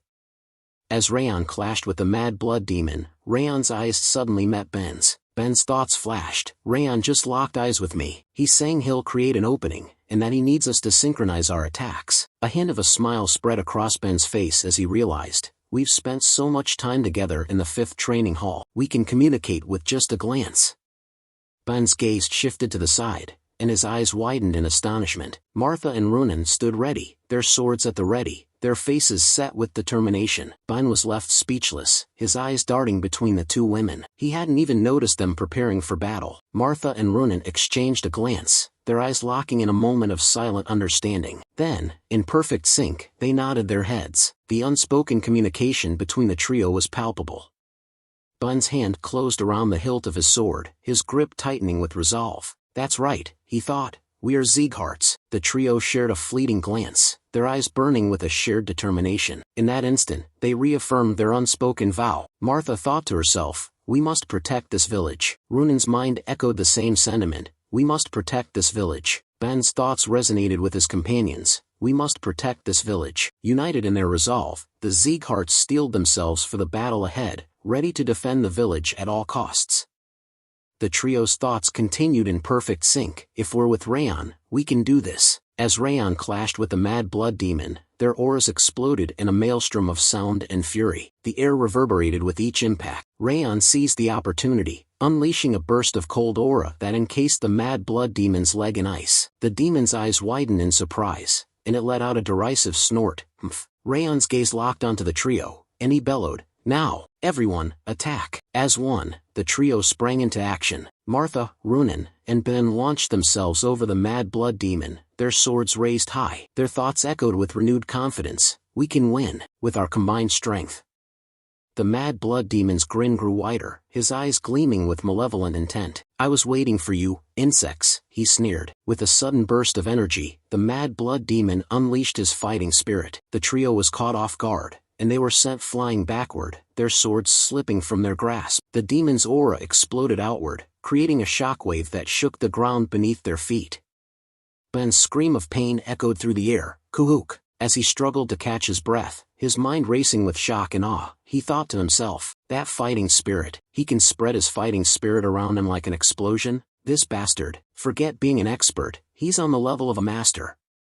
The Mad Blood Demon's laughter boomed through the air, ha ha. I was wondering if I'd have to chase each of you down. You've saved me the effort. His eyes gleamed with sadistic pleasure as he watched the trio's hopeful expressions crumble into despair. Watching his hopeful expressions fall into utter despair always brings me such joy, he declared, his voice dripping with malice. The demon's gaze turned scornful. Did you really think I was being pushed back by you? With a sudden, ominous movement, the Mad Blood Demon raised his hand punched towards Raon, his voice thundering with condemnation. All of you will die here today, because you didn't know your places. Raon dodges the Mad Blood Demon's punch with ease, his eyes blazing with determination. "You're not the only one that was waiting for this chance." As he focuses his aura, his sword begins to radiate an intense, flame energy. Raon's thoughts reveal the secret to his newfound power. "All the murderous intent I'd built up during my past life as an assassin has allowed my cold energy to seep into the Thousand Flames technique, and focus it all into a single point." Raon's voice rings out, "Thousand Flames technique, Zenith." His teeth gritted in effort, he raises his sword and strikes, stabbing towards the mad blood demon's chest. The blade pierces the demon's chest, unleashing a maelstrom of flames that surrounds and engulfs him. The sheer force of the attack sends the mad blood demon stumbling backward. The mad blood demon's eyes widen in shock and amazement as he crashes to the ground, kneeling. Raon's attack has left him reeling, his formidable strength momentarily broken. Raon stands panting, his chest heaving with exhaustion. The effort of unleashing the Thousand Flames technique, Zenith, has taken its toll. With a mixture of frustration and disappointment, Raon curses himself, "Damn it." His eyes narrow, reflecting his regret and annoyance at his own limitations. The mad blood demon's voice rings out, "Incredible." With a sudden burst of strength, he grasps the sword still lodged in his chest. The demon's eyes narrow as he asks Raon, "You took advantage of my defense weakening as I applied aura to my attacks, didn't you?" His gaze pierces through Raon, as if seeing right through his strategy. With a swift motion, the mad blood demon reaches out and grabs Raon in his massive hand. Raon's eyes widen in shock as he realizes his plan has been turned against him. Raon's face contorts in a mixture of pain and alarm, his body trapped in the demon's crushing grip. The tables have turned, and Raon must now face the consequences of underestimating his foe.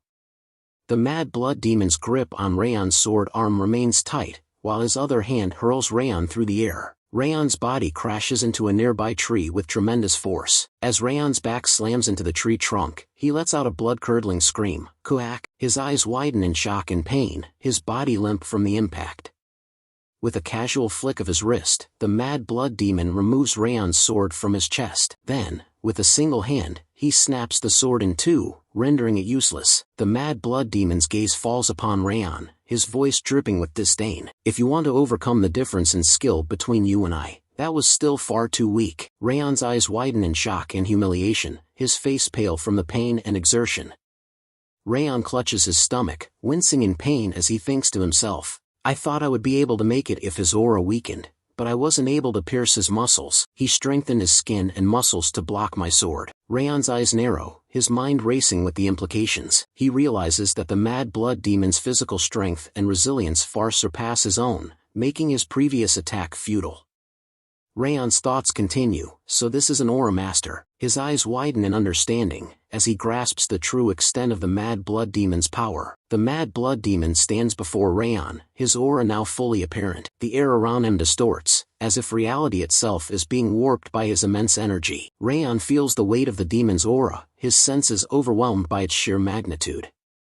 Raon's teeth grind in frustration as he whispers to himself, "My plans are over." With a sudden burst of urgency, he shouts to his group, "All Sieghart recruits, I command you as your leader. All of you, run away from here." Ben and Runan stare at Raon in shock, Ben opening his mouth to question, "What are you?" Raon cuts him off, "We can't win against him right now. Run away and evacuate the villagers." As he shouts, Raon thinks to himself, "We have no time. We have to evacuate the recruits and villagers in order to minimize damage." Raon's anger boils over as he yells at Ben, "Do you think it befits a Sieghart to die a dog's death here?" The mad blood demon's voice cuts through the air, his eyes fixed intently on Raon. "Do you think you can hold out while they're running away?" The demon's words are laced with mockery, implying that Raon's attempt to protect his comrades is futile. Raon calls out, "Wrath, I suggest a wager." Wrath emerges from behind Raon, a sly grin spreading across his face. Wrath's eyes gleam with excitement as he says, "So, my turn has finally come." Raon swiftly picks up a nearby sword, gripping it firmly as he prepares for the impending battle. The air is electric with tension, setting the stage for an epic clash. Wrath raises an eyebrow, his grin still plastered on his face. "However, despite your attempt to wager, it appears you'll die any moment now. What do you intend to wager on?" Raon's eyes flash with determination. "The wager is on whether he or I will be the one to die." Wrath bursts into laughter, his eyes gleaming with amusement. "Ha! Do you think you'll be able to win against him? Wrath's tone drips with skepticism, implying that Raon's chances of winning are slim to none, while the Mad Blood Demon stands by, silently observing Raon. Raon acknowledges, it's near impossible as such, in order to meet the bare minimum conditions. Restore my aura and my body, and I will take your rage in exchange. Wrath responds, at this rate, you'll die and I won't be able to receive your body either way. I will restore you then. Wrath enters Raon's body, his presence surging through Raon's veins. Wrath's voice echoes in Raon's mind. Let's see you take in my rage directly. As Wrath's rage courses through his body, Raon's face contorts in excruciating pain. His teeth grind, and tears stream down his face. A blood-curdling scream tears from his throat. Kook. As Raon screams in agony, the Mad Blood Demon's expression changes from indifference to curiosity. He takes a step closer to Raon, his eyes narrowing in scrutiny. The Mad Blood Demon asks, what is that? You didn't drink the blood of an ogre or a troll. I don't understand how you recovered like that. That exceeds reason. The Mad Blood Demon's tone is laced with skepticism, his words implying that Raon's rapid recovery defies the laws of nature. His gaze intensifies, as if searching for answers behind Raon's transformation. Raon points his sword at the Mad Blood Demon, his expression unreadable. I said it before, didn't I? There's no need for you to know. The Mad Blood Demon's eyes widen in surprise, his gaze fixed on Raon's sword. Raon's voice takes on a menacing tone. Come, I'll keep you company until dawn. The scene shifts to Ben and his group, who are frantically evacuating the villagers. Ben shouts orders to his team. Now, I expect everyone to move according to orders. Help those that are injured or have trouble moving. Ben's expression is grim, his voice laced with desperation. I know you're all tired, but we have to move quickly. We don't have time. We have to hurry and get somewhere safe. The villagers, fueled by fear and panic, scramble to follow Ben's instructions. The air is thick with tension as the group rushes to escape the impending danger.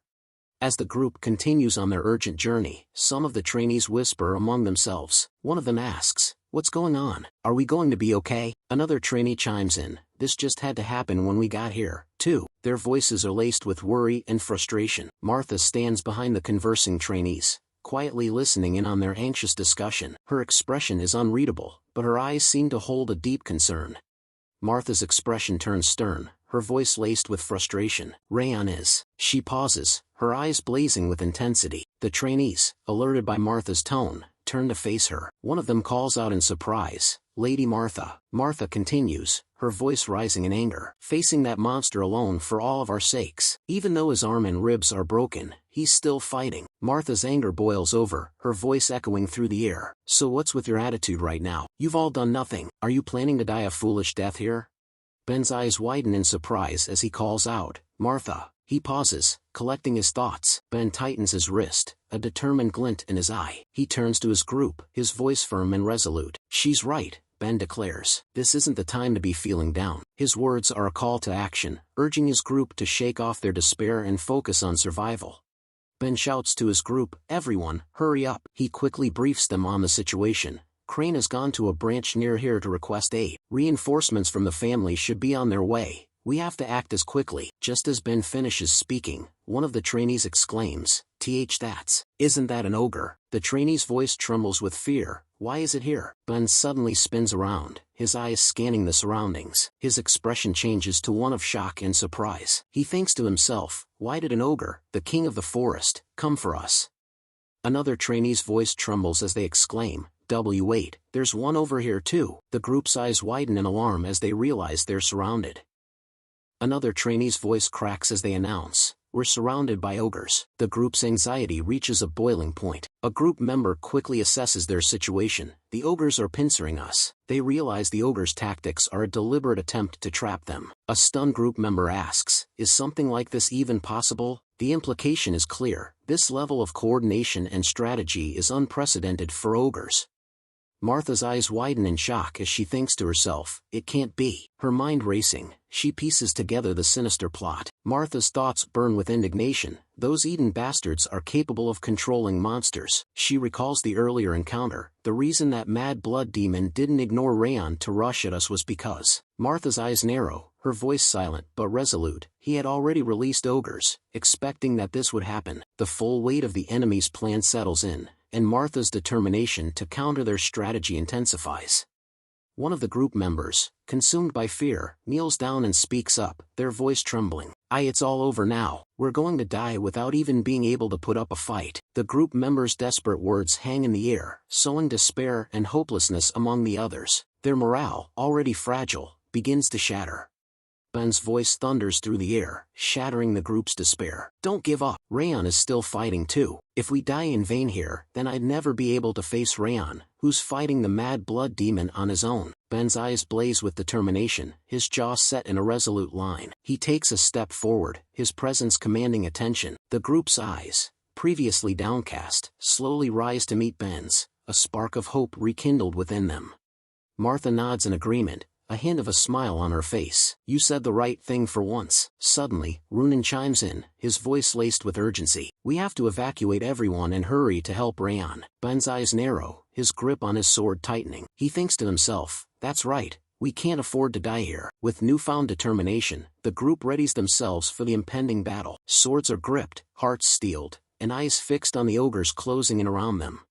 Ben declares, "That's the least we can do for Raon, who's fighting on his own for our sakes." The trio, fueled by determination, begins to rush forward to attack the ogres. Just as they're about to clash with the ogres, someone's wind aura slash passes through the trio, striking the ogres in front of them. The trio stops in their tracks, turning to look at the wind slash that has effortlessly taken down the ogres. Ben's eyes widen in amazement as he speaks up, "This wind dash." The scene cuts back to Raon's side. The mad blood demon looms over him, its presence radiating malevolence. The mad blood demon speaks in a taunting tone, "How persistent. Give it up already." While Raon lies battered and bloodied near a rock, Raon's chest rises and falls with shallow breaths, his body broken and exhausted. Yet, his eyes still burn with a fierce determination, refusing to surrender. As Raon lies against the rock, he thinks to himself, "My broken left arm is getting in my way. If I cut off my left arm, I'll be able to fight for a little while longer." Raon's thoughts take a somber turn as he questions his motivations. "But, why am I doing this anyway? Every inch of my body is screaming out in pain. Why do I have to endure pain that I'd never felt even in my past life and fight against this monster?" A tinge of regret creeps into Raon's thoughts. "If it was my past life, I definitely would have run away." His eyes seem to gaze into the distance, haunted by the memories of his past life's timid nature. Raon's thoughts are interrupted by a vision of Sylvia, her gentle voice calling out to him. Raon. He feels her warm embrace, and her words echo in his mind. "I'd like it if you could become a proud warrior, a Sieghart swordsman of old." Raon's eyes snap back into focus, his determination reignited. Raon's gaze intensifies, his eyes burning with renewed resolve. "That's right," he thinks to himself. "The words Sylvia spoke back then, and the memories of the comrades I've spent time with are tying me down here." Raon's thoughts continue, filled with warmth and appreciation for his comrades. Runan, seemingly holding no interest in others, but kinder than anyone else. Runan. A gentle smile spreads across his face as he recalls Runan's quiet yet profound kindness. His thoughts then shift to Ben. He didn't get off to a good start, but he's running towards a respectable goal. Ben. Raon's expression turns thoughtful, acknowledging Ben's growth and determination. Finally, his mind turns to Martha. She's rough, but with an iron conviction. "Someone I can rely on, Martha." A sense of trust and admiration shines through Raon's thoughts as he reflects on Martha's unwavering resolve and unshakable loyalty. With a newfound sense of determination, Raon slowly begins to stand up, his battered body protesting the movement. Yet, he pushes through the pain, fueled by his thoughts. "It'd be a lie to say that they haven't grown on me," he thinks to himself. "I want to save them, who are slowly growing into Sieghart swordsmen." Raon's eyes burn with conviction, his mind made up. He's willing to risk everything to protect his comrades, to ensure they can continue growing stronger, and to fulfill their dreams of becoming true Sieghart swordsmen. Rath's gaze narrows, its voice laced with a mix of surprise and admiration. Did you buy time for those comrades of yours to get out of my range, all while withstanding my rage?" Raon nods in agreement, his expression serene. "So you noticed." Raon's eyes convey a deep-seated determination, his resolve to protect his comrades unwavering. Rath's expression twists in indignation, its voice dripping with venom. "How cheeky, Raon Sieghart. There is a limit to how much you can look down upon me." Rath's gaze pierces through Raon, its words laced with scorn. "Do you truly believe that you'd be able to regain control of your body while I kill this man and chase after your comrades?" Rath's voice drips with contempt. And how do you plan to do that when you're having trouble even staying on your feet? With a burst of rage, Wrath's energy surges back into Raon's body. Raon's eyes widen in agony as he loses his grip on his sword, the blade clattering to the ground. Raon's knees buckle, and he collapses to the ground, his body racked with pain. His scream echoes through the air. Ah! Wrath's voice rings out, its words dripping with victory. You failed the moment you took my rage. You may be able to withstand possession, but the moment you hand me your body, you will never be able to regain it. The Mad Blood Demon speaks up, its voice laced with amusement. It seems you've finally reached your limits. As Raon lies on the ground, writhing in pain, the Mad Blood Demon's eyes gleam with malevolence. I just had a good idea. The Mad Blood Demon's voice drips with sadistic pleasure as it walks away from Raon, heading towards Ben's group. I'll save you for last and go kill your comrades first. Now that sounds like it'd be much more entertaining. Just imagine it, the expression you'd make as I tear off your comrades' heads one by one, right in front of your face. Raon's eyes widen in horror, his mind racing with the terrifying image. Raon's thoughts are filled with a sense of urgency and responsibility. He knows that his comrades, mere recruits, are no match for the Mad Blood Demon's mastery. With a deep breath, he steels himself for the task ahead. I have to keep him busy while everyone else escapes, Raon thinks to himself, his resolve firm. Despite his battered body, he summons every last ounce of strength, preparing to face the Mad Blood Demon once more. The Mad Blood Demon's eyes widen in surprise as it turns to face Raon, who miraculously stands before it, despite his battered state. The demon's gaze lingers on Raon's broken sword, then shifts to his unwavering eyes. Raon's voice rings out, filled with conviction and determination. I am a descendant of the Northern King of Annihilation, Glenn Sieghart, and I will one day be the strongest swordsman on the continent, until my heart stops beating. With his broken sword still clutched in his hand, Raon declares, you will not be able to leave this place, Mad Demon of Eden. The air seems to vibrate with Raon's unyielding spirit, as he stands tall, ready to face the demon. The Mad Blood Demon's expression changes, its eyes gleaming with a mix of surprise and admiration. That's quite the spirit for your age. Calling you incredible wouldn't do you justice. Its voice is laced with a hint of respect, a rare sentiment from the demon. The demon clenches its right arm, its aura surging with increased power. Fine. I'll have to show proper respect towards such a warrior. I will remember your name, Raon Sieghart. With a fierce battle cry, the Mad Blood Demon unleashes its aura, preparing to deliver a crushing blow that will finish Raon in one swift strike. Raon's thoughts are filled with a sense of resignation as the Mad Blood Demon's punch nears. I don't have the strength to spare, to dodge this attack. He closes his eyes, preparing for the inevitable, thinking his life is about to end. Just as all hope seems lost, a familiar wind aura passes through, carrying the scent of a fierce warrior. Raon's eyes snap open in surprise. As he opens his eyes, he's met with the sight of a red-haired figure standing tall in front of him. The figure's long, crimson locks dance in the wind, and their aura radiates an intense, battle-hardened energy. Raon's eyes widen in shock as he takes in the familiar sight. Limer, the sword instructor of Raon, stands firm, his sword at the ready. With ease, he blocks the Mad Blood Demon's powerful punch, the blade biting deep into the demon's fist. The impact sends a shockwave through the air, as Limer's sword aura clashes with the Mad Blood Demon's dark energy. The sound of steel scraping against the demon's skin echoes through the surroundings, a testament to Limer's exceptional skill. Raon's face breaks into a warm smile as he looks at Limer. You're late, he says, his voice tinged with amusement. Limer's eyes crinkle at the corners as he bursts into laughter. Ha! Sorry, I overslept a bit. He chuckles, his expression carefree. With a confident grin, Limer says, you can leave this to me now. He readies his sword, his stance radiating a sense of control and mastery. The Mad Blood Demon's eyes lock onto Limer, a hint of curiosity sparking within. The brilliant sword of Sieghart, demon begins to ask. But before the demon can finish its sentence, Limer flashes a cheeky grin. Long time no see, Baldy, he says with a chuckle, his tone dripping with sarcasm. The Mad Blood Demon's expression darkens, its eyes narrowing at Limer's casual tone. What are you doing here? It growls, its voice low and menacing. Limer's eyes flash with intensity as he channels his aura into his sword. The air around him seems to vibrate with energy. I couldn't just stand by and watch his saplings were being crushed underfoot by trash like you, Limer declares, his voice dripping with disdain. The Mad Blood Demon's face twists in rage, his dark energy surging in response to Limer's provocation. The Mad Blood Demon's fist crackles with dark energy as he takes a step closer to Limer. His voice is laced with contempt. Who would have thought that someone on your level would be sent as an inspector for a trainee's duty? It sneers. The Sieghart sure have softened up.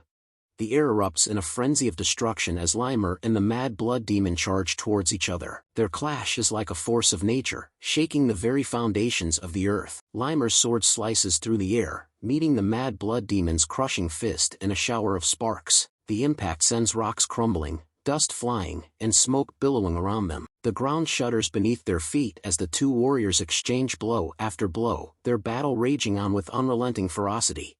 The Mad Blood Demon's fist crashes down, sending Limer stumbling backward. As they continue to exchange blows, the demon's voice rings out, laced with mockery. So you can barely deflect a punch like this, it sneers. Even your body's balance has completely given out. Were the rumors that your energy core had collapsed, leaving you crippled, true?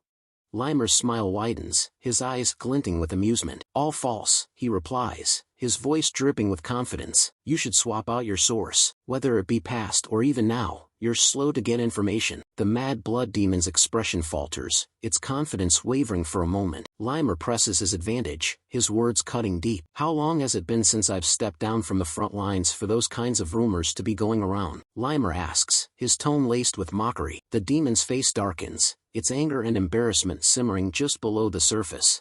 The Mad Blood Demon's eyes narrow, its gaze piercing as it responds to Limer's taunts. Your lies are quite obvious, it sneers. Your swordsmanship used to bear a horrifying amount of killing intent. However, now, your sword is akin to a light breeze. The Mad Blood Demon's voice rings out, its confidence booming. You will never be able to cut me like that. With a fierce battle cry, the demon raises its massive arms, ready to unleash a crushing blow. The air trembles with anticipation as the demon's fist hurls towards Limer. But Limer is no ordinary warrior. With lightning-quick reflexes, he skillfully dodges the attack, avoiding the demon's fist by a hair's breadth. The demon's blow crashes into the ground, sending rocks flying and dust swirling everywhere. Limer springs back to life, his agility allowing him to jump away from the Mad Blood Demon's attack with ease. As he lands gracefully on the ground, a mischievous grin spreads across his face. You brute, Limer teases, his voice dripping with amusement. The Mad Blood Demon's fierce expression twists in anger, his face reddening with rage. The battle between Limer and the Mad Blood Demon intensifies, their clashes sending shockwaves through the air. The area is quickly shrouded in a thick cloud of smoke, obscuring the fighters from view. Raon watches the battle unfold, his eyes shining with admiration. Instructor Limer, he's so nimble in the air, like a leaf floating in the wind, he whispers to himself. Raon's thoughts continue to unfold, his mind analyzing Limer's battle strategy. On top of that, the attacks he's launching intermittently are so perfect they're giving me goosebumps, he thinks, his eyes wide with awe. Raon's gaze remains fixed on the smoke-shrouded battlefield, his mind racing with questions. If Limer had used his strength, then this battle would have already been decided, he ponders. A faint smile plays on Raon's lips as he pieces together Limer's intentions. So why is he dragging this battle out, as if to have me watch? Raon's eyes widen in shock as a startling realization dawns on him. Wait, could it be, he thinks, his mind racing with excitement. Just like before, is he doing this on purpose to show me his swordsmanship? Raon's thoughts continue, his gaze fixed on Limer's battle with the Mad Blood Demon. A mix of awe and incredulity washes over Raon. He's teaching under these circumstances. He's insane, Raon exclaims, his voice barely above a whisper. Meanwhile, Limer's battle with the Mad Blood Demon reaches a fever pitch. With a fierce cry, Limer unleashes his aura, the air around him crackling with energy. He rushes towards the Mad Blood Demon. As Limer charges towards the Mad Blood Demon, his sword flashing in the dim light. As he closes in, he taunts the demon, his voice dripping with mockery. Despite acting so arrogant, you can't even take me down when I'm weakened, he asks, his tone laced with disdain. At this rate, you'll have that helmet stolen away from you, Limer declares. The Mad Blood Demon's anger boils over, its face purpling with rage. Shut up, it thunders, its voice like a crack of lightning. With a fierce battle cry, the demon swings its massive fist at Limer, aiming straight for his face. The air shudders with the force of the blow, and Limer's eyes narrow as he prepares to dodge. Limer drops to one knee, his agility allowing him to dodge the Mad Blood Demon's crushing blow by a hair's breadth. The demon's fist crashes into the ground mere inches from Limer's head. The impact is tremendous, causing the earth to shudder and tremble. The ground crumbles beneath the demon's fist, sending rocks and debris flying everywhere. The mad blood demon's face twists in frustration, its eyes blazing with anger. "Brilliant sword, stop fooling around and fight me properly," it thunders. Limer's expression remains calm, but his thoughts reveal a growing concern. "I'm reaching my limits and handling him lightly," he thinks to himself. A hint of a smile plays on Limer's lips as he continues, "Well, the teaching material has gone berserk, so I guess it's about time to wrap things up."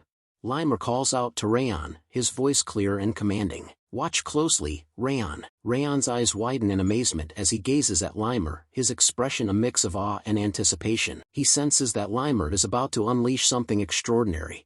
As Limer's aura surges to new heights, his eyes blaze with intensity. "This is how a Sieghart fights," he declares, his voice dripping with conviction. Limer's gaze locks onto Raon, his expression stern. "And you will have to learn it."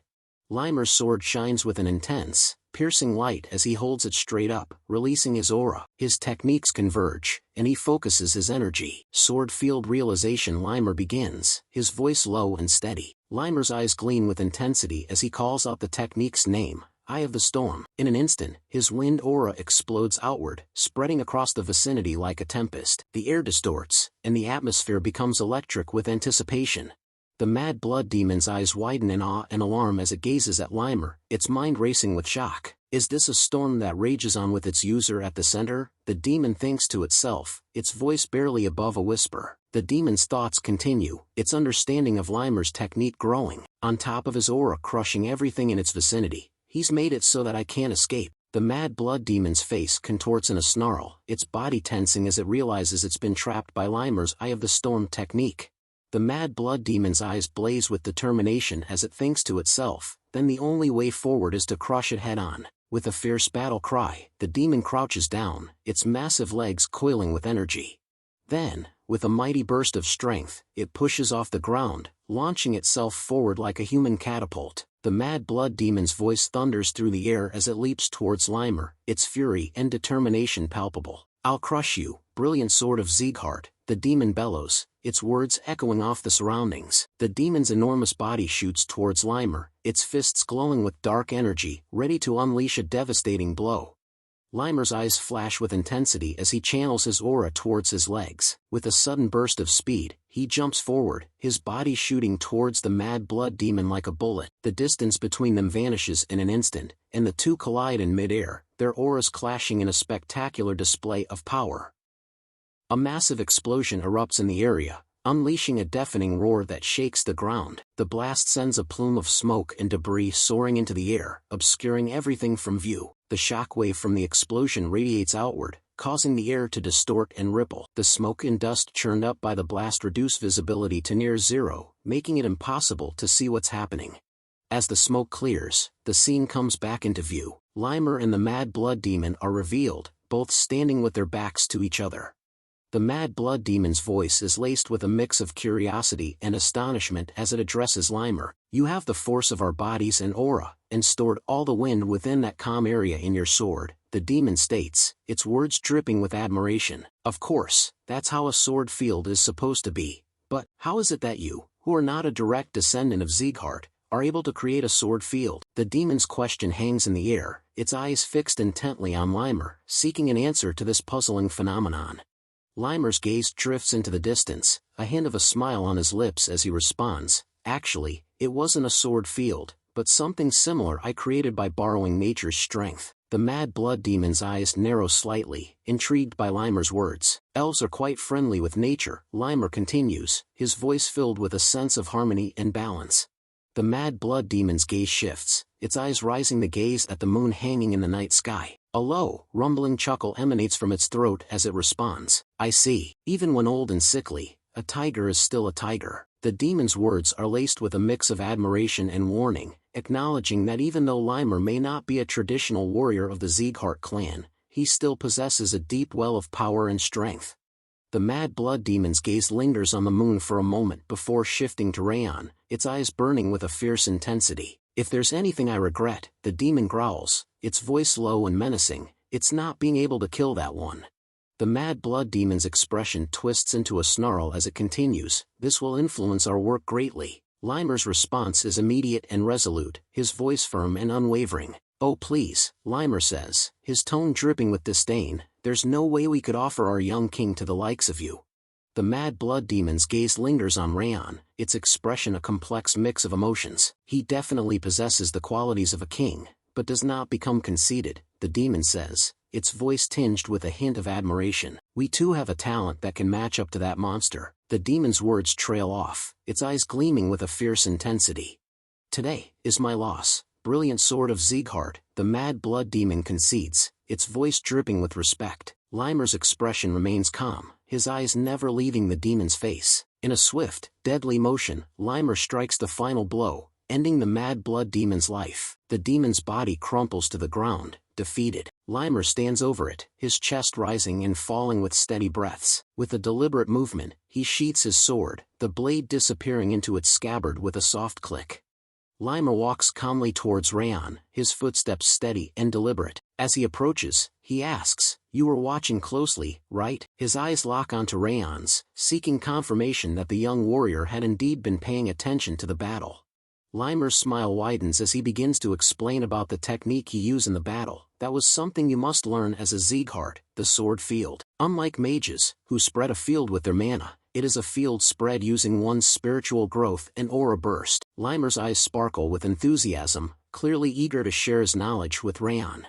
Limer's expression turns serious, his voice filled with a sense of gravity. "A sword field is made up of all your experiences, achievements, aura, and even your future. You are a direct descendant, so you will be able to use it one day." Raon's eyes widen, his mind reeling from the weight of Limer's words. He's left speechless, unable to respond. Limer's expression softens, and he offers Raon some final advice. "Until that day comes, carve many experiences into yourself."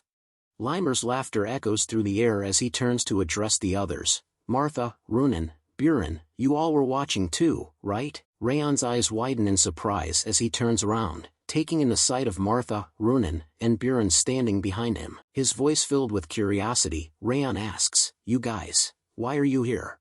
The trio rushes towards Raon, their faces etched with concern. Runen calls out Raon's name, Raon. But before Runen can reach him, Martha's voice rings out, her tone a mix of relief and exasperation. "You bastard, you're still alive!" Martha exclaims, her eyes fixed intently on Raon as she rushes towards him.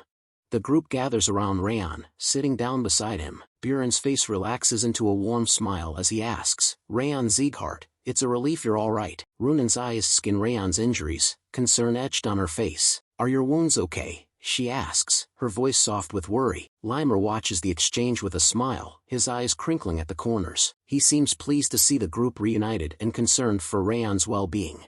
Limer's smile falters for a moment, and he thinks to himself, "Geez, feigning being alright is taking its toll." His mind begins to wander, and he starts to ponder the complexities of the sword field. There are a number of conditions that must be met in order for someone that is not a direct descendant of Sieghart to use the sword field, he thinks. Experience is a given, their affinity for the attribute, and on top of stamina, life force. Limer's thoughts trail off, his eyes refocusing on the group surrounding Raon.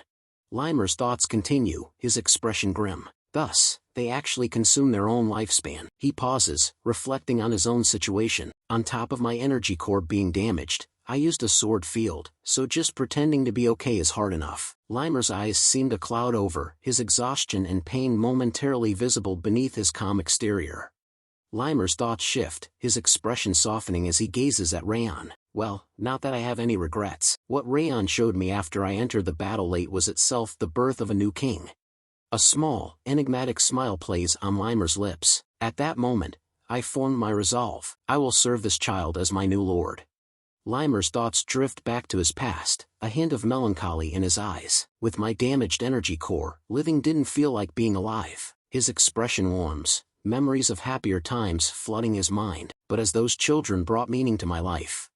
Limer's eyes sparkle with a sense of gratitude and renewal. "I've been granted a new life." His thoughts seem to be filled with a sense of purpose and belonging, as if he's found a new reason to keep moving forward.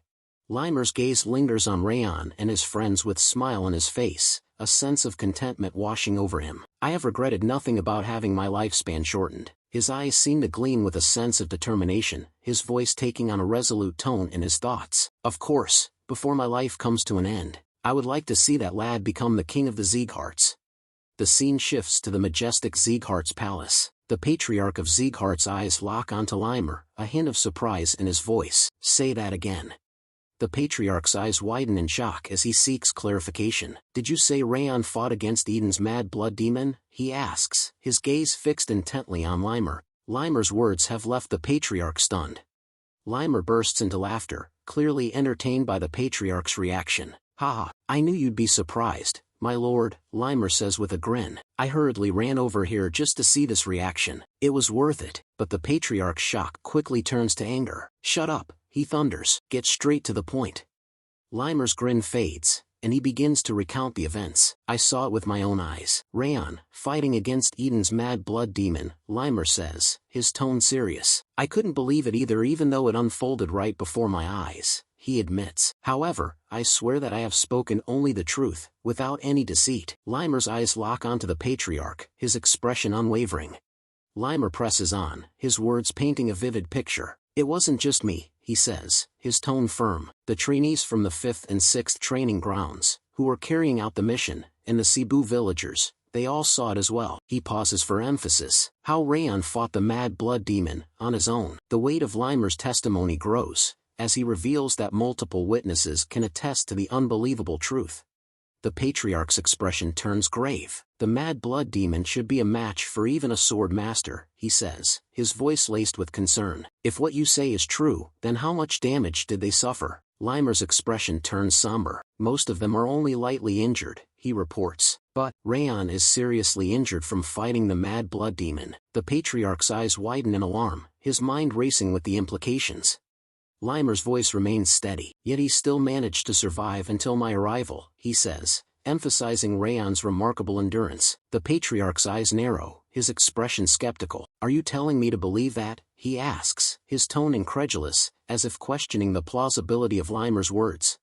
Limer's eyes lock onto the patriarch's, his expression deadpan. "I know, it sounds nonsensical," he admits, "but you'll have no choice but to believe it too, once you see that Raon has become a sword expert, my lord." The air is thick with tension as Limer drops this bombshell, leaving the patriarch stunned.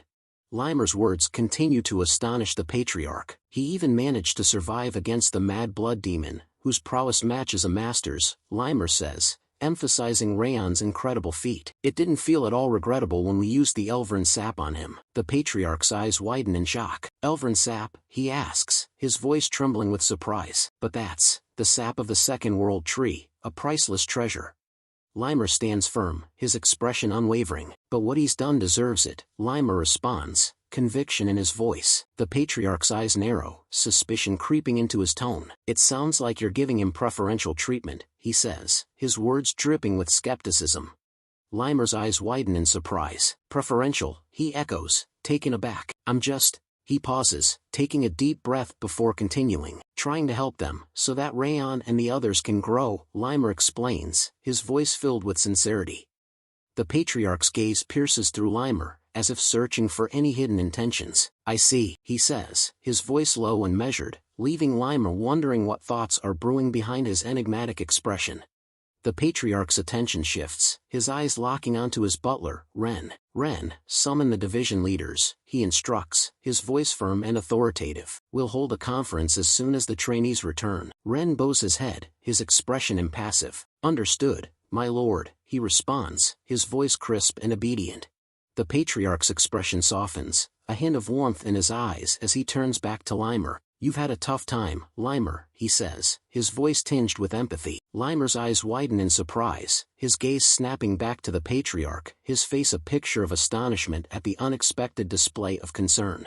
Limer's face breaks into a wide smile as he climbs the stairs. "Wow," he says, his voice laced with amusement. "When was the last time you complimented me?" "Almost 20 years ago?" The patriarch's expression turns irritated, his eyes narrowing. "Where do you think you're climbing?" he asks, his tone stern. The patriarch's expression remains stern, but a hint of dry humor creeps into his voice. "I would have offered you so many more compliments if you hadn't engaged in all that stupidity." His expression turns serious, and he asks, "So, when are the trainees scheduled to return?" Limer's expression turns thoughtful as he responds, As for the trainees, they should." He trails off, pausing for a moment. Then the scene show the trainees near the Sieghart's palace. Be about to arrive, he finishes, his eyes gazing into the distance, as if expecting their imminent return. The scene shifts to Raon, his expression contemplative as he reflects on their recent mission. The mission in Cebu village concluded successfully, he thinks to himself, a hint of relief in his mental tone. Even though it took more time than scheduled, because of Eden's intervention, he adds, a hint of frustration creeping into his thoughts as he recalls the unexpected complication. Raon's thoughts continue, a mix of responsibility and regret in his mental tone. Since the village ended up being damaged unexpectedly by the Mad Blood Demon's assault, we stayed a bit longer in order to restore the destroyed village, he recalls, his thoughts reflecting on the team's efforts to make things right. Raon's thoughts drift back to his recovery period in the chief's house. Since I was drastically injured, I stayed in the chief's house and focused on recovering. Raon's memories shift to the moment he regained consciousness. When I first opened my eyes, I checked the reward for winning my bet with Wrath. A hint of amusement crosses his mind. Of course, Wrath insisted that the bet should be nullified because Limer had slain the Mad Blood Demon, not me. Raon's expression turns slightly wistful. The stats I got from the bet were nice, but... Wrath's face contorts in frustration as he gazes at the system reward. Damn it, why did it have to be that one in particular? He exclaims in anger. Raon, meanwhile, is calm as he examines the system. His eyes scan the details before he asks, puzzled, what's this? The system reveals the reward for the bet, and Raon's eyes widen as he reads the details. A trait of Wrath's has been created as the second reward of the bet, the system announces. The trait is named Iron Will, and its effects are revealed. Iron Will reduces pain by momentarily increasing willpower upon receiving severe physical or mental damage. Raon's gaze lifts, and he looks at Wrath with a mixture of surprise and curiosity. Raon's eyes sparkle with intrigue as he thinks to himself, Iron Will, I didn't expect to obtain a trait through. A hint of a smile plays on his lips as he realizes the implications of this new trait. With this trait, I can resist like before even after receiving Wrath's wrath. Raon's thoughts are filled with a sense of anticipation and strategy, already thinking about how he can utilize Iron Will to his advantage. Wrath's gaze narrows as he looks at Raon, his thoughts seething with frustration. How could Iron Will go to a brat like him? He thinks to himself, disdain etched on his face.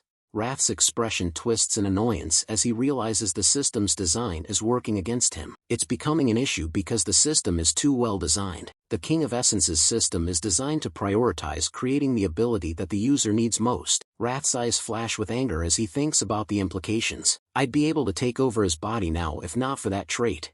Wrath's thoughts continue, his anger simmering just below the surface as he grits his teeth. However, he takes a deep breath and attempts to calm himself. No. I need to calm down. I have plenty of time anyway. Wrath's expression turns calculating as he reflects on the current situation. The rate at which the King of Essence is recovering his abilities is steadily accelerating, even if just slightly. A hint of satisfaction creeps into his thoughts, and I even managed to plant the emotion of wrath in the brat. Wrath's eyes gleam with anticipation, his patience and cunning on full display. Wrath's gaze lingers on Raon, his thoughts dripping with contempt. He's growing rapidly for a human, Wrath thinks to himself, but the King of Essence will prevail in the end. A cold, calculated smile spreads across his face. Just wait, your body and soul belong to the King of Essence. Wrath's eyes flash with malevolence. The moment the King of Essence emerges victorious, a bastard like you will be locked under the glacier for eternity. The scene shifts back to the present, where the trainees are standing in front of Sieghart's external commander, Iliun. Iliun's gaze sweeps across the trainees before he speaks up. Welcome back.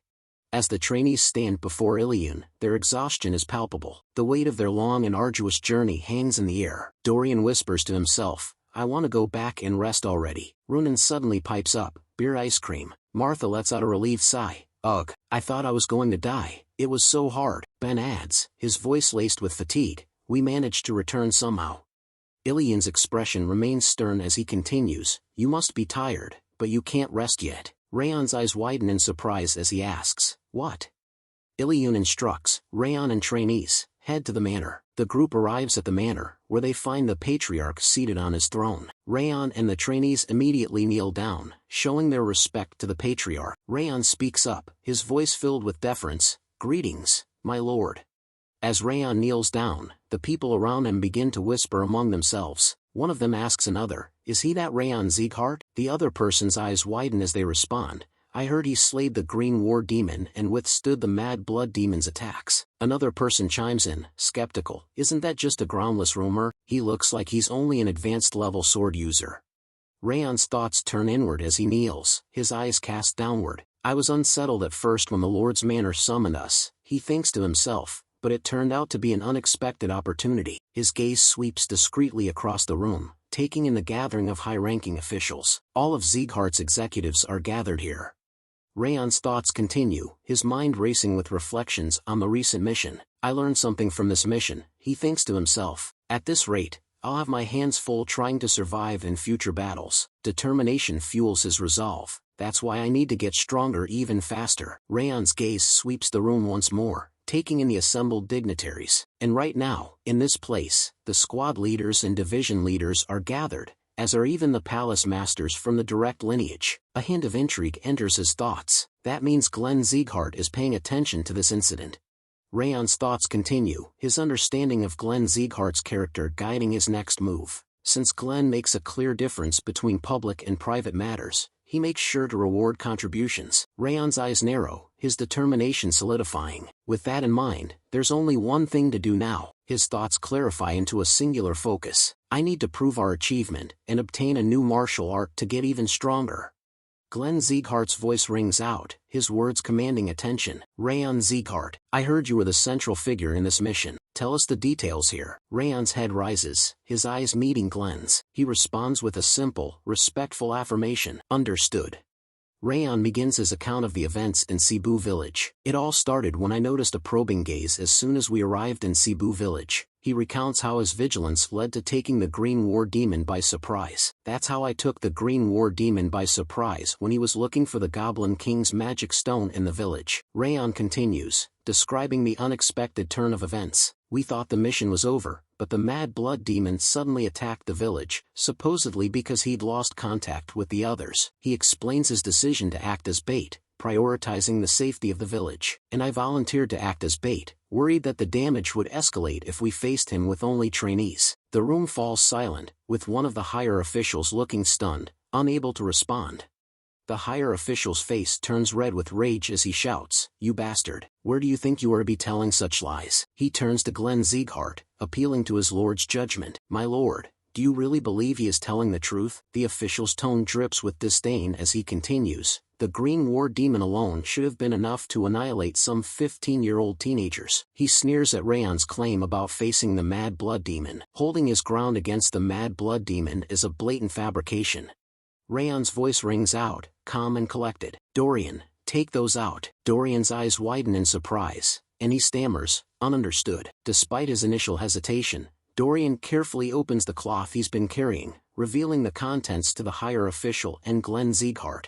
One of the higher official's eyes widen in shock as he exclaims, "The Green War Demon and Mad Blood Demon's helmets." Another official's voice trembles with surprise. Does that mean his report is actually true?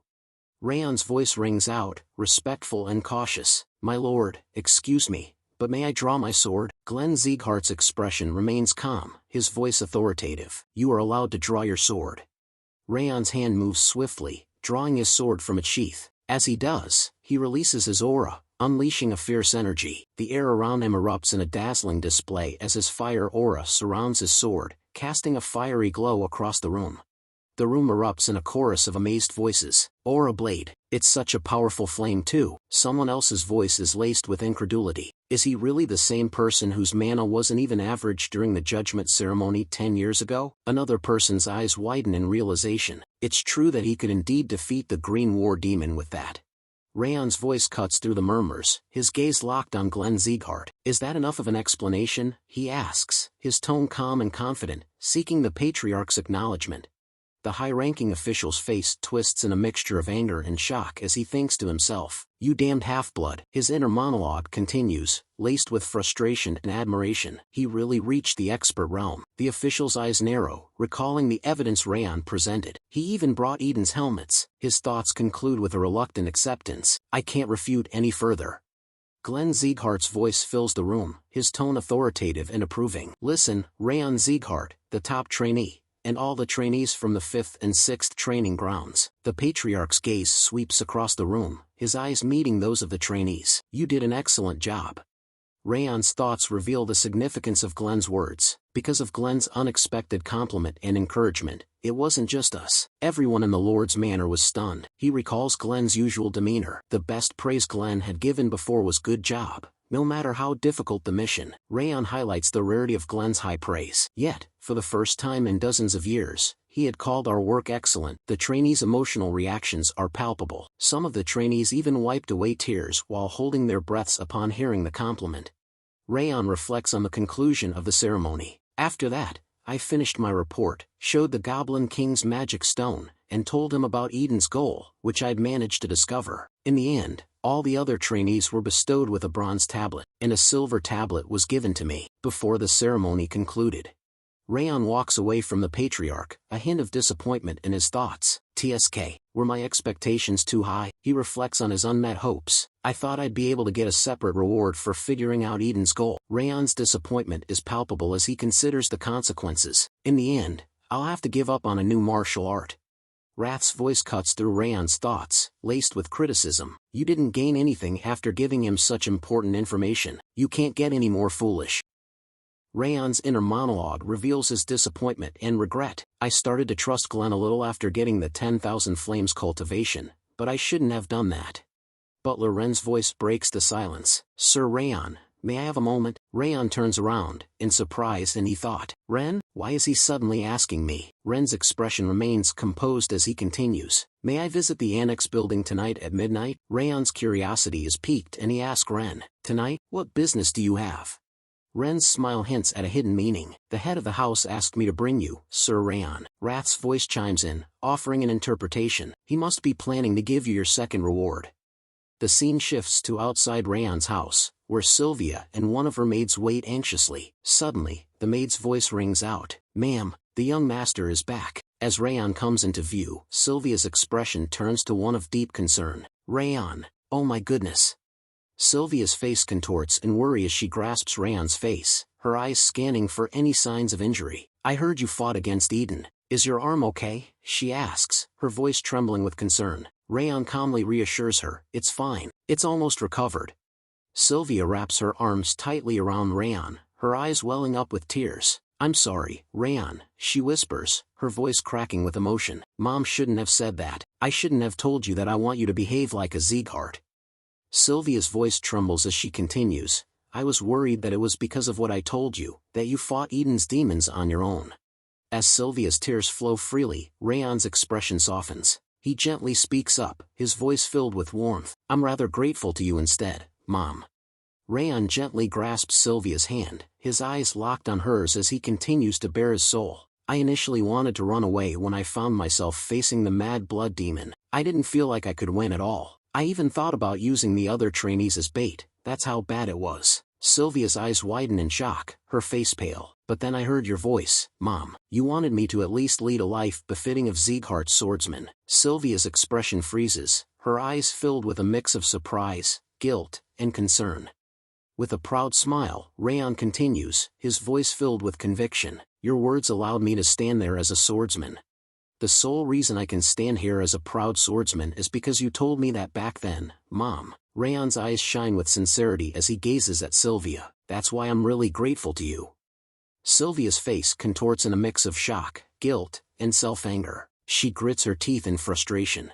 But her composure suddenly shatters. She collapses to the ground, overcome with emotion, and bursts into tears like a child. The maid, equally moved, covers her face with her hand and weeps beside Sylvia. Why did you grow up so splendidly, young master? The maid sobs, her voice trembling. Raon's eyes widen in shock as he stares at the two crying women. Why are you crying, both of you? He exclaims, confusion and concern etched on his face.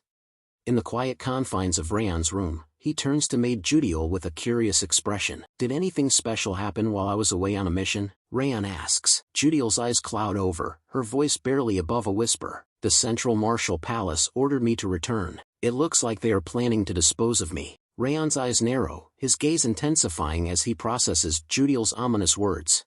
Raon's eyes lock onto Judiel's, his mind racing with thoughts. Are they trying to punish her for being unable to inform them that I'd become a sword expert? And are they also venting their anger for what happened in the audience chamber? Raon's grip on his armrest tightens, his jaw clenched in determination. I can't let Judiel die now. She's a double agent that I went out of my way to save. Raon's expression turns resolute as he speaks to Judiel. Judiel, follow my orders from now on if you want to survive. Judiel's eyes widen in surprise, her voice trembling slightly. What? Raon's eyes gleam with strategic thinking as he explains his idea to Judiel. Instead of returning, send them a letter stating that you've become my personal maid. Judiel's expression changes from surprise to intrigue. Write that my mother chose you as my maid because she was worried about my condition. The Central Martial Palace won't be suspicious. Instead, they'll think it will be easier to steal information from us. Raon's voice takes on a serious tone. If you ever think they're becoming suspicious of you, provide them with information that I've recovered significantly. The head of house and Instructor Limer are the only people who are aware of this fact. Judiel's eyes widen, her expression frozen in surprise. Raon continues, this should be enough to make them realize that you are still helpful to them. If you understand, go send the letter to the Central Martial Palace right now. Work harder on managing your expression to avoid being found out. Judiel's composure returns, and she nods curtly. Understood. With a swift turn, Judiel exits the room. As soon as Judiel departs, Wrath's voice cuts through the air, laced with venom. Every single word and action of yours is so pathetic. What even is the point in keeping a useless spy like her? Raon's eyes narrow, his expression unyielding as he faces Wrath's biting criticism. Raon's voice remains calm, but his words hold a hint of steel. She's not useless. Judiel will serve as a trap, to stab House Sieghart in the back. Raon's gaze drifts inward, his thoughts unfolding like a hidden script. And I don't want to leave her to be discarded after being used, like I was in the past. A flicker of determination dances in Raon's eyes, revealing the depth of his resolve. Gazing out the window, Raon's voice carries a sense of detachment. Well then, the last task for today. Raon's words trail off, leaving Wrath to wonder what the final instruction will be. The clock strikes midnight, casting a dark and foreboding shadow over the annex building. Raon kneels before the Patriarch, his voice low and respectful. I have come at your summon, my lord. Patriarch Glenn's expression turns stern, his voice firm. That's enough for greetings, Raon Sieghart. I'll get straight to the point. Which footwork did you use most during this mission? Raon's eyes narrow slightly, his mind racing with curiosity. Why is he suddenly asking about footwork? With a composed expression, Raon responds, I believe that the proficiency of a warrior's footwork decides their life and death. That's why I used the river footwork, the basic footwork learned by all trainees. Patriarch Glenn's eyes seem to bore into Raon's soul, his voice laced with a hint of scrutiny. River footwork, I see. It is indeed good footwork that can still be used even after you've grown stronger, but the lines are too simple, creating clear limitations when fighting more powerful opponents. Patriarch Glenn rises from his throne, his authoritative voice filling the room. All right, the reward for figuring out Eden's objective is decided. Glenn's eyes lock onto Raon, anticipation building for the revelation to come. Patriarch Glenn descends from his throne, his footsteps echoing through the room as he approaches Raon. I'll personally teach you a footwork suitable for you. Glenn's words hang in the air, heavy with significance, as he stands before Raon, his eyes gleaming with a hint of expectation. Raon's eyes lock onto Glenn, his mind racing with incredulity. Impossible. Is Glenn really going to teach me himself? A mix of emotions swirls within Raon, shock, skepticism, and a hint of curiosity, as he struggles to comprehend the unexpected offer. Glenn's voice takes on a serious tone. Focus and watch. You shall only get a single chance. Glenn's leg begins to glow with aura, and Raon's eyes widen in awe. The footsteps of the strongest warrior on the continent. This is a huge opportunity. Glenn's footwork defies understanding, a paradox of contradictions. It's slow yet fast, hard yet soft, and it was vast and free, giving the impression that it could take him anywhere on the continent. Even though it lasted for an extremely short time, the footwork was so perfect that it was mesmerizing. Display leaves Raon breathless. Even with the enhanced perception granted by the Ring of Fire, the footwork's intricacies remain elusive. Glenn's voice breaks the spell, his words dripping with an air of reverence. Glenn said that this footwork was called the Supreme Harmony Steps.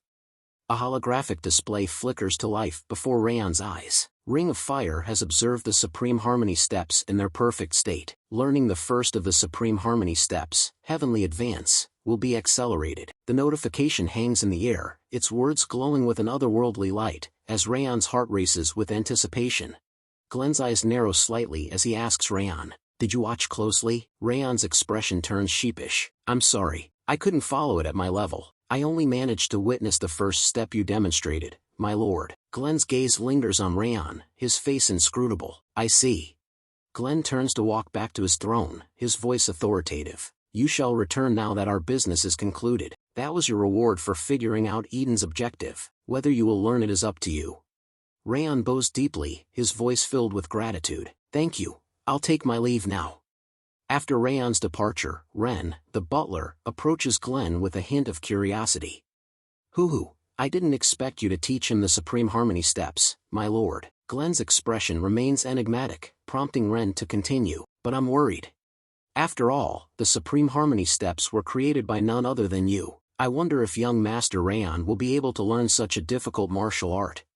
Glenn's eyes gleam with a hint of intrigue as he responds to Ren's concerns. "Ren, it was such a short demonstration, but he managed to follow the heavenly advance. That first step is the beginning. It composes half of the Supreme Harmony steps." Glenn's words hang in the air, implying a deeper significance to Raon's ability to grasp the initial step. Glenn's expression turns thoughtful, his voice filled with conviction. He instinctively realized it. The first step is the foundation of the Supreme Harmony steps. He doesn't realize yet how important that is, but he should be able to realize what he needs to incorporate in that first step. Glenn pauses, a hint of a smile on his lips. And one day, he will definitely be able to use the Supreme Harmony steps. Days blend together as Raon dedicates himself to mastering the Supreme Harmony steps. A few days have passed since Glenn taught me the Supreme Harmony steps. I kept training with the system's buffs, but I still didn't manage to completely learn it. Rath's voice echoes in his mind, laced with disdain. "I already told you, it's not a martial art that a weakling like you can learn." Raon's resolve remains unshaken. "I feel like I'll get a hang of it if I keep trying a little longer." Raon's concentration is shattered by Sylvia's angry shout. "Raon!" Sylvia appears, leaping over a fence with sword in hand, her movements a blur. "What are you doing?" "I told you rest." Raon's eyes widen in shock, his mind racing. Can you believe that her energy center is broken? Rath's voice whispers in his mind, laced with surprise. "She is practically as agile as Limer." Sylvia storms towards Raon, her anger palpable. "You promised me. You agreed to skip your training until you've fully recovered from your injuries." Raon's eyes widen in alarm as he raises his hands in a placating gesture. "I get it, so calm down." Raon sits on a bench, his thoughts filled with a mix of amusement and trepidation. Mom is even scarier than the monarch of Devilldom. He can't help but chuckle at the realization. In the end, the Supreme Harmony steps training had to be paused because of Sylvia's nagging. The memory of Sylvia's scolding still lingers in his mind. Sylvia said, "If you get caught one more time." Raon's grin falters, replaced by a hint of wariness. Raon recalls his failed attempts to train in secret. "After that, I kept trying to train in secret from Sylvia, but..." A memory flashes before his eyes, Helen and the maids approaching him with knowing gazes. "Young master, don't tell me you're going to train." Raon's face contorts in exasperation. "Helen and the maids started to watch me as well, and in the end, I was unable to train." Raon observes the amused expressions of Helen and the maids. They looked like they were having fun for some reason. He shrugs, a hint of a smile on his face. "But, well, it's nice to rest like this once in a while, I guess." One of the maids rushes in, her voice laced with urgency. "Young master, there's a huge problem." Raon's eyes snap towards the maid, his expression alert. The maid's words send a jolt through him. "Raon Sieghart is visiting us." Raon's eyes narrow, his mind racing. "That's the son of Baldur Sieghart, Glenn's fourth son?" He turns to the maid, his voice firm. "He should have no reason to visit the annex building." "Why?" The maid's expression turns worried, her voice trembling. "We don't know the reason, but he became violent toward my lady and the maids as soon as he arrived." Raon's face darkens, his eyes flashing with anger. The scene shifts to Sylvia's location, where Raon Sieghart is confronting her about the state of the garden. Raon's tone is stern as he asks, "You left the garden messy when a guest was coming, and now, what?" Sylvia responds calmly, but with a hint of defensiveness. "We never received such a letter." Raon's expression darkens, his voice taking on a suspicious tone. "Did you just say that you never got the letter announcing my visit?" Raon's eyes narrow, implying that he doubts Sylvia's claim, and the atmosphere becomes increasingly tense. Raden's anger boils over, his voice rising. Are you telling me that my butler made a mistake? Or are you trying to claim that I'm lying right now? Sylvia's expression turns worried, and she hastens to placate Raden. That's not what I meant. Please wait a moment, we'll clean up quickly. Sylvia's tone is conciliatory, and she seems eager to diffuse the tense situation. However, Raden's anger and skepticism linger, casting a shadow over the exchange. As Sylvia and her maid scramble to finish their work, Raden stands by, his expression a mask of frustration, his eyes narrow, watching the flurry of activity with a mixture of annoyance and displeasure. Raden's thoughts turn inward, his mind replaying the scene unfolding before him, his expression darkens, a scowl etched on his face. I don't like it, he thinks to himself, the entire house should have focused on me, because I recently destroyed one of the white blood religion's branches. That should have been the case. Raden's ego seems bruised, his expectation of admiration and attention unmet, his thoughts take a bitter turn. But no one is even talking about what I did, the entire house is focused on that boy named Raon. Raden's jealousy and resentment simmer just below the surface, his gaze lingering on Sylvia and her maids as they work to clean the garden. Raden's thoughts seethe with indignation, his ego wounded by the perceived slight. How dare a paltry collateral make my achievement pale in comparison? His anger boils over, and he bellows. How long are you going to keep me waiting? Raden's sudden outburst startles everyone, and he takes a menacing step towards Sylvia. As he spits in anger, a glob of saliva lands on Sylvia's hand. Sylvia's eyes widen in fear, and she lets out a terrified scream. Ah! The maids gasp in shock and worry, their faces pale as they rush to Sylvia's side. The atmosphere is electric with tension, and Raden's behavior has crossed a disturbing line. The maid, fueled by outrage and loyalty to Sylvia, steps forward and confronts Raden.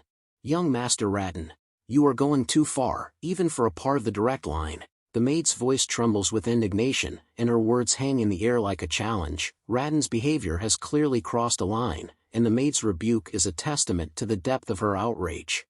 Raden's face twists in a snarl as he lashes out, slapping the maid across the face with a resounding crack. The maid's head jerks to the side, and she stumbles backward, clutching her cheek. Raden's voice drips with venom as he sneers. Who do you think you're shouting at? Sylvia's eyes widen in horror as she rushes to the maid's side, her face etched with worry. Raden's anger reaches a boiling point as he spits out the words. Hey, I'm part of the direct line of this household, making me your master. Even if I kill you right now, I'll only need to stay in my room for 2 days. His voice drips with entitlement and contempt, as if he believes himself to be above the law. Raden's eyes flash with fury as he raises his leg, ready to kick the cowering maid. The maid trembles with fear, her eyes fixed on Raden's raised foot. Raden's voice rises to a shout. But you dare to shout at me? The air is thick with tension, and it seems that Raden's rage may soon boil over into violence. Sylvia's voice cuts through the air, shrill with urgency. No, stop. The maid's eyes widen in alarm as she sees Sylvia step forward, putting herself between Raden and the maid. The maid's heart skips a beat as she thinks. Lady Sylvia, watch out. In a flash, the maid's instincts take over, and she thinks to herself, I can't let Lady Sylvia get hurt. I need to stop. Raon bursts into the scene, his sword at the ready, his eyes scanning the area for any signs of danger. His gaze falls on Raden, and his expression darkens. Raden's eyes light up with interest as he takes in Raon's appearance, his voice dripping with sarcasm. Huh, could it be? Are you Raon? Perfect timing. I want to see you anyway. Raden's tone is laced with malice, and his eyes gleam with a sinister intent. The air is charged with tension as Raden's gaze locks onto Raon, his words hanging in the air like a challenge. Raden's gaze lingers on Raon's sword, a mixture of curiosity and amusement dancing in his eyes. He asks, his voice dripping with mockery. But what's that thing you're holding in your hand? Don't tell me you're planning to swing that scary thing at me? Raden's tone is laced with disdain, his words infused with a sense of superiority. He takes a step forward, his eyes glinting with confidence. I'm part of the direct line, after all. You think a little sword like that could possibly harm me? Raden's voice is a studied blend of contempt and arrogance, designed to intimidate and belittle Raon. Raden's eyes narrow, a sly smile spreading across his face as he repeats in a mocking tone. Quietly sheath it before you aggravate the matter. Raden's voice is laced with sarcasm, his words dripping with disdain. He takes a step closer to Raon. Raden's laughter echoes through the air, his eyes gleaming with arrogance as he introduces himself. I am Raon Sieghart. I'm the son of Baldur Sieghart, the true martial palace master. Raon's words are meant to intimidate, to establish his superiority over Raon. But Raon's response is far from intimidated. With a fierce battle cry, Raon swings his sword towards Raon, the blade flashing in the light. His voice is cold, detached, and dripping with anger. So what? Just as Raon's sword is about to strike Raon, a figure bursts into the scene, positioning himself between Raon and Raon. It's Raon's butler, his eyes fixed intently on Raon as he raises a sword to block the attack. Raon's eyes widen in fear as he stares at Raon, his confident facade crumbling in an instant. For a moment, he forgets his arrogance, his gaze frozen on Raon's sword, which hovers mere inches from his face. Raon's gaze lingers on Raon's butler for a moment, his eyes narrowing in calculation. Raon's eyes go wide with shock and outrage as he shouts, "You crazy bastard!" Then, in a swift and brutal motion, he punches the butler squarely in the face. The butler's head snaps back from the force of the blow, his eyes glazing over as he stumbles backward. Raon's face is purpling with rage as he shouts at Raon, "Hey, do you even realize who you're attacking right now?" His voice echoes through the area, heavy with indignation and a sense of entitlement, but Raon's response is calm, collected, and menacing. Looking Raon straight in the eye, Raon replies in a low, even tone, "I do." Raon's sword continues its upward arc, the blade glinting menacingly in the light. His voice remains calm, detached, as he explains, "A robber who intruded onto my domain." Raon's face contorts in fear, his eyes wide with terror. He takes a step back, his hands raised in a futile attempt to ward off the impending attack. "What kind of nonsense is that?" Raon exclaims, his voice trembling with fear. He attempts to regain his composure, drawing himself up to his full height as he declares, "I'm the legitimate master of this household." Raon's kick connects with Raon's stomach, the force of the blow sending Raon crashing to the ground. Raon's voice is cold, detached, as he declares, "No, you're wrong." Raon's scream of pain echoes through the area as he clutches his stomach, his face contorted in agony. "ACH." Raon's voice is laced with pain and venom as he speaks up, still clutching his stomach. "You bastard, you'll pay, ack." Raon's expression remains unyielding, his eyes cold and detached. He regards Raon with disdain, his voice firm and authoritative. "You aren't anything like our master. Moreover, the annex building isn't your home." Raon's words are a stark reminder of Raon's transgressions, and the fact that he has overstepped his bounds.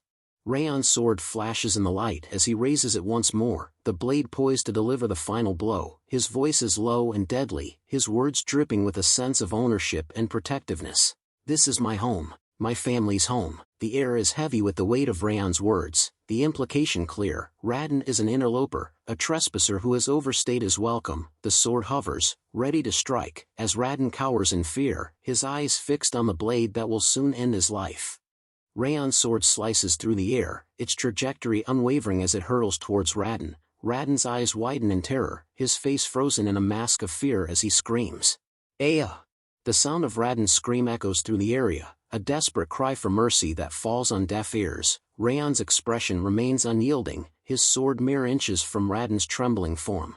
Just as Raon's sword is about to make contact with Raon's face, a voice rings out, cutting through the air with authority. "Stand back, Sir Raon Sieghart." The voice is firm, commanding, and unmistakable. Raon's sword freezes, mere inches from Raon's trembling face. Raon's eyes flicker towards the speaker, his gaze narrowing slightly as he hesitates, his sword still poised for the kill. Raon's eyes narrow as he takes in the sight of the newcomer, his mind racing with questions. He thinks to himself, that outfit, is he from the Heavenly Blade Division? His gaze lingers on the intricate design and emblem on the newcomer's uniform, his mind making the connection. He continues to think, he's a swordsman working directly under the head of House. What is he doing here? As he ponders this, the newcomer steps forward, his presence commanding attention. Heavenly Blade Division. Raquel. Raon's face twists with rage as he points a shaking finger at Raon, his voice venomous. Heavenly Blade Division, kill that crazy right now. His words are laced with entitlement and indignation. A mere collateral dare to attack me, someone from the direct line. Raon's eyes blaze with fury, expecting Raquel to obey his command without hesitation. He takes a step forward, his chest heaving with anger, as he awaits Raquel's response. Raquel's response is calm and measured, his voice devoid of emotion. We only obey the head of House's orders.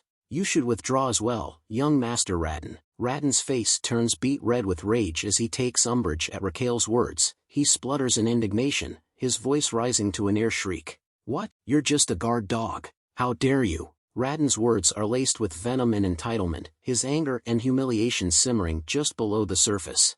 Raon's butler intervenes, his voice calm and measured. Young master, let's withdraw for now. The issue might escalate if we antagonize a swordsman from the Heavenly Blade Division. Raon's face twists in frustration and anger, his jaw clenched in rage. He grinds his teeth, his eyes blazing with fury as he struggles to contain his temper. The butler's words are a stark reminder of the reality of the situation, and Raon's pride and ego are wounded by the need to back down.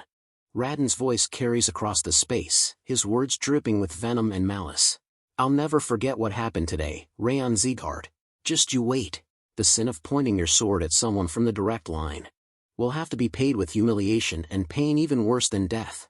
Raon's eyes flash with anger, his face twisted in a snarl as he delivers his threat. Raon watches him walk away, his expression unreadable, his eyes fixed on Raon's retreating back. He says nothing, his silence a stark contrast to Raon's vitriolic outburst.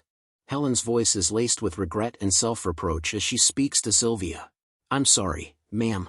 I acted on impulse despite my age. It's all my fault. Sylvia's expression is warm and reassuring as she places a gentle hand on Helen's shoulder.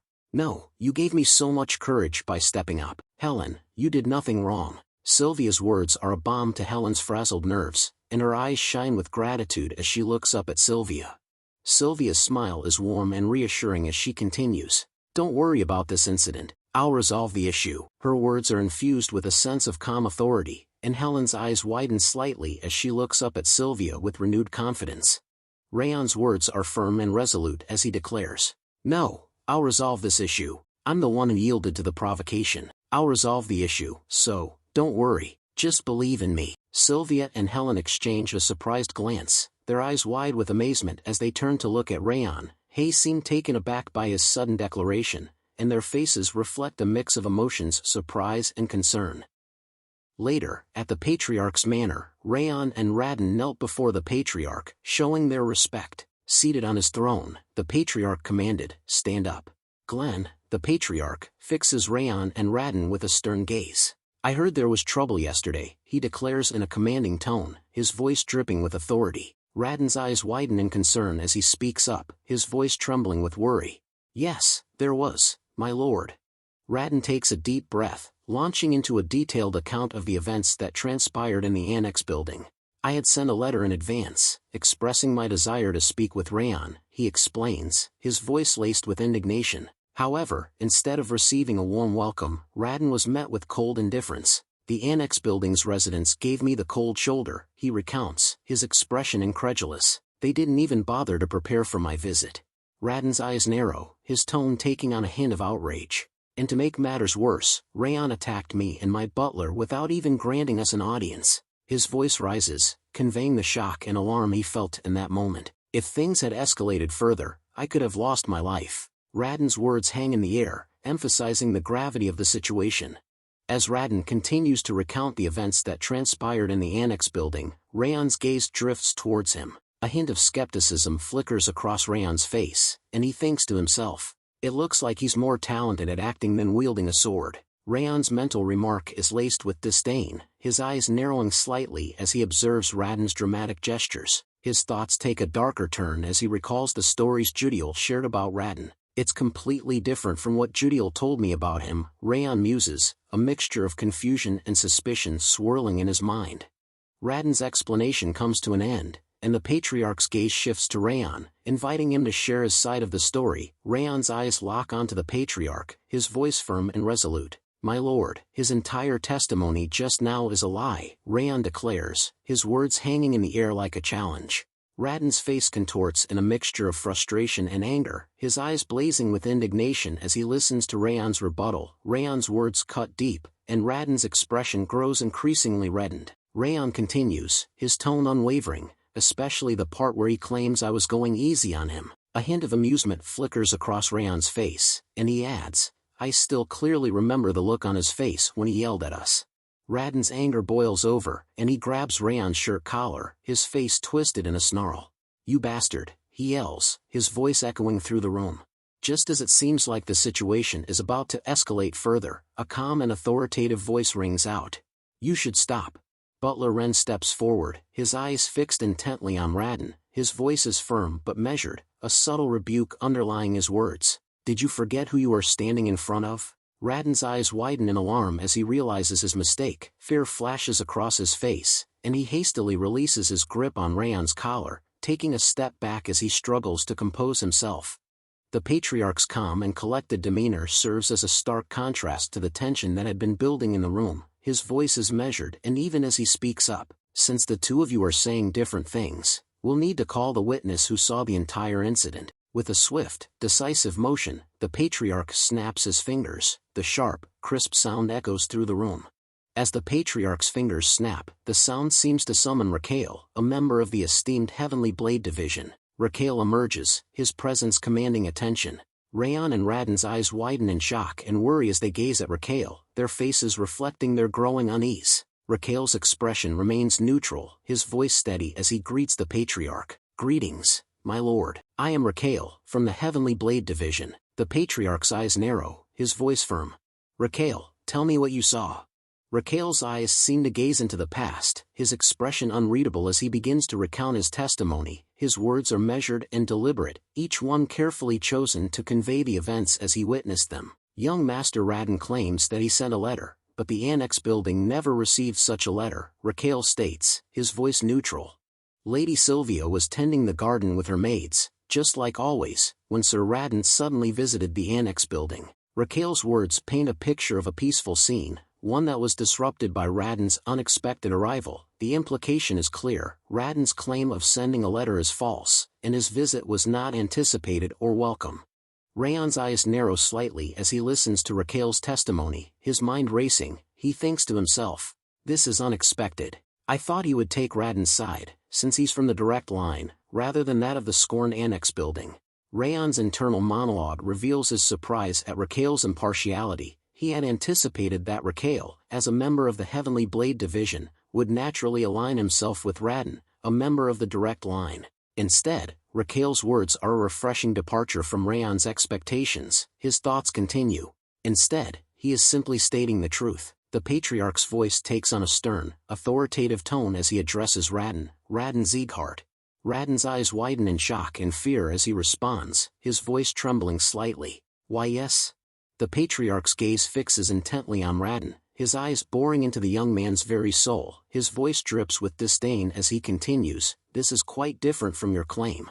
The patriarch's anger boils over, his voice thundering through the room as he demands, "Did you dare to lie in my presence?" Raden's eyes widen in alarm, and he begins to speak in a defensive tone. "But, my lord." However, instead of addressing the patriarch's accusation, Raden attempts to shift the focus to his original grievance. "The important part is that a collateral attacked someone from the direct line," he exclaims, his voice laced with indignation. Raden's words are calculated to emphasize the perceived injustice, and he presses on, "This is an important matter that can endanger the hierarchy of our house." The patriarch's expression remains stern, his voice firm as he responds, "Indeed, it is problematic that a collateral attacks someone from the direct line." However, instead of solely blaming Raon, the patriarch's gaze sweeps across both Raden and Raon, his words taking on a tone of measured impartiality. However, it looks like both sides are at fault in this incident. The patriarch's eyes narrow, his voice taking on a hint of displeasure. "Therefore, I'll punish both of you accordingly." The room falls silent, the weight of the patriarch's words hanging in the air. Raden's face pales, while Raon's expression remains calm. Raden's face reddens as he protests, "My lord, a simple punishment won't do. If we spare his life, in the future." However, before Raden can continue, Raon interrupts, his voice calm and respectful. "My lord, I'll accept any punishment you deem fit." Raon's gaze meets the patriarch's, his eyes unwavering. "But there's something I need to do first."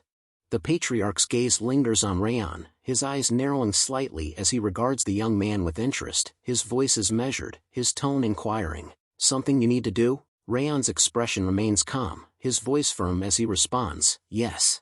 Raon's expression turns solemn, his voice taking on a hint of determination as he explains the situation. "Raon Sieghart humiliated my mother in front of everyone, and used unreasonable violence against our maids. The room falls silent, the weight of Raon's words hanging in the air. Raon's voice drops to a low, even tone, his words dripping with conviction. He hasn't paid the price for that yet. The patriarch's face darkens, his eyes blazing with anger as he speaks up, his voice thundering through the room. I clearly said that both parties were at fault. From the start, both of you have been far too loud. As he speaks, the patriarch's aura erupts, filling the room with an intense, oppressive energy. The air seems to vibrate with his power, making it hard for others to breathe. His voice drops to a low, menacing tone, his words dripping with disdain. Do you not know your place? Raden's and Raon's eyes widen in distress as the patriarch's aura bears down on them, its crushing pressure forcing them to their knees. Raden struggles to breathe, his lungs feeling like they're being squeezed by an invisible vice. His thoughts are a jumbled mix of panic and desperation. I feel like my lungs are being crushed by his pressure. Despite the crushing pressure of the patriarch's aura, Raon's voice rings out clear and strong. His words are laced with conviction, his determination palpable. That's exactly why. Previously, I heard you say that this house is the land of swordsmen, my lord. Raon says, his voice steady. I believe a swordsman's worth needs to be decided with their sword. Raon's gaze locks onto the patriarch, his eyes burning with intensity. Please allow us a sword duel. The patriarch's expression changes, a hint of amusement dancing in his eyes. He responds in a thoughtful tone. It could serve as a small bit of entertainment. All right. I'll allow a sword duel between the two of you. The patriarch's aura suddenly dissipates, releasing Raden and Raon from its crushing pressure. The two young men gasp, their lungs expanding as they breathe in deeply. The patriarch's voice rings out, his words formal and authoritative. The sword duel will be carried out in the great training ground, in a week. The room falls silent, the weight of the patriarch's words hanging in the air. The stage is set for a clash of swords, and only time will tell who will emerge victorious.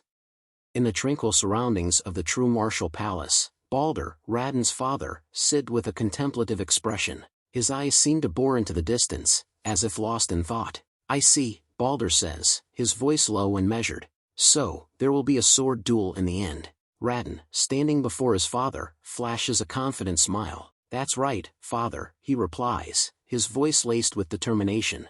Raden launches into a detailed explanation of the events that transpired, his voice filled with a mix of emotions. He arrogantly requested a sword duel in front of grandfather, Raden says, his tone laced with disdain. Balder's expression remains stoic, his eyes narrowing slightly as he listens intently to Raden's words. Raden continues, his voice steady. The conditions we set state that if I win, we'll break his energy center. A hint of a smile plays on Raden's lips, his confidence evident.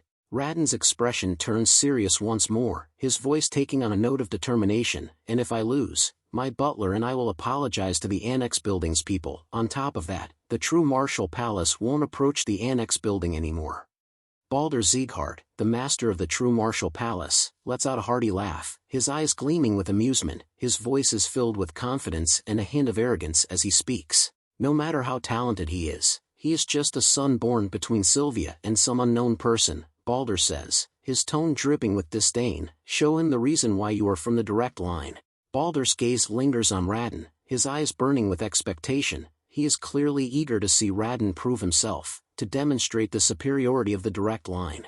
Raden's face radiates confidence, his voice filled with conviction as he responds to his father's words. Don't worry about it, father, he exclaims, his tone dripping with assurance. I didn't have any weapons back then, and I was taken by surprise, Raden acknowledges, a hint of a smile playing on his lips, but he is no match against me since I've reached the intermediate realm of expect. Raden's chest puffs out slightly, his shoulders squaring as he stands tall, exuding an aura of self-assurance. Balder's face creases with a wide, approving grin as he lets out a hearty laugh. Ha ha ha. That's my son for you, he exclaims, his eyes shining with pride. His expression turns serious, and he offers Raden a word of caution, just in case, though, make sure not to get too excited and end up killing him. Balder's voice takes on a calculating tone, his gaze piercing. It'll look bad if you kill him in a sword duel. Balder's grin returns, his eyes glinting with a ruthless light. So, just cut the tendon on his wrist, make him crippled to completely destroy his hope. Raden's face sets in a firm, determined expression, his eyes burning with conviction. He nods sharply, his voice filled with confidence.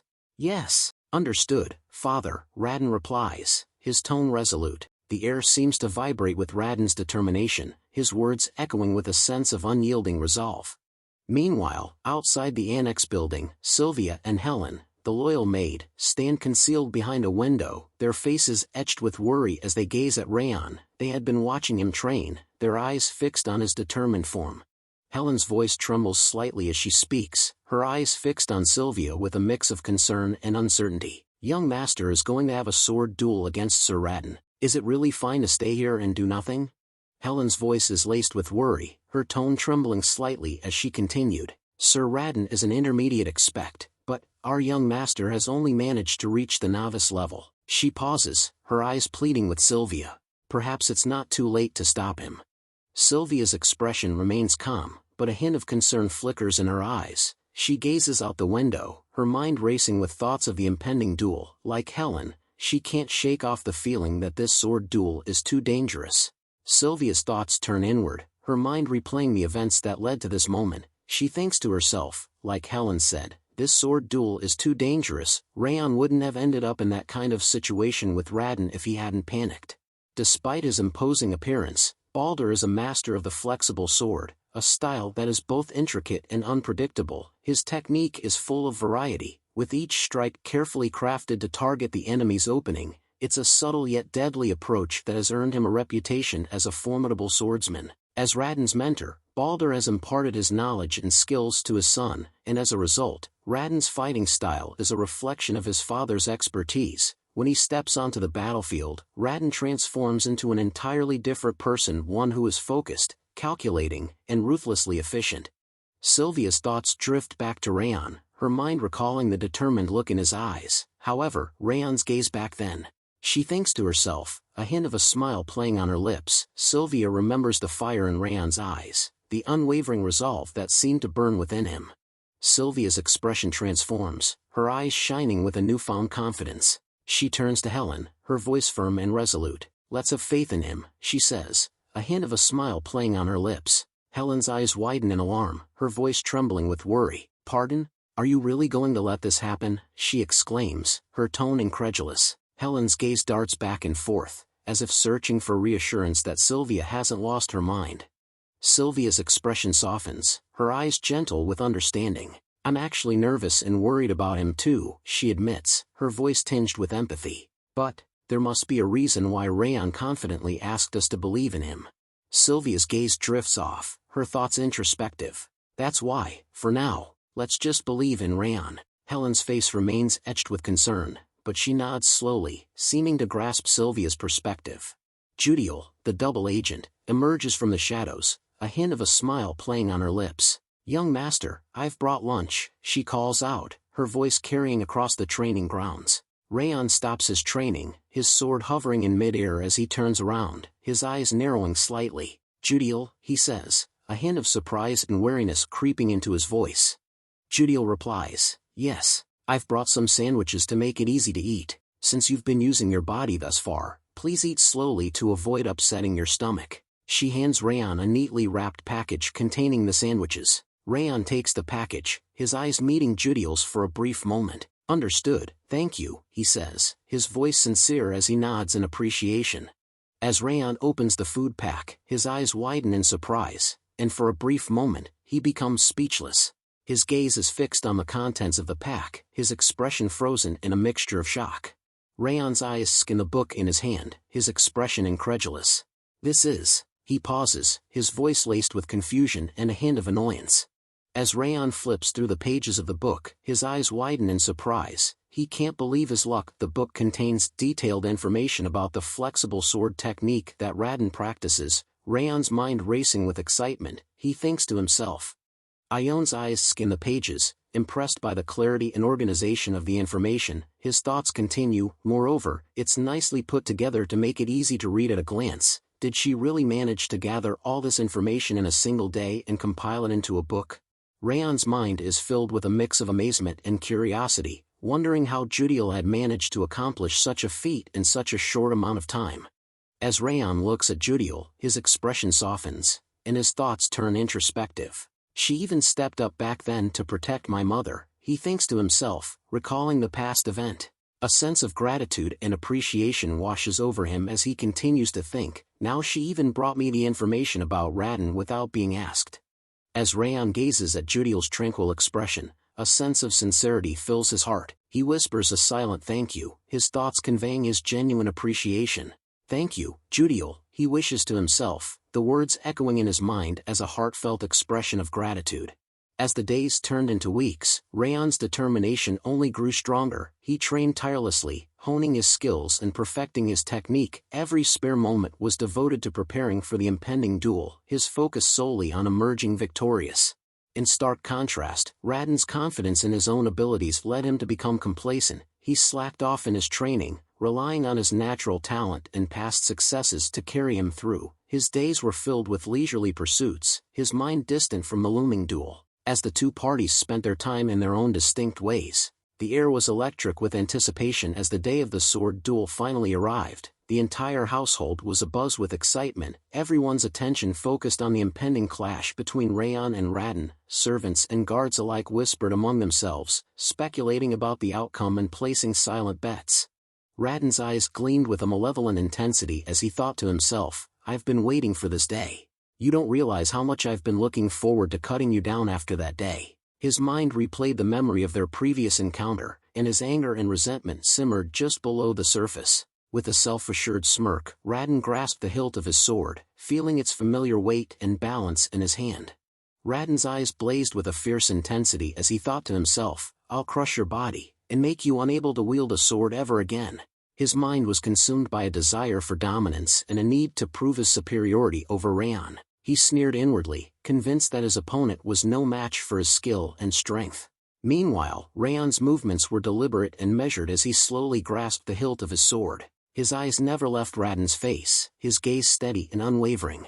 The referee's voice echoed through the arena, combatants, come forth when you are ready. With a confident smirk, Raon strode into the center of the arena, his sword held at the ready. Raon followed, his movements calm and deliberate, his eyes fixed intently on his opponent. As they faced each other, Raon's voice dripped with arrogance, I'm looking forward to seeing your face after the sword duel. He seemed to relish the idea of Raon's defeat, his eyes gleaming with a malevolent intensity. Raon's response was measured and calm, his tone devoid of emotion. I'm curious if you will ever manage to see that, he replied, his words laced with a subtle hint of challenge. The referee's voice boomed through the arena, well then, start the sword duel. As soon as the words left his lips, the air was filled with the thunderous sound of drum, echoing off the stone walls of the arena. The beat was primal and intense, seeming to match the racing hearts of the two combatants. With a fierce battle cry, Raon charged towards Raon, his sword held high and his eyes blazing with confidence. As he closed in, he sneered at Raon, his voice dripping with mockery. Your bluffs aren't going to work anymore, he taunted, his words meant to unsettle and intimidate. Raon's sword thrust forward with precision and power, aimed directly at Raon's chest, but as he looked forward, expecting to see the impact of his attack, his eyes widened in confusion. Raon had vanished from his sight. Raon's mind reeled as he stumbled forward, his sword slicing through empty air. He quickly regained his balance, his eyes scanning the surrounding area frantically. But Raon was nowhere to be seen. He disappeared. Raon thought to himself, his confidence wavering for a moment. Raon's thoughts were still reeling from Raon's sudden disappearance when he felt a presence behind him. Before he could react, a cold, metallic sensation pressed against the back of his neck. Raon's eyes widened as he realized that Raon had somehow managed to move behind him undetected.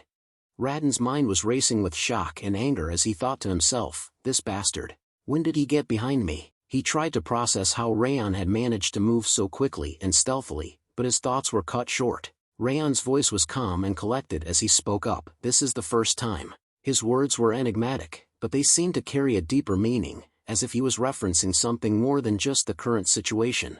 Raon's words were laced with a cold, calculated intensity. You're going to die 8 times today. His eyes seemed to bore into Raon's very soul, as if daring him to try and escape his fate. With a swift and deadly motion, Raon raised his fist and punched towards Raon's face with full force.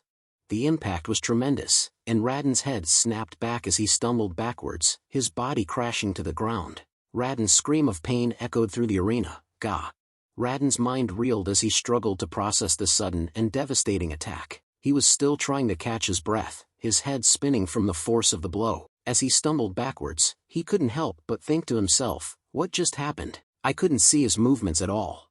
Raden's eyes locked onto Raon's, his gaze searching for answers. He spat out another mouthful of blood, his voice shaking with anger and confusion. What did you even do? He demanded, his words barely above a whisper. Raon's expression remained calm and collected, his eyes gleaming with a hint of amusement. Stand up already, he said, his voice firm and commanding. What are you waiting for?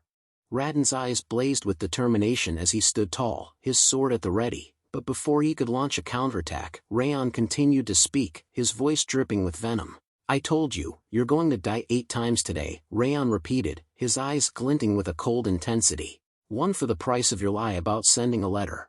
Raden's face twisted in a fierce snarl as he unleashed a determinate battle cry. You arrogant bastard, he bellowed, his voice echoing off the walls of the arena. I'll make you regret that you didn't finish me off with that blow. With a fierce war cry, Raden and Raon charged forward, their swords at the ready. The air was electric with tension as they clashed in a flurry of steel and movement. But in an instant, Raon vanished, leaving Raden stumbling forward, his sword slicing through empty air. Raden's eyes widened in shock, his mouth hanging open in stunned silence. He stood there, frozen in place, his chest heaving with exertion. Raden's face contorted in worry, his eyes scanning the surrounding area frantically. He thought to himself, he disappeared again. I thought I cut him down for sure this time though. His mind was racing with confusion and frustration, unable to comprehend how Raon could vanish into thin air once more. Suddenly, Raden felt a presence behind him, and before he could react, Raon's voice whispered in his ear, I'm on your left. Raden's eyes widened in alarm as he tried to turn around, but it was too late. With a swift and deadly motion, Raon punched Raden's face with the hilt of his sword, the impact sending Raden stumbling forward. Raon's voice was low and menacing as he spoke up, his words dripping with venom. This is the price for spitting on the flower raised by my mother. His eyes seemed to bore into Raden's soul, filled with a deep-seated anger and hurt. Raden, still kneeling on the ground, clutched his face in agony, his eyes screwed shut in pain. Raon's fist connected with Raden's face once more, the impact sending Raden's head snapping back. This is for trampling on my mother's flower, Raon declared, his voice cold and detached. Raden's eyes were glazed over, his face a mess of blood and bruises.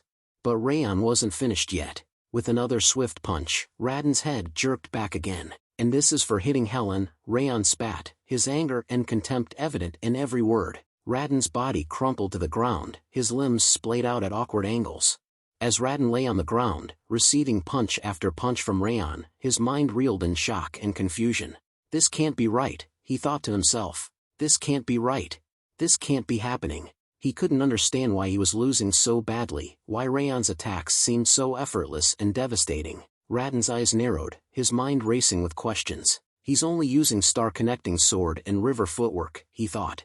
Raden's thoughts flashed back to his own training, his own mastery of the ancient arts. I am higher realm expert, a master of the subtle and intricate techniques that only a select few could hope to achieve, and yet, despite all his training and experience, he was losing to Raon, a novice expert who was supposedly inferior to him.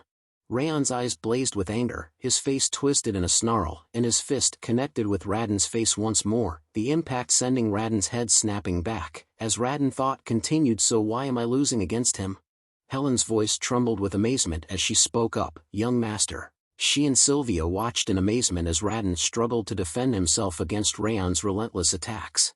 Helen's eyes remained fixed on the duel, her mind racing with thoughts and concerns. As she watched Raon's deliberate and calculated movements, she couldn't help but think to herself, young Master Raon could have finished the match with that first strike. Yet he's going out of his way to give his opponent a chance and drive him into a corner. She furrowed her brow, her gaze intense as she analyzed Raon's actions. He isn't simply doing this for victory. Helen's hands scraped against the wall as she continued to think, her mind racing with the implications. Which means, she thought, her eyes widening in realization. He is taking revenge for the violent conduct against us. Tears pricked at the corners of her eyes as she looked at Raon, her gaze filled with a mix of sadness and understanding. She knew that Raon's actions were not just about winning a duel, but about seeking justice for the wrongs that had been done to them.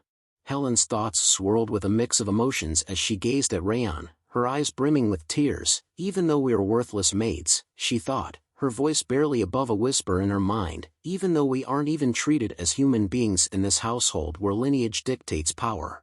She felt a lump form in her throat as she continued to think, her heart overflowing with gratitude and admiration for Raon. He is fighting someone from the direct line for our sake, she thought, her mind struggling to comprehend the magnitude of Raon's actions, and destroying him on top. Sylvia's eyes were wide with amazement as she watched Raon duel, her voice barely above a whisper as she spoke up to herself, Raon. She couldn't believe what she was seeing. As Sylvia watched the duel, her mind began to wander back to her past, memories long buried rising to the surface. As my father only sought for power, she thought, her eyes clouding over with a mix of sadness and nostalgia, and the house gradually felt colder as time passed. She felt a pang in her chest as she recalled the emptiness and isolation she had felt growing up in the household. Despite being from the direct line, she had always felt out of place, like an outsider looking in. Sylvia's thoughts were tinged with regret as she reflected on her past. In the end, I couldn't stand it anymore, ran away from the house, and looked away from reality. But as she gazed at Raon, Sylvia realized that she had made a mistake. But I shouldn't have done that, she thought, a sense of resolve forming within her. Sylvia's eyes shone with a newfound sense of purpose as she watched Raon. I should have relied on my strength to overcome the unreasonable situations of this cruel land, she thought, her voice barely above a whisper. That is what he is showing us right now. As if to emphasize her thoughts, Raon unleashed a powerful slash, his brute strength propelling the attack forward with unyielding ferocity. The force of the blow was so great that it sent Radon's sword flying from his hand, the blade spinning through the air before clattering to the ground. Sylvia's eyes burned with a newfound sense of determination as she watched Raon. No matter how weak we are, we need to have a strong will, she thought, her voice echoing in her mind. And fight until the last moment, no matter who we are up against, so that they won't cross the line anymore. She felt a surge of admiration for Raon, who was showing her that the only way to truly protect oneself was to stand up and fight. He is showing us that we need to advance, instead of running away, she thought, her heart pounding with excitement. With a fierce battle cry, Raon tightened his fist and punched Radon squarely in the face. Raon's blow knocked Radon to the ground, rendering him unconscious. The referee's voice rang out, loud and clear, Raon Sieghart is incapacitated. The sword duel's outcome has been decided. His words dripping with drama and anticipation, the winner of this sword duel is. He paused, the silence hanging in the air like a challenge. And then, in a burst of triumph, he declared, Raon Sieghart. The referee's voice echoes through the air, the winner of this sword duel is Raon Sieghart. Raon stands triumphant, his chest heaving with exhaustion, as he towers over Radon's unconscious form. Radon lies motionless, a testament to Raon's unyielding strength. Radon's defeat sparks outrage. His father, Blader, unleashes his fury. Radon, what is this mess? Meanwhile, in the arena, Limer bursts into joyful laughter. Haha, I told you Raon would win. The crowd turns to Limer, their faces filled with curiosity and wonder. Across the arena, Raon's group erupts in cheers. Runan leads the chant, Woo Raon. The green-haired boy shouts in excitement, that's right, that's our young master for you. The crowd's energy reaches a fever pitch as Raon's supporters celebrate his hard-won victory. Martha and Ben exclaim in unison, I knew he was going to win. Their simultaneous outburst showcases their unwavering confidence in Raon's abilities. The celebrations continue. On the patriarch's side, Butler Raon speaks in a calm, collected tone. I've served the Siegharts for many years, but this is the first time I've seen everyone rally behind a collateral branch member, disregarding his status. The patriarch and Butler Raon exchange amazed glances, their eyes fixed on the arena. The crowd's enthusiastic support for Raon has sent shockwaves through the Sieghart family. The patriarch's eyes narrow in contemplation as he reflects on his butler's words. It's indeed surprising that his companions would cheer for him despite his status as a collateral branch member. However, the patriarch's thoughts take a deeper turn. However, what surprised me was what happened during the sword duel. He was still inexperienced, but... The patriarch's thoughts come to an abrupt halt as a specific detail resurfaces in his mind. Raon's footwork. It was unmistakable. A hint of surprise flickers across the patriarch's face as he realizes he actually managed to utilize the Supreme Harmony steps. The patriarch's eyes gleam with a hint of nostalgia and awe as he recalls the origins of the Supreme Harmony steps. Those are a type of footwork I personally developed after overcoming the darkness within my own mind and achieving transcendence. A faint smile plays on his lips as he acknowledges the extraordinary difficulty of mastering this martial art. It's an art form that an ordinary warrior wouldn't be able to learn, even if they dedicated their entire life to it. The patriarch's gaze lingers on Raon, his eyes filled with a mix of surprise and intrigue. His thoughts continue, tinged with a hint of astonishment. And yet, Raon managed to master it in a mere 2 weeks. The patriarch's thoughts trail off, his eyes narrowing as he scans the crowd cheering for Raon. The air is electric with chants of Raon. Raon, as the crowd erupts in fervor. The patriarch's gaze lingers on the sea of faces, his mind racing with the implications. At his age, he's already garnered this level of popularity. A tinge of introspection crosses the patriarch's face, his eyes clouding with the weight of past choices. Because I once craved power, strength has become the ultimate value in this household. A hint of resignation creeps into his voice, acknowledging the legacy he's built. And now, I'm too old to change that fact. The patriarch's gaze drifts back to Raon, a glimmer of hope flickering in his eyes. As a direct descendant, he's witnessed firsthand the unfair treatment of our collateral relatives. A hint of a smile plays on his lips, as he contemplates the possibilities. Maybe, just maybe, he'll be the one to change the ways of this household. The patriarch rises from his throne, his movements abrupt yet deliberate. He turns to Ren, his voice firm and authoritative. Now that the sword duel has concluded, it's time to uphold the agreed-upon conditions. The patriarch's words trail off, his expression suddenly shifting to one of recollection. A soft ah escapes his lips, as if forgotten. The patriarch's eyes gleam with a hint of mischief as he instructs Ren. Reduce the True Martial Palace's budget this year by half. Use anything as an excuse if you have to. Ren's face breaks into a knowing smile as he responds with a low chuckle. Haha, understood. Raon begins to recount the events that transpired in the arena, explaining how the sword duel's conditions were carried out afterwards under Glenn's supervision. As he speaks, Raon and Radin stand before the patriarch, their contrasting demeanor a stark contrast. Radin's eyes are cast downward, his posture exuding shame and defeat. Raon's account continues, his voice steady and calm. Radin confessed his wrongdoings in front of everyone, and apologized to my mother and the maids. He pauses for a moment, recalling the scene. He knelt before them, showing true remorse for his actions.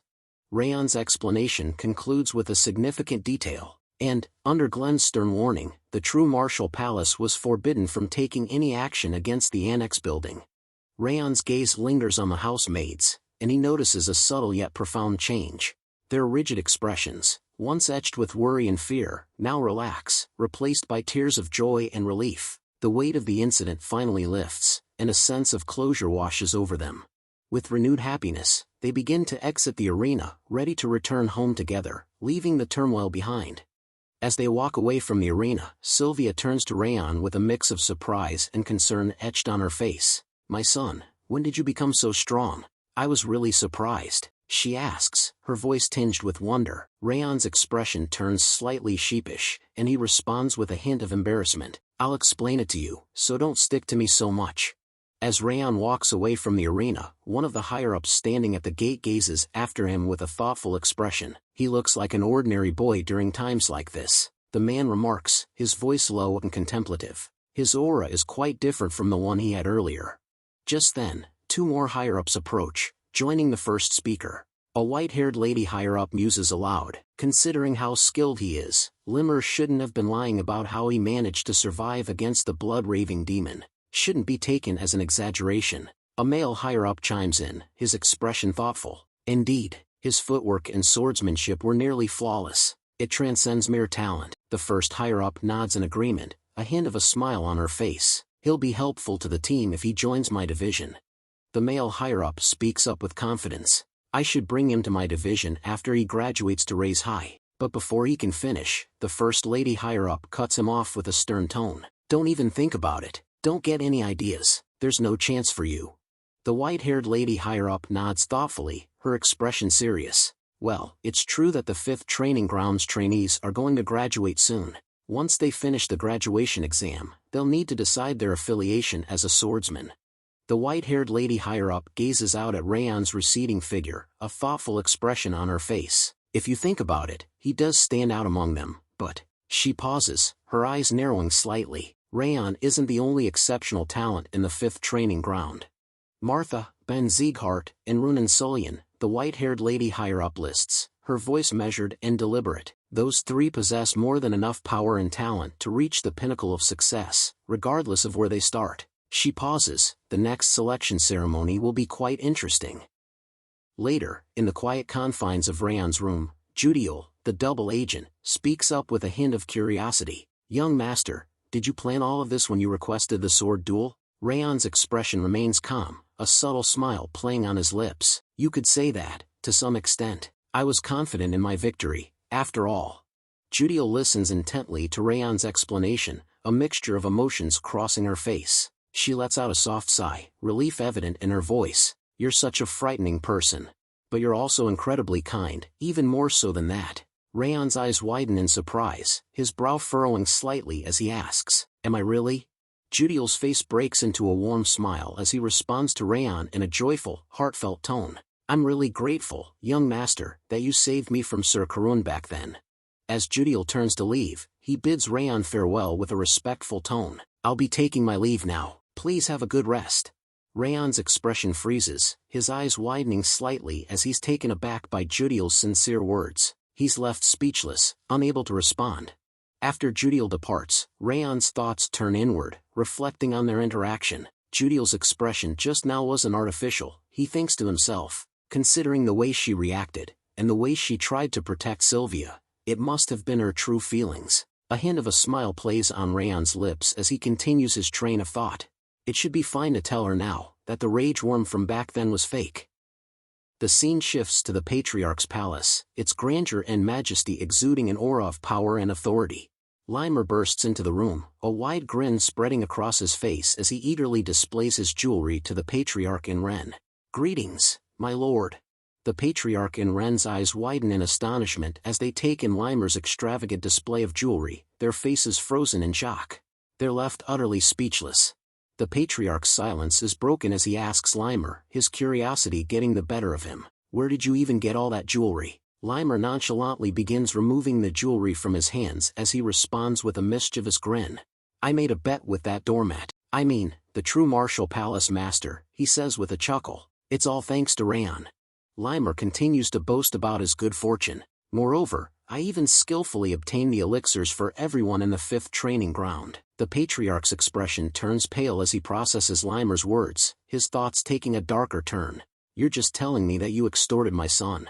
The Patriarch's patience wears thin, his expression stern as he interrupts Limer's boasts. Pointlessly bragging about jewelry shouldn't be the reason behind your visit. Just tell me why you came to see me already.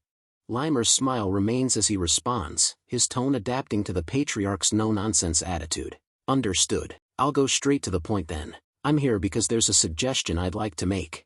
The Patriarch's curiosity is piqued, his brow furrowing in wonder. A suggestion? I believe I've already fully entrusted their training to you. Limer's voice remains calm and composed as he responds. It's because this isn't about their training. Limer's words hang in the air for a moment before he continues, his tone unwavering. Please allow me to alter the trainee's graduation exam. The Patriarch's eyes widen in surprise, his voice laced with curiosity and a hint of skepticism. Alter the exam? Tell me more about it. Limer launches into a detailed explanation of his idea, his enthusiasm evident. The current graduation exam either consists of being acknowledged by instructors, or having a spar between trainees. However, those children have already faced incredible challenges, Limer emphasizes, his expression serious. They've had matches against the Owen Kingdom's knight trainees. And during their second mission, they overcame a treacherous mountain through a life-or-death battle. They've completed countless trials already, despite still being trainees. Limer's voice rings with conviction as he drives home his final point. That's why the 5th training ground needs a new trial. The Patriarch's curiosity is piqued, and he begins to ask, which means? But before he can finish, Limer interjects with a sense of excitement and gravity. Yes, the graduation exam that I'm thinking about is survival. Limer elaborates on his reasoning, his eyes shining with conviction. If they manage to survive outside without anyone's help and without benefiting from the great name Sieghart, they should be able to reach an even higher realm, even if they can't become a swordsman right away. Limer's expression turns hopeful as he seeks the Patriarch's approval, a hint of optimism in his voice. What do you think? It's a pretty good suggestion, isn't it? The Patriarch's gaze lingers on Limer, his expression unreadable. The The room falls silent, the only sound the weight of Limer's words hanging in the air. The patriarch's eyes narrow slightly, his face a mask of contemplation. He remains speechless, lost in thought. The silence is broken by the patriarch's sudden utterance, his voice low and introspective. "You've changed." Limer's eyes widen in surprise, his brow furrowing in confusion. "Pardon?" The patriarch's expression turns thoughtful as he elaborates on his previous statement. "Your face has always been shadowed, ever since your energy center was ruined that day, and you had to withdraw from the line. The spark in your eyes had dimmed, and your presence felt lethargic." He pauses, studying Limer's reaction before continuing. "However, you don't look lethargic anymore. Ever since you met those from the 5th training ground, there's been a change in you. Your eyes seem brighter, your posture more confident." The patriarch's eyes crinkle at the corners as a warm smile spreads across his face. "Your face is full of passion now, just like the trainees." Limer's face flushes with embarrassment as he protests. "Wait, that's so embarrassing." Ren, standing nearby, chimes in with a nod of agreement. "I agree, sir." Sir Limer's expressions have become a lot better recently. Limer's hand rises to rub the back of his head, a sheepish grin spreading across his face. "Well, it's just..." He pauses, a look of introspection crossing his features before he continues. "I realized I was talented in teaching children, and not just in swordsmanship." Limer's eyes sparkle with determination and a hint of pride. "Moreover, I might be able to create the next king who will succeed you, my lord, with my own hands, soon enough." The patriarch's eyebrows shoot up in surprise, his voice tinged with curiosity. "Are you talking about Raon?" Limer's expression turns enigmatic, a hint of a smile playing on his lips. "Who knows? It might be Ben, Martha, or even Ronan." The patriarch's expression turns thoughtful, his eyes narrowing slightly as he nods in understanding. "I see."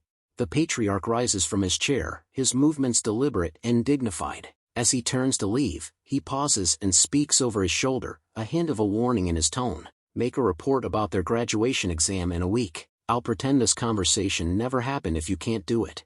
Limer's response is immediate, his voice ringing out loudly and confidently. "Why, of course." As he speaks, he gestures emphatically, holding up a sheaf of papers. The patriarch's eyes widen in surprise, his gaze fixed on the papers in Limer's hand, a look of astonishment crossing his face. Limer's face breaks into a wide smile, his eyes sparkling with pride and efficiency. "I've already prepared it." The scene shifts to the next morning, at the 5th Hall's training area. Ben and his group stand gathered, engaged in conversation. Ben speaks up, a hint of annoyance in his tone. "Why is he not here? He's the one who told us to gather." One of the group members shrugs, a knowing glint in their eye. "It happens every time, but Instructor Limer never arrives on time." Another group member chimes in, a teasing tone in their voice. "Maybe he played to his heart's content in a gambling house or a pub again yesterday, and returned home at daybreak." Suddenly, the door bursts open with a kick, and Limer strides into the training area, a bright smile on his face. "My bad. I'm a bit late because I dropped by the orphanage on my way here." Ben's face twists in anger and frustration. "If you're going to lie, at least make it believable." Limer's smile never wavers, and he replies in a mocking tone. "It's not a lie. I'm telling the truth." As Limer walks towards the trainees, his tone undergoes a sudden shift, turning serious and solemn. "Anyway, I have an important announcement for you today. I've thought about it a lot, but I made my decision when I saw you all today." Limer's calm voice fills the training area as he begins to explain. "In short, your graduation exam is going to start soon. You can't stay as trainees forever, after all." One of the trainees speaks up, curiosity etched on their face. "I heard the graduation exam usually consists of gaining the instructor's recognition or sparring." Limer's face breaks into a wide smile as he responds. "That's normally the case, but your exam will be a bit different." The trainees exchange worried glances, and one of them asks in shock, "What? What do you mean?" Limer's expression turns serious as he begins to explain their situation. "You've already gained plenty of experience. The spars against Owen, battle experience with the South-North Union, even if they were just grunts. Moreover, you even managed to survive Eden's unexpected attack during your previous mission." Limer's eyes gleam with intensity as he reveals the true nature of their exam.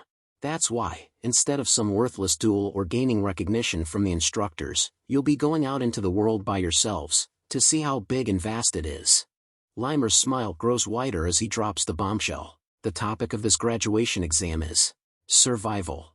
Limer's expression turns serious as he delves into the details of the survival test. In a month, you will abandon your status as a Sieghart trainee, and survive in various locations on the continent with a single sword in your hand. The trainees' faces drain of color as they process the daunting task ahead. Limer's gaze sweeps across the trainees, his eyes glinting with a hint of amusement. Of course, I have an alternative exam prepared, for those who are afraid.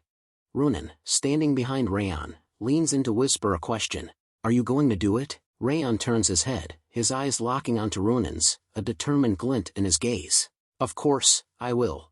Runan's face sets in determination as she responds to Raon. Then I'll do it, too. She turns her head, her eyes fixed intently on Limer. Raon's eyes widen in amazement as he looks at Runan, clearly surprised by her sudden decision. Ben whispers to Martha, seeking reassurance. The instructor must have a reason for it. I'm also going. Martha's expression remains calm, her voice laced with a hint of detachment. I'm used to that kind of survival, since I've been doing it from the moment of my birth. Limer's eyes narrow slightly as he listens to the group's conversation, a hint of surprise in his voice. Hey, not just Raon, all of you, aren't you deciding too easily? Do you have any idea where I'm going to dispatch you? Limer's gaze lingers on Raon, his expression serious. Especially you, Raon. Since you're the top trainee, your decision might cause the others to follow along without thinking about it. Raon's eyes lock onto Limer's, a hint of determination in his voice. I'm sure it will be a difficult journey, but I'm fully aware that you wouldn't have thought this through lightly, instructor. Raon's words are laced with conviction. After all, you don't give us any trials that we can't overcome. Limer's face illuminates with a warm smile, clearly pleased with Raon's response. Limer's voice is infused with joy and a hint of teasing. You're commendable, but I won't go easy on you because of that. With a flourish, Limer pulls out a paper and clears his throat, a serious tone taking over. I'm going to tell you your destinations now. Limer's voice rings out as he begins to rattle off the names and destinations. Levine Desert for Ben, Sand Canyon for Martha, Catan Jungle for Runan. Limer pauses for a moment, a hint of drama in the silence. Lastly, Haben Castle in the northeast, is for Raon. Raon's eyes widen in shock, his mind racing with the implications. Haben Castle. Limer's gaze lingers on Raon, a serious tone in his voice. Raon, your destination, Haben Castle, is a battlefield where you'll have to fight monsters appearing from the northern sea and Stalin Mountain every day. Limer's words paint a grim picture. It's a place so treacherous, it's earned the name Hellish Battlefield, where warriors don't even have time to sheath their swords. Limer crouches down, his eyes narrow slightly as he gazes at Raon from the high platform. This is the same for the others, but you're going to have a hard time. Raon's eyes widen in shock, his face pale and speechless. Limer stands up, his expression serious. All right, make sure to thoroughly prepare yourselves. There's about a month until your departure. Days pass after Limer's briefing, and Raon's determination to prepare for his mission is on full display. In front of the annex building, Raon trains intensively with his sword, his movements swift and precise. Sylvia and Helen watch from a distance, their eyes fixed on Raon's training session. Helen's brow furrows in concern as she turns to Sylvia. Ma'am, don't you think the young master has been training too severely recently? He's been at it for days, and he's even cutting back on his sleep. Sylvia's expression mirrors Helen's concern, her eyes fixed on Raon's intense training session. Meanwhile, Raon swings his sword down in a powerful arc, his movements fluid and deadly. Helen's voice takes on a sincere tone, her concern for Raon's well-being evident. I'd like him to refuse that test. After all, it's an extremely dangerous place. Sylvia's expression remains thoughtful, her eyes still fixed on Raon as he continues his intense training. Sylvia's gaze lingers on Raon, her voice filled with a mix of concern and understanding. That's true, but it's also clear that this is an opportunity for Raon's growth. Since Haben Castle is his graduation exam, he must be trying to get into his best condition. Helen's expression remains worried, but Sylvia's words offer a nuanced perspective on Raon's intense training.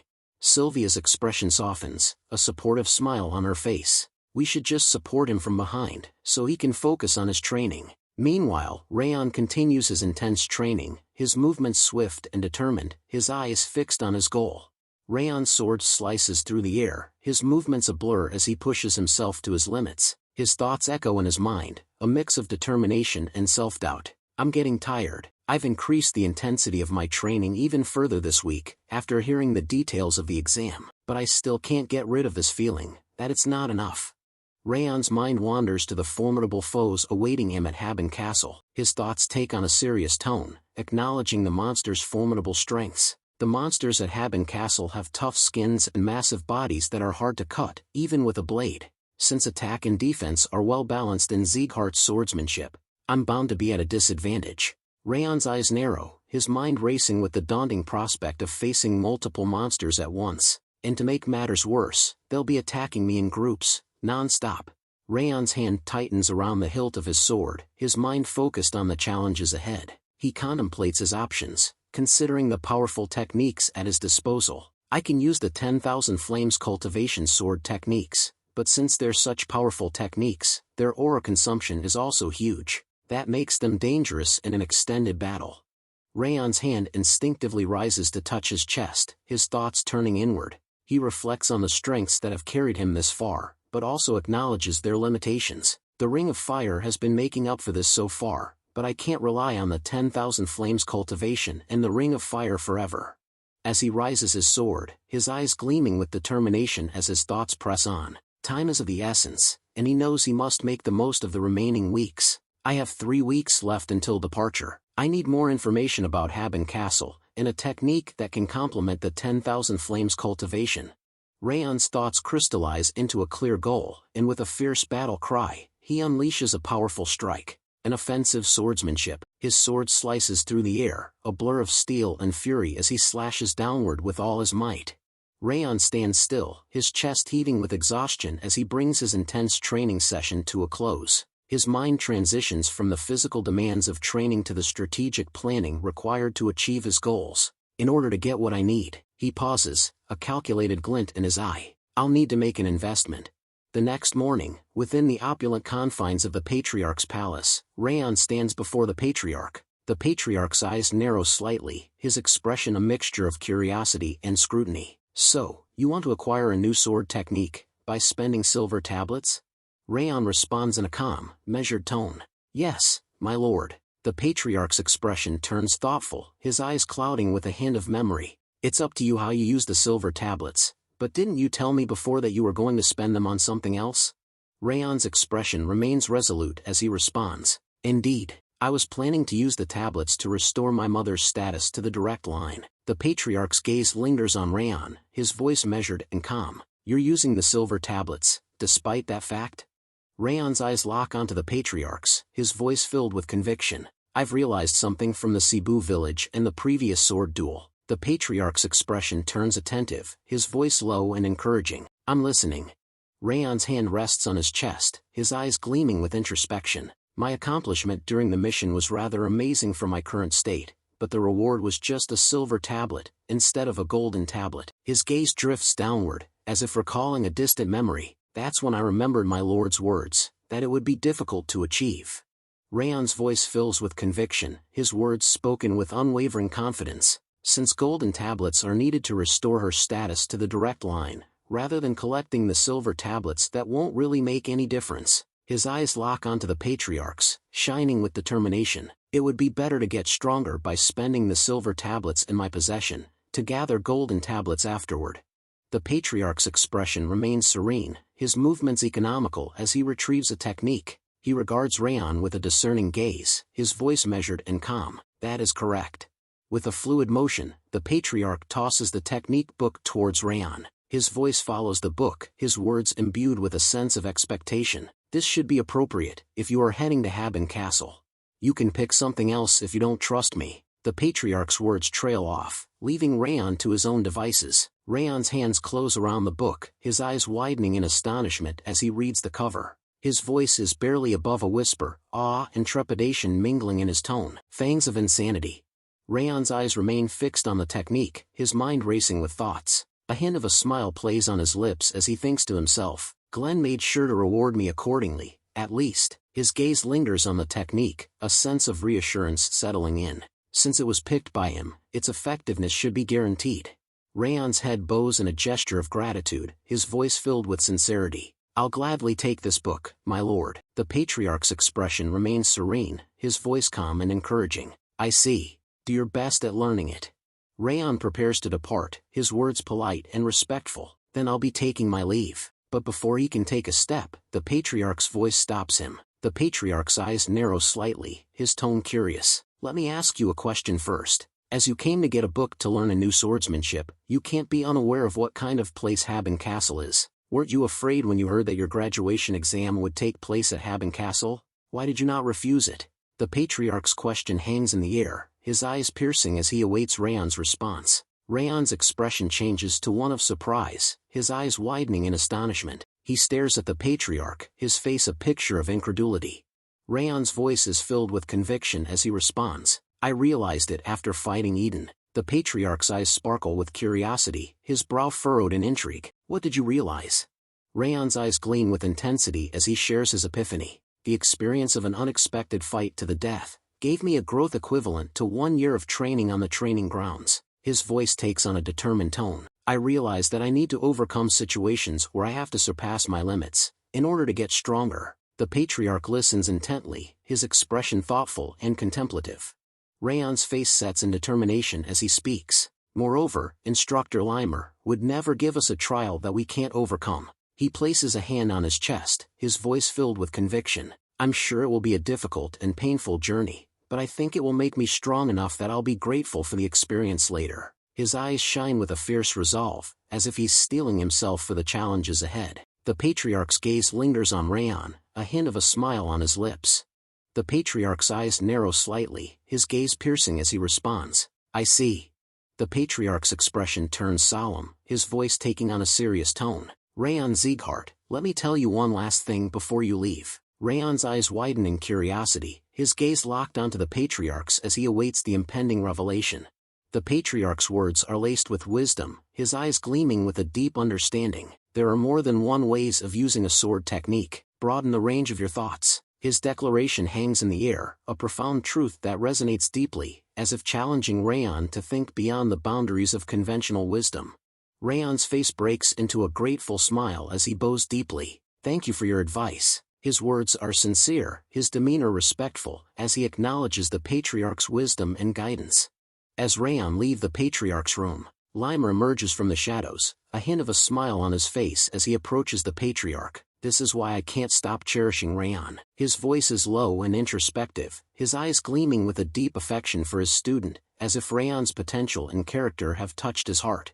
Limer settles into a crouched position, sitting on the ground near the throne as he speaks in a contemplative tone. He is fully aware of my intentions already. A warm smile spreads across his face. As an instructor, there's nothing more gratifying than when he understands my intentions. His eyes sparkle with satisfaction, his expression radiating pride and fulfillment as he reflects on Raon's growth and understanding. Limer's voice trails off as he says, he is definitely different from that nag, Ben, or that foul-mouthed Martha. But before he can continue, the Patriarch's voice cuts in, his tone dripping with amusement. What a terrible teacher, insulting your disciples behind their backs. Limer's eyes widen in shock, his face freezing as he realizes his mistake. Limer swiftly attempts to change the subject, his voice taking on a more formal tone. By the way, I didn't expect you to give him the fangs of insanity. After all, that's worth a golden tablet. He tries to divert attention from his earlier faux pas, instead focusing on the Patriarch's unexpected decision to bestow the valuable fangs of insanity upon Raon.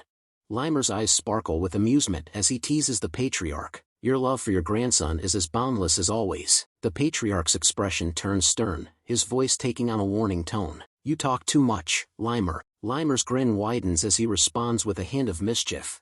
I've actually been talking less recently. His tone is laced with sarcasm, and he seems to be enjoying the verbal sparring match with the Patriarch. Limer's expression turns serious, his brow furrowed in concern. But the fangs of insanity is a rather violent swordsmanship. I'm worried about whether Raon will manage to control it. The Patriarch's response is nonchalant, his voice tinged with a hint of detachment. Since I gave him the book, my job is done. His words imply a sense of relinquished responsibility, as if he's washed his hands of the matter, leaving Raon's fate to unfold on its own. The Patriarch's words are final, his tone leaving no room for debate. It's up to him whether he learns it or not.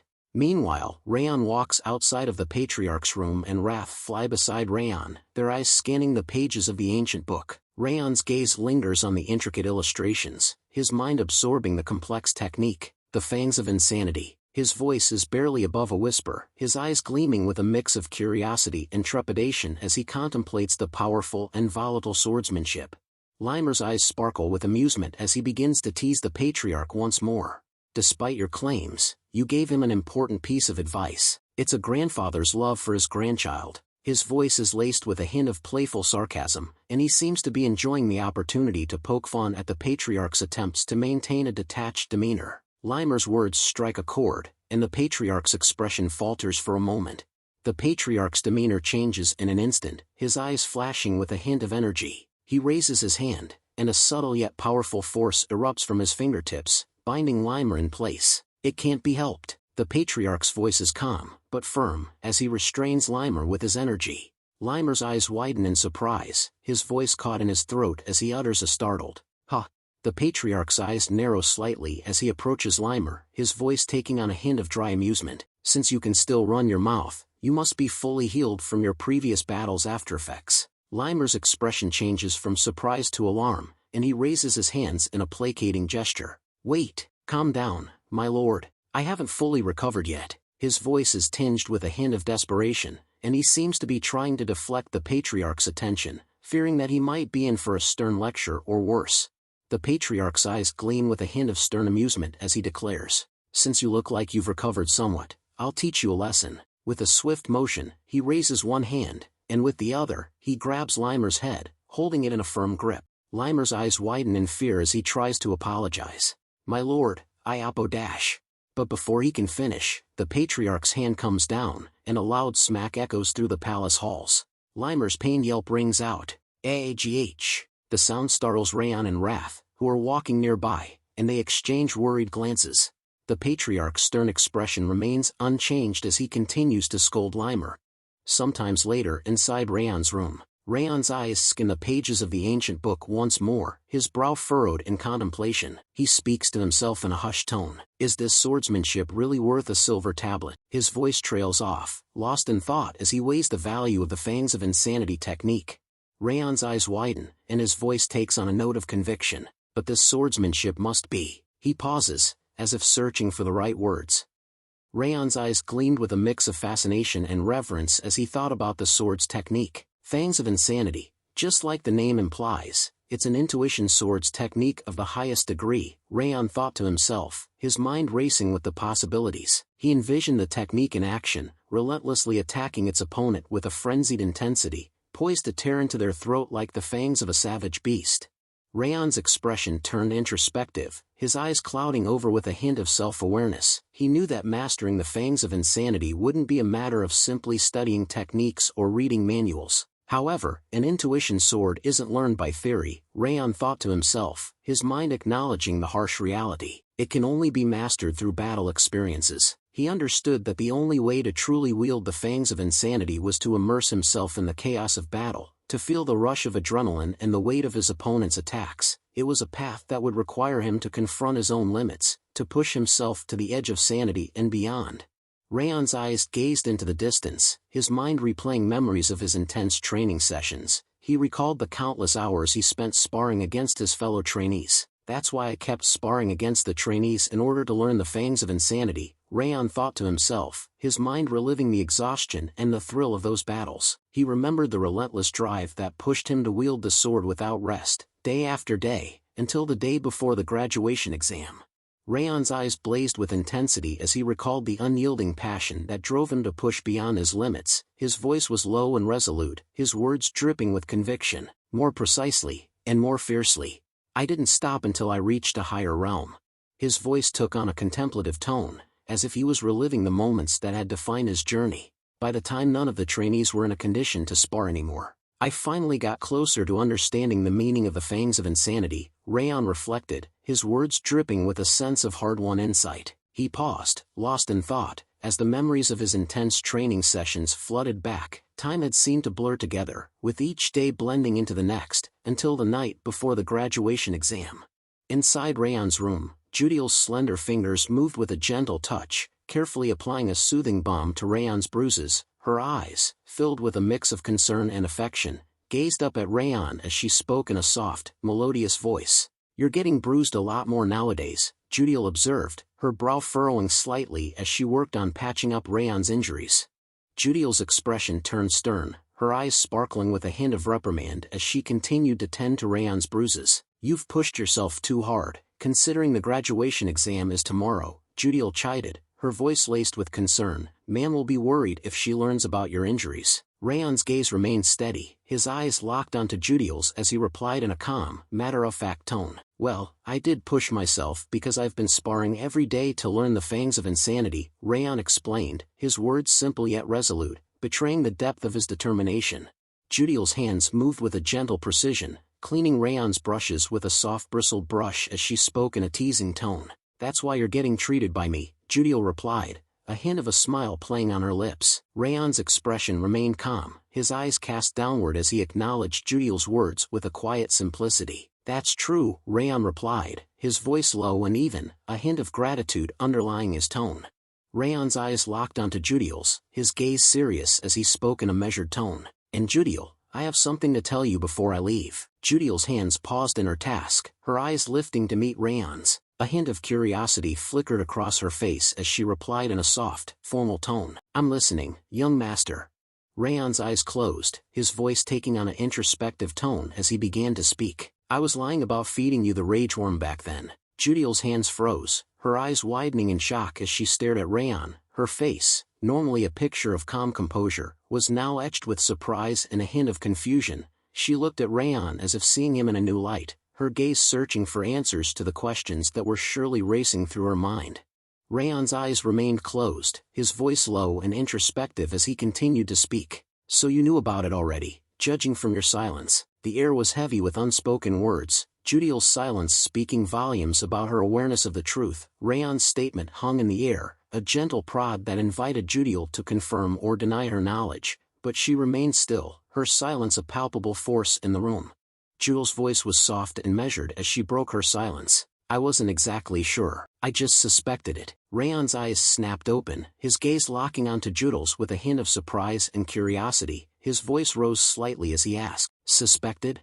Judiel's eyes drifted downward, her gaze becoming introspective as she delved into the past. "Yes, I thought at first that it really was a rage worm," Judiel began to explain, her voice tinged with a hint of nostalgia. She paused, collecting her thoughts before continuing. Judiel's voice took on a vulnerable tone, her words revealing a glimpse of the fear and desperation she had felt in that moment. "I couldn't afford to think of it as a lie either," Judiel admitted, her eyes still cast downward. "I was afraid, and all I could think about was my desire to live." Her voice barely above a whisper, Judiel's words conveyed the raw emotion and primal fear that had driven her actions, and the depth of her will to survive. Judiel's voice softened, a warm smile spreading across her face as she continued to speak. "However, I gradually felt at ease with the warmth of the people in the annex building," Judiel said, her eyes lighting up with a sense of gratitude. "And the young master treated me as a human being, without asking anything in return," Judiel added, her gaze shifting to Raon, her expression filled with a deep appreciation for the kindness he had shown her. Her words spoken with a sense of awe and gratitude. "You even prepared a measure for me to avoid the Central Martial Palace's suspicion. To save me," Judiel said, her eyes locked onto Raon's, shining with a deep appreciation for the young master's thoughtfulness and protection. She gazed at Raon with a newfound understanding. "And I realized after a few other things happened afterward. That face you were making toward Lady Sylvia, and those eyes when you were warning me." Judiel's eyes narrowed slightly, her expression a mixture of curiosity and insight, as if she had finally pieced together a puzzle that had been eluding her.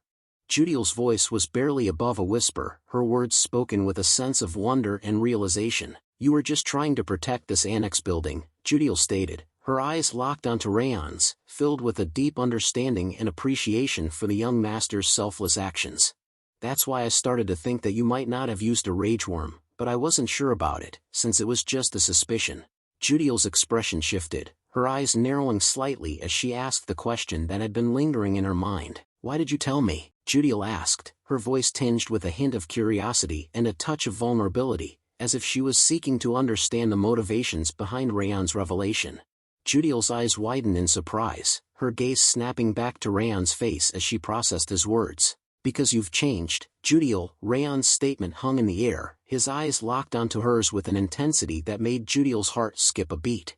Raon's eyes cast downward, his voice taking on a contemplative tone as he began to explain. Just like you've been watching me, I've been watching you as well, Raon said, his words measured and deliberate. You've been acting under a mask all along, Raon continued, his gaze still directed downward, but your true feelings started to show up.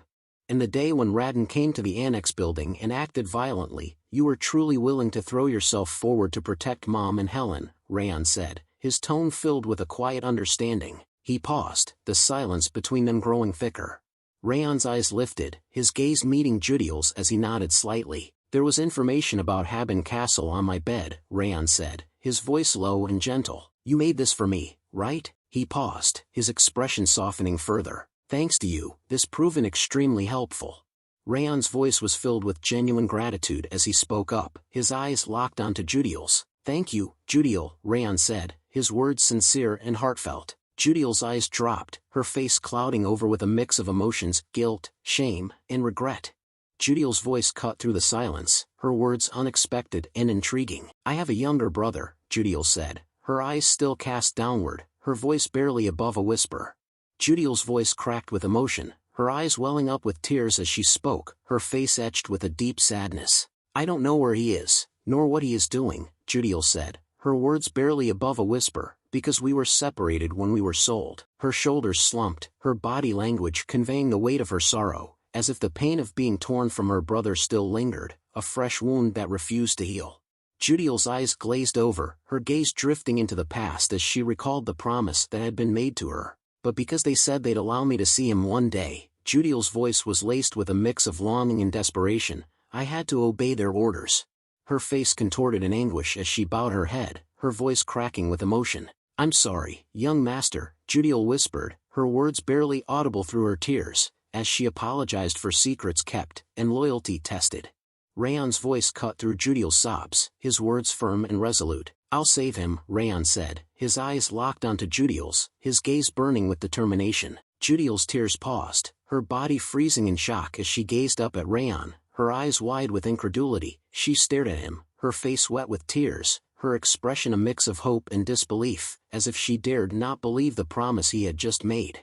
Raon's eyes narrowed, his jaw set in determination as he began to explain, his voice low and resolute. As long as Karun is going after me, we'll have to clash eventually, Raon said, his words measured and deliberate. He paused, his gaze intensifying as he continued, and once we settle the matter with Karun, I'll find your brother, by any means, as long as he is alive. Judiel's eyes remained fixed on Raon's, her tears slowly drying as she listened to his promise, her expression a mix of hope and gratitude.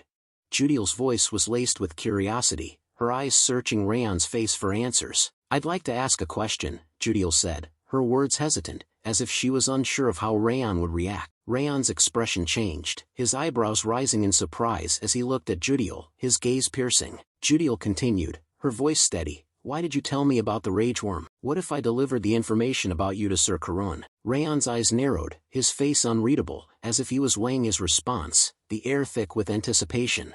Raon's voice was filled with confidence, his eyes gleaming with a hint of amusement. I figured you wouldn't do that, Raon said, his words simple, yet assured. Judiel's laughter cut through the air, her eyes sparkling with mirth as she spoke. Ha! What a ridiculous response. Raon's eyes locked onto hers, his voice low and even as he asked, so, what are you going to do? Judiel's voice was firm, her eyes shining with a newfound sense of purpose as she responded, her words laced with determination. I will follow you, master, Judiel said, her head bowed slightly, her gaze fixed on Raon's. Her voice took on a note of devotion, her words heartfelt, as she continued, please tell me anything you need. Raon stood up from his chair, his movements fluid and confident, as he spoke, his voice clear and authoritative. All right, I'll leave the annex building to you while I'm away, Judiel, Raon said, his eyes locked onto hers, his gaze serious. Judiel immediately dropped to her knees, her head bowed in respect, as she replied, her voice firm and resolute. Yes, please leave it to me, Judiel said, her words filled with determination, as she accepted the responsibility entrusted to her. The darkness of night gave way to the warmth of dawn, and the morning of the graduation exam finally arrived, filled with anticipation and nervous energy. In the training hall, the atmosphere was electric, the air thick with tension as students gathered, their faces set with determination, their eyes burning with a fierce competitive spirit. Limer stood tall on the high platform, surveying the sea of trainees gathered before him, his voice booming across the training hall as he began to speak. "It's time for your graduation exam," Limer declared, his words clear and authoritative, his gaze sweeping across the crowd, meeting the eyes of the eager trainees. Limer's voice echoed through the training hall, his words painting a vivid picture of the challenge ahead. "All you need to do is to survive on your own for a year and return," Limer continued, his gaze intensifying, as if daring the trainees to accept the challenge. His voice took on a note of promise, as he added, "If you overcome this trial, you should be able to rise even higher."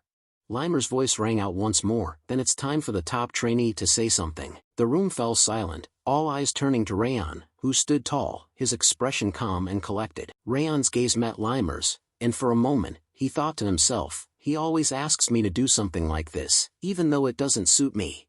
Raon walked calmly to the high platform, his footsteps echoing through the silent training hall. He stood tall, surveying the crowd of trainees before him, his eyes gleaming with a hint of intensity. "There's a saying that warriors who survive their first battle don't easily die," Raon began, his voice clear and strong, carrying across the hall. He paused, his gaze sweeping across the crowd, as if meeting the eyes of each trainee. "And you've already experienced your first battle, even though it was a coincidence."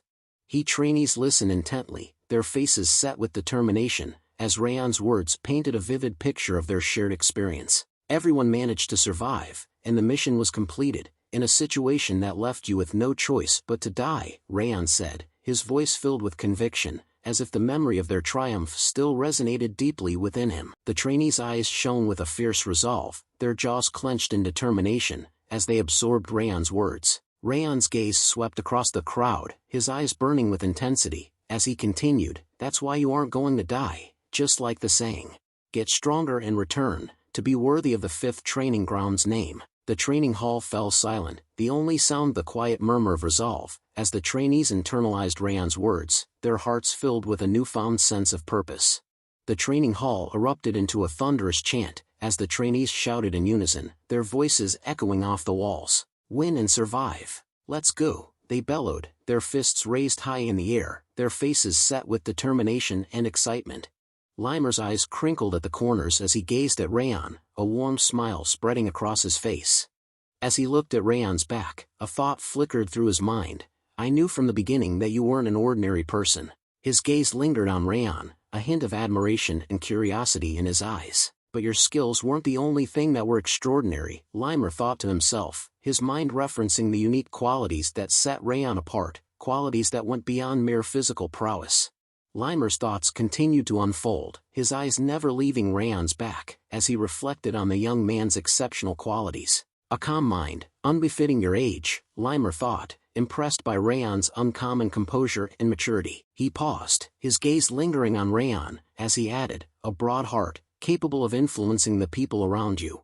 A mindset where you worked harder than anyone else, instead of being satisfied with your talent," Limer reflected, a hint of admiration in his voice. He nodded to himself, as if acknowledging the rare quality that set Raon apart from others who might have rested on their natural abilities. Limer's eyes narrowed slightly, his gaze intensifying as he recalled the details of their previous encounter. "Moreover, during the last spar against me," Limer's thoughts continued, a hint of surprise and admiration creeping into his expression. Limer's eyes widened, a look of genuine surprise and respect crossing his face. "You mastered the fangs of insanity," he stated, his voice low and impressed.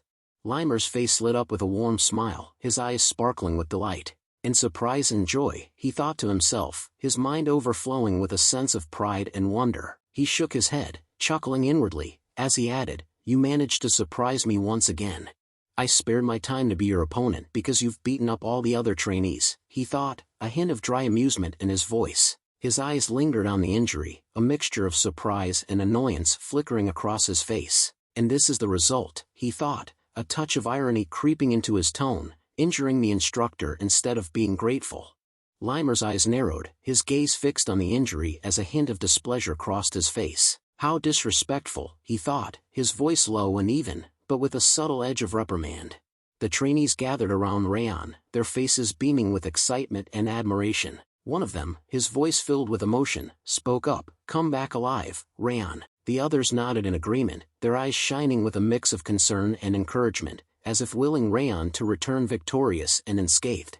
Limer's eyes lingered on Raon, a complex mix of emotions swirling within him. He thought to himself, because I'll be filled with resentment if I don't get to witness the birth of the new king. A hint of determination and anticipation crept into his expression, as if he was driven by a desire to see Raon's journey unfold, to witness the emergence of a new legend.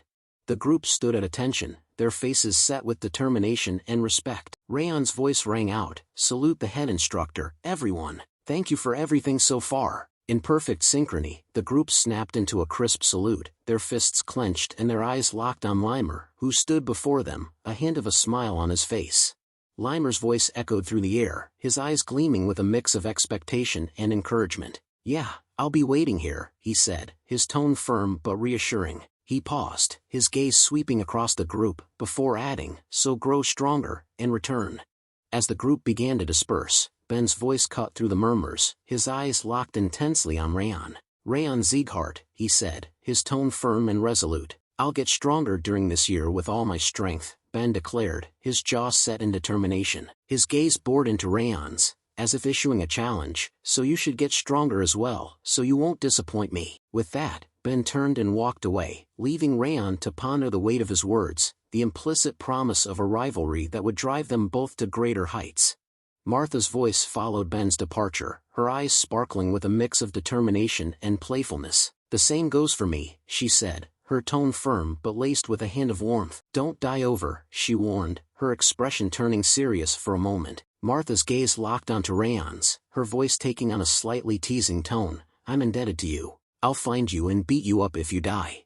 As Raon watched Martha and the others depart, a wry thought crossed his mind. Do they not know how to speak honestly? He wondered, a hint of amusement and curiosity flickering across his face. Just as he was lost in thought, a voice cut through the air, "Raon." Raon's gaze snapped towards the sound, his eyes locking onto Runan's approaching figure.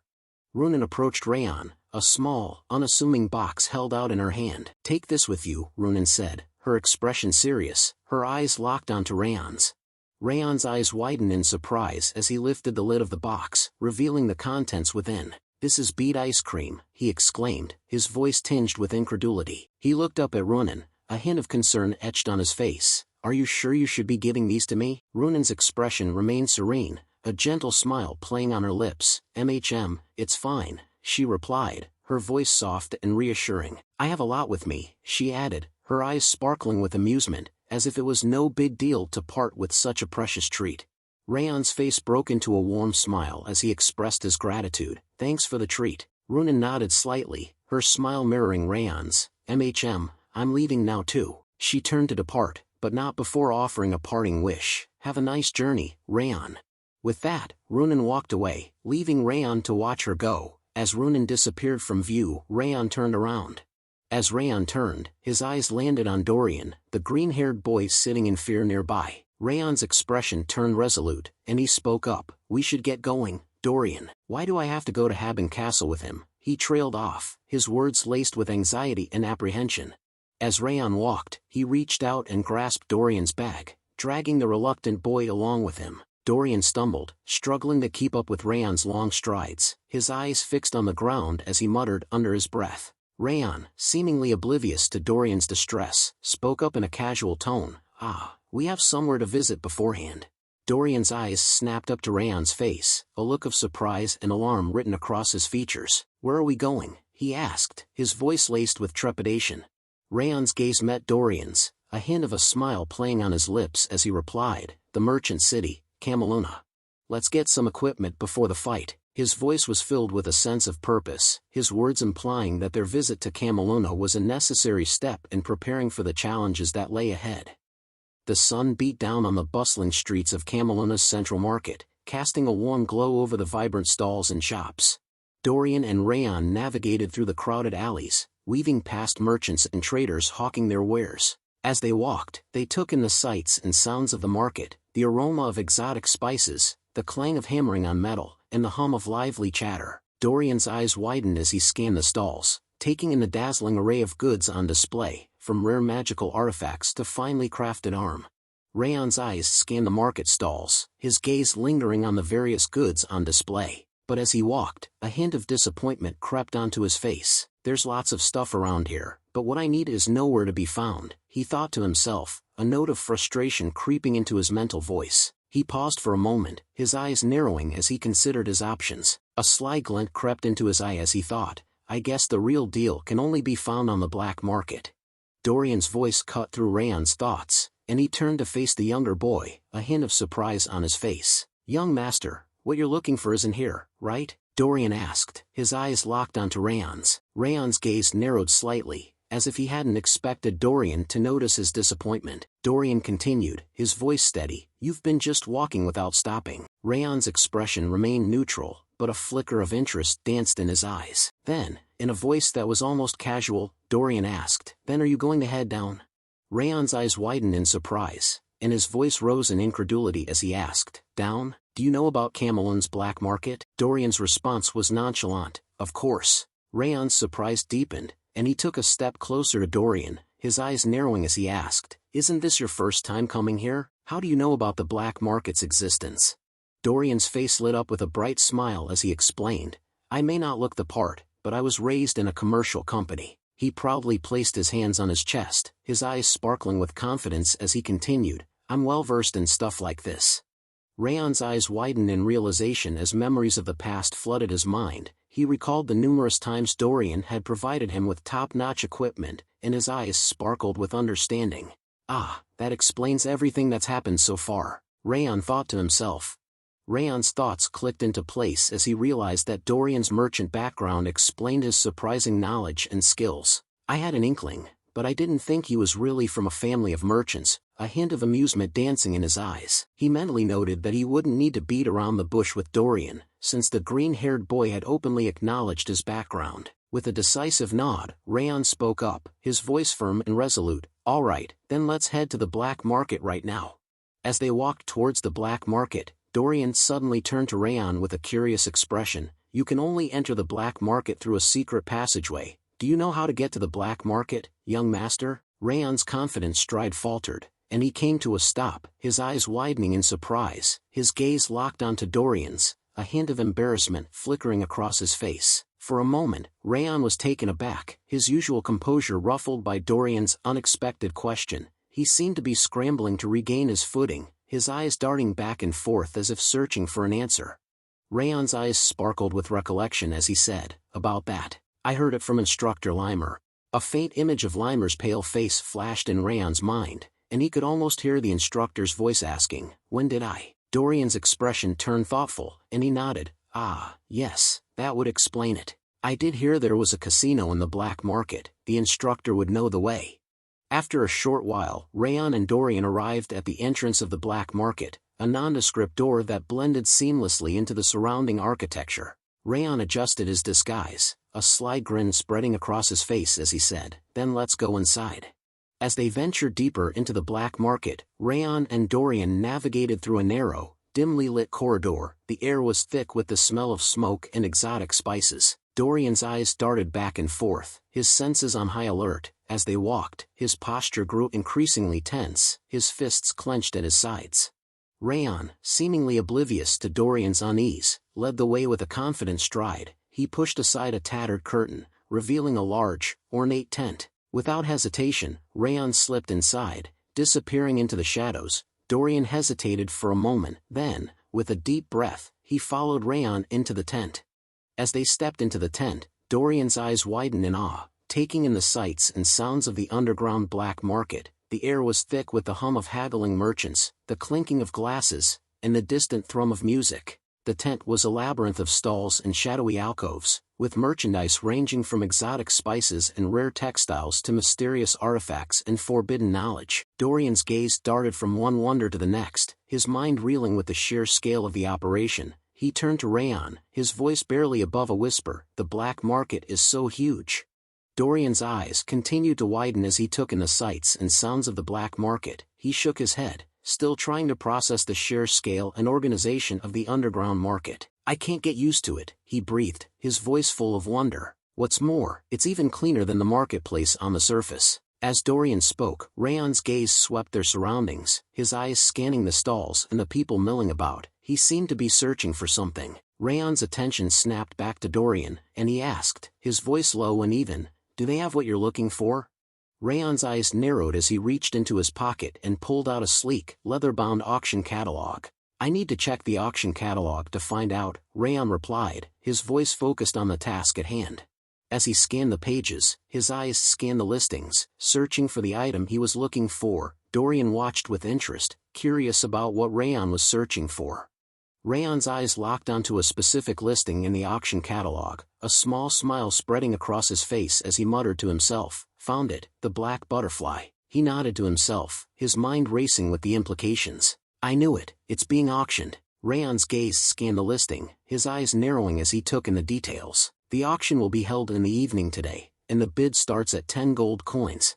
Dorian's curiosity got the better of him, and he leaned in to peer at the page Raon was studying. His eyes widened as he took in the details, and he asked, "Are you planning to buy this? This is rather expensive." Raon's gaze remained fixed on the page, his mind racing with calculations. He thought to himself, "It's true, I could probably buy it by using all the traveling funds we have on hand, but it's too risky." A hint of concern crept into his thoughts as he weighed the pros and cons. "I guess I should find a pawn shop or something to add to what we have."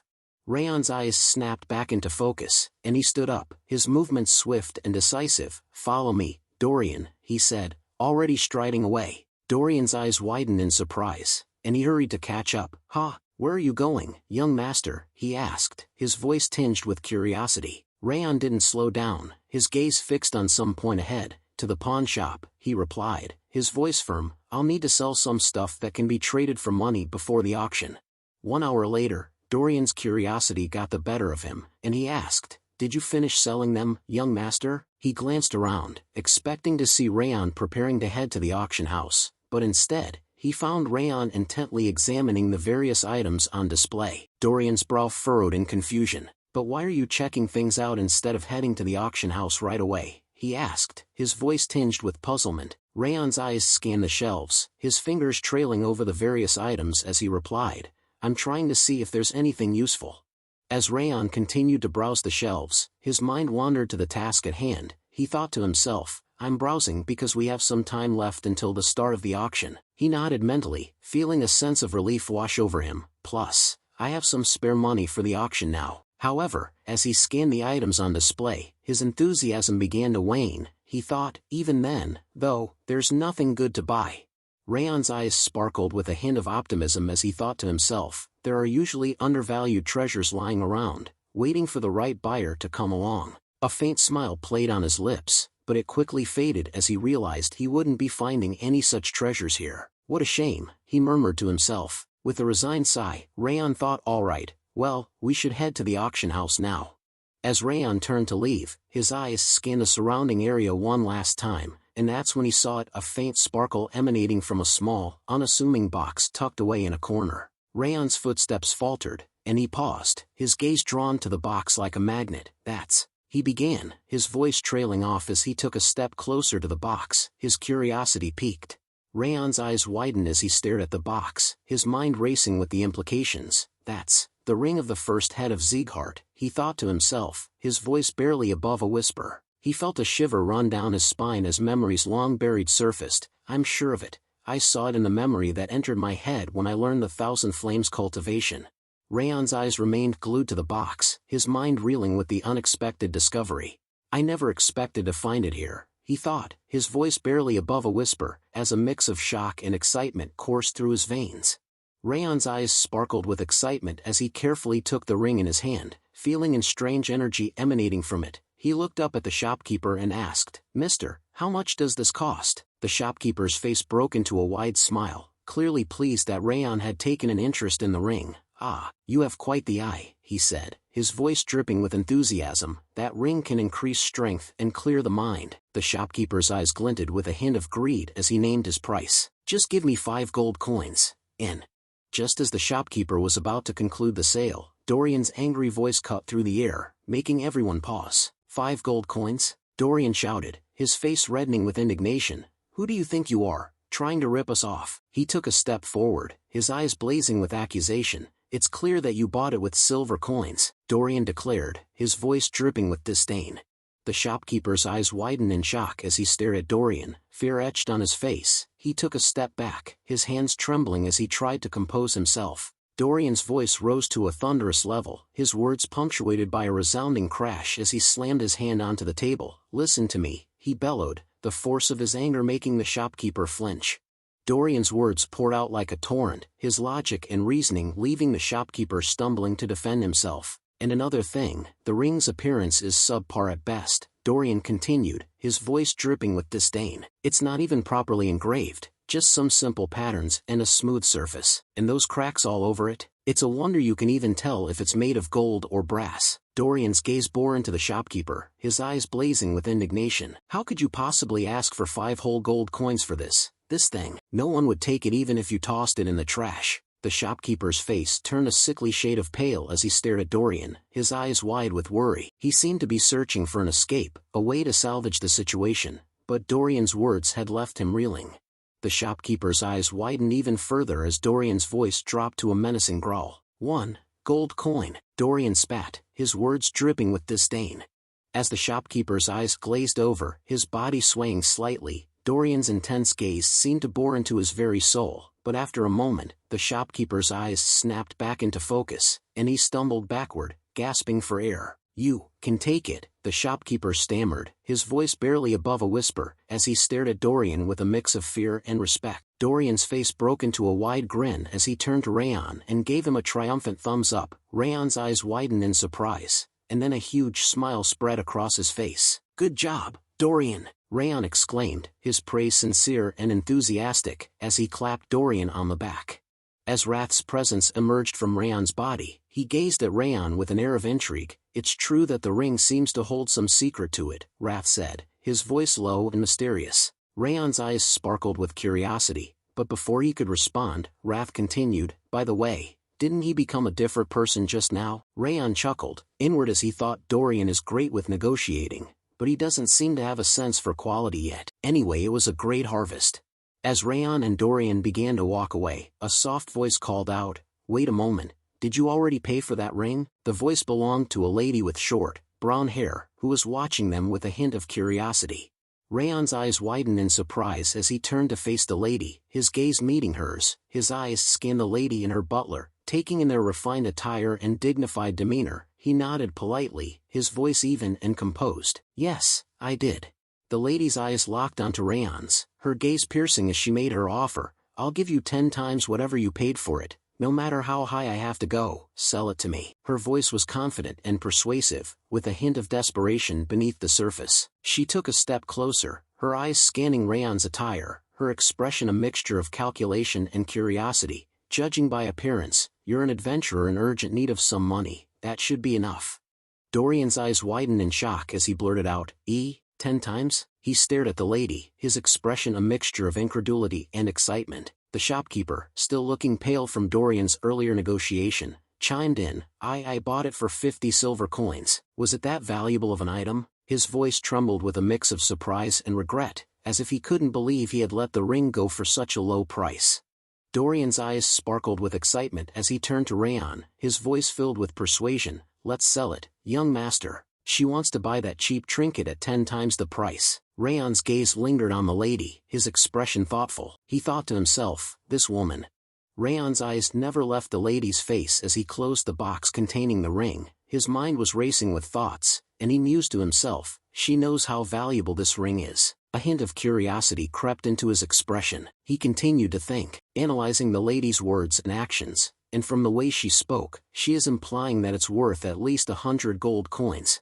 Raon's expression turned resolute as he replied to the lady, "I'm sorry, but I'd like to decline." His voice was firm, leaving no room for negotiation. The lady's eyes sparkled with determination, and she countered with an even higher offer. "Then I'll pay 20 times. No, 30 times the price." Her voice was laced with a hint of desperation, as if she was willing to do whatever it took to acquire the ring. Raon's expression remained unwavering, his gaze locked onto the lady's. "I'm still not going to sell it," he said, his voice calm and collected. The lady's face fell, but she refused to give up. She named a specific price, 50 gold coins. Raon's response was simple and direct. "I said no." His voice was firm, leaving no room for further negotiation. As Raon turned around to leave, he spoke over his shoulder, his voice polite but firm. "I'm sorry, but I don't like to sell my belongings. I'm not going to sell it no matter how much you are willing to pay." The lady's face froze, her eyes wide with surprise. The butler's voice was low and menacing as he spoke up, his eyes narrowing slightly as he gazed at Raon's retreating back. "Hey, I don't know where you're from, but you'd better behave yourself." His tone was laced with a subtle threat, as if warning Raon of the consequences of crossing his mistress. The butler's voice dropped to a whisper, but his words carried clearly. "You will make things hard on yourself if you defy her." Raon's stride didn't falter as he heard the butler's words. Instead, he stopped and turned around, his eyes flashing with a hint of annoyance. He spoke up, his voice firm and unwavering. "Am I supposed to change my mind just because of who she might be?" Raon's tone was laced with disdain, as if he couldn't care less about the lady's social status or influence. He took a step forward, his gaze locked onto the butler's. "I don't care about anything like that, so stop bothering me and leave already." The brown-haired lady's face turned red with rage as she shouted, her voice echoing through the air. "Hey, who do you think I am, acting so arrogantly?" Her eyes blazed with indignation, as if she was outraged that someone would dare to defy her. She took a step forward, her hand extended imperiously. "Stop defying me and hand it over while I'm still acting cordial." Raon's expression remained calm, but his words were laced with a subtle sharpness. He spoke up, his voice even but firm. "How abrasive, and all because I just didn't want to sell the item." Raon's tone was tinged with a hint of disdain, as if he was disappointed but not surprised by the lady's behavior. He raised an eyebrow, his gaze locked onto the lady's. "Did you want to flaunt your privileged upbringing before I go, or shall we leave it at that?" The lady's expression turned cold and menacing, her voice dripping with malice. "You have no idea how scary the world can be." She took a step closer, her eyes glinting with a sinister light. "You should think carefully about why people always bow to others, if you don't want to end up dead in the streets, forgotten and unnoticed." Raon's expression remained unruffled, his gaze never wavering from the lady's. He nodded curtly, his voice firm. "If that's all, I'll be taking my leave, then." With that, Raon turned on his heel and walked away, leaving the lady and her butler standing alone. As Raon disappeared into the crowd, the brown-haired lady's expression turned calculating. She called out to her butler, her voice low and urgent. "Setter, we are heading to the auction house. Right now. Those stalls are usually visited by people who came out from the pawn shop," she muttered to herself, her voice barely audible. "If he came here, he is most likely going to participate in the auction taking place soon." The brown-haired lady's eyes blazed with determination as she declared, her voice dripping with venom. "I'm going to take away what he is trying to buy, no matter what." The auctioneer's voice boomed through the crowded auction house, his words echoing off the walls. "Date's necklace, 70 gold coins," he called out, his eyes scanning the room for any signs of further bidding. "Next up is the silver mana stone," he declared, holding up the glittering stone for all to see. After some time, he declares next up is the Ring of Raging Flame. After Ring of Raging Flame sold out, he shouted, "Alright, next up is." Raon's eyes scanned the auction room, his gaze lingering on each item as it was presented, but despite the excited chatter of the crowd, he couldn't help but feel a sense of disappointment. "Nothing is piquing my interest so far," he thought to himself. "Is the black butterfly not going to appear yet?" The auctioneer's voice cut through the din of the crowd, his words sending a thrill through the room. "Now, this item is a noble black-colored butterfly that feeds on mana stones," he declared, his eyes gleaming with excitement. With a flourish, the auctioneer swept aside the cloth, revealing a delicate, ornate cage, and inside the cage, perched on a slender branch, was the most magnificent creature Raon had ever laid eyes on, the black butterfly. The auctioneer's voice was like honey, smooth and enticing, as he began to extol the virtues of the black butterfly. "This magnificent creature is popular as an ornamental piece due to the allure of its faint twinkle," he declared, his eyes gleaming with enthusiasm. "Of course, it has the drawbacks of having a short lifespan and being expensive to maintain, as it feeds on mana stones," he continued, his voice taking on a slightly cautionary tone. "But nothing beats its beauty." The auctioneer's voice cut through the din, his words ringing out clear and loud. "Let's start the bid." As the auctioneer's voice faded away, the crowd erupted into a frenzy of bidding. Voices called out from all corners of the room, each one trying to outdo the others. 2 gold coins, someone shouted. 5 gold coins, another voice chimed in. 7 gold coins, a third bidder called out. In a voice that was both calm and commanding, Raon called out, 13 gold coins. The room fell silent, with all eyes turning to Raon in amazement.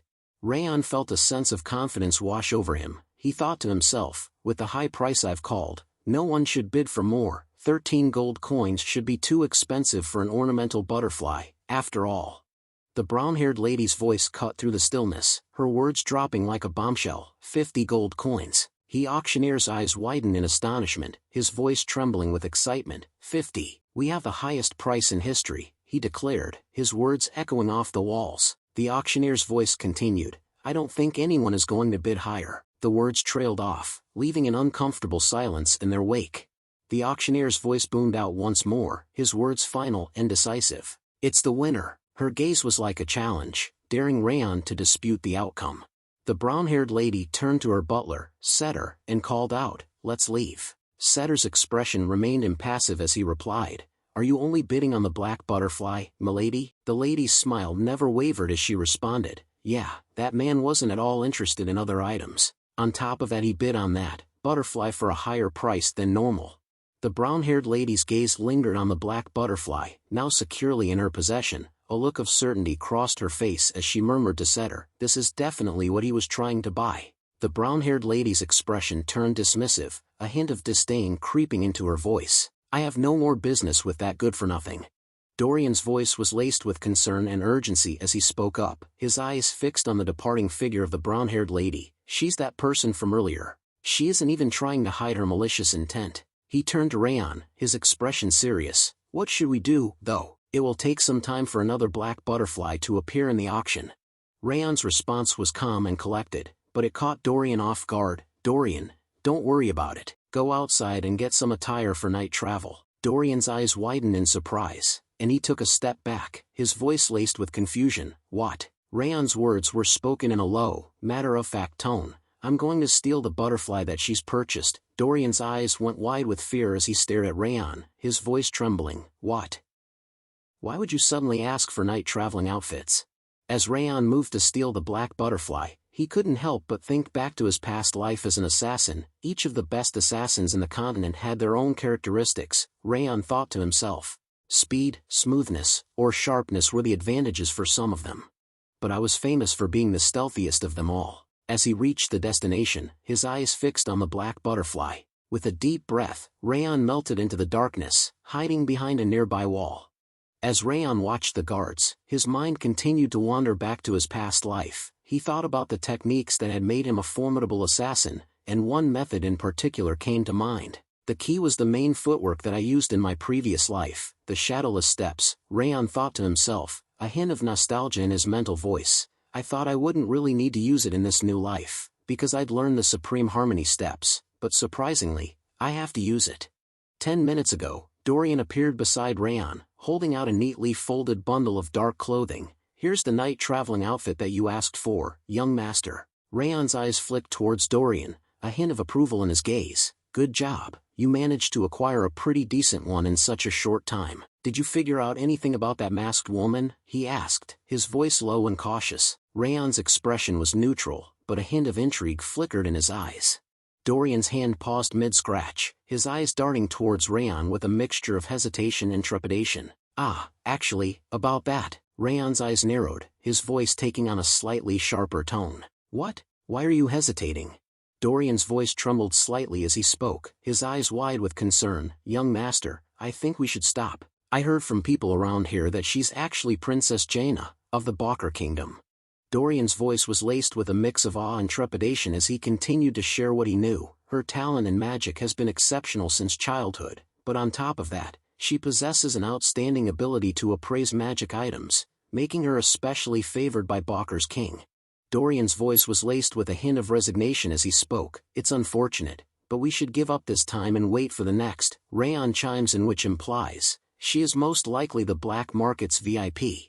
Raon's smile grew wider as he spoke, his voice taking on a hint of excitement and calculation. They should still be conducting an additional appraisal for the auction item, and unlike other ordinary participants, the princess's item shouldn't have reached her personal room because she's a VIP. Raon's eyes gleamed with a mischievous spark. Now would be the safest time to steal it, while the black market still has possession rights for the auction item. I'll be back. Dorian, wait a moment. Young master. Dorian's voice was laced with panic as he called out to Raon, but it was too late. Raon had already sprinted out of the room, leaving Dorian to worry and fret. As Raon ran, he tossed a casual reply over his shoulder, "Just wait a moment." Sometimes later, Raon stood motionless behind the walls, his eyes fixed on the scene unfolding before him. A small, satisfied smile crept onto his face as he thought to himself, as expected, the princess's auction item hasn't been delivered to her guest room yet. The two auction house guards sat lazily, their eyes fixed on the cards in their hands as they played a game to pass the time. One of them gazed over at the black butterfly, its delicate wings glimmering in the dim light. "To buy a useless ornamental butterfly like this for 50 gold coins, the guard muttered, shaking his head. "No matter how I try, I just can't understand what rich people are thinking." The other guard chuckled and replied, "They must have needed it for whatever reason. Stop caring about that and show your cards already." Raon's eyes remained fixed on the black butterfly, his gaze burning with intensity as he thought to himself, "The black butterfly is over there, there are staff members next to it, but they're distracted by their game." Raon's eyes never left the black butterfly as he thought to himself, in this case, his mind worked quickly, calculating the best course of action. After a moment, he manipulated his mana, sending it out like an invisible thread towards the black butterfly. His eyes followed the thread, his focus solely on the delicate, ornamental creature. A black butterfly is casually stored in a bird cage, Raon thought, his eyes taking in the details of the scene, because it dies if it stays in an enclosed space. Raon's thoughts continued to unfold as he observed the black butterfly. Since this butterfly tends to stick to magic stones in order to absorb the high-purity mana, the moment it senses the 10,000 Flames Cultivation's mana, which has an even higher purity than mana from a magic stone, it's bound to escape from the birdcage on its own. A hint of anticipation crept into Raon's expression as he awaited the butterfly's reaction, his mana thread still subtly influencing the surroundings, ready to capitalize on the opportunity that was about to arise. As the black butterfly followed the thread of Raon's mana, it gently landed on his outstretched finger, its delicate wings fluttering softly. Raon's eyes gleamed with satisfaction as he thought to himself, just like that, the butterfly's calm demeanor, as if it had indeed been trained to obey Raon, was a testament to the subtle yet powerful influence of his mana. The guard's eyes lingered on the empty birdcage for a moment, a flicker of confusion crossing his face. His companion, focused on the card game, looked up at him with a hint of annoyance. "What? Why are you distracted? Pull a card already, it's your turn." The guard's eyes widened in alarm as he stared at the empty birdcage, his face pale with panic. "What? Where did the butterfly go?" he shouted, his voice echoing through the room. The other guard, who had been focused on the card game, looked up in shock, his eyes darting towards the empty cage. "What? The butterfly disappeared," he exclaimed, his voice laced with incredulity and concern. The first guard's face turned red with urgency as he yelled, "Damn it! Quick, find where the butterfly went." He and the other guards scrambled to their feet, their eyes frantically scanning the room. Meanwhile, Raon, with the black butterfly safely tucked away in a bag, took advantage of the commotion. He turned and sprinted away, his footsteps light and swift as he vanished into the shadows, leaving the two guards to search frantically for the missing butterfly. Dorian's face was etched with worry as he walked briskly through the dimly lit corridors of the black market, his eyes scanned the crowded passageways, searching for any sign of Raon, his mind racing with worst-case scenarios. Dorian's eyes darted anxiously around the crowded corridor as he walked, his fingers instinctively rising to his mouth to bite his nail, a habitual gesture of nervousness. His mind was racing with the potential consequences of Raon's actions. If the young master gets caught like this, it could become a diplomatic issue with the Balker Kingdom. Dorian's thoughts trailed off, his anxiety spiking. He let out a soft, worried sigh, his chest feeling tight with apprehension. I feel like my heart is skipping a beat," he thought, his usual calm composure ruffled by the looming threat of disaster. Dorian's hands clenched into fists as he tightly gripped his head, his eyes closed in frustration. "No matter how I think about it, I should have stopped him from going," he berated himself, his mind replaying the events that had led to this moment. Just as he was about to continue his self-recrimination, a casual voice cut through his thoughts. "Dorian, what are you doing?" Raon's voice was relaxed, devoid of any tension or urgency, as if he hadn't just pulled off a daring heist. Dorian's eyes widened in surprise as he stared at Raon, his voice laced with a mix of relief and annoyance. "Young master, when did you get here?" Raon's expression was calm and nonchalant, a hint of amusement dancing in his eyes. "Just now," he replied, his voice smooth and even. He chuckled softly, his gaze locked on Dorian's frazzled expression. "You're acting like you've seen a ghost." Dorian's expression changed from relief to curiosity, his eyes narrowing slightly as he thought through the implications. He paused for a moment, collecting his thoughts before asking, "Wait a second, the fact that you're back must imply." Raon's face broke into a wide, triumphant smile as he replied, "Yes, I succeeded." He held up the bag in his hand, the fabric rustling softly as he moved. Dorian's eyes widened in amazement as he stared at the bag, his voice barely above a whisper. "Really?" Raon's expression turned serious, his eyes locked on Dorian's as he spoke. "Well then, let's return to our room." But before they could take a step, a figure emerged from the crowd, her brown hair styled in an elegant fashion. Her eyes sparkled with amusement as she gazed at the pair, a mocking tone dripping from her voice. "Oh my, what an unexpected encounter." The brown-haired lady's smile grew wider, her eyes glinting with amusement as she continued to tease. "How are you feeling? Frustrated?" She paused, her gaze locked on Raon's, before adding, "You must have noticed during the earlier auction, but there's no way for you to win against me." Her voice took on a hint of condescension, her tone dripping with confidence. "It's not too late, though. I'll give you the black butterfly if you hand over the ring. Think carefully, since this is the last opportunity I'm giving you." But Raon's expression remained calm and unyielding, his voice firm as he replied, "Are you deaf? I already said I'm not selling it." The brown-haired lady's expression darkened, her eyes narrowing into slits as she spoke. "It looks like you don't understand when I'm being nice." Her voice dropped to a menacing tone, her words dripping with malice. "You don't want to leave this black market in one piece, do you?" Just as it seemed like the situation was about to escalate, a voice cut through the tension. "My lady," one of the auction house staff called out, hurrying towards the brown-haired lady with a look of urgency on his face. The brown-haired lady's face twisted in anger and frustration, her voice rising as she snapped, "What? Can't you see that I'm talking to them?" Her eyes blazed with irritation, her gaze flashing between Dorian and Raon before settling on the hapless auction house staff. The staff member took a step back, his eyes wide with worry as he stammered, "I'm sorry, actually." The auction house staff's words tumbled out in a panicked rush. "The black butterfly has disappeared. Someone must have stolen it." The brown-haired lady's eyes widened in shock, her gaze snapping towards the staff member as if she couldn't believe what she was hearing. Just as she seemed about to erupt into fury, Raon's voice cut through the tension, his tone dripping with amusement. "Oh no, it looks like you're in trouble," he teased, a mischievous glint dancing in his eyes as he watched the brown-haired lady's reaction. The brown-haired lady's gaze locked onto Raon, her eyes narrowing into slits as she regarded him with suspicion. For a moment, she simply stared, her expression unreadable. Then, her eyes flashed with understanding, and she thought to herself, "It's his doing." The sarcastic remark just now and that mocking smile, those are the same mannerisms I usually have towards others. A realization dawned on her, and her eyes narrowed further. "I don't know what he did, but he's definitely the one who stole the black butterfly." Her mind was made up, and she was convinced that Raon was the thief.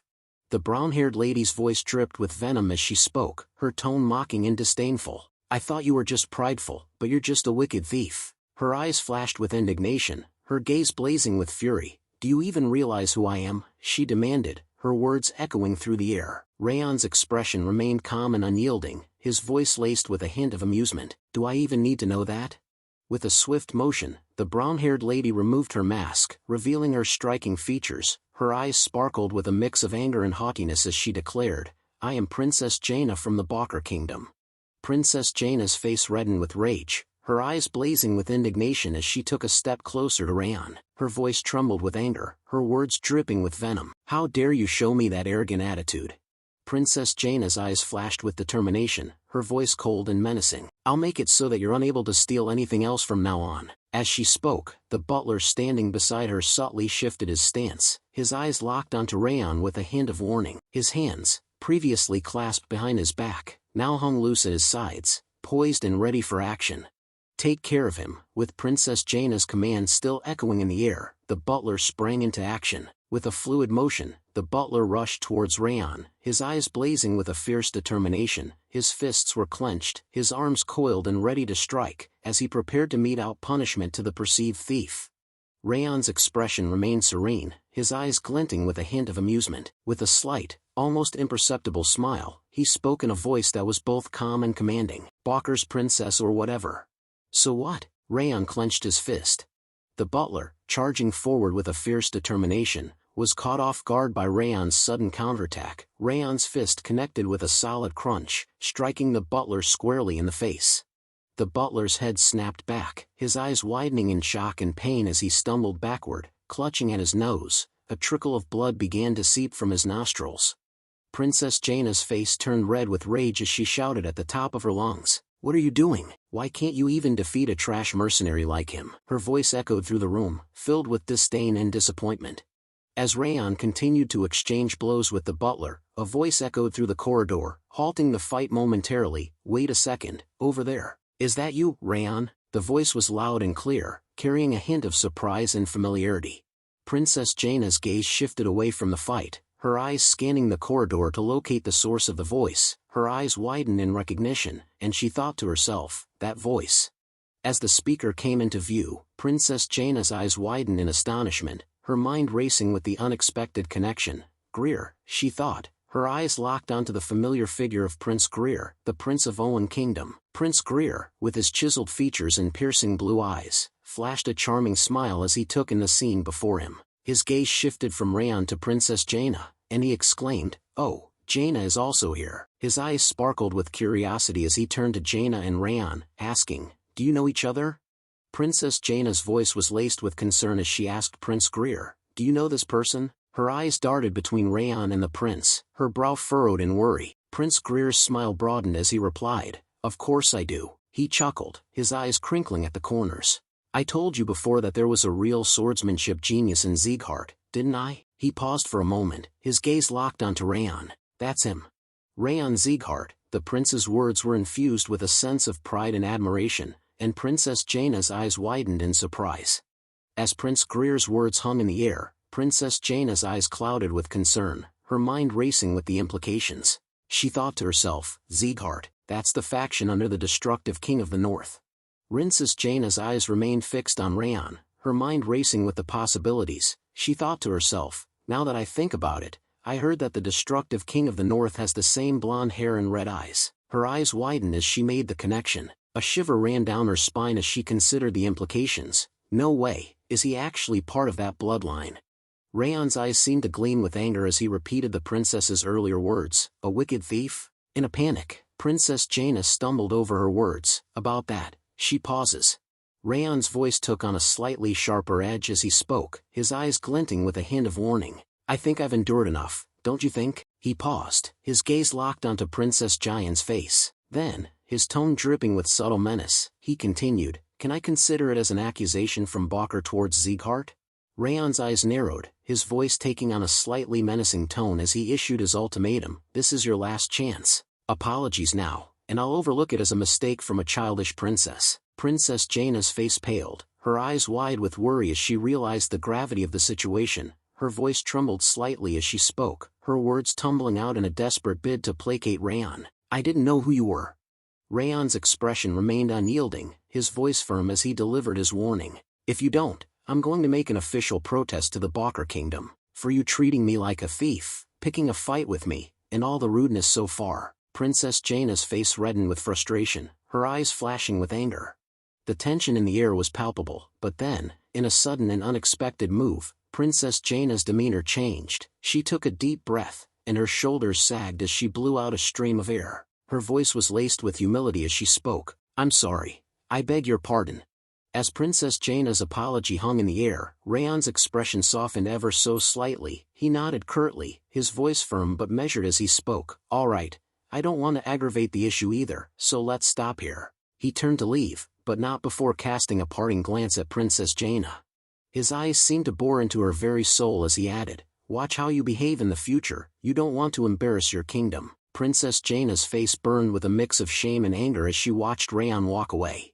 Raon's long strides carried him away from the tense scene, but he slowed to a stop as Prince Greer fell into step beside him. The third prince of the Owen Kingdom asked, his voice tinged with curiosity, "Did I arrive at a bad time?" Raon's smile, a rare sight, transformed his features, making him appear more approachable. He said, his voice tinged with gratitude, "Not at all. I was able to avoid false accusations thanks to you." Prince Greer's face lit up with a warm smile as he replied, "I'm glad to hear that." As they sat sipping their tea, Prince Greer's expression turned thoughtful, and he asked Raon, if you're concerned about Jaina, don't be, I'll gently admonish her. Raon's eyes met Prince Greer's, and he nodded graciously, his voice low and sincere. Yes, thank you for your consideration. Prince Greer's curiosity got the better of him, and he asked Raon, by the way, what brings you to Camelun? I'm here for a mission, but Sieghart is quite far from Camelun, isn't it? His eyes sparkled with interest, and he leaned forward slightly, awaiting Raon's response. Raon's expression turned matter-of-fact as he replied, we were heading out for our graduation exam and dropped by here to get some equipment. He sipped his tea calmly, his eyes never leaving the prince's face. Prince Greer's eyebrows rose in surprise, and he asked, you're in the middle of your graduation exam? What equipment are you looking for?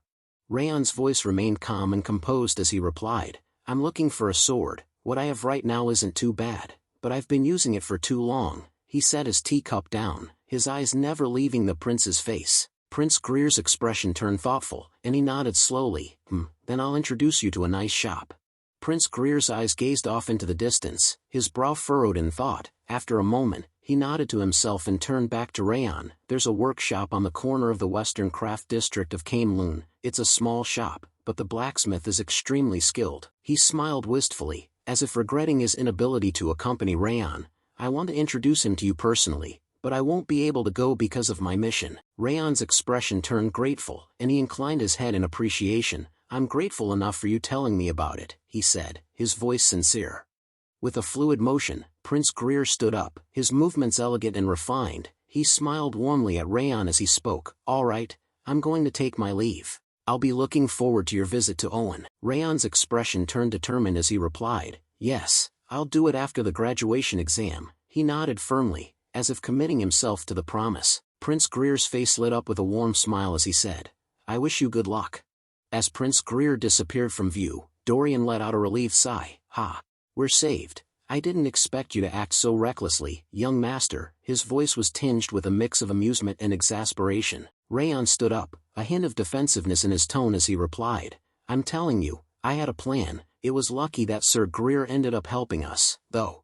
As they strolled through the streets of Camelun, Dorian turned to Raon with a questioning glance. Are we heading to the workshop right away? He asked, his tone curious. Raon's expression turned thoughtful, and he shook his head. No, we're going to visit the workshop tomorrow. I have a personal matter to attend to tonight. The soft glow of the inn's candles cast a warm light on Raon's features as he sat on the bed, his back against the sturdy wooden frame. As Raon's fingers wrapped around the delicate, ebony form of the black butterfly, his voice took on a low, mysterious tone. Black butterfly, he whispered, it's time for you to do your job. As the black butterfly fluttered towards the nearby Teuton flower, Raon's thoughts turned inward, his mind focused on the intricate dance of fate that was about to unfold. The black butterfly feeds onto mana, but it is unable to digest it, he thought to himself, recalling the ancient lore that had led him to this moment. The Teuton flower cannot gather any mana in its lifetime. He paused, his thoughts lingering on the cruel irony of their existence. When the two are brought together, they are able to release each other from their curses. With a gentle, almost tender smile, Raon's fingers closed around the delicate petals of the Teuton flower, cradling it as if it were a precious gem. His thoughts continued to unfold, a symphony of intricate plans and ancient knowledge. The Teuton flower has to hold the mana that the black butterfly has gathered, he mused, his mind racing with the possibilities, to finally become a highest-grade elixir, simultaneously harnessing the energies of fire and water.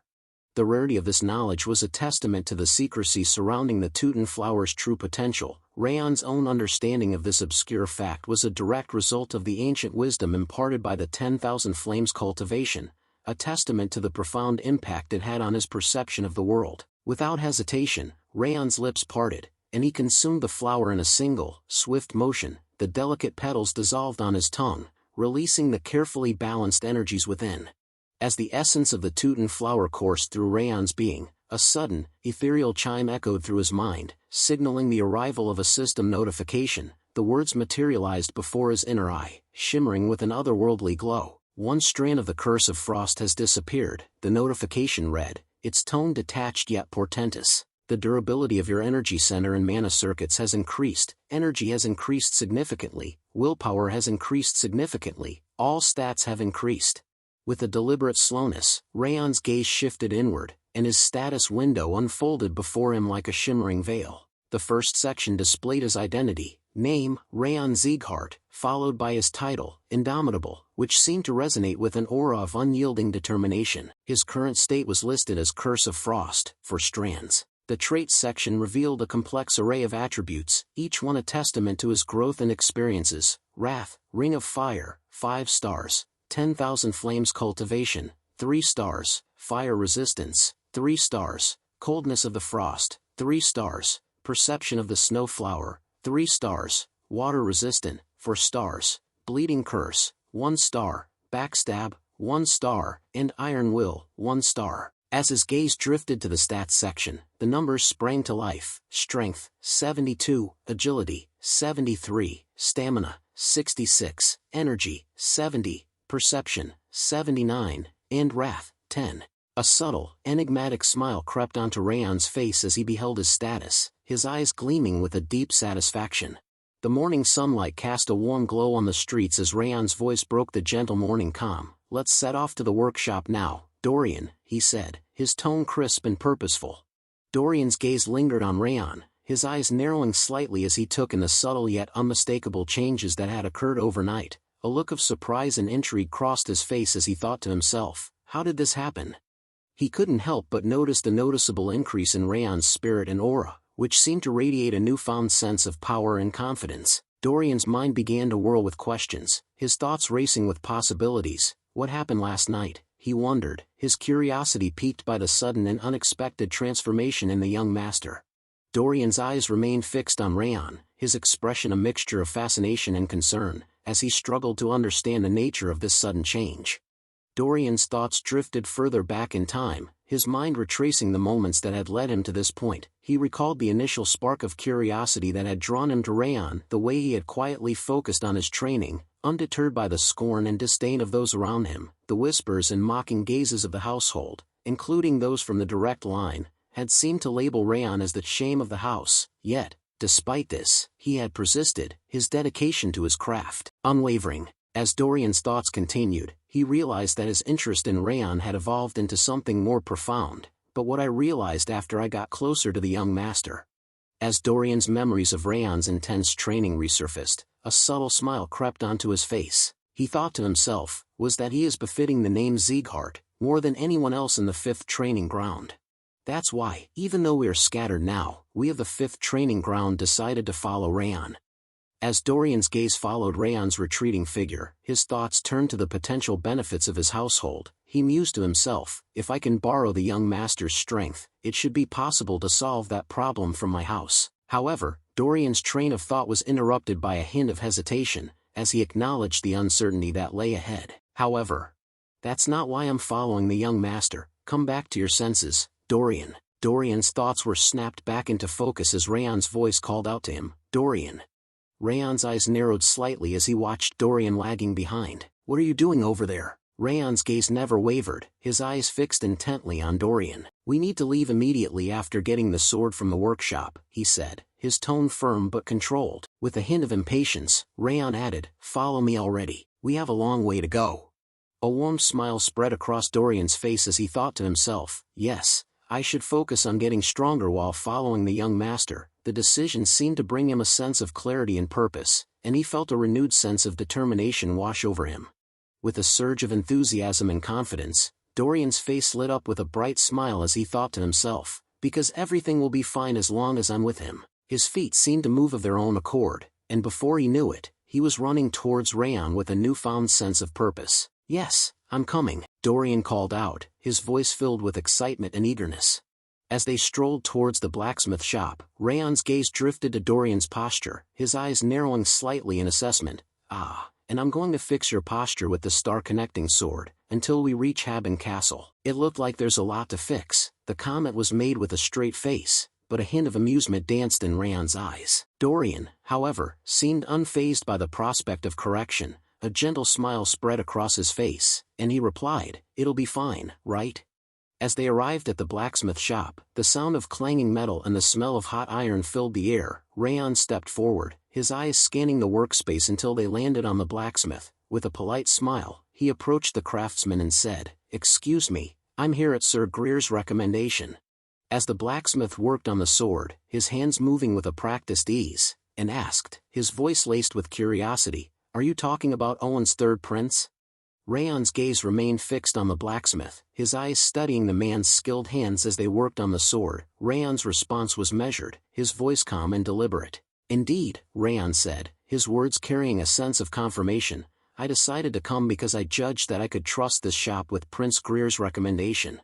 The blacksmith's voice boomed with confidence, his words laced with a hint of incredulity. "He recommended the shop? There's no way," he said, his voice filled with a sense of wonder. The blacksmith's eyes narrowed, as he found Raon's aura. A sudden realization seemed to dawn on him, and he let out a soft ha. His attention was riveted on Raon's youthful appearance, and yet, something about the young man's aura seemed to contradict his age. As he looked at Raon, the blacksmith's thoughts turned inward, and he couldn't help but think to himself, this kid, he's still young in appearance, but he'd reached a realm that surpasses Greer's. The blacksmith's thoughts continued to swirl, his assessment of Raon becoming more nuanced. "It's not perfect yet," he thought to himself, "but his pressure is massive and sharp, just like a sturdy sword." Suddenly the blacksmith asked Raon, "You've already reached such a realm in swordsmanship despite your young age," he said, his tone a mix of curiosity and observation. "Moreover, your pressure is different from the third prince's. Are you a Sieghart?" Raon's expression turned amazed, his eyes widening slightly as he seemed taken aback by the blacksmith's perceptiveness. Beside him, Dorian stood silently, his thoughts turning inward as he wondered, how did he figure it out? "We didn't even tell him." Rath's voice rang out with confidence, his tone unwavering as he addressed Raon. "That's what we call a proper blacksmith," he said, a hint of pride in his voice. "They can figure out a person's background just from seeing them, and they can even determine their skills." Meanwhile, Raon's thoughts turned inward, his expression a mask of calmness as he thought to himself, "So noisy." The blacksmith's eyes locked onto Raon's, his gaze intense as he said, "I've seen countless swordsmen so far, but I've never seen anyone like you." Raon's response was smooth, his tone polite as he chimed in, "Pardon my late introduction, my name is Raon Sieghart." Dorian, not to be outdone, spoke up with a smile, "Ah, I'm Dorian." The blacksmith's voice boomed as he introduced himself, "My name is Kuberad, I'm just an old man who keeps wielding his hammer because he hasn't died yet." Raon's reaction was immediate, his eyes widening in shock as he thought to himself, "Wait a second, did he say Kuberad just now?" Raon's thoughts swirled with amazement, the father of countless masterpieces possessed by Owen and Balker, and the one who managed to spread his name all around the continent, Kuberad Jayton. I never expected to see him in such a secluded workshop. In a calm demeanor, Kuberad asked Raon, "So, why did you come to see me?" Raon's hand rested on his chest as he explained, "I need a good sword for the upcoming journey." His voice was straightforward, his words conveying a sense of purpose. The blacksmith's eyebrow arched slightly as he asked, "Are you trying to forge a sword?" His tone was curious, as if he was intrigued by Raon's request. Raon's response was candid, "Not exactly, I'm not even a swordsman yet, and someone has already said that they would make my first sword." The blacksmith's eyes narrowed slightly as he asked, "By any chance, is the one who's going to make your sword Vulcan?" His tone was measured, as if he was probing for more information. Raon's response was laced with worry, "Yes." The blacksmith's laughter echoed through the workshop as he exclaimed, "I knew it. I heard he came out of retirement, it was because he wanted to forge your sword." His words were filled with amusement and a hint of admiration. With a chuckle, the blacksmith continued, "I can't steal the swordsman that Vulcan has reserved. So, you need a temporary sword that you can use before becoming a swordsman." His words carry the weight of years spent shaping raw metal into weapons of immense power and beauty. Gesturing grandly toward his creations, he continues, "I didn't half-ass making any of my goods, so you can take whatever you want." His tone resonates with pride, steadfast as the forge that defines him. Dorian steps forward eagerly, his eyes alive with ambition. "Lord Kuberad, can I pick one as well?" The blacksmith's gaze lingered on Dorian, a warm smile spreading across his face. "Yes, I'm feeling generous, you can choose one as well." His words were like a gift, and Dorian's face lit up in response. Dorian's voice was filled with joy as he exclaimed, "Thank you." As Dorian stepped closer to the array of swords hanging proudly on the wall, his eyes widened in awe, and his fingertips hovered near a particularly ornate blade. Meanwhile, Raon selected a sword from the wall, his eyes scanning the blade with a discerning gaze. As he held the sword, he thought to himself, "They are indeed worthy of the name of the continent's blacksmith, Every single sword here matches up to a masterpiece. Raon stood in the forge's warmth, his fingers brushing over the hilt of a magnificent sword, his gaze flickered between the blades, his mind a storm of thoughts. I could pick any of them and be satisfied with their performance, he mused. With a resigned sigh, he muttered, As Raon browsed through the shop, his eyes landed on a red sword that seemed to radiate an aura of its own. He felt an inexplicable pull towards the sword, and his curiosity was piqued. What is that? He wondered, his gaze fixed intently on the sword. Dorian's fingers danced along the display of blades, his eyes shining with admiration and indecision. Those swords are really amazing, he murmured, his voice barely above a whisper. I'm not sure what to pick because they all seem to be masterworks. The blacksmith's weathered hands and quiet pride spoke of decades spent perfecting his art. He smiled, his eyes twinkling with a hint of mischief mixed with wisdom. Of course they are. Who do you think made them? His tone was steady and approving, his words laced with a sense of pride. You can just pick a random one. The blacksmith's face suddenly drained of color, his expression shifting from warmth to alarm. His eyes widened, and he took a step back, as if he had just sensed something ominous. The blacksmith's gaze locked onto Raon, his eyes filled with a mix of worry and concern. Wait a second, this energy. The blacksmith's eyes widened in alarm as he saw Raon holding the red sword in his hand, his gaze fixed intently on the blade. Raon's gaze was fixed on the sword, his eyes taking on an almost trance-like intensity. He seemed completely absorbed in the blade, his expression unreadable. The blacksmith's voice was laced with urgency as he ordered Dorian, Hey, pick up a sword, any of them. Dorian's expression was confused and concerned as he looked at the blacksmith and asked, What? Why are you suddenly saying that? The blacksmith's face was etched with worry as he replied, What he's holding right now is a possessed blade. The blacksmith's voice was laced with urgency and concern as he exclaimed, We need to take that sword off him right now before the ghastly energy takes him over. But Dorian, after glancing at Raon, seemed unfazed, responding with a calm tone, I don't think we need to do that, though. The blacksmith's worry turned to confusion, and he asked incredulously, What are you talking about? The blacksmith's voice was laced with concern as he told Dorian, Look, such dangerous energy is emanating from him. The blacksmith's eyes narrowed as he analyzed the situation, and a look of surprise crossed his face. He thought to himself, Wait, how did that happen? Even though so much ghastly energy is emanating from the blade, it can't get close to that boy's body.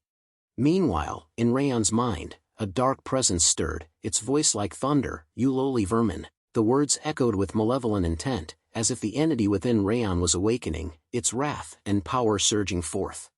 Wrath's voice thundered, How dare you target a body that is already possessed by the King of Essence? As wrath emerged from Raon's body, the atmosphere seemed to crackle with energy.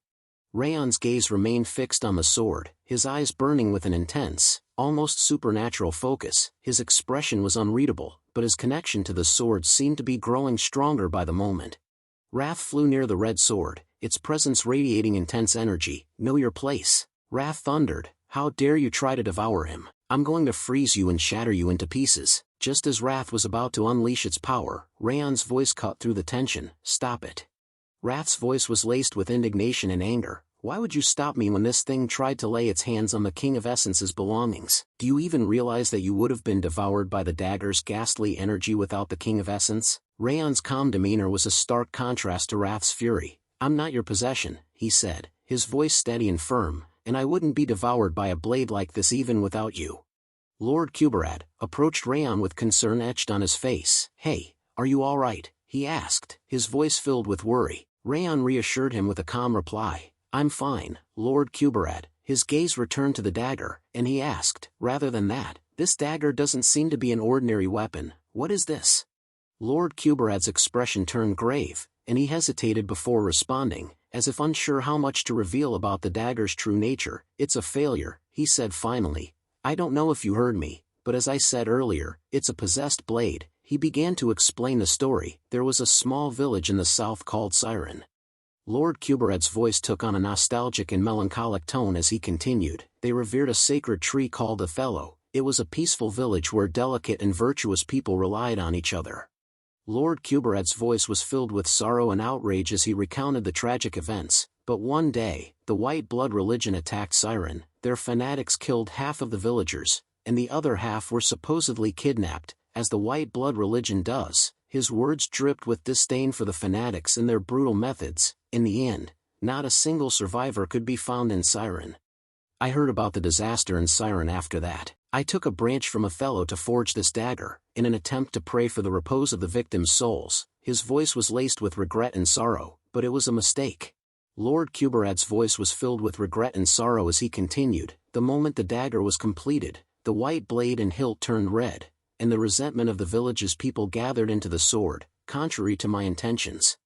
I've been storing it because no one could deal with that dagger's resentment and ghastly energy after that, but you can retain your sanity while holding it in your hand. I don't really understand how you did it. He studied Raon intently, searching for answers. Raon's gaze fell upon the dagger, and his eyes filled with sorrow. As Raon closed his eyes, he seemed to tune into the memories and emotions embedded in the sword. The memories of Siren Village began to flow into him, and he felt the weight of the villagers' suffering, resentment and indignation, pain and grief. All these emotions swirled within him, creating a deep sense of sorrow and empathy. With his eyes open, Raon's grip on the dagger tightened, his knuckles white with intensity. His thoughts echoed the question, did they meet such a harsh end at the hands of the white blood religion? Raon's voice took on a tone of quiet confidence as he spoke to the dagger. I have many things I need to do. Raon's words to the dagger were laced with a sense of reluctant promise. I don't have enough time, and I might be unable to help you get your revenge. However, if I happen to encounter the white blood religion, I'll help you get your revenge. With a confident tone, Raon asked the dagger, so, will you come with me? He gazed at the dagger, awaiting its response. As if sensing Raon's determination and resolve, the dagger began to respond, and the ghastly energy surrounding it started to fade. Lord Kuberad's eyes widened in amazement as he watched the ghastly energy fade away from the dagger. He couldn't believe his eyes, and his thoughts echoed the question, the ghastly energy is fading away. Did it acknowledge him as its owner? He stared at Raon with a mix of surprise and curiosity, wondering how this young man had managed to tame the dagger's malevolent energy. With the dagger's acceptance, Raon's words took on a sense of purpose, a blade forged to pray for the repose of vengeful souls. He gazed at the dagger, his eyes shining with a newfound connection. As he spoke, he began to name it. Join me on my journey, Blade of Requiem. The name seemed fitting, a nod to the dagger's dark past and its new role as a companion in Raon's journey. As Raon began to leave, he turned to the blacksmith with a nod of appreciation. Thank you for providing us with such great blades. I didn't expect that we'd get a sword for regular use as well as the Blade of Requiem. The blacksmith's face lit up with a warm smile, and he replied, don't feel pressured. Having a sword used by a promising swordsman is the biggest honor for a blacksmith. As Raon walked away, he turned his head and called out with a hint of a smile, we'll prepare a warm reception for you if you visit Sieghart. The blacksmith chuckled and replied, all right, I'll be hoping that you safely become a swordsman. The blacksmith's eyes followed Raon's retreating figure, his expression thoughtful and introspective. He murmured to himself, I thought he was just a child with excellent talent, but... The blacksmith's eyes widened slightly as he stood there, frozen in thought. He managed to take control of the ghastly blade and even became the master of it. He thought to himself, a mixture of surprise and awe on his face. The blacksmith's thoughts shifted, and he murmured to himself, unification with the blade. He paused, reconsidering, and then his expression changed to one of conviction. No, he has the potential to achieve even more than that. With a resolute smile, the blacksmith thought to himself, Sieghart's name is going to echo throughout the world once again. Days pass. The landscape had transformed dramatically as Raon and Dorian journeyed north, leaving the warmer climes of Camelun behind. Now, they found themselves traversing a vast expanse of snow-covered terrain. The monotony of the snowy landscape had begun to feel almost familiar, but that sense of routine was shattered as they ventured deeper into the forest. Raon's thoughts were interrupted by the gruesome sight of dead monster bodies strewn about, and Dorian's reaction was immediate. He clung to Raon in sheer fear, his eyes wide with terror as they navigated through the carnage-filled woods. As they emerged from the forest or traversed the final stretch of their journey, Raon's voice carried a mix of relief and accomplishment. Ha! We've finally arrived. As Raon gazed up at the imposing structure before him, he thought to himself, we finally reached Haben Castle, the place of our graduation exam. Dorian's face contorted in disgust as he covered his mouth, struggling to hold back a wave of nausea. Bled, what is that stench? He thought to himself, his mind recoiling from the putrid smell. Meanwhile, Rath's reaction was starkly different. His eyes gleamed with excitement as he inhaled deeply, his voice rising in a triumphant cry, Wawa. It's the air of a battlefield, it makes the King of Essence feel alive. Raon's gaze fell on Dorian's pale face, and he spoke up with a mix of concern and amusement. Dorian, why are you like that when we've finally arrived? It's not like there were any hardships on our way. Dorian's eyes widened in incredulity as he stared at Raon, his voice rising in a shocked shout. Are you serious saying that now? Dorian's thoughts drifted back to their journey, and he couldn't help but recall the grueling training sessions with Raon. As they approached Haben Castle, the cold had grown more biting, but Raon's response to Dorian's complaints was consistent. Move your body. He remembered Raon's relentless critiques of his sword stance, from dawn till dusk, with barely a break even when they were traveling. The memory made Dorian's expression darken, being forced to swing his sword repeatedly during the night watch. Dorian's face reddened with frustration as he recalled the sleepless nights and grueling training sessions. I couldn't sleep at all during the entire journey because of that, he shouted at Raon. Do you really think that it makes any sense to say that there was no hardship? Wrath chimed in, his voice laced with amusement as he sided with Dorian. That dullard is right for once. You should train in moderation. The King of Essence can't get any comfortable rest either because of you. After hearing both Dorian's outburst and Wrath's biting comment, Raon's expression faltered, and he became speechless. Just as the tension between Dorian, Raon, and Wrath seemed to be simmering, a knight emerged from the castle gates, his voice authoritative and slightly disapproving. Are you the new mercenaries that were supposed to arrive? He asked, his gaze sweeping over the duo before settling on Raon. You are late compared to the scheduled arrival time. The knight introduced himself. My name is Tyrion. I'm the vice commander of the castle. His demeanor exuded a sense of authority and responsibility, and his words carried weight as he represented the castle's leadership. Tyrion continues, and your superior officer, who will be leading you from now on. Raon spoke up. Yes, I'm looking forward to working with you. Tyrion's gaze shifted to Dorian, who had collapsed to the ground. Tyrion's expression turned concerned, and he asked Raon, by the way, is he really okay? Raon's response was nonchalant. Don't worry about it. This happens all the time. Tyrion's eyebrow arched slightly at Raon's casual tone, and he replied, I see, follow me. As Raon followed Tyrion, he dragged Dorian along by the back, prompting Dorian to groggily come to. Dorian, stop doing that and stand up, walk on your own, Raon said, his tone firm but somewhat amused. Dorian, still clearly exhausted and displeased, grumbled out a response, let me go home. As they followed Tyrion, Raon glanced around, taking in the castle's surroundings and the people within. His gaze swept over the castle walls, the guards, and the various individuals going about their duties. Raon's thoughts turned critical as he surveyed the castle's environment, his expression grim. The environment is even worse than what I heard, he thought to himself. The walls bore scars of repeated destruction and repair, a testament to the castle's tumultuous past. The residents, too, looked exhausted, their faces etched with worry and fatigue. As Raon's gaze wandered, it landed on a tombstone, and he paused for a moment, his eyes lingering on the somber reminder of loss. The air was heavy with the stench of blood and the acrid smell of burning corpses, a grim reality that seemed to have seeped into every aspect of the castle's atmosphere. Raon's thoughts turned to Judiel, and he couldn't help but feel a sense of admiration for her perceptive abilities. This all matches with the information that Judiel told me before, he thought. Despite likely never having set foot in the castle, Judiel had seemingly pieced together an accurate picture of the situation in a remarkably short amount of time. As Raon and Dorian followed Tyrion into the castle, a young girl with vibrant red hair caught sight of them. She was holding a basket of groceries and couldn't help but notice the duo's arrival. Her eyes lingered on Raon and Dorian, her expression filled with wonder. She thought to herself, I don't think I've ever seen them around here. I wonder who they are. Are they mercenaries? You a branch of Frost employee?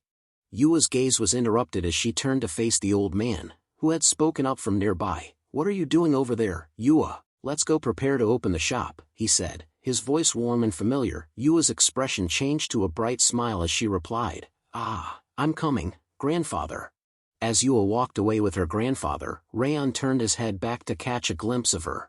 His eyes followed her retreating figure, and for a moment, he watched her disappear into the castle's bustle. Raon's gaze lingered for a brief instant, his expression thoughtful, before he turned back to follow Tyrion, who was still leading them deeper into the castle.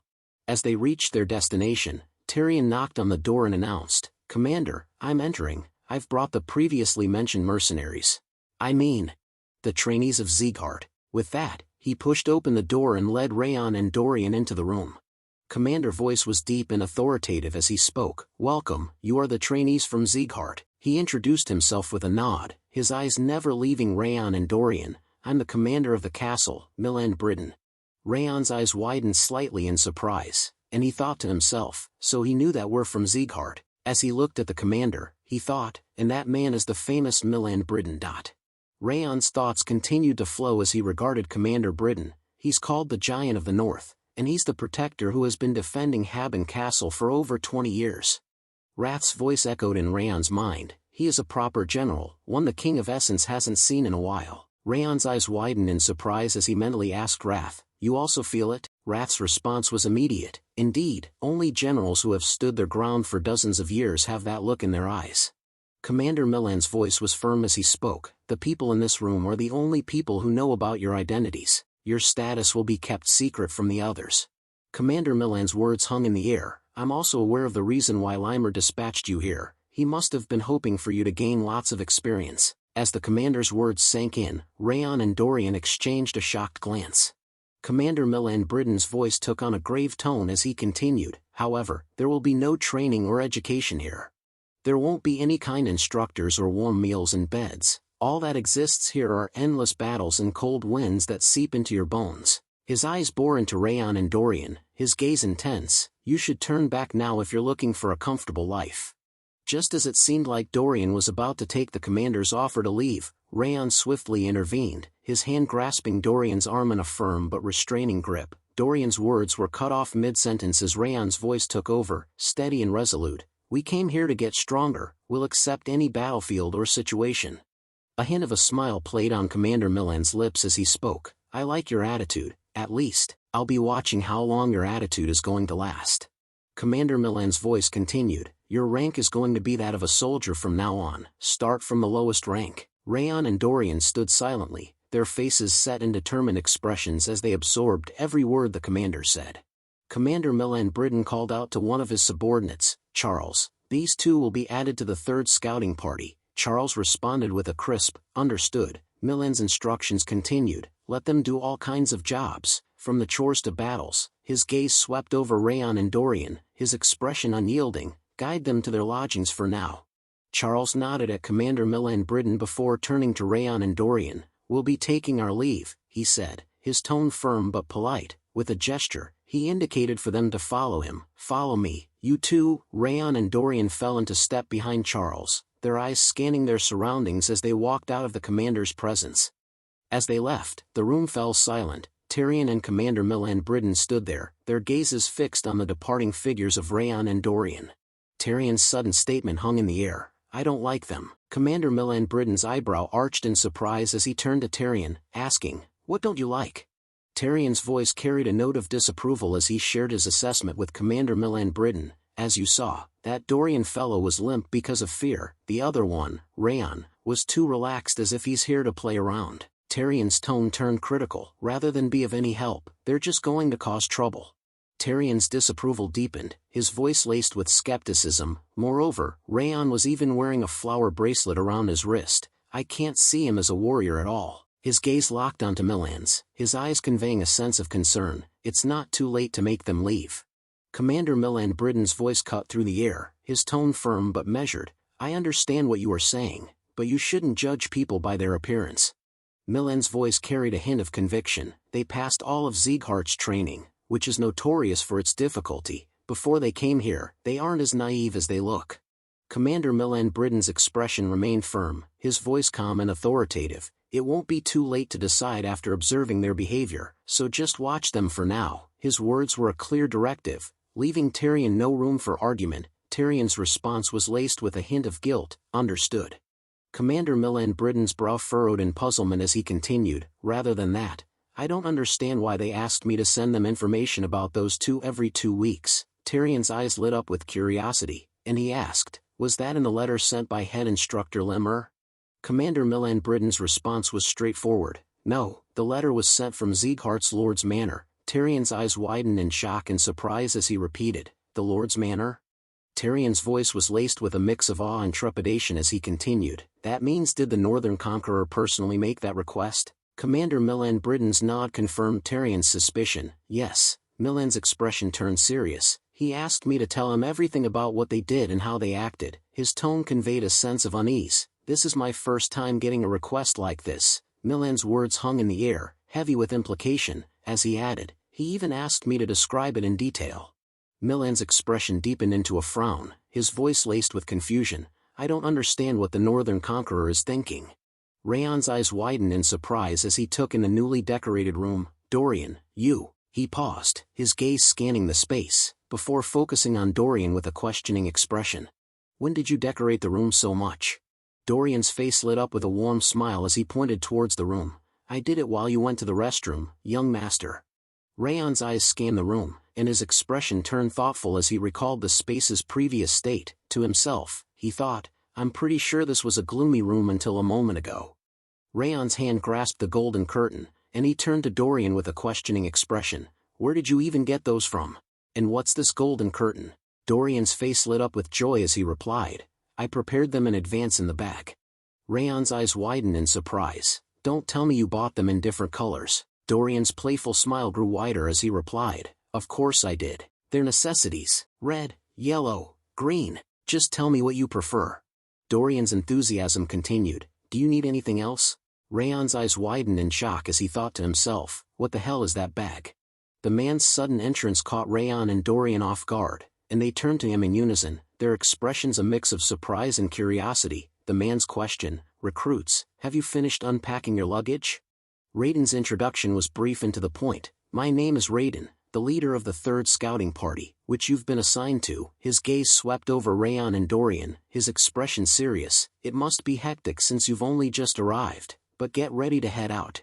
Raiden's smile seemed to soften the abruptness of his words. We've been ordered to move out. His tone was firm, but the smile added a hint of warmth, as if to reassure them that this was just part of their duties. Despite the smile, the gravity of the situation was clear, and Raon and Dorian likely understood that their mission or task was not one to be delayed. The scene shifted to the opulent surroundings of the Sieghart Palace, where Patriarch Glenn sat in a grand, high-ceilinged hall. With a measured tone and a hint of curiosity, he addressed Limer. So, what brings you here today? His eyes narrowed slightly, betraying a sense of caution. Limer's face lit up with amusement as he spoke. I heard about it, my lord. You ordered the shadow agents to investigate what Raon has been doing, to cherish your grandson so much. How unexpected. His tone was playful, with a hint of teasing, as if he found the situation intriguing or even amusing. Glenn's expression turned incredulous as he placed his hand on his head, his thoughts racing with surprise and annoyance. To himself, he thought, Ren must have told him about it. He's been whispering with that gambling addict behind my back recently. A scowl formed on his face as he pieced together the likely sequence of events. His eyes narrowed. This is why I secretly ordered them to investigate. Limer's voice was filled with amusement as he said, Isn't it interesting? He bloomed and absorbed the Teuton flower that he obtained during the mission against the Snow Tiger bandits, and he even taught a lesson to the Blacker Princess, the one notorious for her haughty attitude. Glenn's expression turned stern, and he asked in a calm, measured tone, Should you really be entertained by your disciple committing theft and causing a dispute with a princess of an allied country? Limer's response was immediate, his voice full of joy. Theft might be an issue, but a dispute? Limer's voice swelled with pride as he continued, It was the princess who picked a fight. He simply returned it fair and square. His tone was vindicated, as if he found great satisfaction in Raon's actions. He leaned in slightly, a glint in his eye. Moreover, even the shadow agents were unable to figure out how he stole the black butterfly, which makes it entertaining to look forward to the next bit of news.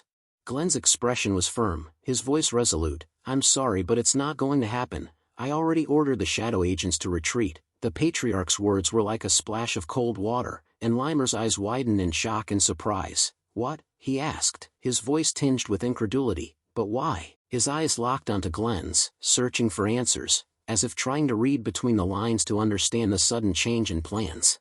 Limer's eyes sparkled with intrigue as he continued, Are you not curious about what Raon is going to do next? I heard until the part where he obtained a ghastly blade forged by Kuberad. His voice trailed off, leaving the question hanging in the air. Glenn's response was firm, his tone brooking no argument. I only dispatched the shadow agents as a precaution to prevent unfair interference from the house. I've already ordered them to return. Limer's voice took on a teasing tone as he asked, Then you must have asked Haben Castle to send reports. The patriarch's face suddenly drained of color, his complexion turning pale. The silence that followed was telling, and it seemed that Glenn's reaction had inadvertently confirmed Limer's suspicions. Glenn's eyes blazed with anger and frustration as he turned to Ren, his voice low and menacing. "Ren, don't tell me it was you." Ren's face contorted in panic and fear. "It really wasn't me who told him about it this time." His words tumbled out in a rush, as if he was desperate to clear his name and avoid the patriarch's wrath. Limer's voice rang out, filled with amusement and pride. "Ha, you're blaming the wrong person. It was as clear as day that you must have messaged Haben Castle. Why won't you just call him and tell him, 'You are the best, my grandson,' instead of keeping up with that dignified act for no reason?" The room fell silent, with Ren's eyes fixed on the patriarch in worry and fear, as if anticipating a volcanic eruption. Limer's voice continued to flow with enthusiasm. "If you do that, the misunderstanding with the annex building will be resolved, which will make you happy and also improve the relationship with Sylvia, making everyone happy." His eyes seemed to sparkle with anticipation, as if he was envisioning a perfect outcome. The patriarch's voice was laced with anger and frustration. "It looks like my education from last time wasn't enough." Limer's expression suddenly changed, and he seemed to recall a painful memory. His voice trembled slightly as he spoke up. I had an appointment. I need to go. I'm taking my leave now." The words tumbled out quickly, and Limer's eyes darted towards the exit, as if he was desperate to escape the patriarch's wrath. The patriarch's aura erupted into a fiery blaze, his eyes blazing with determination as he clenched his fist. "I'll make sure to engrave the lesson into your body this time." The sound of flesh meeting flesh echoed through the room, followed by Limer's pained scream. The Sieghart household resonated with the echoes of Limer's cries, a stark contrast to the usual calm and collected atmosphere. Meanwhile, Raon's eyes widened in wonder as he looked behind him, his mind processing the faint echo of a scream. "I feel like I heard a scream just now," he thought to himself, his brow furrowed in concern. Sometimes later, Raiden's voice broke the silence as they arrived at their destination. "This is Stalin Mountain." His words were laced with a sense of foreboding. "Since the monsters from the northern sea and the snowy mountain appear together, we call it hell on earth, even at Haben Castle." Raiden's words flowed smoothly. "It has a marvelous view, though, making it a great spectacle." Raon's eyes widened as he took in the breathtaking scenery, and he nodded in agreement. "It's definitely nice." Raiden's expression turned serious. "Then let's start the test before heading out to scout. We need to know roughly how good you are, right?" His eyes narrowed slightly, assessing Raon's capabilities. The tone was professional, with a hint of expectation. Raiden pointed to some footprints on the ground, his finger tracing the outline of the massive impressions. "What do you think this trace is?" he asked. Dorian's eyes widened as he took in the size of the footprints, his voice trembling with worry and fear. "Judging from the size, it must be a big monster. Isn't this from an ice troll?" Raon's brow furrowed in thought before he spoke up. "It doesn't seem to be a troll, at least." Dorian's face turned pale, and he looked shocked, his voice barely above a whisper. "It's not."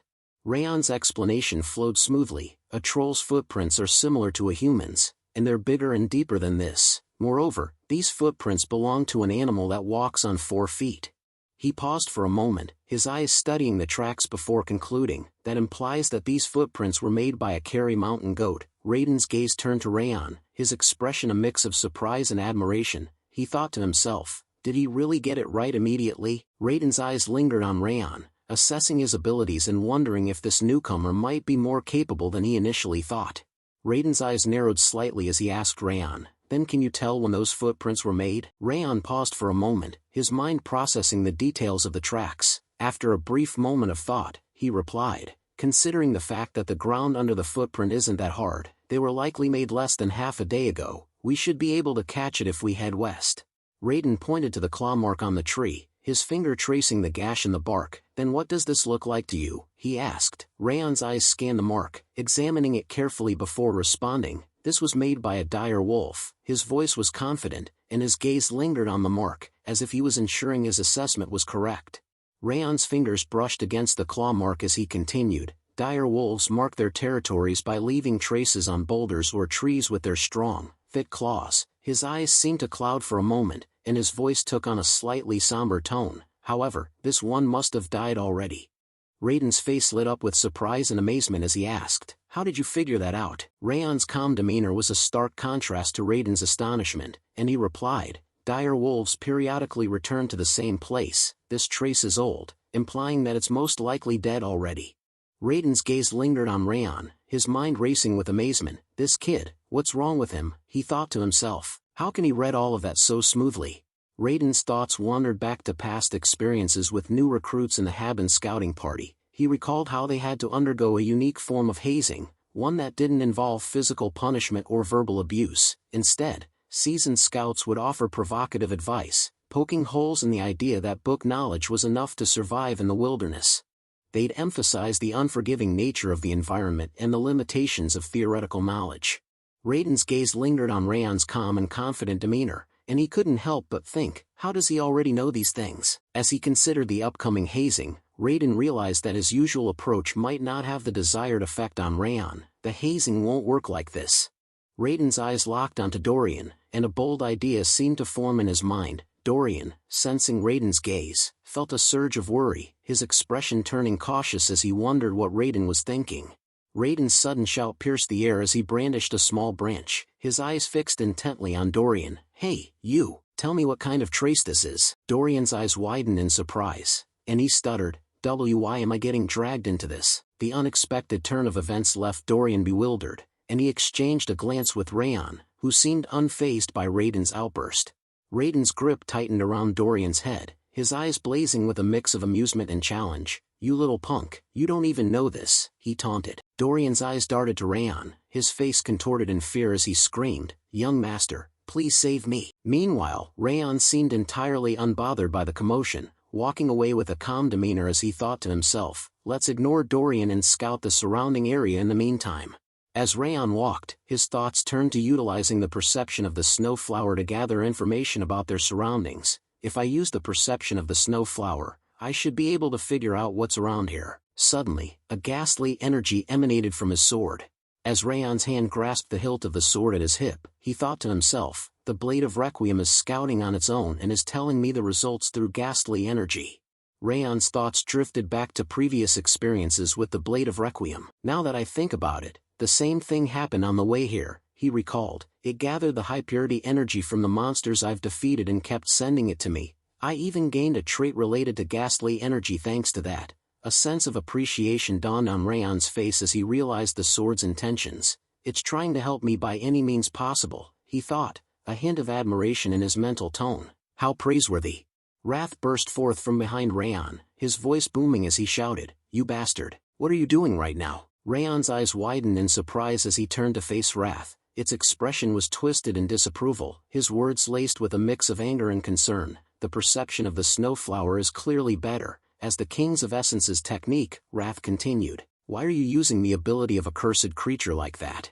Raon's calm demeanor remained unwavering as he replied, it's respectable how it is working so hard for my sake. There isn't really any reason to use your ability instead. Wrath's face ignited with anger, his features reddening as he struggled to contain his temper. Its eyes blazed with a mix of indignation and fury, clearly taken aback by Raon's nonchalant response.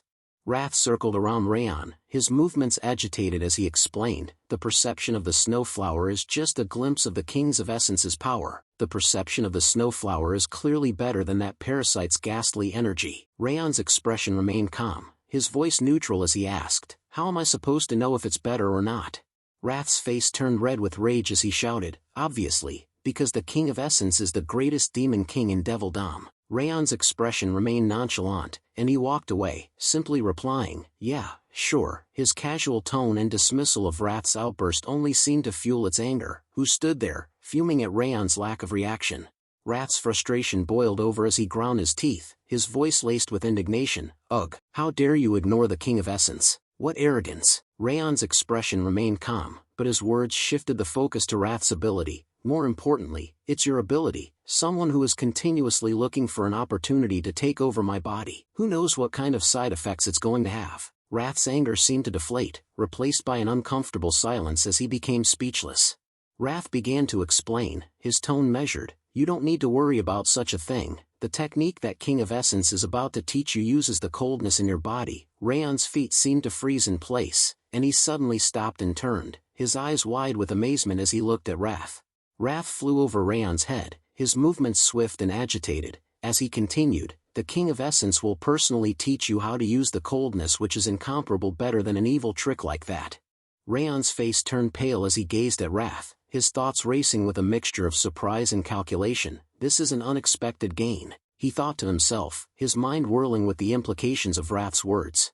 Raon spotted a nearby rock and sat down on it, crossing his legs in a calm, meditative posture. Wrath hovered nearby, his expression serious as he continued to explain. This technique is called Glacier. It should be impossible to even learn it for an ordinary human. Wrath's tone took on a hint of superiority. Only those possessing high-purity coldness can learn this technique. Wrath's expression turned stern as he continued, with your feeble talent, you'll need a significant amount of effort and time to learn it. His words were laced with a hint of skepticism. Wrath's tone softened slightly as he advised, calm your mind. His voice took on a somewhat patronizing tone, as if guiding a novice who needed careful direction. Wrath's guidance continued, you need to connect the coldness inside you to the coldness covering this land. Raon's eyes closed, and he began to focus, slowly starting to sense the coldness within himself. His breathing slowed, and his body relaxed, as he attempted to tap into the cold energy coursing through his veins. Wrath's voice guided Raon, maintain that state, and look at the King of Essence's coldness. How does it look? As Raon focused on the King of Essence's energy, Raon's eyes remained closed, his expression serene, as he replied, it looks like your coldness is merged with the snow on the ground. As the King of Essence's energy began to merge with the snow, Wrath explained, that's just how it looks on the surface, it's not about snow and coldness. His tone took on a deeper understanding, coldness is connected to the coldness. Wrath's guidance continued, the important thing is to harmonize your coldness with the coldness dwelling in this land. Raon's eyes opened, and he gazed at Wrath with a thoughtful expression. To himself, he thought, this is difficult. I've never even thought about connecting coldness to coldness. He seemed to be acknowledging the challenge ahead, thinking to himself, it does indeed look difficult to learn. His expression conveyed a mix of determination and doubt, as he faced the prospect of mastering the glacier technique. The important thing is to imagine them being connected instead of connecting them yourself. Raon closed his eyes once more, sinking into a meditative state as Wrath's words resonated within him. Wrath's voice wove a hypnotic spell. Once you manage to do it, you'll be able to feel even the faraway scenery as if it were right in front of you.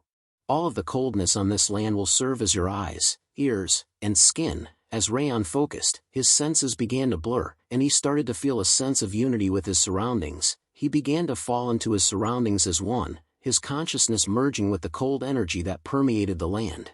As Raon merged with the surrounding coldness, his perception shifted, and he thought to himself, the world is slowing down. Time seemed to stretch and compress, and the world around him took on a dreamlike quality. As Raon opened his eyes, understanding dawned on him. No, I'm the one who is becoming slower. He attempted to move his legs forward, but his body felt heavy, as if rooted to the spot. Raon's thoughts trailed off with a hesitant but. Raon's thoughts continued, my senses are getting sharper to a frightening extent. The world around him seemed to be coming alive, and his senses were expanding, allowing him to perceive details he had never noticed before. As Raon probed his surroundings, his expanded senses revealed a vivid scene. Dorian was being hazed by scout leader Raiden. Meanwhile, a dire wolf had successfully hunted its prey, and Raon could see the entire scene unfolding with crystal clarity. Raon's thoughts continued, instead of recognizing their presence, I can even tell what they're doing. He was amazed by the depth of information he was receiving, as if his senses had become omniscient. Raon's mind reeled, this is absurd. Raon's thoughts continued, but the range is too short, and I can't maintain it for long. It must be because this is my first time. Suddenly, an ominous aura began to move behind Raon, making him speechless. As he turned to look at it, Raon's eyes narrowed, and he muttered, this presence. Raon sprinted towards Dorian and Raiden, his urgency palpable. Scout leader Raiden, he shouted, his voice carrying across the landscape. Raiden turned to face Raon, a hint of curiosity in his expression. What's the matter, Raon? He asked, his tone measured and inquiring. Dorian, still being taught a lesson, looked up at Raon with a mix of surprise and hope, his eyes asking silently if Raon had come to intervene. Raon's urgent warning cut through the air. Shark moles are coming this way from underground, right now. Raiden's expression changed from curiosity to alarm as he recalled the fearsome creatures. Shark moles are coming. Raiden began to reassure the group, ocean monsters like shark moles wouldn't approach us here. This is the territory of Stalin Mountains monsters. The characteristic tremor caused by their movement hasn't happened either. But Raon stood firm, his confidence unwavering. It's true, they're definitely heading this way. His conviction was clear, and his words carried a sense of certainty that commanded attention. Raiden's frustration boiled over as he began to say, "What nonsense are you?" But before he could complete his sentence, a massive explosion erupted behind him, sending shockwaves through the air. The ground shook beneath their feet, and Raiden's words were lost in the deafening roar. Raiden and Dorian turned to face the source of the sound, their eyes widening in shock as they took in the sight. What the hell, they thought to themselves, stunned by what they saw.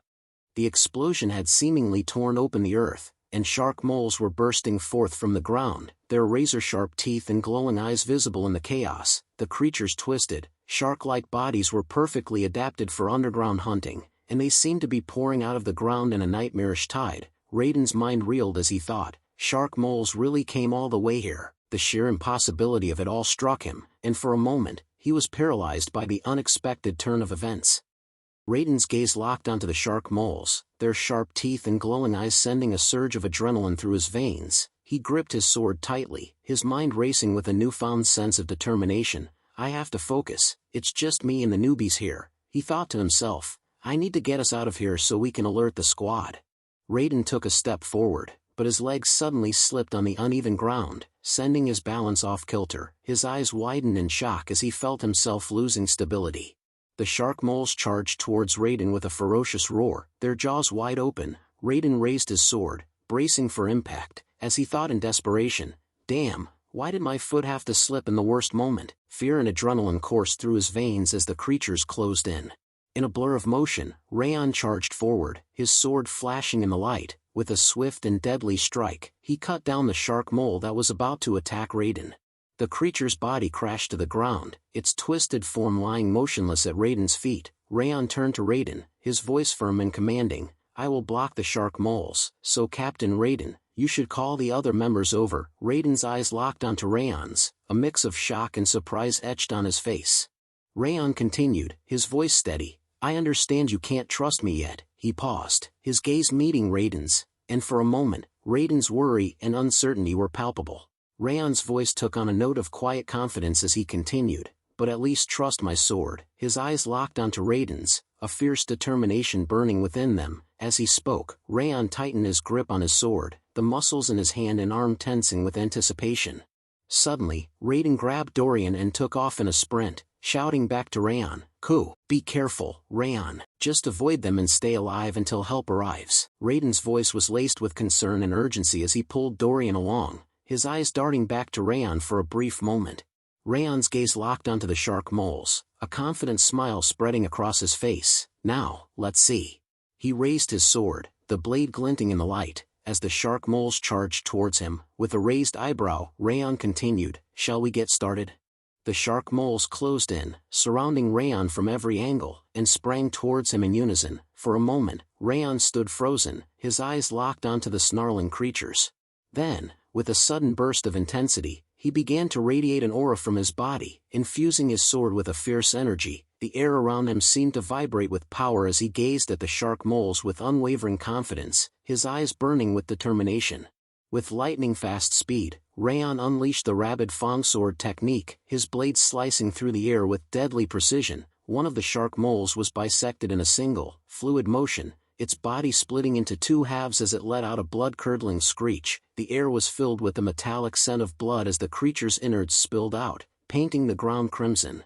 As Raon prepared for the next wave of attackers, a hint of a smile played on his lips. "The Rabid Fang's performance is better than I expected," he thought to himself, his mind momentarily shifting from the battle at hand to an assessment of his sword technique's effectiveness. They're normally opponents I would need to use aura against, but before he could further ponder, a shark mole suddenly sprang from behind, its razor-sharp claws extended in a vicious swipe.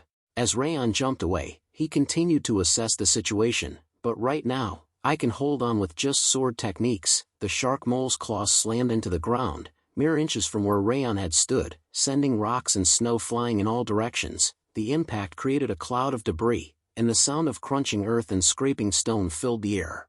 As Raon shielded himself from the debris, his thoughts turned inward. "What's helping me utilize the sword's capabilities better, and allowing me to predict the shark mole's movements, is the fact that my cold energy is meshed with the surroundings. Is this the power of Glacia? His eyes narrowed in contemplation, a spark of understanding igniting within him. Then the way to use these powers properly is. He paused, his mind racing with possibilities, as he watched the shark moles regroup for their next attack.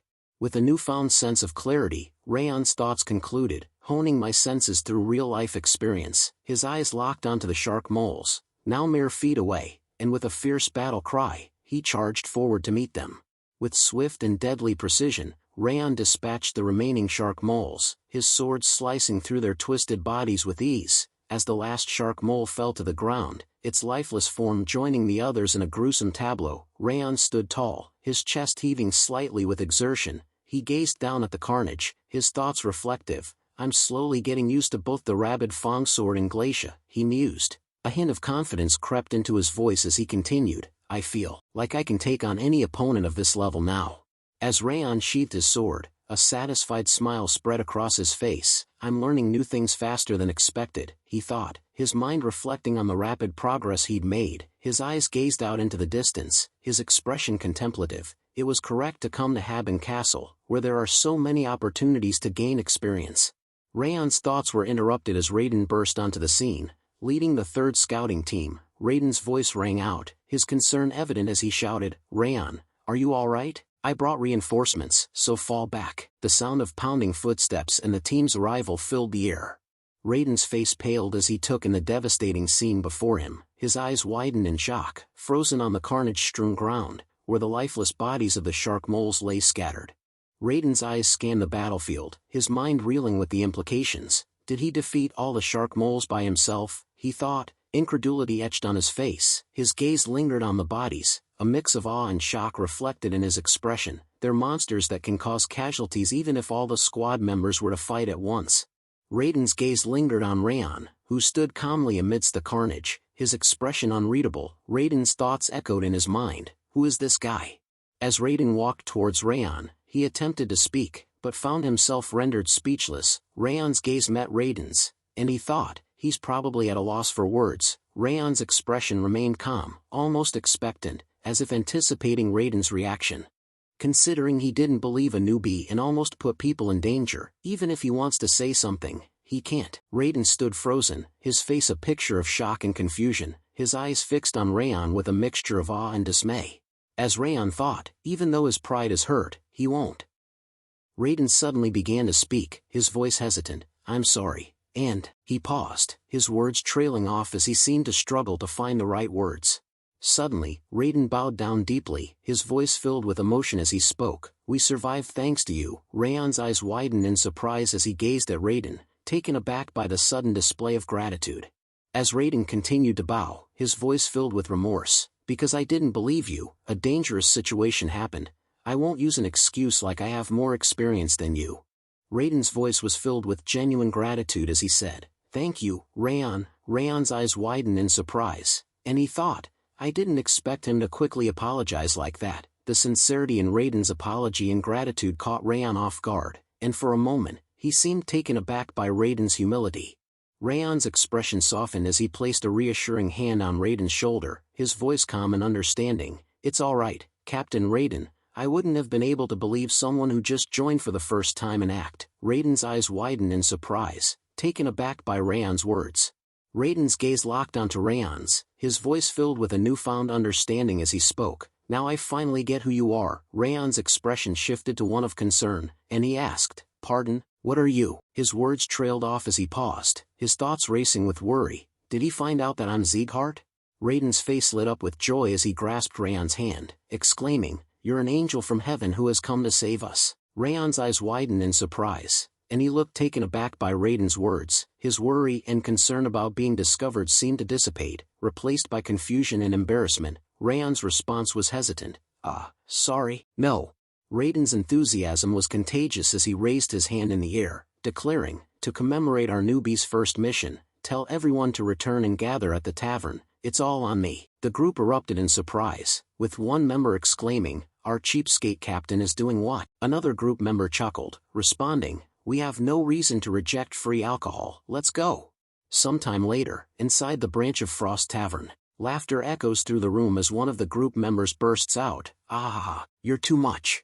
Raiden's eyes widened in excitement as he exclaimed, "No, I'm telling the truth." He slashed them all and then turned around to tell me to trust his sword. The group member teasingly raised an eyebrow, chuckling, "Hey, if he was that strong, why would he enter a place like this as a newbie?" The group member chuckled, "And if you just look at him, he doesn't even look 17. How does that make sense?" Raiden's face reddened as he snapped, "Are you doubting my words and our newbie, you bastard?" Meanwhile, Raon and Dorian sat back, calmly enjoying their meals. Wrath's eyes lit up as he enthusiastically praised the dish. The combination of the cheese's greasiness and the pineapple's acidity is truly the peak of taste. Raon's gaze fell upon the food, his expression turning skeptical. He thought to himself, "Is there a reason we need to eat it this way? Something's off." Dorian's eyes widened in amusement as he took in Raon's unconventional eating habits. "Young master, it seems like your taste buds are quite unique," he said with a chuckle. Raon looked up, surprised, and asked, "Me?" Dorian continued, "I ate that pizza earlier and I couldn't stand it." Before he could finish, Wrath's face turned red with indignation, and he shouted, "What? You pig who doesn't know anything about taste, how dare you?" Raon, on the other hand, heard Wrath's comment but didn't bat an eyelid, continuing to eat his meal with an air of calm detachment. The tavern's atmosphere shifted as Yua, one of the waiters, burst in with a lively grin. "Wow, the rumors were true. Big Sisters said the new guy in the reconnaissance squad has a face that outshines his sword skills." Yua's gaze locked onto Raon, her eyes sparkling with excitement and curiosity. Yua's face lit up as she suddenly remembered, "Ah, I haven't introduced myself. I'm Yua." Yua held up a book, its pages fluttering as she spoke. "We have other items on the menu. Would you like to see them?" Her eyes sparkled with a friendly smile as she presented the menu to the group. As Raon took the book from Yua, he nodded and said, "Sure, thanks." Wrath's eyes widened as he flipped through the menu, his expression transforming from skepticism to amazement. "Whoa, considering it's in such a remote place, the menu is so diverse." As they flipped through, Wrath's eyes landed on a specific item, and he exclaimed, "Wait, this king wants to eat that mint chocolate chip ice cream." His voice was filled with excitement and anticipation. Meanwhile, Raon's gaze fell upon the same item, and he thought to himself, "I don't really want to eat that."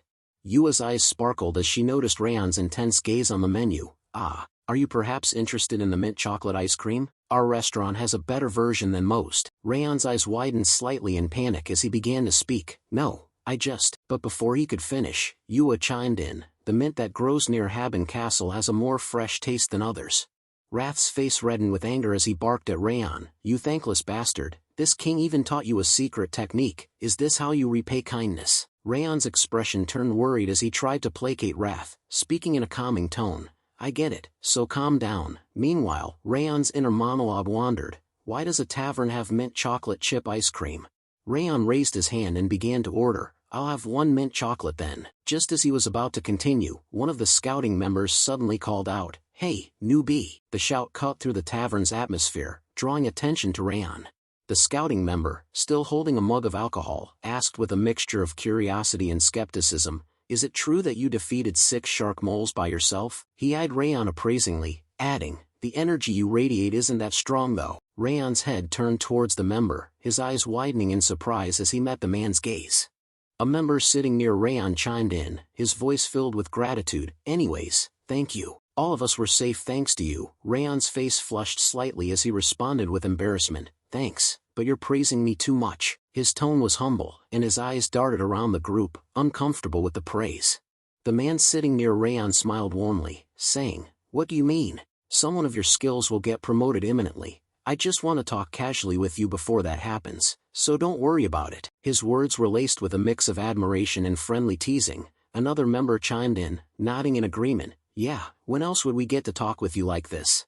Dorian's eyes sparkled with excitement as he exclaimed, "Yeah, Raon, you really achieved something great." Raon's thoughts, however, were more subdued. "I'm still not used to getting complimented like this." As the conversation continued, Yua walked over with a smile, carefully placing Raon's order on the table. "Here's your mint chocolate ice cream," she announced, her voice cheerful. The cold treat sat before Raon, its creamy texture and vibrant green color enticing. Wrath's face erupted in excitement as he shouted, "Oh, eat it quick." As Raon took a bite of the mint chocolate ice cream, Wrath suddenly flew over Raon's head, his excitement uncontainable. "Hiya dash, he exclaimed, his voice filled with joy. The refreshing taste spreads immediately, and right as it almost becomes too much, the sweetness of the chocolate comes out from behind. Just like this king, it's cold and sweet. As Raon savored the mint chocolate ice cream, his mind wandered to a different topic. He asked Wrath, "Hey Wrath, I felt this earlier while using Glacia, but there isn't just one way to use it, right?" Meanwhile, Wrath's gaze snapped towards Raon, his eyes widening in surprise. He floated above Raon's head, a ghostly grin spreading across his face. "Oh ho, you've already figured that out," he exclaimed, his voice filled with a mix of surprise and admiration. "You're right on target." Wrath's ghostly form glowed with an otherworldly light as he elaborated, "Just like the training techniques that you humans use, Glacia isn't just used for detection, it's a method to use cold energy with maximum efficiency and power." Raon listened intently, his mind absorbing the new information like a sponge, eager to unlock the full potential of Glacia. Raon's eyes lit up with excitement as he asked, "Then I can use it while attacking and defending?" Wrath's ghostly form nodded emphatically, his voice filled with confidence. "Of course." Raon's face broke into a wide smile as he exclaimed, "What an amazing ability. It heightens your senses and helps with attacking and defending."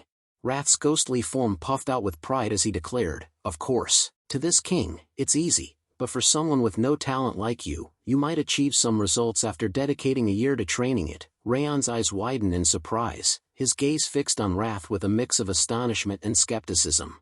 Raon's brow furrowed slightly as he said, "1 year is too long, though." Wrath's ghostly form zipped around him, his voice taking on a teasing tone. "Did you think it would be easy? It's only been a year of this king staying by your side telling you what to do."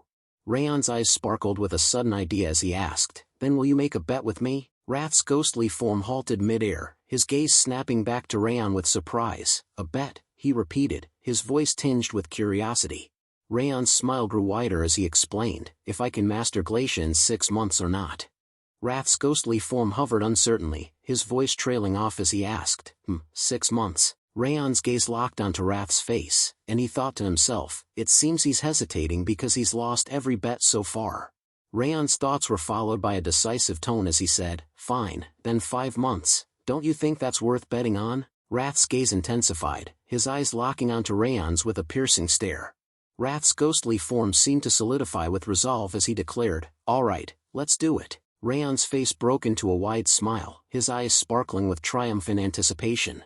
Suddenly a system notification materialized before Raon's eyes, its text glowing with an otherworldly light. "Wrath has accepted the bet." Raon's smile grew wider as he read the message, a sense of excitement and purpose washing over him. As Raon and Dorian stood together, Raon suddenly suggested, "Dorian, let's go back to the dorms now." Dorian's face lit up with excitement, and he replies with enthusiasm, "Okay."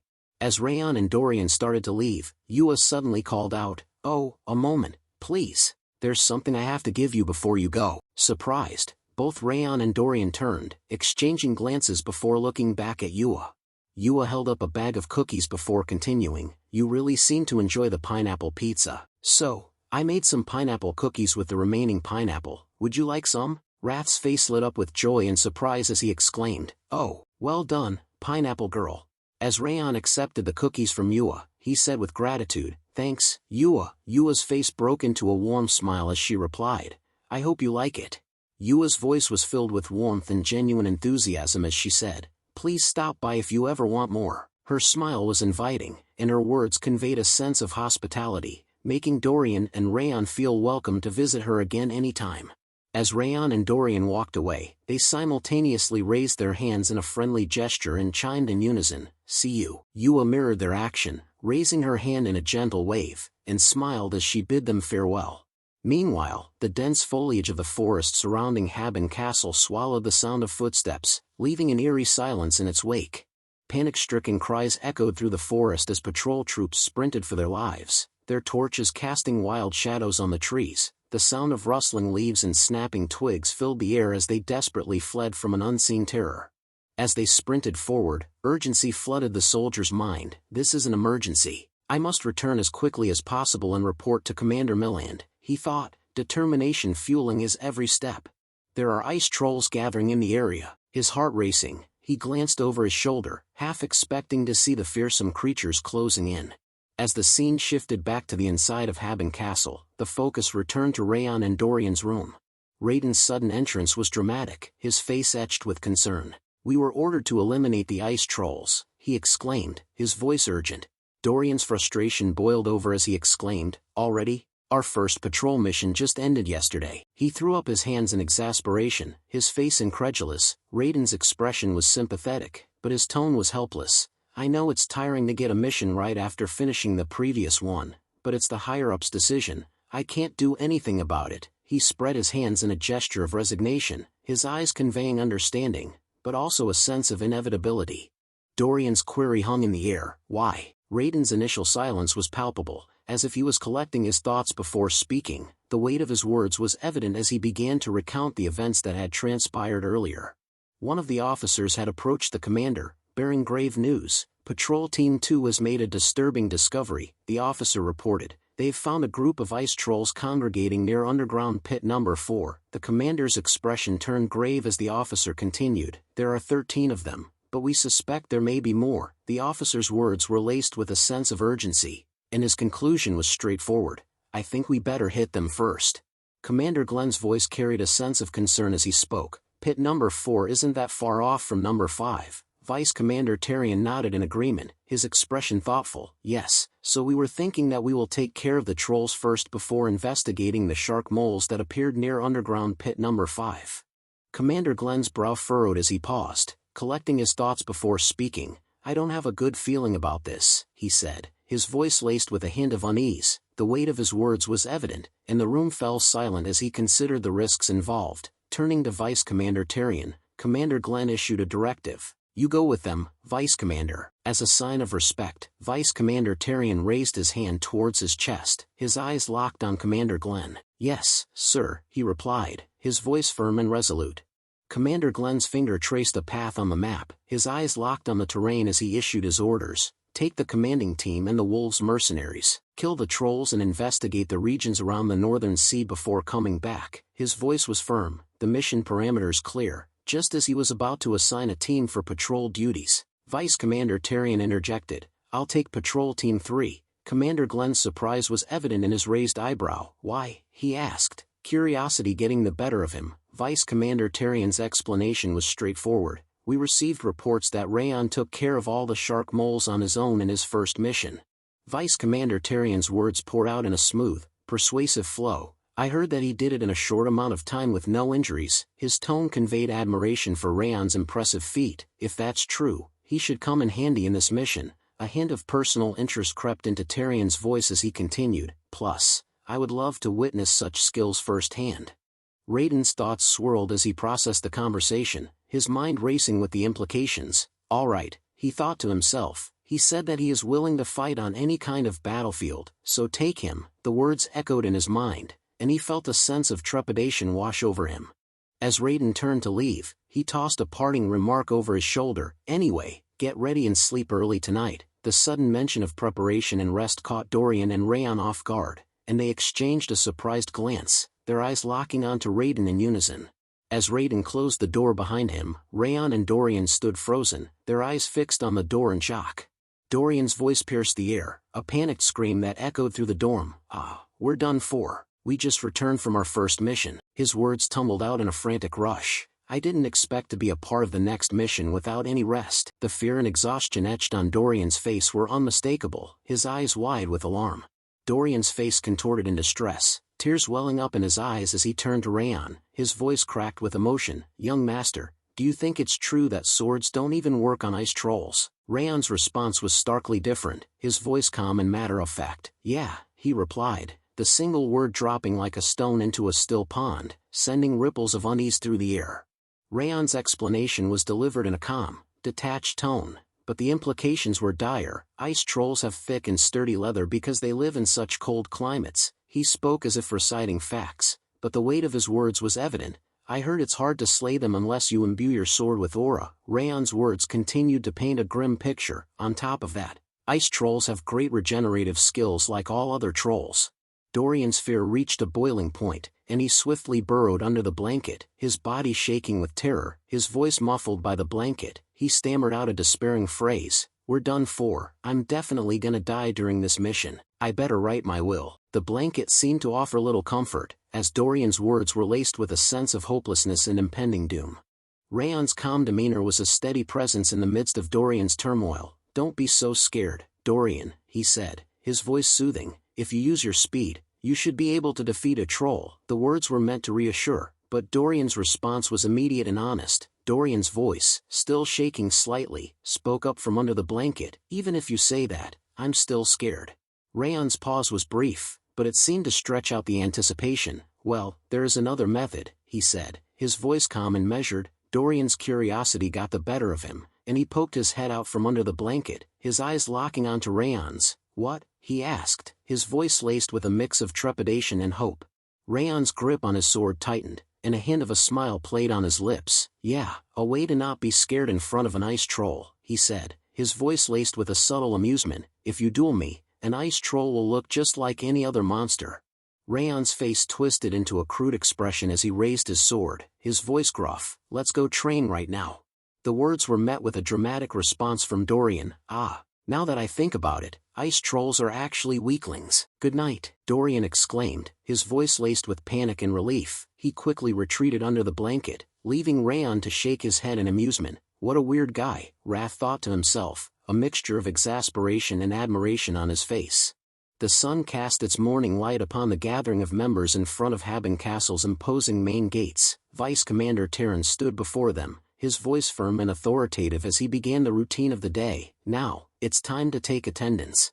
As Terran's voice droned on, taking attendance, Raon turned to Dorian with a concerned expression. "Are you all right, Dorian?" he asked, his voice low. Dorian, standing beside Raon, looked like a zombie, his eyes glazed over and his face pale. "Yeah, I think anything is better than a duel with you," he mumbled, his voice barely above a whisper. Raon's expression softened slightly, and he replied, "I'm glad."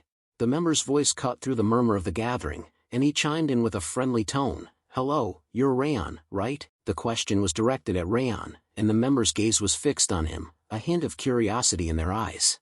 Beto's stride was confident as he walked towards Raon and Dorian, a warm smile on his face. "I'm Beto, the captain of the Wolves Mercenaries," he said, extending a hand in greeting. "It's nice to meet you." His eyes sparkled with a mix of admiration and challenge as he added, "My mercenaries always say that they would love to duel you." Beto's words flowed smoothly as he continued. "I didn't know you were a part of the patrol team." His hand remained extended, awaiting Raon's handshake. Raon took Beto's hand, his grip firm as he replied, "It's nice to meet you as well." The handshake was brief, and as they parted ways, Beto smiled and said, "I'm looking forward to working with you today." His tone conveyed a sense of camaraderie and shared purpose. Raon nodded slightly, his expression mirroring Beto's friendly demeanor. "Likewise," he replied, his voice courteous and professional. Beto raised his hand and waved in a friendly gesture, his smile still in place. "Now, allow me to excuse myself," he said. "I have to check on my mercenaries. I only wanted to introduce myself." With that, he nodded at Raon and Dorian, then turned to leave, his movements relaxed and confident. As Beto walked away, Wrath's voice emerged, low and menacing. "I don't like him, take his eyes out." The words were chilling, and Raon's head snapped towards Wrath in surprise. "What?" Raon asked, his voice incredulous. Wrath's gaze remained fixed on Beto's retreating figure. "You shouldn't trust people who have the eyes of a snake," he said, his tone dripping with malice. Wrath's expression remained dark as he spoke. "In my experience, people that looked like him were usually backstabbers, like 8 times out of 10. His voice was laced with a hint of conviction, born from past encounters. Raon's eyebrow arched in surprise as he asked, "So you're 20% unsure?" Raon's gaze lingered on the direction where the man had gone, his thoughts turning inward. "But I'll keep that in mind," he thought to himself. "I do feel a bit off when I look into his eyes. I better keep an eye on him while we're here." A voice interrupts his thoughts, saying, "Mister." Raon's eyes snap open, and he turns to face the speaker, his expression neutral. Yua's face lit up with a bright smile as she carried the food that the soldiers had ordered. "Sorry I'm a bit late," she exclaimed, her voice filled with a cheerful tone. "I prepared all the food you ordered." She proudly presented the dishes, her eyes sparkling with joy. As she approached, one of the soldiers' faces lit up with a warm smile. "Oh, Yua," he exclaimed, his voice filled with delight. "How are you getting cuter every time we see you?" he asked, his voice filled with amusement. "You're getting better at cooking, too." Yua's face grew even redder as the soldier playfully ruffled her hair. Another soldier chimed in, Patting Yua's head gently, "You're the pride of Haben Castle," he exclaimed, his voice filled with warmth. As Raon watched the scene unfold, he couldn't help but think to himself, Yua, was it? She's loved by the soldiers. He observed the way the soldiers interacted with Yua, their faces filled with warmth and affection. I'm guessing she's like a mascot of Haben Castle, he thought, a hint of a smile on his face. As Raon turned to leave, he was suddenly stopped in his tracks by Yua's voice calling out, "Oh, young Master Raon." Yua held out a pouch, a warm smile on her face as she said, "This is beef jerky that my grandfather and I made. It's really good, so please take it." Raon's eyes widened in surprise as he took in the offering, and he asked, "Why are you giving me this?"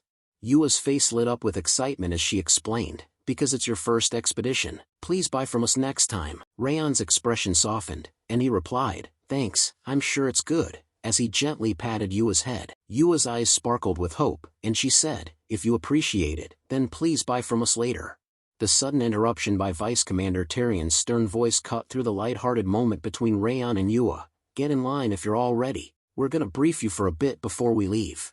The atmosphere shifted from casual to formal, and Raon's expression turned serious as he fell into line, his eyes fixed on Vice Commander Tyrion. Tyrion's voice was firm and clear as he outlined the mission objectives. "We have 2 objectives," he began. "One is to take down the ice trolls, and the other is to patrol the areas between Mount Sterling and the Northern Sea." He paused for emphasis, his gaze sweeping across the soldiers. "Our goal is to make sure no one is hurt." Wrath's expression remained stoic, his eyes fixed intently on Vice Commander Tyrion as he listened to the mission briefing. Raon's question broke the silence, and Wrath's gaze shifted to Raon. "What? You're looking really serious right now," Raon said, his tone light-hearted. Wrath's gaze drifted towards the mountains, his eyes narrowing slightly as he focused on the landscape. His thoughts turned inward, and he sensed a subtle energy emanating from the mountain, that energy coming off the mountain. "It's not strong, but I can feel it," he thought to himself. Wrath's thoughts were interrupted by his own speculation, and he wondered, could it be him? His gaze turned serious, and his expression became more intense. When Raon asked him about his serious look, Wrath's response was curt, "It's nothing." His tone was dismissive, and he didn't elaborate further, leaving Raon to wonder what was on his mind. As Tyrion gave the order to move out, the group began their journey towards their destination. Raon fell into step alongside the others, but his eyes kept drifting towards Wrath, his gaze filled with suspicion. Raon's expression was questioning, and he seemed to be trying to read Wrath's thoughts, wondering what was behind Wrath's unusual behavior. The soldiers' call-out echoed through the air as they handed over their bags to Raon's scouting team. "Hey scouts, take over the bags before you depart." The soldiers' warning was stern. "Be prepared to get it good if you lose even one of them." Another soldier chimed in with a smirk. "Yeah, treat them as you would treat your lovers." The comment was followed by a jab. "Oh, maybe you don't know what that's like since you've never had one before." As the soldiers departed, Raon called out to Raiden, "Captain Raiden, why is the snow attack squad asking the scouts to take their bags?" Raiden's expression turned serious, and he turned towards Raon with a hint of concern. "Oh, it's your first mission with them, right?" Raiden's gaze drifted towards the snow attack squad as he continued. "They say they need to conserve their strength for combat since they're the main fighters." His tone was matter-of-fact, but a hint of frustration crept in as he added, "Ever since those guys got assigned here, it's been like this every time. It's frustrating, but we've got no choice," he said, his voice low. "As scouts, with no authority and less strength, we just have to suck it up and do what they say." Raon's expression turned somber, and he fell silent, absorbing Raiden's words. Raiden's words painted a picture of their past experiences. "Still, this is better than last time. Last time, even after the battle ended, they made us carry all the gear back. They even dumped the entire post-mission cleanup on us." His tone was tinged with bitterness. Meanwhile, a stark contrast unfolded on the other side, where Dorian's scouts surrounded him, lavishing praise. One scout exclaimed, "Oh, how did it all fit into that bag?" Dorian's face lit up with joy as he declared, "Leave all your gear with me." Raiden's expression was etched with concern as he turned to Raon, his voice laced with a mix of empathy and warning. "It's unfair, but try not to let it get to you too much," he advised, his words genuine. "It'll be easier on you that way." With a solemn tone, he added, "Here, strength and rank are absolute." Raon's thoughts simmered with sadness as he processed Raiden's words. "It's so absurd," he thought to himself.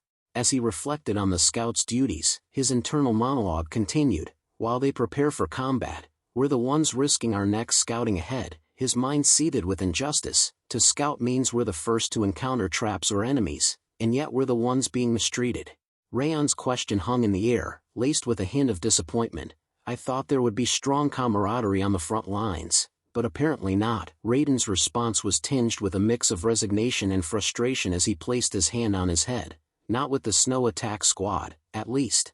Raiden's gaze shifted towards the captain of the snow attack squad, his expression disapproving. All of this seems to be led by their leader, Captain Ediquil, he said, his tone laced with disdain. That guy actually thinks this whole situation is normal. Raon's eyes followed Raiden's gaze, and as he laid eyes on Captain Ediquil, he thought to himself, so that's Ediquil, and all these toxic traditions revolve around him.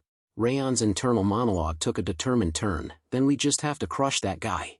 As they arrived at their destination, Vice Captain Tyrion halted in step. Vice Captain Tyrion's face was etched with surprise as he asked, "What's going on?" Tyrion's gaze swept across the surroundings, his expression puzzled. "There aren't any ice trolls, contrary to the report," he said, his voice laced with confusion and a hint of concern. Raiden's response was immediate, his words tumbling out in a panicked tone. "This can't be right." Tyrion's eyes locked onto Raiden, his expression inquiring. "Raiden, are you sure about what you saw?" he asked, seeking clarification. Raiden's response was laced with worry. "Yes, I'm sure. I saw 13 ice trolls gathered on the forest outskirts." His tone conveyed a sense of certainty, but also a growing unease, as if he was starting to doubt his own observations in light of the current situation.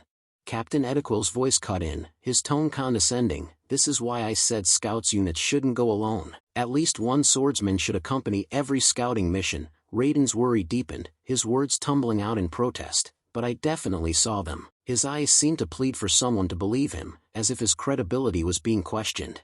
Tyrion's voice cut through the tension, decisive and commanding. "Let's talk later, everyone. Spread out and search for troll tracks. Expand your senses to the limit and scour the area." The group's response was immediate and unified, their voices ringing out in unison. "Yes, sir." Raon's eyes widened in amazement as he watched the soldiers spring into action, their movements swift and disciplined. He stood frozen for a moment, seemingly stunned by the sudden change in pace. Raon's internal monologue continued, his thoughts racing with concern. "It's been hours, but we haven't found a single trace. These people have lived here a long time and are skilled. Even if ice trolls leave fewer tracks than usual, they shouldn't leave absolutely nothing." His mind began to wander to alternative explanations. Could there be someone else behind this again? A sense of unease crept in. This won't do, at this rate.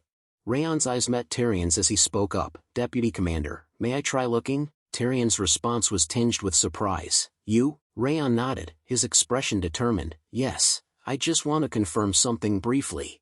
Ediquil's voice cut in, dismissive and condescending. "Hey, don't stick your nose into this. Just go help set up camp or something. The sun's almost down already. Do you want to embarrass yourself like those guys?" His tone was mocking, clearly implying that Raon wasn't capable of contributing to the search. But before Ediquil could further undermine Raon, Tyrion intervened, his voice firm but measured. "That's enough, Ediquil, let him try, just this once."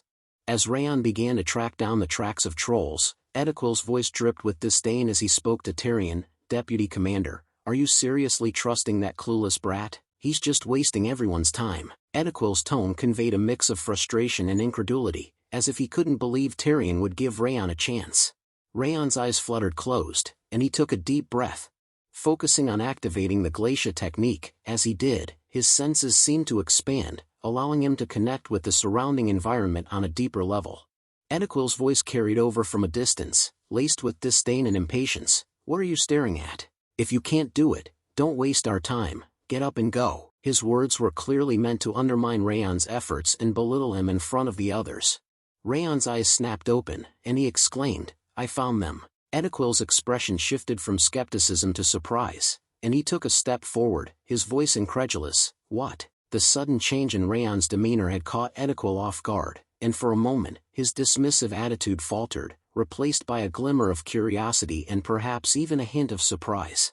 Still in a crouched position, Raon's words dropped like a bombshell. "They're near the frozen valley northeast of Mount Sterling." The soldiers' faces reflected their shock, their eyes widening in unison as they exchanged disbelieving glances.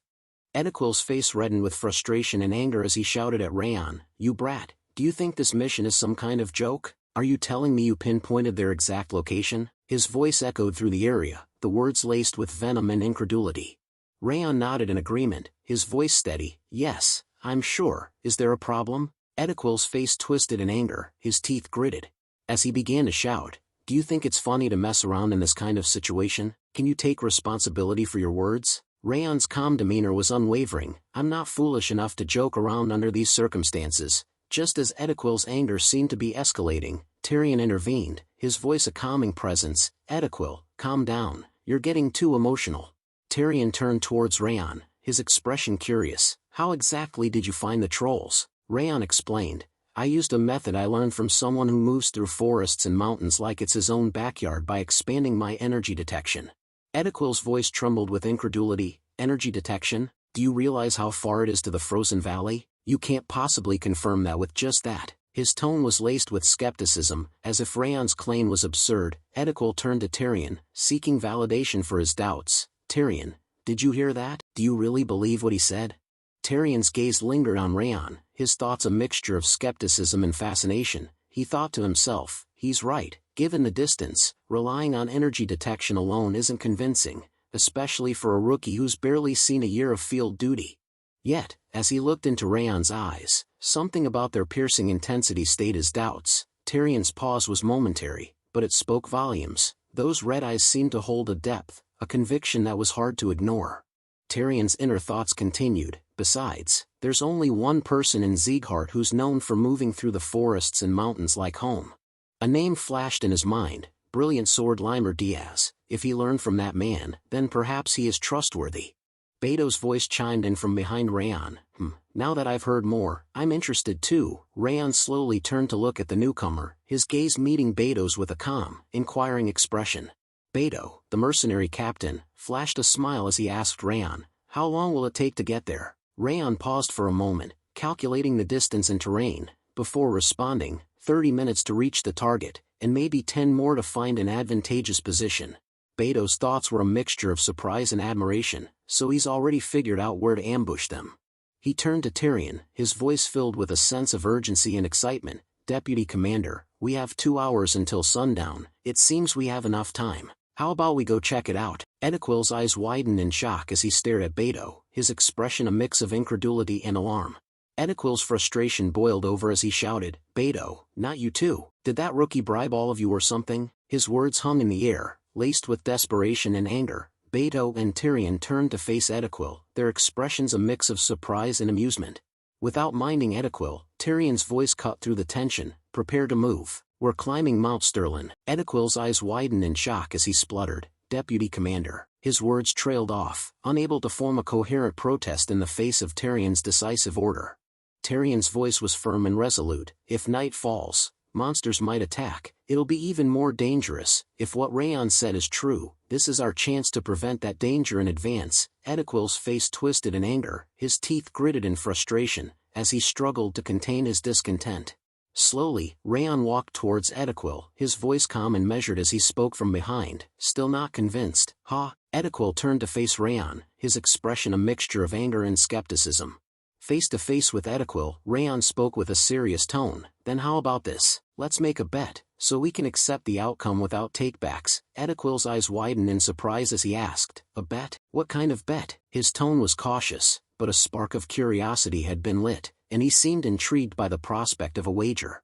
Raon's eyes gleamed with a hint of challenge as he explained, if I find the trolls, then from now on, the snow attack squad will speak respectfully to the scouts team. Also, you'll carry not just the gear you dump on us, but also our gear and help with our chores. Ediquil's face twisted in consideration, his eyes narrowing as he asked with a skeptical tone, and if you're wrong? Raon slowly raised his hand to his chest, a confident smile spreading across his face as he replied, then I'll do whatever you want. His words were laced with a sense of assurance, as if he was utterly certain of his own abilities. Ediquil turned away, walking off with a swagger in his step, his voice dripping with arrogance as he spoke over his shoulder. Fine, I accept your bet. You'd better be ready for your loss. You won't be running your mouth again after this. The words were laced with a mixture of confidence and menace. Suddenly, Tyrion turned towards the group, his voice firm and commanding as he ordered, all right then, let's move out to the frozen valley. The group sprang into action, their movements swift and precise. As they move, unaware of the unseen observer watching their every move, a figure, clad in black, stood motionless in the distance, his eyes fixed intently on the group as they walked towards their destination. The black hooded figure's voice was edged with frustration as he muttered under his breath, "Why are they climbing up?" Though barely audible, the tone carried an unmistakable mix of annoyance and concern. The black hooded figure's frustration deepened as he continued to mutter to himself, "This wasn't part of the plan." His eyes narrowed, and he crouched down, his movements fluid and deliberate. From his new vantage point, he watched the group's every move, his gaze darting between them as they climbed upwards.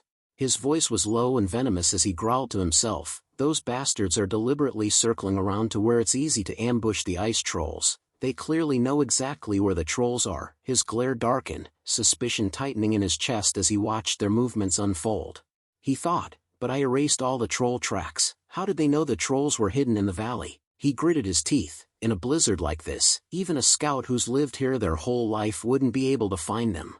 At this rate, they'll run into the ice trolls sooner than expected. That would be a problem. I need to delay them longer so my plan can be completed. But it's too late to move the trolls now. What do I do? After placing his hand on his chin, he thought for a moment. With a smirk, he spoke, "Wait." A sly grin spread across his face as he recalled his control over the ice trolls, a plan beginning to form in his mind. Yes, this could work perfectly, he thought, his eyes gleaming with malevolent intent. Ediquil's eyes widened in shock as he gazed out at the scene before them, his voice laced with incredulity. How did this happen? He trailed off, stunned. Tyrion's expression mirrored his, both men taken aback by what they saw. As they took in the ice troll group gathered around them, Ediquil's tone shifted from surprise to astonishment. "There were actually trolls here," he exclaimed, his words barely above a whisper. Ediquil's jaw clenched as he gritted his teeth, his mind racing with incredulity. "No way," he thought to himself, "how did he find these trolls from that distance?" Ediquil's eyes snapped wide open in shock, his face twisted in a mixture of surprise and indignation. "You didn't forget our bet, did you?" Raon's words hung in the air, and for a moment, it seemed like the entire world had come to a standstill.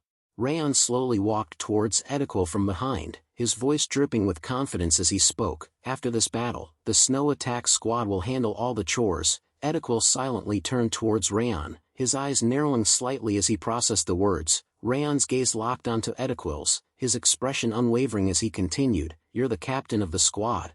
I hope you won't go back on your word."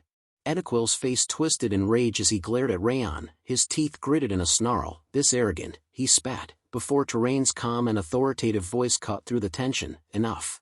It's hard to believe, but we're extremely fortunate to have discovered the trolls thanks to Raon's senses. We have a job to do now." Vice Commander Tyrion's words acted like a bucket of cold water, dousing the flames of Ediquil's anger. He halted his movement, his chest heaving with suppressed fury, as he forced himself to focus on the task at hand.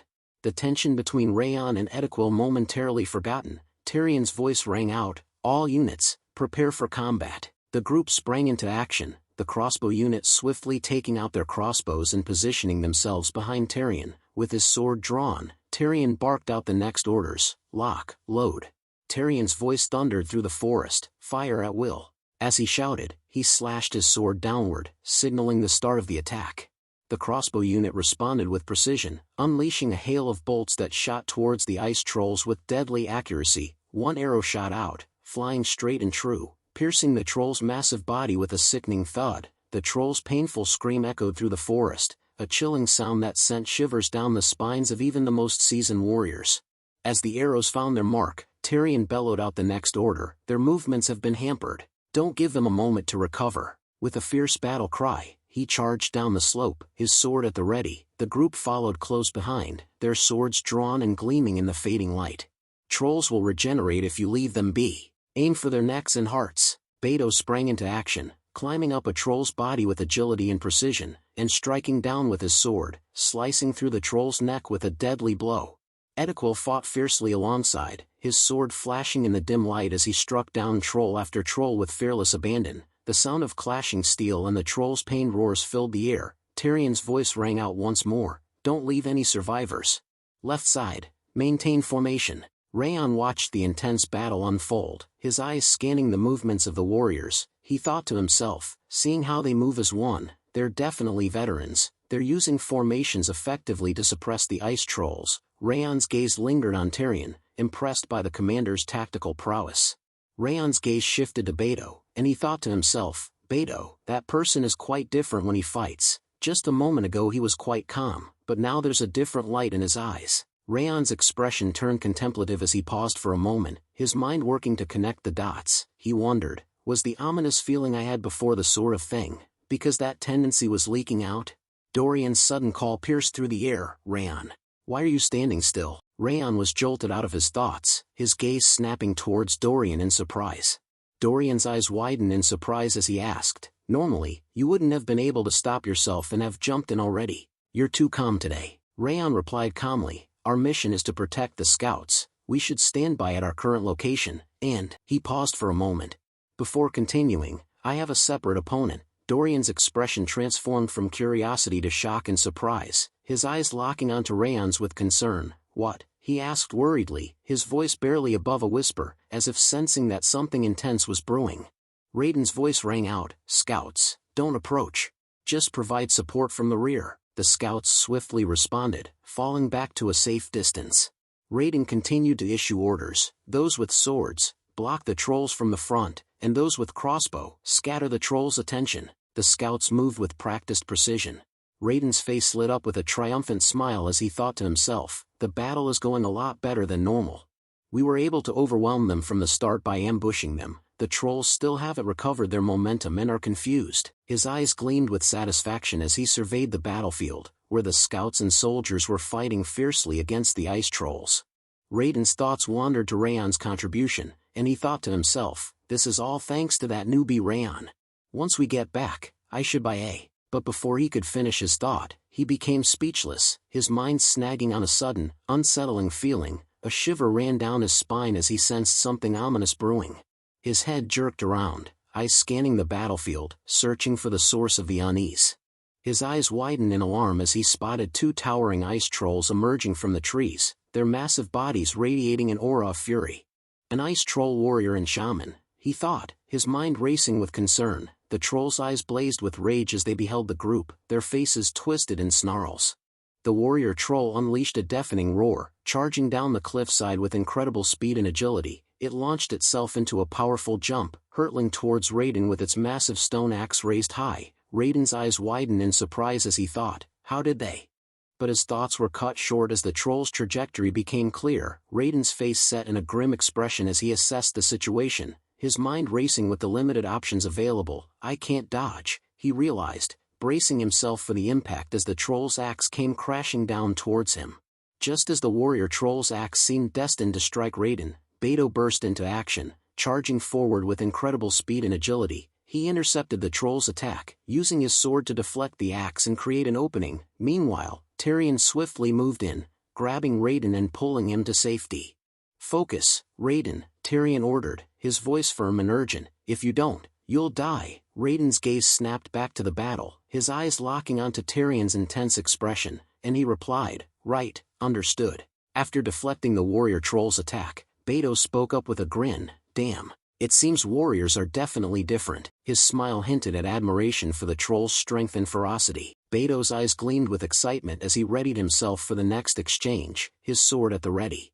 A blast of ice magic hurled towards Beto and Tyrion, prompting both to leap back in a swift, synchronized motion. The air was torn apart by a fierce explosion as the magic crashed into the ground, sending shards of ice and debris flying everywhere. The forest echoed with the blast's aftermath, the trees trembling from the force of the impact.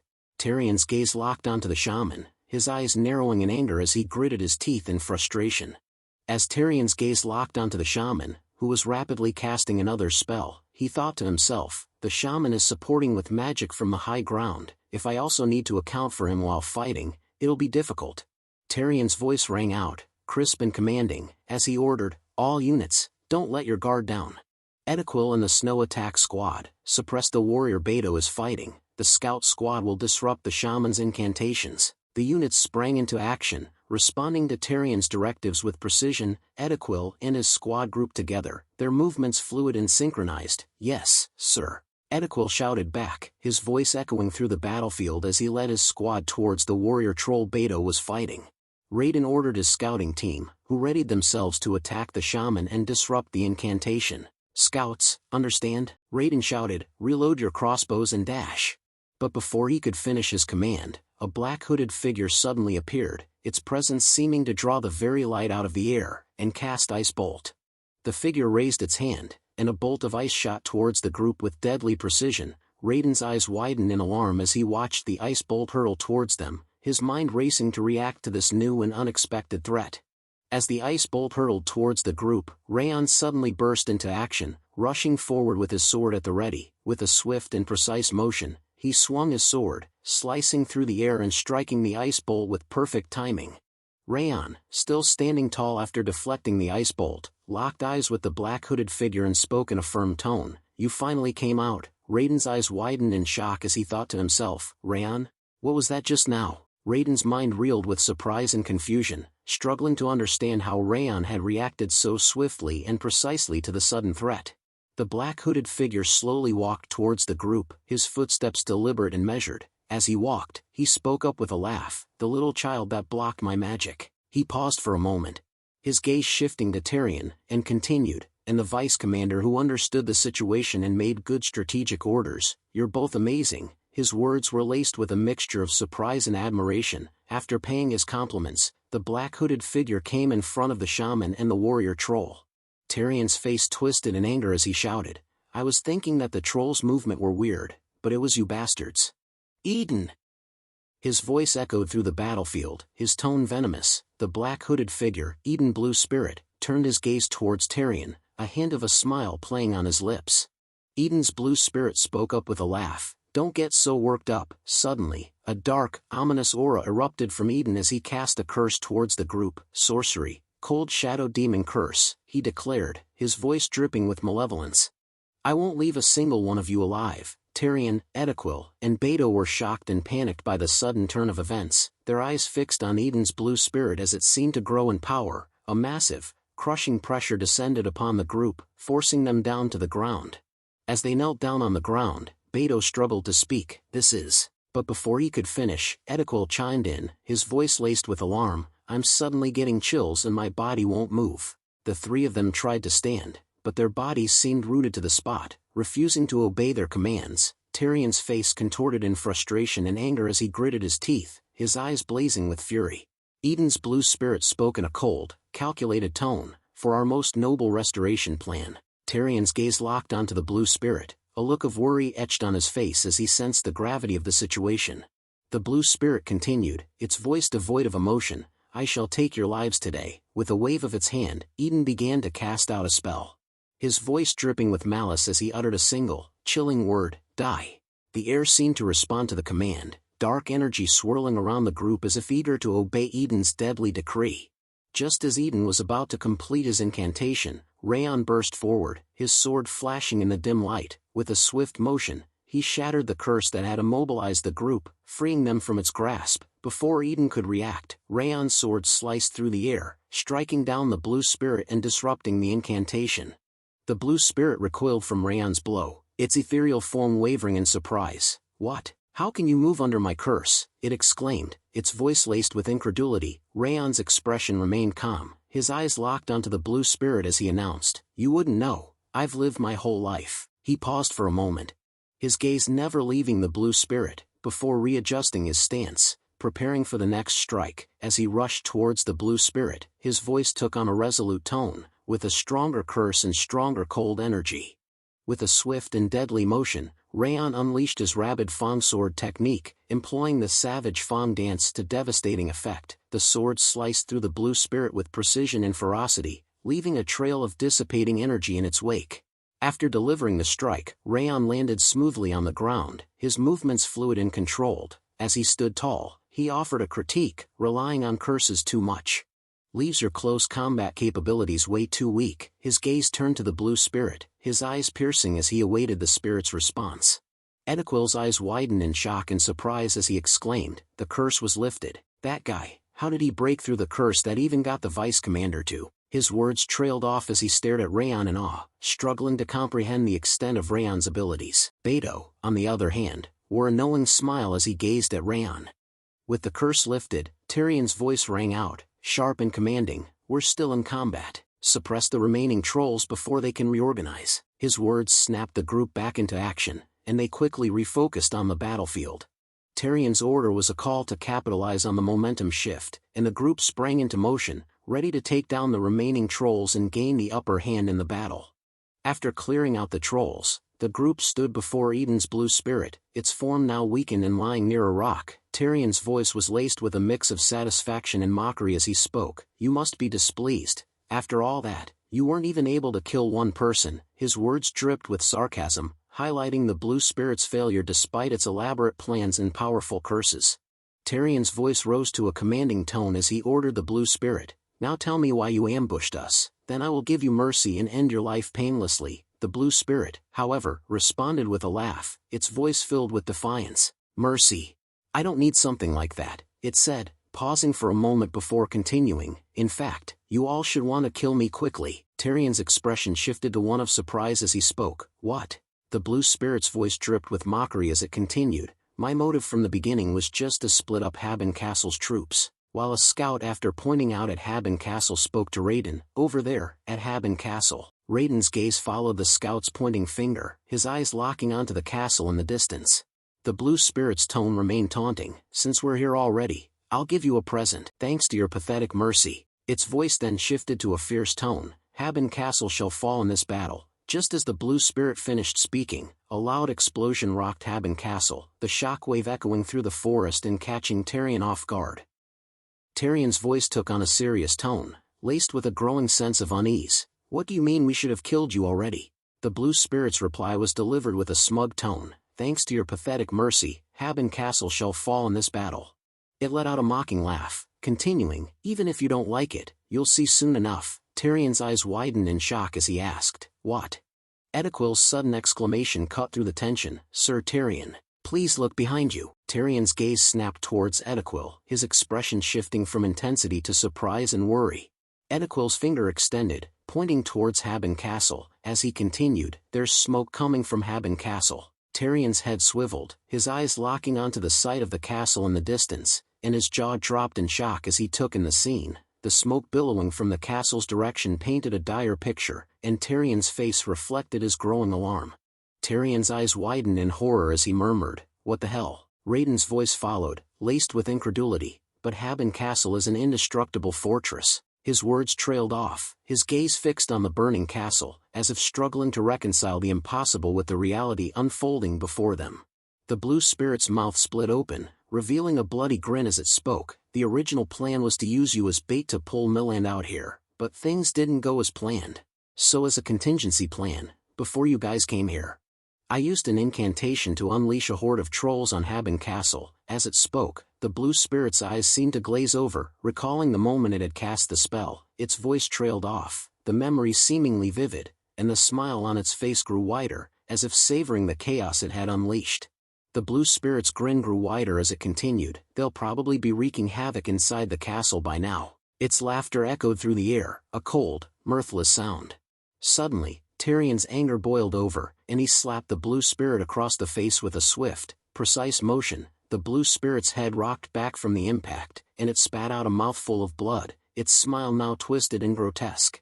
Tyrion's grip tightened on the blue spirit's collar as he growled, "Stop running your mouth, blue spirit." His voice was low and menacing, but the blue spirit's confidence didn't waver. "Haben Castle won't fall just because a few trolls got in," Tyrion asserted, his words laced with determination, as if trying to convince himself as much as the blue spirit. While Raon's thoughts turned inward, Tyrion isn't wrong. Even if Haben Castle's elite squads are out here, Commander Milland is still inside the castle. As he recalled the commander's menacing face, Tyrion's expression turned resolute, and he spoke up, "You can't destroy Haben Castle with mere ice trolls." His voice was firm, conveying his confidence in the castle's defenses and Commander Milland's abilities. After hearing the words, blue spirit's laughter erupted, violent and unhinged, catching the group off guard. They watched in surprise as the blue spirit's body shook with mirth. As its laughter subsided, it gasped out a few words. Maybe there were only ice trolls. Its voice dripped with sarcasm, implying that the true horror was yet to be revealed. The group's eyes locked onto the blue spirit, sensing that something was terribly wrong, and that the situation was far more dire than they had initially thought. Suddenly, the The ground lurched violently, sending the group stumbling to maintain their balance. Ediquel's voice rose in alarm. The ground is suddenly shaking. Beto's voice followed, laced with concern. Is it an earthquake? The group's unease grew as the tremors intensified, making it difficult for them to stand steady. Raon's thoughts racing, he thought to himself, no, it's not a normal earthquake. No way! His mind was reeling, trying to comprehend the cause of the intense tremors. Meanwhile, the blue spirit's voice dripped with condescension as it spoke to Tyrion. Did you really think Eden would have prepared so shabbily? Its tone was taunting. You were always dancing in the palm of my hand. The blue spirit's words culminated in a declaration. The only thing you can do now is watch the fall of Haben Castle from afar. The blue spirit's words ended in a crescendo of madness. Arrogant bastards. You will now wallow in despair. Its laughter echoed through the air, a cackling sound that sent shivers down the spines of those who heard it. Tyrion's response was immediate and decisive. Without hesitation, he gripped his sword and in a swift, deadly motion, cut down the blue spirit's head. The action was devoid of thought or mercy, driven solely by rage and a desire to end the spirit's taunts. Ediquel's voice trembled with fear and worry as he called out, Vice Commander Tyrion. But before he could finish, Tyrion cut him off, his voice firm and commanding, Tell this to all units. Return to Haben Castle immediately. Tyrion's words were laced with urgency, his face and clothes splattered with the blue spirit's blood, giving him a fierce and battle-hardened appearance. His gaze was fixed on the burning castle in the distance, his determination to protect it evident in his voice and demeanor. The scene shifted to Haben Castle, where flames engulfed the fortress, illuminating the darkening sky as snowflakes fell around it. The screams of the people echoed across the castle walls, a cacophony of terror and panic. Commander Milan's voice boomed above the chaos, prioritize evacuating the villagers. His face was set in a determined expression as he bellowed the order, his eyes scanning the mayhem for any sign of order. Milan pointed to a spot where the flames were spreading rapidly, his voice carrying above the din. First squad, suppress the fire. Second squad, block the ice trolls. His orders were crisp and clear, and the soldiers sprang into action. Sometimes later, after Tyrion and the group returned to castle, Tyrion approached Milan, his expression grim, and reported, Commander, all deployed units have returned. Milan turned to face him, his eyes scanning Tyrion's blood-stained clothes and the look of determination on his face. Good, Tyrion, Milan said, his voice firm with approval. Milan's expression turned serious as he asked, We're currently being ambushed by a horde of ice trolls. Did you find anything out of the ordinary while deployed? Tyrion's voice remained calm despite the gravity of the situation. We actually had something related to report, so we came back immediately. He paused, then began to explain, This ambush is the work of Eden. Milan's eyes widened in surprise. I did think something was off. I see. So Eden was responsible.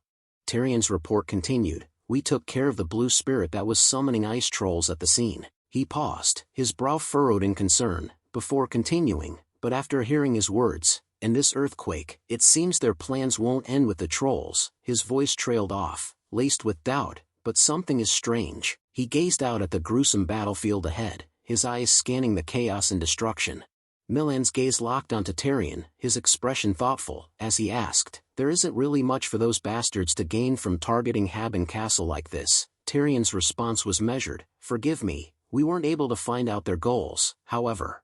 He hesitated for a moment, the weight of his next words palpable, before revealing, due to their intervention, a monster wave will occur earlier than expected. Milan's eyes widened in shock, his face frozen in stunned silence. Tyrion's voice pressed on, his words painting a dire picture, the traces of the ice trolls and monsters that were gathered by them, and the earthquake just now. There's a high chance of them causing a wave to head in this direction. As his words spread among the soldiers, panic began to set in, their faces paled, and their eyes darted towards the horizon, as if expecting the wave of monsters to materialize at any moment. The soldiers' murmurs grew louder, their panic palpable. The inside of the castle is a mess because of the ice trolls, and now a wave on top of that, one of them said, his voice laced with desperation. Another soldier gripped his head tightly, his voice trembling with fear. We're finished, we're all going to die. The atmosphere was thick with dread, and Raon's eyes scanned the scene, his face etched with worry. Raon's thoughts turned grim as he assessed the situation. The soldiers were on the brink of panic, their irrationality slipping away with each passing moment. A battle against a monster wave would be daunting enough, but with his troops in this state, it would be nearly impossible. Commander Milan's voice boomed across the courtyard. All of you, calm down. How dare you become cowards so quickly? The soldiers' murmurs and panicked whispers ceased abruptly, replaced by an uneasy silence. The soldiers' eyes snapped towards Milan, their faces pale and fearful. Milan's voice thundered on, his tone manic and unyielding. Have we ever fallen to a monster wave? This is Haben Castle, the iron castle that protects the continent from afar. If we fall, what will happen? He paused, his gaze sweeping across the soldiers' faces, before settling on the castle's flag. His eyes blazed with determination as he continued, the people of the continent, our families and friends, who will protect them?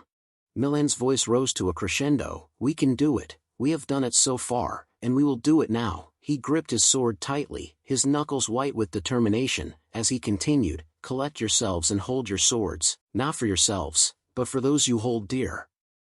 With a mighty roar, he raised his sword towards the sky. The soldiers, infused with newfound confidence, responded in unison, their voices thundering across the courtyard. We will follow your command. The air vibrated with their collective shout, and for a moment, the fear and doubt were replaced by an unshakable resolve to defend their home and the people they loved. Raon's eyes widened in shock as he gazed at Milan, his mind reeling with amazement. Amazing. He breathed, his thoughts barely coherent. He paused, still trying to process what he had just witnessed. He completely turned the soldiers' morale around with just a few words. A mixture of awe and reverence filled his voice as he thought to himself, is this the battle experience of the Lord of Haben Castle? The depth of Milan's leadership and command was laid bare in that moment, and Raon couldn't help but feel a sense of respect and admiration for the man who had just rallied his troops with such fervor. Then Milan barked out orders. Outside of squads who have received orders to protect the civilians and clean up the scene, all other forces will follow me and head to the castle walls. He then turned to Raon and Dorian. Raon, Dorian, help the squads who are staying back.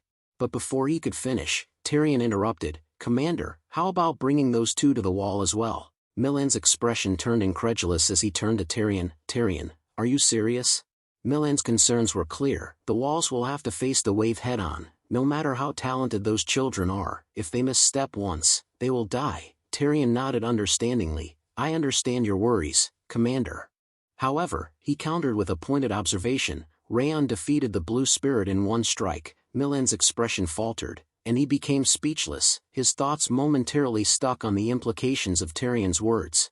Tyrion's gaze shifted to Dorian, and he continued, and Dorian returned from this incident with no injuries as well. Even if those two gave a bad first impression, there is no reason to underestimate their abilities. So, please trust me this time. Tyrion's eyes, along with Milan's, turned to Dorian and Raon, who stood a short distance away. After some thoughts, Milan's gaze settled on Raon as he spoke. I will give you two a command. Raon's eyes locked onto the commander, listening intently. Milan's voice was firm as he continued, come to the top of the castle walls and protect Haben Castle with us. The words hung in the air, a direct order that left no room for hesitation. With a resolute tone, Raon replied, yes, sir, I will receive your command. His words were laced with determination, and he stood tall, his eyes locked onto Milan's. The scene shifted towards the castle wall's top. Commander Milan's voice cut through the din. Scout, how are the movements of the enemy? Have you seen anything new? The scout's face turned ashen as he gazed out at the approaching horde, his voice barely above a whisper. Commander, this is big, the wave situation. He trailed off, his words hanging in the air like a death knell. Milan's gaze followed the scout's line of sight, and as he took in the sight before him, his expression transformed from inquiry to alarm. What could have caused you to speak like this? He asked, his voice laced with a mix of curiosity and concern. But as his eyes landed on the scene unfolding below, his words trailed off into a worried whisper. This is... He paused, his eyes wide with a dawning realization of the enormity of the situation. The sheer scale of the monster wave must have been breathtaking, and Milan's face reflected the gravity of their predicament. Beto's voice was laced with concern as he turned to Edequil. Have you seen a wave like this before? Edequil's response was tinged with worry. No, this is a first for me as well. The uncertainty in his voice was palpable, and the weight of their situation hung heavy in the air. Raon's eyes widened in awe as he took in the sight before him, his curiosity giving way to stunned silence. The sheer magnitude of the monster wave was breathtaking, and he stood frozen, unable to find the words to describe the horror unfolding before his eyes.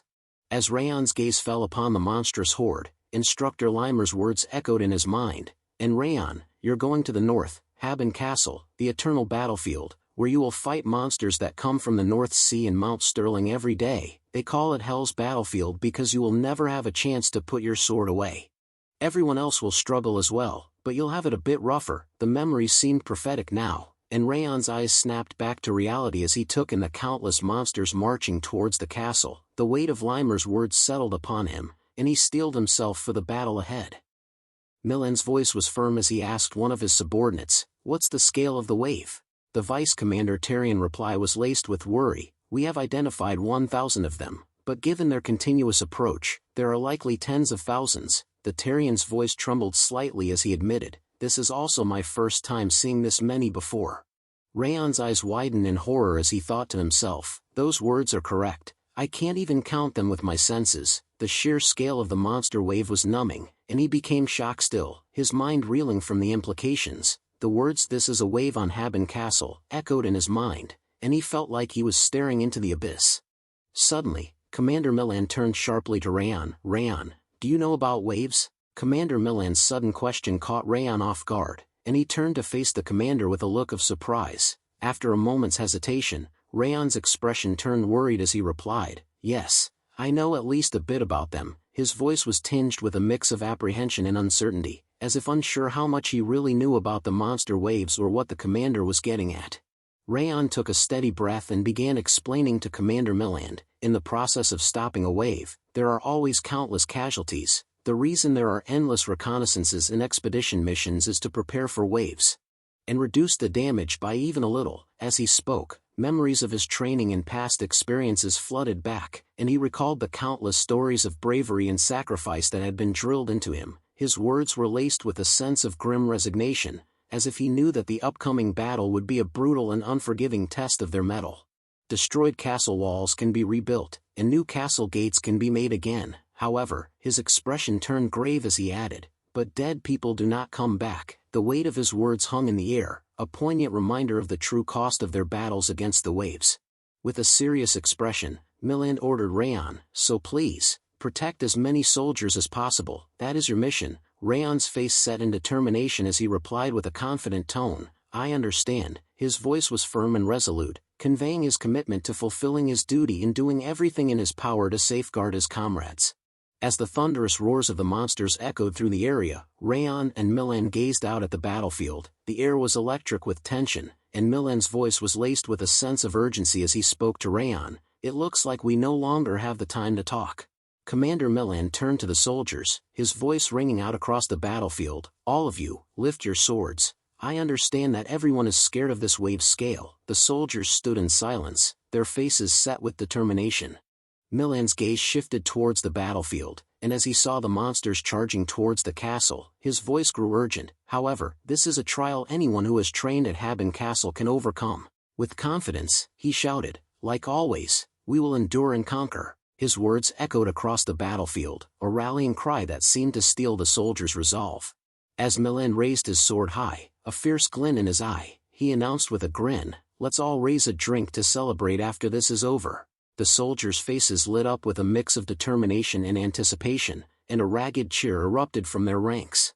Milan's voice rang out, sharp and commanding, "Shield warriors, spear warriors, to the front of the walls. Archers, take position on the ramparts." The soldiers sprang into action, moving swiftly to their assigned positions. The archers climbed up to the ramparts, their eyes scanning the approaching horde as they readied their bows. With a collective rustle of leather and wood, they nocked arrows and drew back their strings, their fingers tense and ready to release. The air was thick with anticipation as they awaited the command to fire, their sights set on the monsters charging towards them. Milan's sword sliced down through the air, and he bellowed, "Fire!" The monsters, realizing the arrows were flying towards them, let out panicked roars. The archers released their arrows in unison, unleashing a deadly hail of projectiles towards the monster wave. The arrows soared through the air, their steel tips glinting in the light as they hurtled towards their targets. The monsters' panic was palpable, and for a moment, it seemed like the tide of battle might shift in favor of the defenders. The arrows rained down, piercing the monsters' bodies with deadly precision. The beasts' screams echoed through the area, a cacophony of pain and terror. As the monsters fell, the ground became slick with their blood, and the area began to pile up with lifeless corpses. The smell of blood and death hung heavy in the air, mingling with the acrid scent of sweat and fear. The monster's cries grew fainter, replaced by the sound of thudding bodies and the labored breathing of the defenders. Despite the carnage, the monsters continued to press forward, their relentless tide, seemingly unending. The scout's voice was laced with panic as he shouted, "Wait, look over there." He paused, his eyes fixed on the approaching figure, before continuing, "An elite orc is running over." The scout's words drew the attention of the defenders, who turned to see the elite orc charging towards the castle wall. The orc's massive frame and gleaming axe seemed to make him almost invulnerable, and he plowed through the hail of arrows without flinching. "Shit, he's targeting the gates," someone shouted, panic etched in their voice. "Block him quickly." The order was barked out, but before anyone could respond, another defender chimed in, "Arrows aren't working." The elite orc continued to charge towards the gates, his axe flashing menacingly as he dodged and weaved between the arrows. The flash of lightning illuminated the darkening sky, striking the elite orc with incredible force. The orc's body stiffened, and it crumpled to the ground, motionless. Milan stood tall on the walls, his sword still crackling with electrical energy. "I will protect these gates," he declared, his voice ringing out across the battlefield. The sudden display of power left the defenders stunned, but one soldier quickly rallied them, shouting, "Everyone, come to your senses. Commander Milan is with us." The soldier's words snapped the defenders back to attention, and they gazed at Milan with renewed hope and determination. The scout's warning cry echoed across the castle walls. "They're climbing the castle walls. Block them. We can never let them climb over." The orcs, fueled by their ferocity, began to scale the walls with their daggers, showing no signs of fear. Milan's voice rang out, calm and authoritative, "As soon as they reach the top, fire your aura to drop them." As the orcs crested the wall, the defenders sprang into action, charging towards them with a fierce determination. The soldier's cry of pain echoed through the castle walls as he fell. "Whack! An orc got over. Save me!" The orc, having successfully climbed over, charged towards the fallen soldier, its blade raised high. But before it could strike, Raon burst forward, his movements swift and deadly. With a precise strike, he finished off the orc. Raon's expression was etched with concern as he asked the soldier, "Are you hurt anywhere?" The soldier, still in awe of Raon's strength, shook his head and replied, "No, thanks." His eyes lingered on the massive body of the orc, a testament to Raon's incredible prowess. Raon's gaze swept across the battlefield, his eyes taking in the seemingly endless horde of monsters. He thought to himself, "This truly is hell, even though I feel like I've already killed a few hundred. It doesn't look like I've even made a dent to their numbers." His gaze fell upon the front lines, where wave after wave of monsters continued to surge forward, their numbers showing no signs of dwindling. The scout's voice rang out across the castle walls, "All units, prepare for impact. A boom skull is approaching on the right side of the castle." Raon's expression turned grave. Before Raon could react, a deafening explosion erupted behind him. Boom!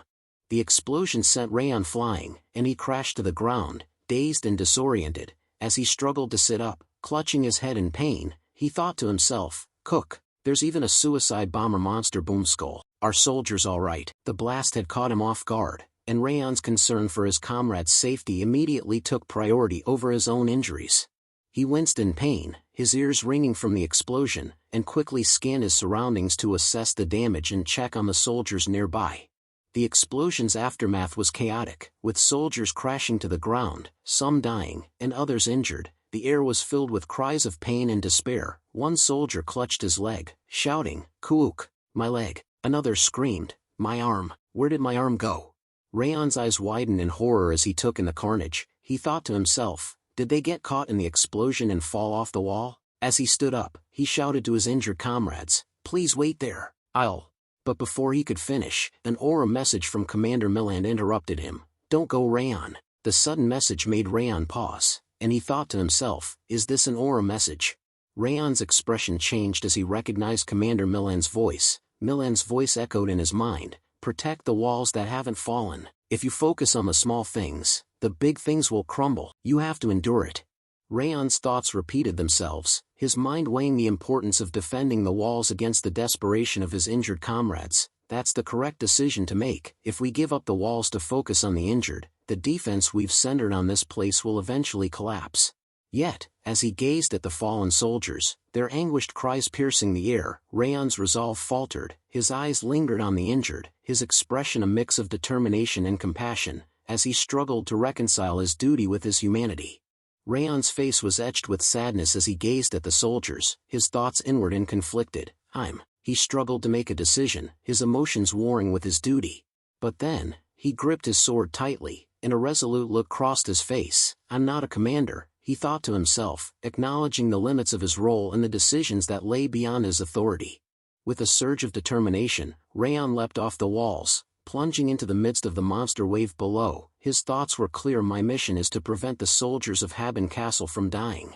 Without hesitation, he charged forward, his sword flashing in the sunlight, driven by his desire to protect his injured comrades. Raon's actions were a testament to his bravery and selflessness, as he put himself in harm's way to safeguard the lives of others.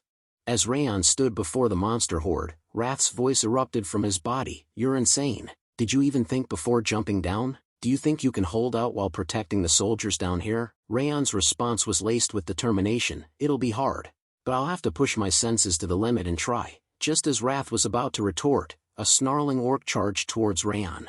Wrath's voice was laced with venom and disdain. You idiot, to think you'd make such an emotional decision. The only thing in front of you is a dog's death now. The words were meant to cut deep, and Raon's gaze didn't waver, his determination to protect the soldiers unwavering despite Wrath's harsh words. With blade of requiem in hand, Raon's thoughts turned inward, an emotional decision. That's true, even though the right thing to do in this situation is to run away. In this life, I swore to myself that I'd live not as an assassin but as a swordsman. His eyes burned with determination as he steeled himself for the battle ahead. With unwavering confidence, Raon declared, before I fall, not a single one will get past me. I will definitely endure and survive. His voice echoed through the battlefield, a declaration of his unyielding resolve. Without hesitation, he charged forward, his sword flashing in the light as he plunged into the heart of the monster horde. The battlefield was a blur of chaos and carnage as Raon slashed down orc after orc, his sword slicing through the enemy ranks with deadly precision. Amidst the mayhem, he thought to himself, this hell. The battle raged on, with Raon slashing, and slashing again, his movements a blur of steel and fury. He showed no signs of fatigue, his sword arm relentless as he cut down monster after monster. The air was thick with the stench of blood and sweat, and Raon's dress and body were drenched in the crimson fluid, a testament to the unending carnage. Raon's hands were a mess, his skin torn and shredded, covered in his own blood as well as that of the monsters he had slaughtered. Despite the excruciating pain, he refused to stop, pouring every last drop of his aura into his sword strikes. The only sensation Raon's hands seemed to register was the familiar feel of his sword slicing through flesh and bone, a morbid rhythm that drove him forward. With each strike, he dashed forward, pushing through the monster wave with a singular focus. The battlefield had become a surreal landscape, with the crimson hue of monster blood dominating Raon's vision. As he charged forward, a mountain of dead monsters piled up behind him, a grim testament to his unrelenting ferocity. The sheer number of creatures he had slaughtered was staggering, and yet Raon showed no signs of slowing down. Raon's roar of rage echoed across the battlefield as he charged forward. Without pause or hesitation, he cut down group after group of monsters, his movements a blur of steel and fury. Fear seemed a distant concept, as if Raon had transcended the bounds of mortal concern, driven solely by his unyielding fury and determination. As the night wore on, the moon rose high in the blood-soaked sky, casting an eerie glow over the battlefield, but even as it reached its zenith, the moon began its slow descent, waning in the darkness. As the first light of dawn crept over the horizon, Raon stood wearily in front of the walls, his sword still clutched in his hand. The battle-scarred landscape around him was a testament to the ferocity of the fight, with the bodies of monsters strewn about in every direction. The aftermath of the battle was a grim reminder of the carnage that had unfolded. Raon's gaze swept across the battlefield, and he saw that the monsters had been vanquished, but at what cost? The ground was littered with the bodies of the fallen, and the air was heavy with the stench of death. Raon's expression was somber, his eyes filled with a mix of sadness and exhaustion as he took in the devastation. Meanwhile, a lady's eyes gleamed with intrigue as she gazed at Raon's face in her crystal ball. A sly smile spread across her face as she thought to herself, Raon Sieghart. Her thoughts drifted back to her original objective, the destruction of Haben Castle and the acquisition of the incarnated body. Her long nails clicked softly as she placed her hand on her face, her mind whirling with calculations and schemes. The lady's masked face gleamed with an otherworldly intensity as she gazed at Raon's visage in the crystal ball. The hood that shrouded her head seemed to absorb the light around her, making her eyes sparkle like stars in the darkness. Her smile grew wider, a cold, calculated smile that hinted at secrets and schemes. "But I've gotten an unexpected harvest," she murmured, her voice barely audible. The crystal ball seemed to glow with an eerie light, illuminating the shadows on her masked face. As she contemplated the possibilities that Raon's presence presented, the scene shifted in Haben Castle in a room.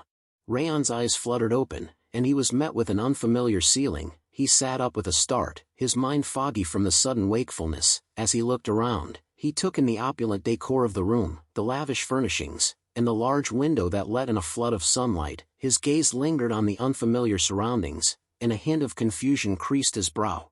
Raon's eyes narrowed as he replayed the events in his mind. The castle walls came down, and I was hanging in there until the cave was open, he thought to himself, his brow furrowed in concentration, trying to recall what happened.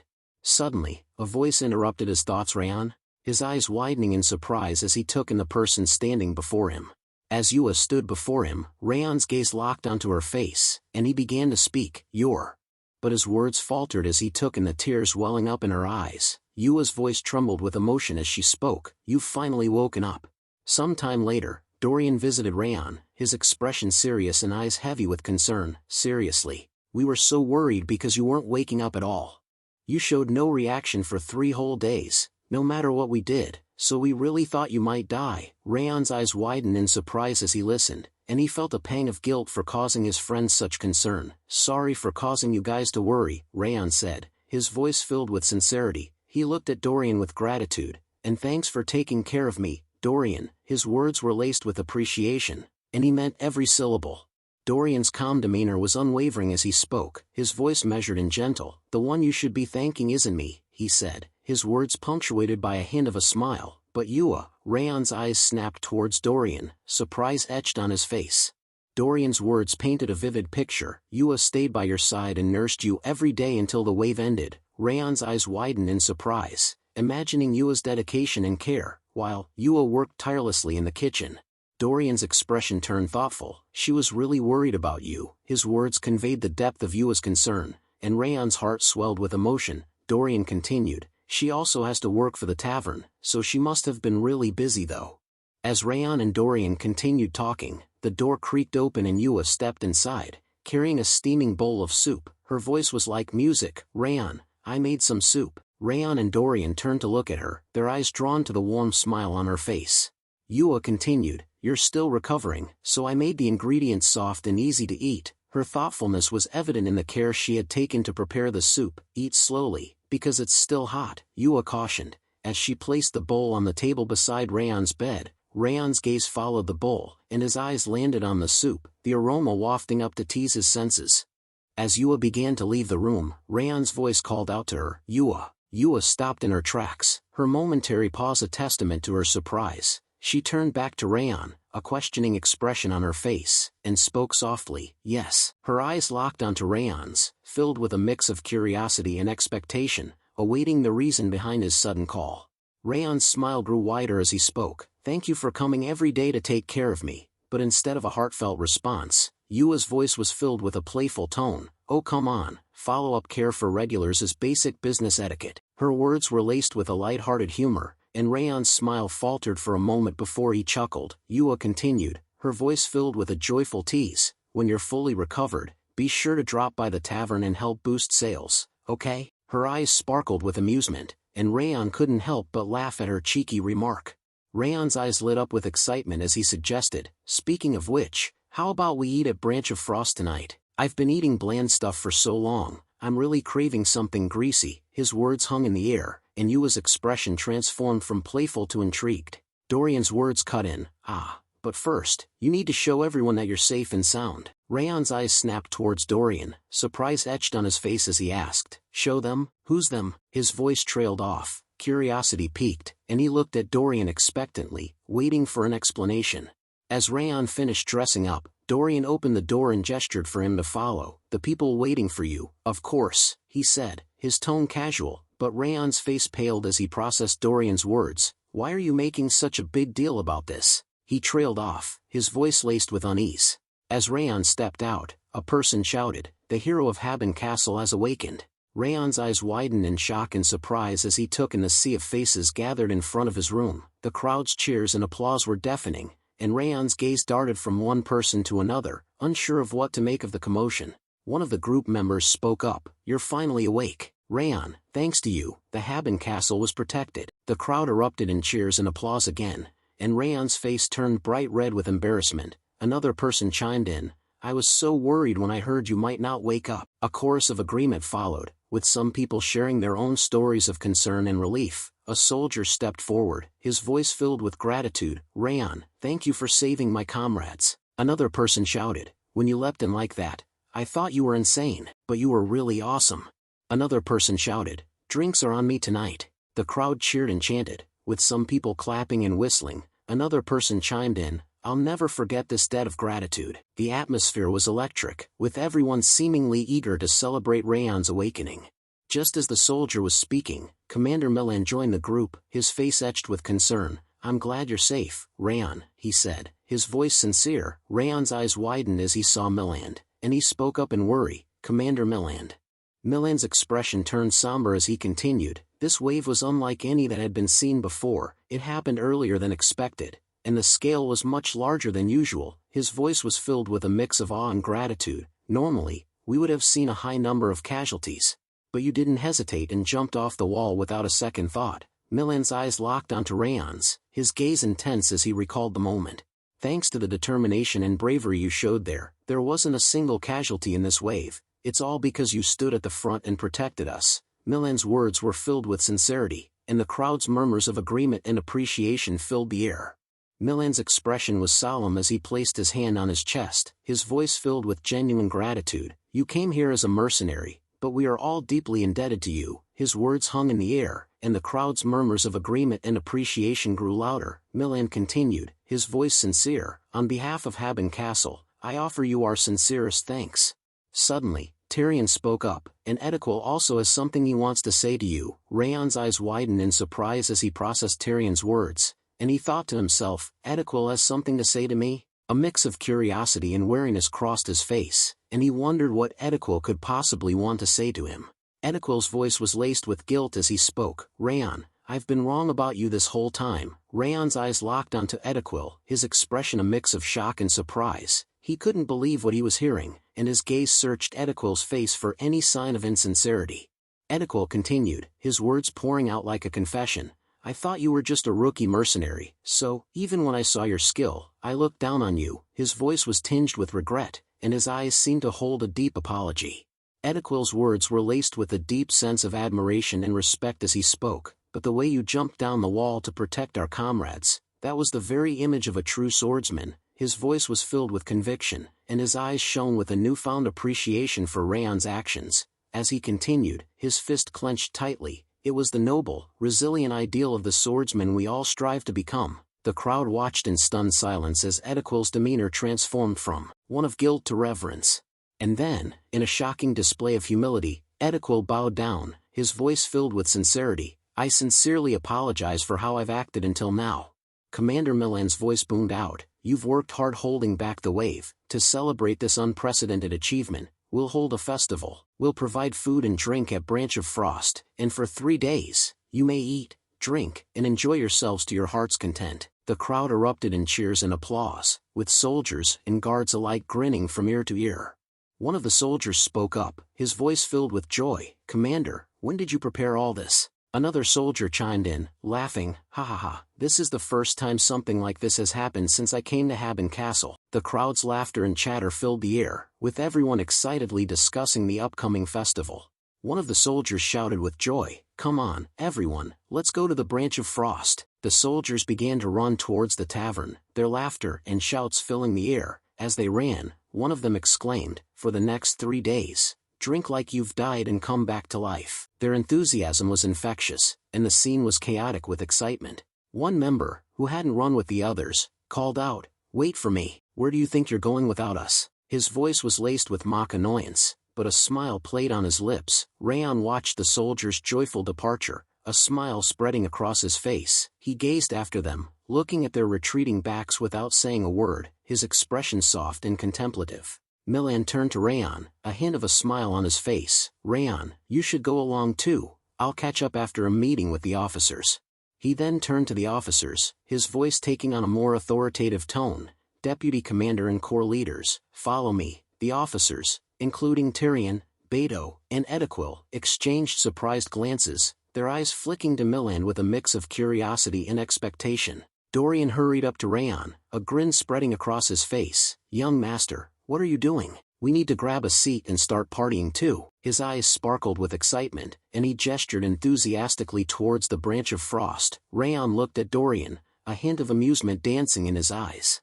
Meanwhile, inside Commander Milan's office, Milan's expression was serious as he spoke to the officers. You're not planning to just shower Raon with praise and be done with it, are you? His tone implied that more substantial recognition was needed. Vice Commander Tyrion nodded in agreement. Of course not. We need to grant him the greatest reward and appropriate compensation. Raon saved countless lives. The other officers murmured in agreement, their faces reflecting their gratitude and admiration for Raon's bravery. Milan's words hung in the air. I'm thinking of giving him something more valuable than gold. The officers looked at him in surprise, their eyebrows raised in curiosity. Tyrion's voice was laced with skepticism. Something that's more valuable? Milan's expression was resolute. I plan to give him the Haben Castle's artifact. The officers' eyes widened in shock, their faces pale with astonishment. The room fell silent, with the weight of Milan's words sinking in. Raiden's voice trembled with shock. Are you really giving him the Snowhorn sword, the symbol of the castle? Tyrion's eyes widened in incredulity. Don't tell me you're planning to name Raon the next Lord of Haben Castle. Milan's expression turned stern. Don't be ridiculous. That sword is a symbol, not an artifact. Raon will be receiving something else. Raiden let out a relieved chuckle. Milan revealed a box, his voice filled with significance. What I plan to give Raon is this. Tyrion's eyes widened in surprise. This is. Before he could finish, Milan confirmed, yes, armor made from the mana stone of the Orc Lord. It's called the White Soul Armor. As Milan opened the box, the officers gasped in awe. Beholding the breathtaking armor, the White Soul Armor shone with an ethereal glow, its intricate design seeming to pulse with an inner light. Milan's voice was filled with conviction as he continued, it's said to be more valuable than the Snowhorn sword, the castle's symbol. But when you think of what Raon's done, this is the least we can offer. His eyes shone with a deep sense of gratitude and admiration for Raon's bravery. Milan's tone turned solemn. He risked himself to save others. I'll only feel at ease if I can at least protect him with this. The officers nodded in agreement, their faces reflecting their understanding of Milan's words. Raiden's face lit up with enthusiasm. I agree. This will be the perfect gift. Tyrion nodded thoughtfully. Considering how many lives Raon saved, nothing would truly be enough. Edequil's voice cut through the conversation. Commander, I have a question. Tyrion turned to Edequil in surprise, his eyebrows raised slightly. Milan nodded. Go ahead, Edequil. Edequil's calm voice asked, Raon is not just an ordinary mercenary, is he? The room fell silent, with the officers exchanging shocked glances. Commander Milan's expression turned speechless, his eyes locking onto Edequil's with a mixture of surprise and wariness. Edequil's eyes seemed to bore into Milan's, his voice steady as he continued, after remembering Raon's martial arts. The martial art he used wasn't something simple. No matter how talented, a mere mercenary couldn't reach that level.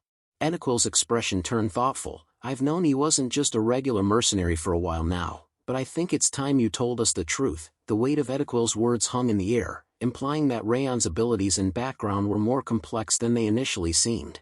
Commander Milan spoke in seriousness. I'm sorry, but there are still reasons that I can't tell you everything. His expression turned solemn, but I promise you this. His words trailed off as his attention seemed to shift, his gaze focusing on something beyond the room. Meanwhile, Raon and Dorian reached the branch of frost, where Yua was waiting for them. Milan's thoughts seemed to follow them, a hint of warmth in his voice as he continued. That child has always been sincere with us here. His words conveyed a deep sense of trust and appreciation for Raon, leaving the officers with more questions than answers about Raon's mysterious background. Commander Milan's gaze swept across the officers, his expression calm and reassuring. One day, the time will come when he reveals his true identity on his own. He's not someone tainted by darkness, so you don't need to worry. His words seemed to put the officers at ease, and he concluded, so for now, let's enjoy the festival. Meanwhile, inside the branch of frost, the atmosphere was lively and joyful. The soldiers chatted and laughed, drinking beer from wooden mugs alongside Raon. One of the soldiers, with a mug raised high, announced, "Let's celebrate the birth of a hero." The other soldiers cheered in agreement, their faces flushed with excitement and camaraderie. Raon's face lit up with a warm smile as he joined in the celebration, the festive atmosphere infectious and joyful. 10 months had passed since Raon first arrived at Haben Castle. The seasons had turned, and winter had blanketed the castle and the surrounding forest in a thick layer of snow. Raon sat quietly on the ground, his gaze fixed on the majestic mountains in front of him. The peaks were shrouded in a misty veil, their snow-covered slopes glimmering in the pale winter sunlight. As Raon sat amidst the winter quietude, he began to remember his past days in Haben Castle. The memories flooded his mind like a stream, and he felt a mix of emotions. The 10 months since his arrival felt both long and short. So many things happened during these 10 months, he was also able to achieve a lot. Raon recalled a pivotal part of his journey at Haben Castle. He remembered that he was able to learn to manipulate spirit energy thanks to the true soul sword he got from Kuberud. Then, his thoughts turned to the harrowing experience of enduring against the monster wave right there at Haben Castle, a place many called Hell's Battlefield. The memories of that intense battle lingered, a testament to his resilience and the strength he'd found. For the last half year after the wave, Raon remembered that he was able to learn a new way to use Glacia. The skill had grown with him, becoming a part of his arsenal against the challenges he faced.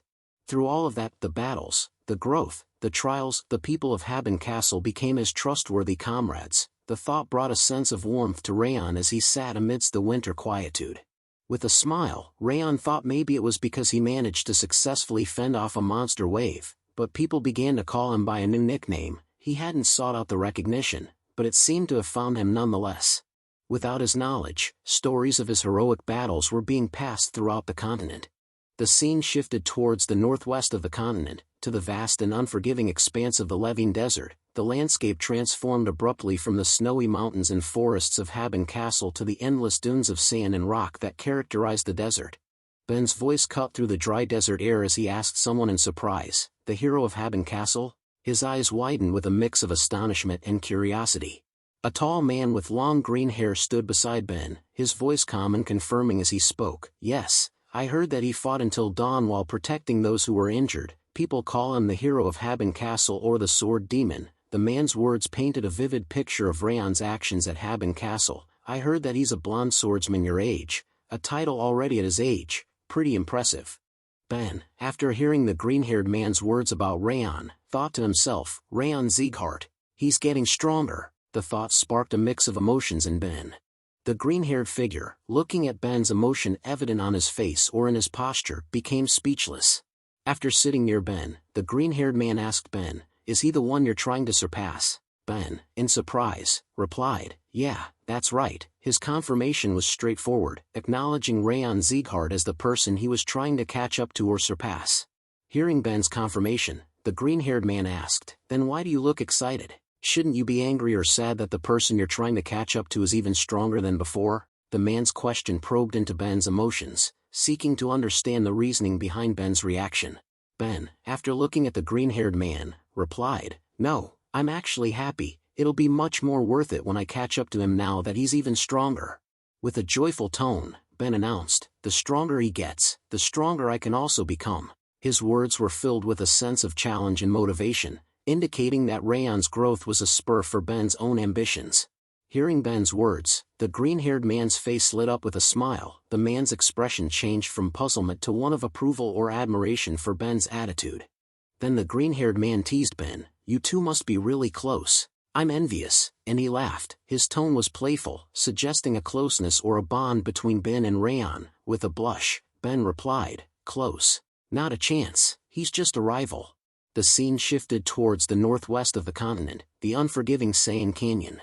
Martha, her armor battered, her breathing heavy from the toll of battle, sat on a jagged rock, her bloody sword plunged into the sand below, as if anchoring her to the harsh reality of the canyon. With a voice trembling between disbelief and fury, she demanded, "What? A blonde swordsman is being hailed as the hero of Haben Castle?" A man with light brown hair, his eyes filled with a mix of caution and empathy, replied in a low tone, "Yes. I heard he single-handedly halted a monster wave there. I thought you'd want to know, considering you've always had an interest in the battles of Haben Castle." Martha's face twisted in a dejected, almost tortured look. I did expect him to grow stronger. Her words were a strained whisper, then she paused, her gaze lost in the burning canyon horizon. But just how much stronger is he going to get? She spat, her voice rising to a curse. Damn bastard. Her anger seemed to shudder through the canyon air. The light brown hair subordinate, witnessing Martha's torment, stepped forward with urgency to calm her. Rumors, they are often exaggerated. I don't know who this swordsman is, but I swear, you are stronger than him now.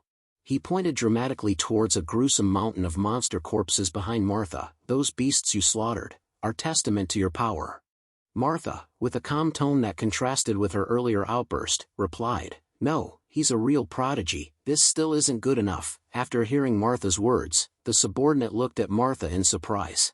Martha continued, after gritting her teeth and clenching her fist tightly, she murmured, I can feel it. I can feel that he's getting stronger even now. Her voice was low, almost as if speaking to herself, but conveyed a deep sense of awareness and perhaps unease about this Raon's growth.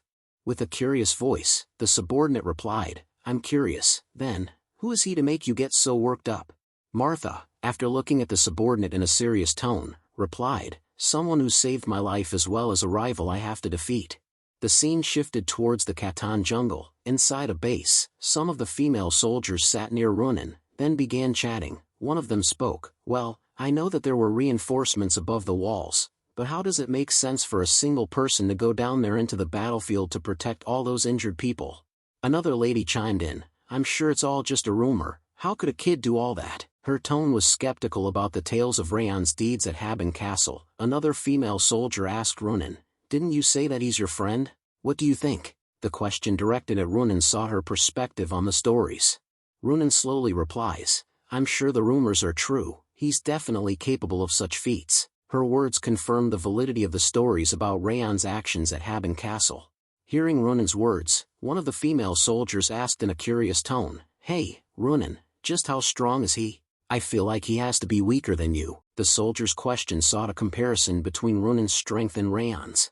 Ronan, after looking down, replied, no, he's stronger than me both physically and mentally. Her admission was straightforward, acknowledging Raon's superiority in both aspects. After hearing this, the female soldiers asked in shock, what? You're kidding? Their reaction was one of disbelief.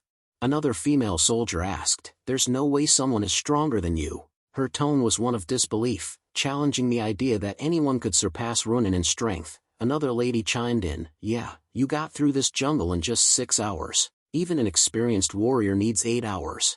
A lady who sat on a tall tree branch spoke, you take on a different atmosphere whenever the topic is about him. Is he like your rival or something? Are you here to get better than him? Her observation noted a change in Ronan's demeanor when discussing Raon.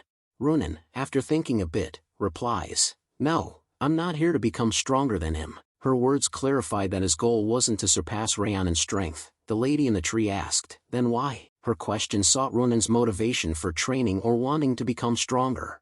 Ronan, who was sitting, explained, I want to become stronger enough to be able to aid him by his side, so that I'm not a burden, so that I can help him. Her words conveyed a desire to be strong enough to support Raon. While Raon sat in snow in meditation. After closing his eyes, Raon thought, all right, the more I use it, the more Glacia's sense feel more vivid.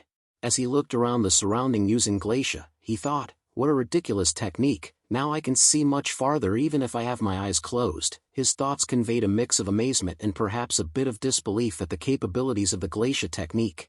After remembering Wrath's anger in the past, he thought, there's a reason Wrath was so mad when I got this skill. He remembered Wrath shouting at the system when he got the skill, this can't be happening. Raon's recollection of Wrath's intense reaction underscored the significance of the Glacia skill and Wrath's opposition to it. After opening his eyes, Raon looked at Wrath who floated mid-air and was looking at mountains intensely. Raon thought, but he's been quiet lately. He's always looking at the peak of Mount Sterlin. I need him to make bets or something to get something out of him. While Raon was lost in intense, brooding thoughts, Wrath's voice cut through the air like a challenge, calling out, Raon Sieghart. Raon snapped out of his thoughts with a jolt of surprise, his eyes narrowing slightly as he replied with a tense, yeah. Wrath, his gaze piercing as he floated in midair, asked with a hint of a smirk, how about a bet? It's been a while. For a moment, Raon's eyes locked onto Wrath's, a flicker of wariness crossing his face, then he asked with a low, measured tone, that's out of the blue, you've been so quiet lately. What kind of bet did you have in mind? Wrath, his voice dripping with an air of simplicity that belied its true stakes, said, "It's very simple." Then Wrath asked, his voice taking on a probing tone, "Was the test from that pointy-eared dude to survive in this place for a year?" Raon, his jaw tightening slightly in conformation, replied in a firm tone, "Yeah, I have less than 2 months left of that now." Wrath, after thinking, floated above Raon's head and spoke with a cold, challenging tone, "All right, we'll bet on that then. I'll bet that you won't survive the remaining 2 months." Raon, after hearing Wrath's words, asked Wrath in a teasing, provocative tone, "Are you serious?" Wrath, in a burst of anger, shouted, "I don't ever lie." After seeing Raon's doubtful gaze, he murmured with growing ire, "What's with that doubtful look on your face?" Raon simply replied with a calmness that contrasted with Wrath's anger, "You've lied tons of times though." Raon, after looking at Wrath, thought inwardly, is he really stupid? He considered his situation. I have less than 2 months left until graduation, and the wave is over too, there is less risk of Eden attacking too.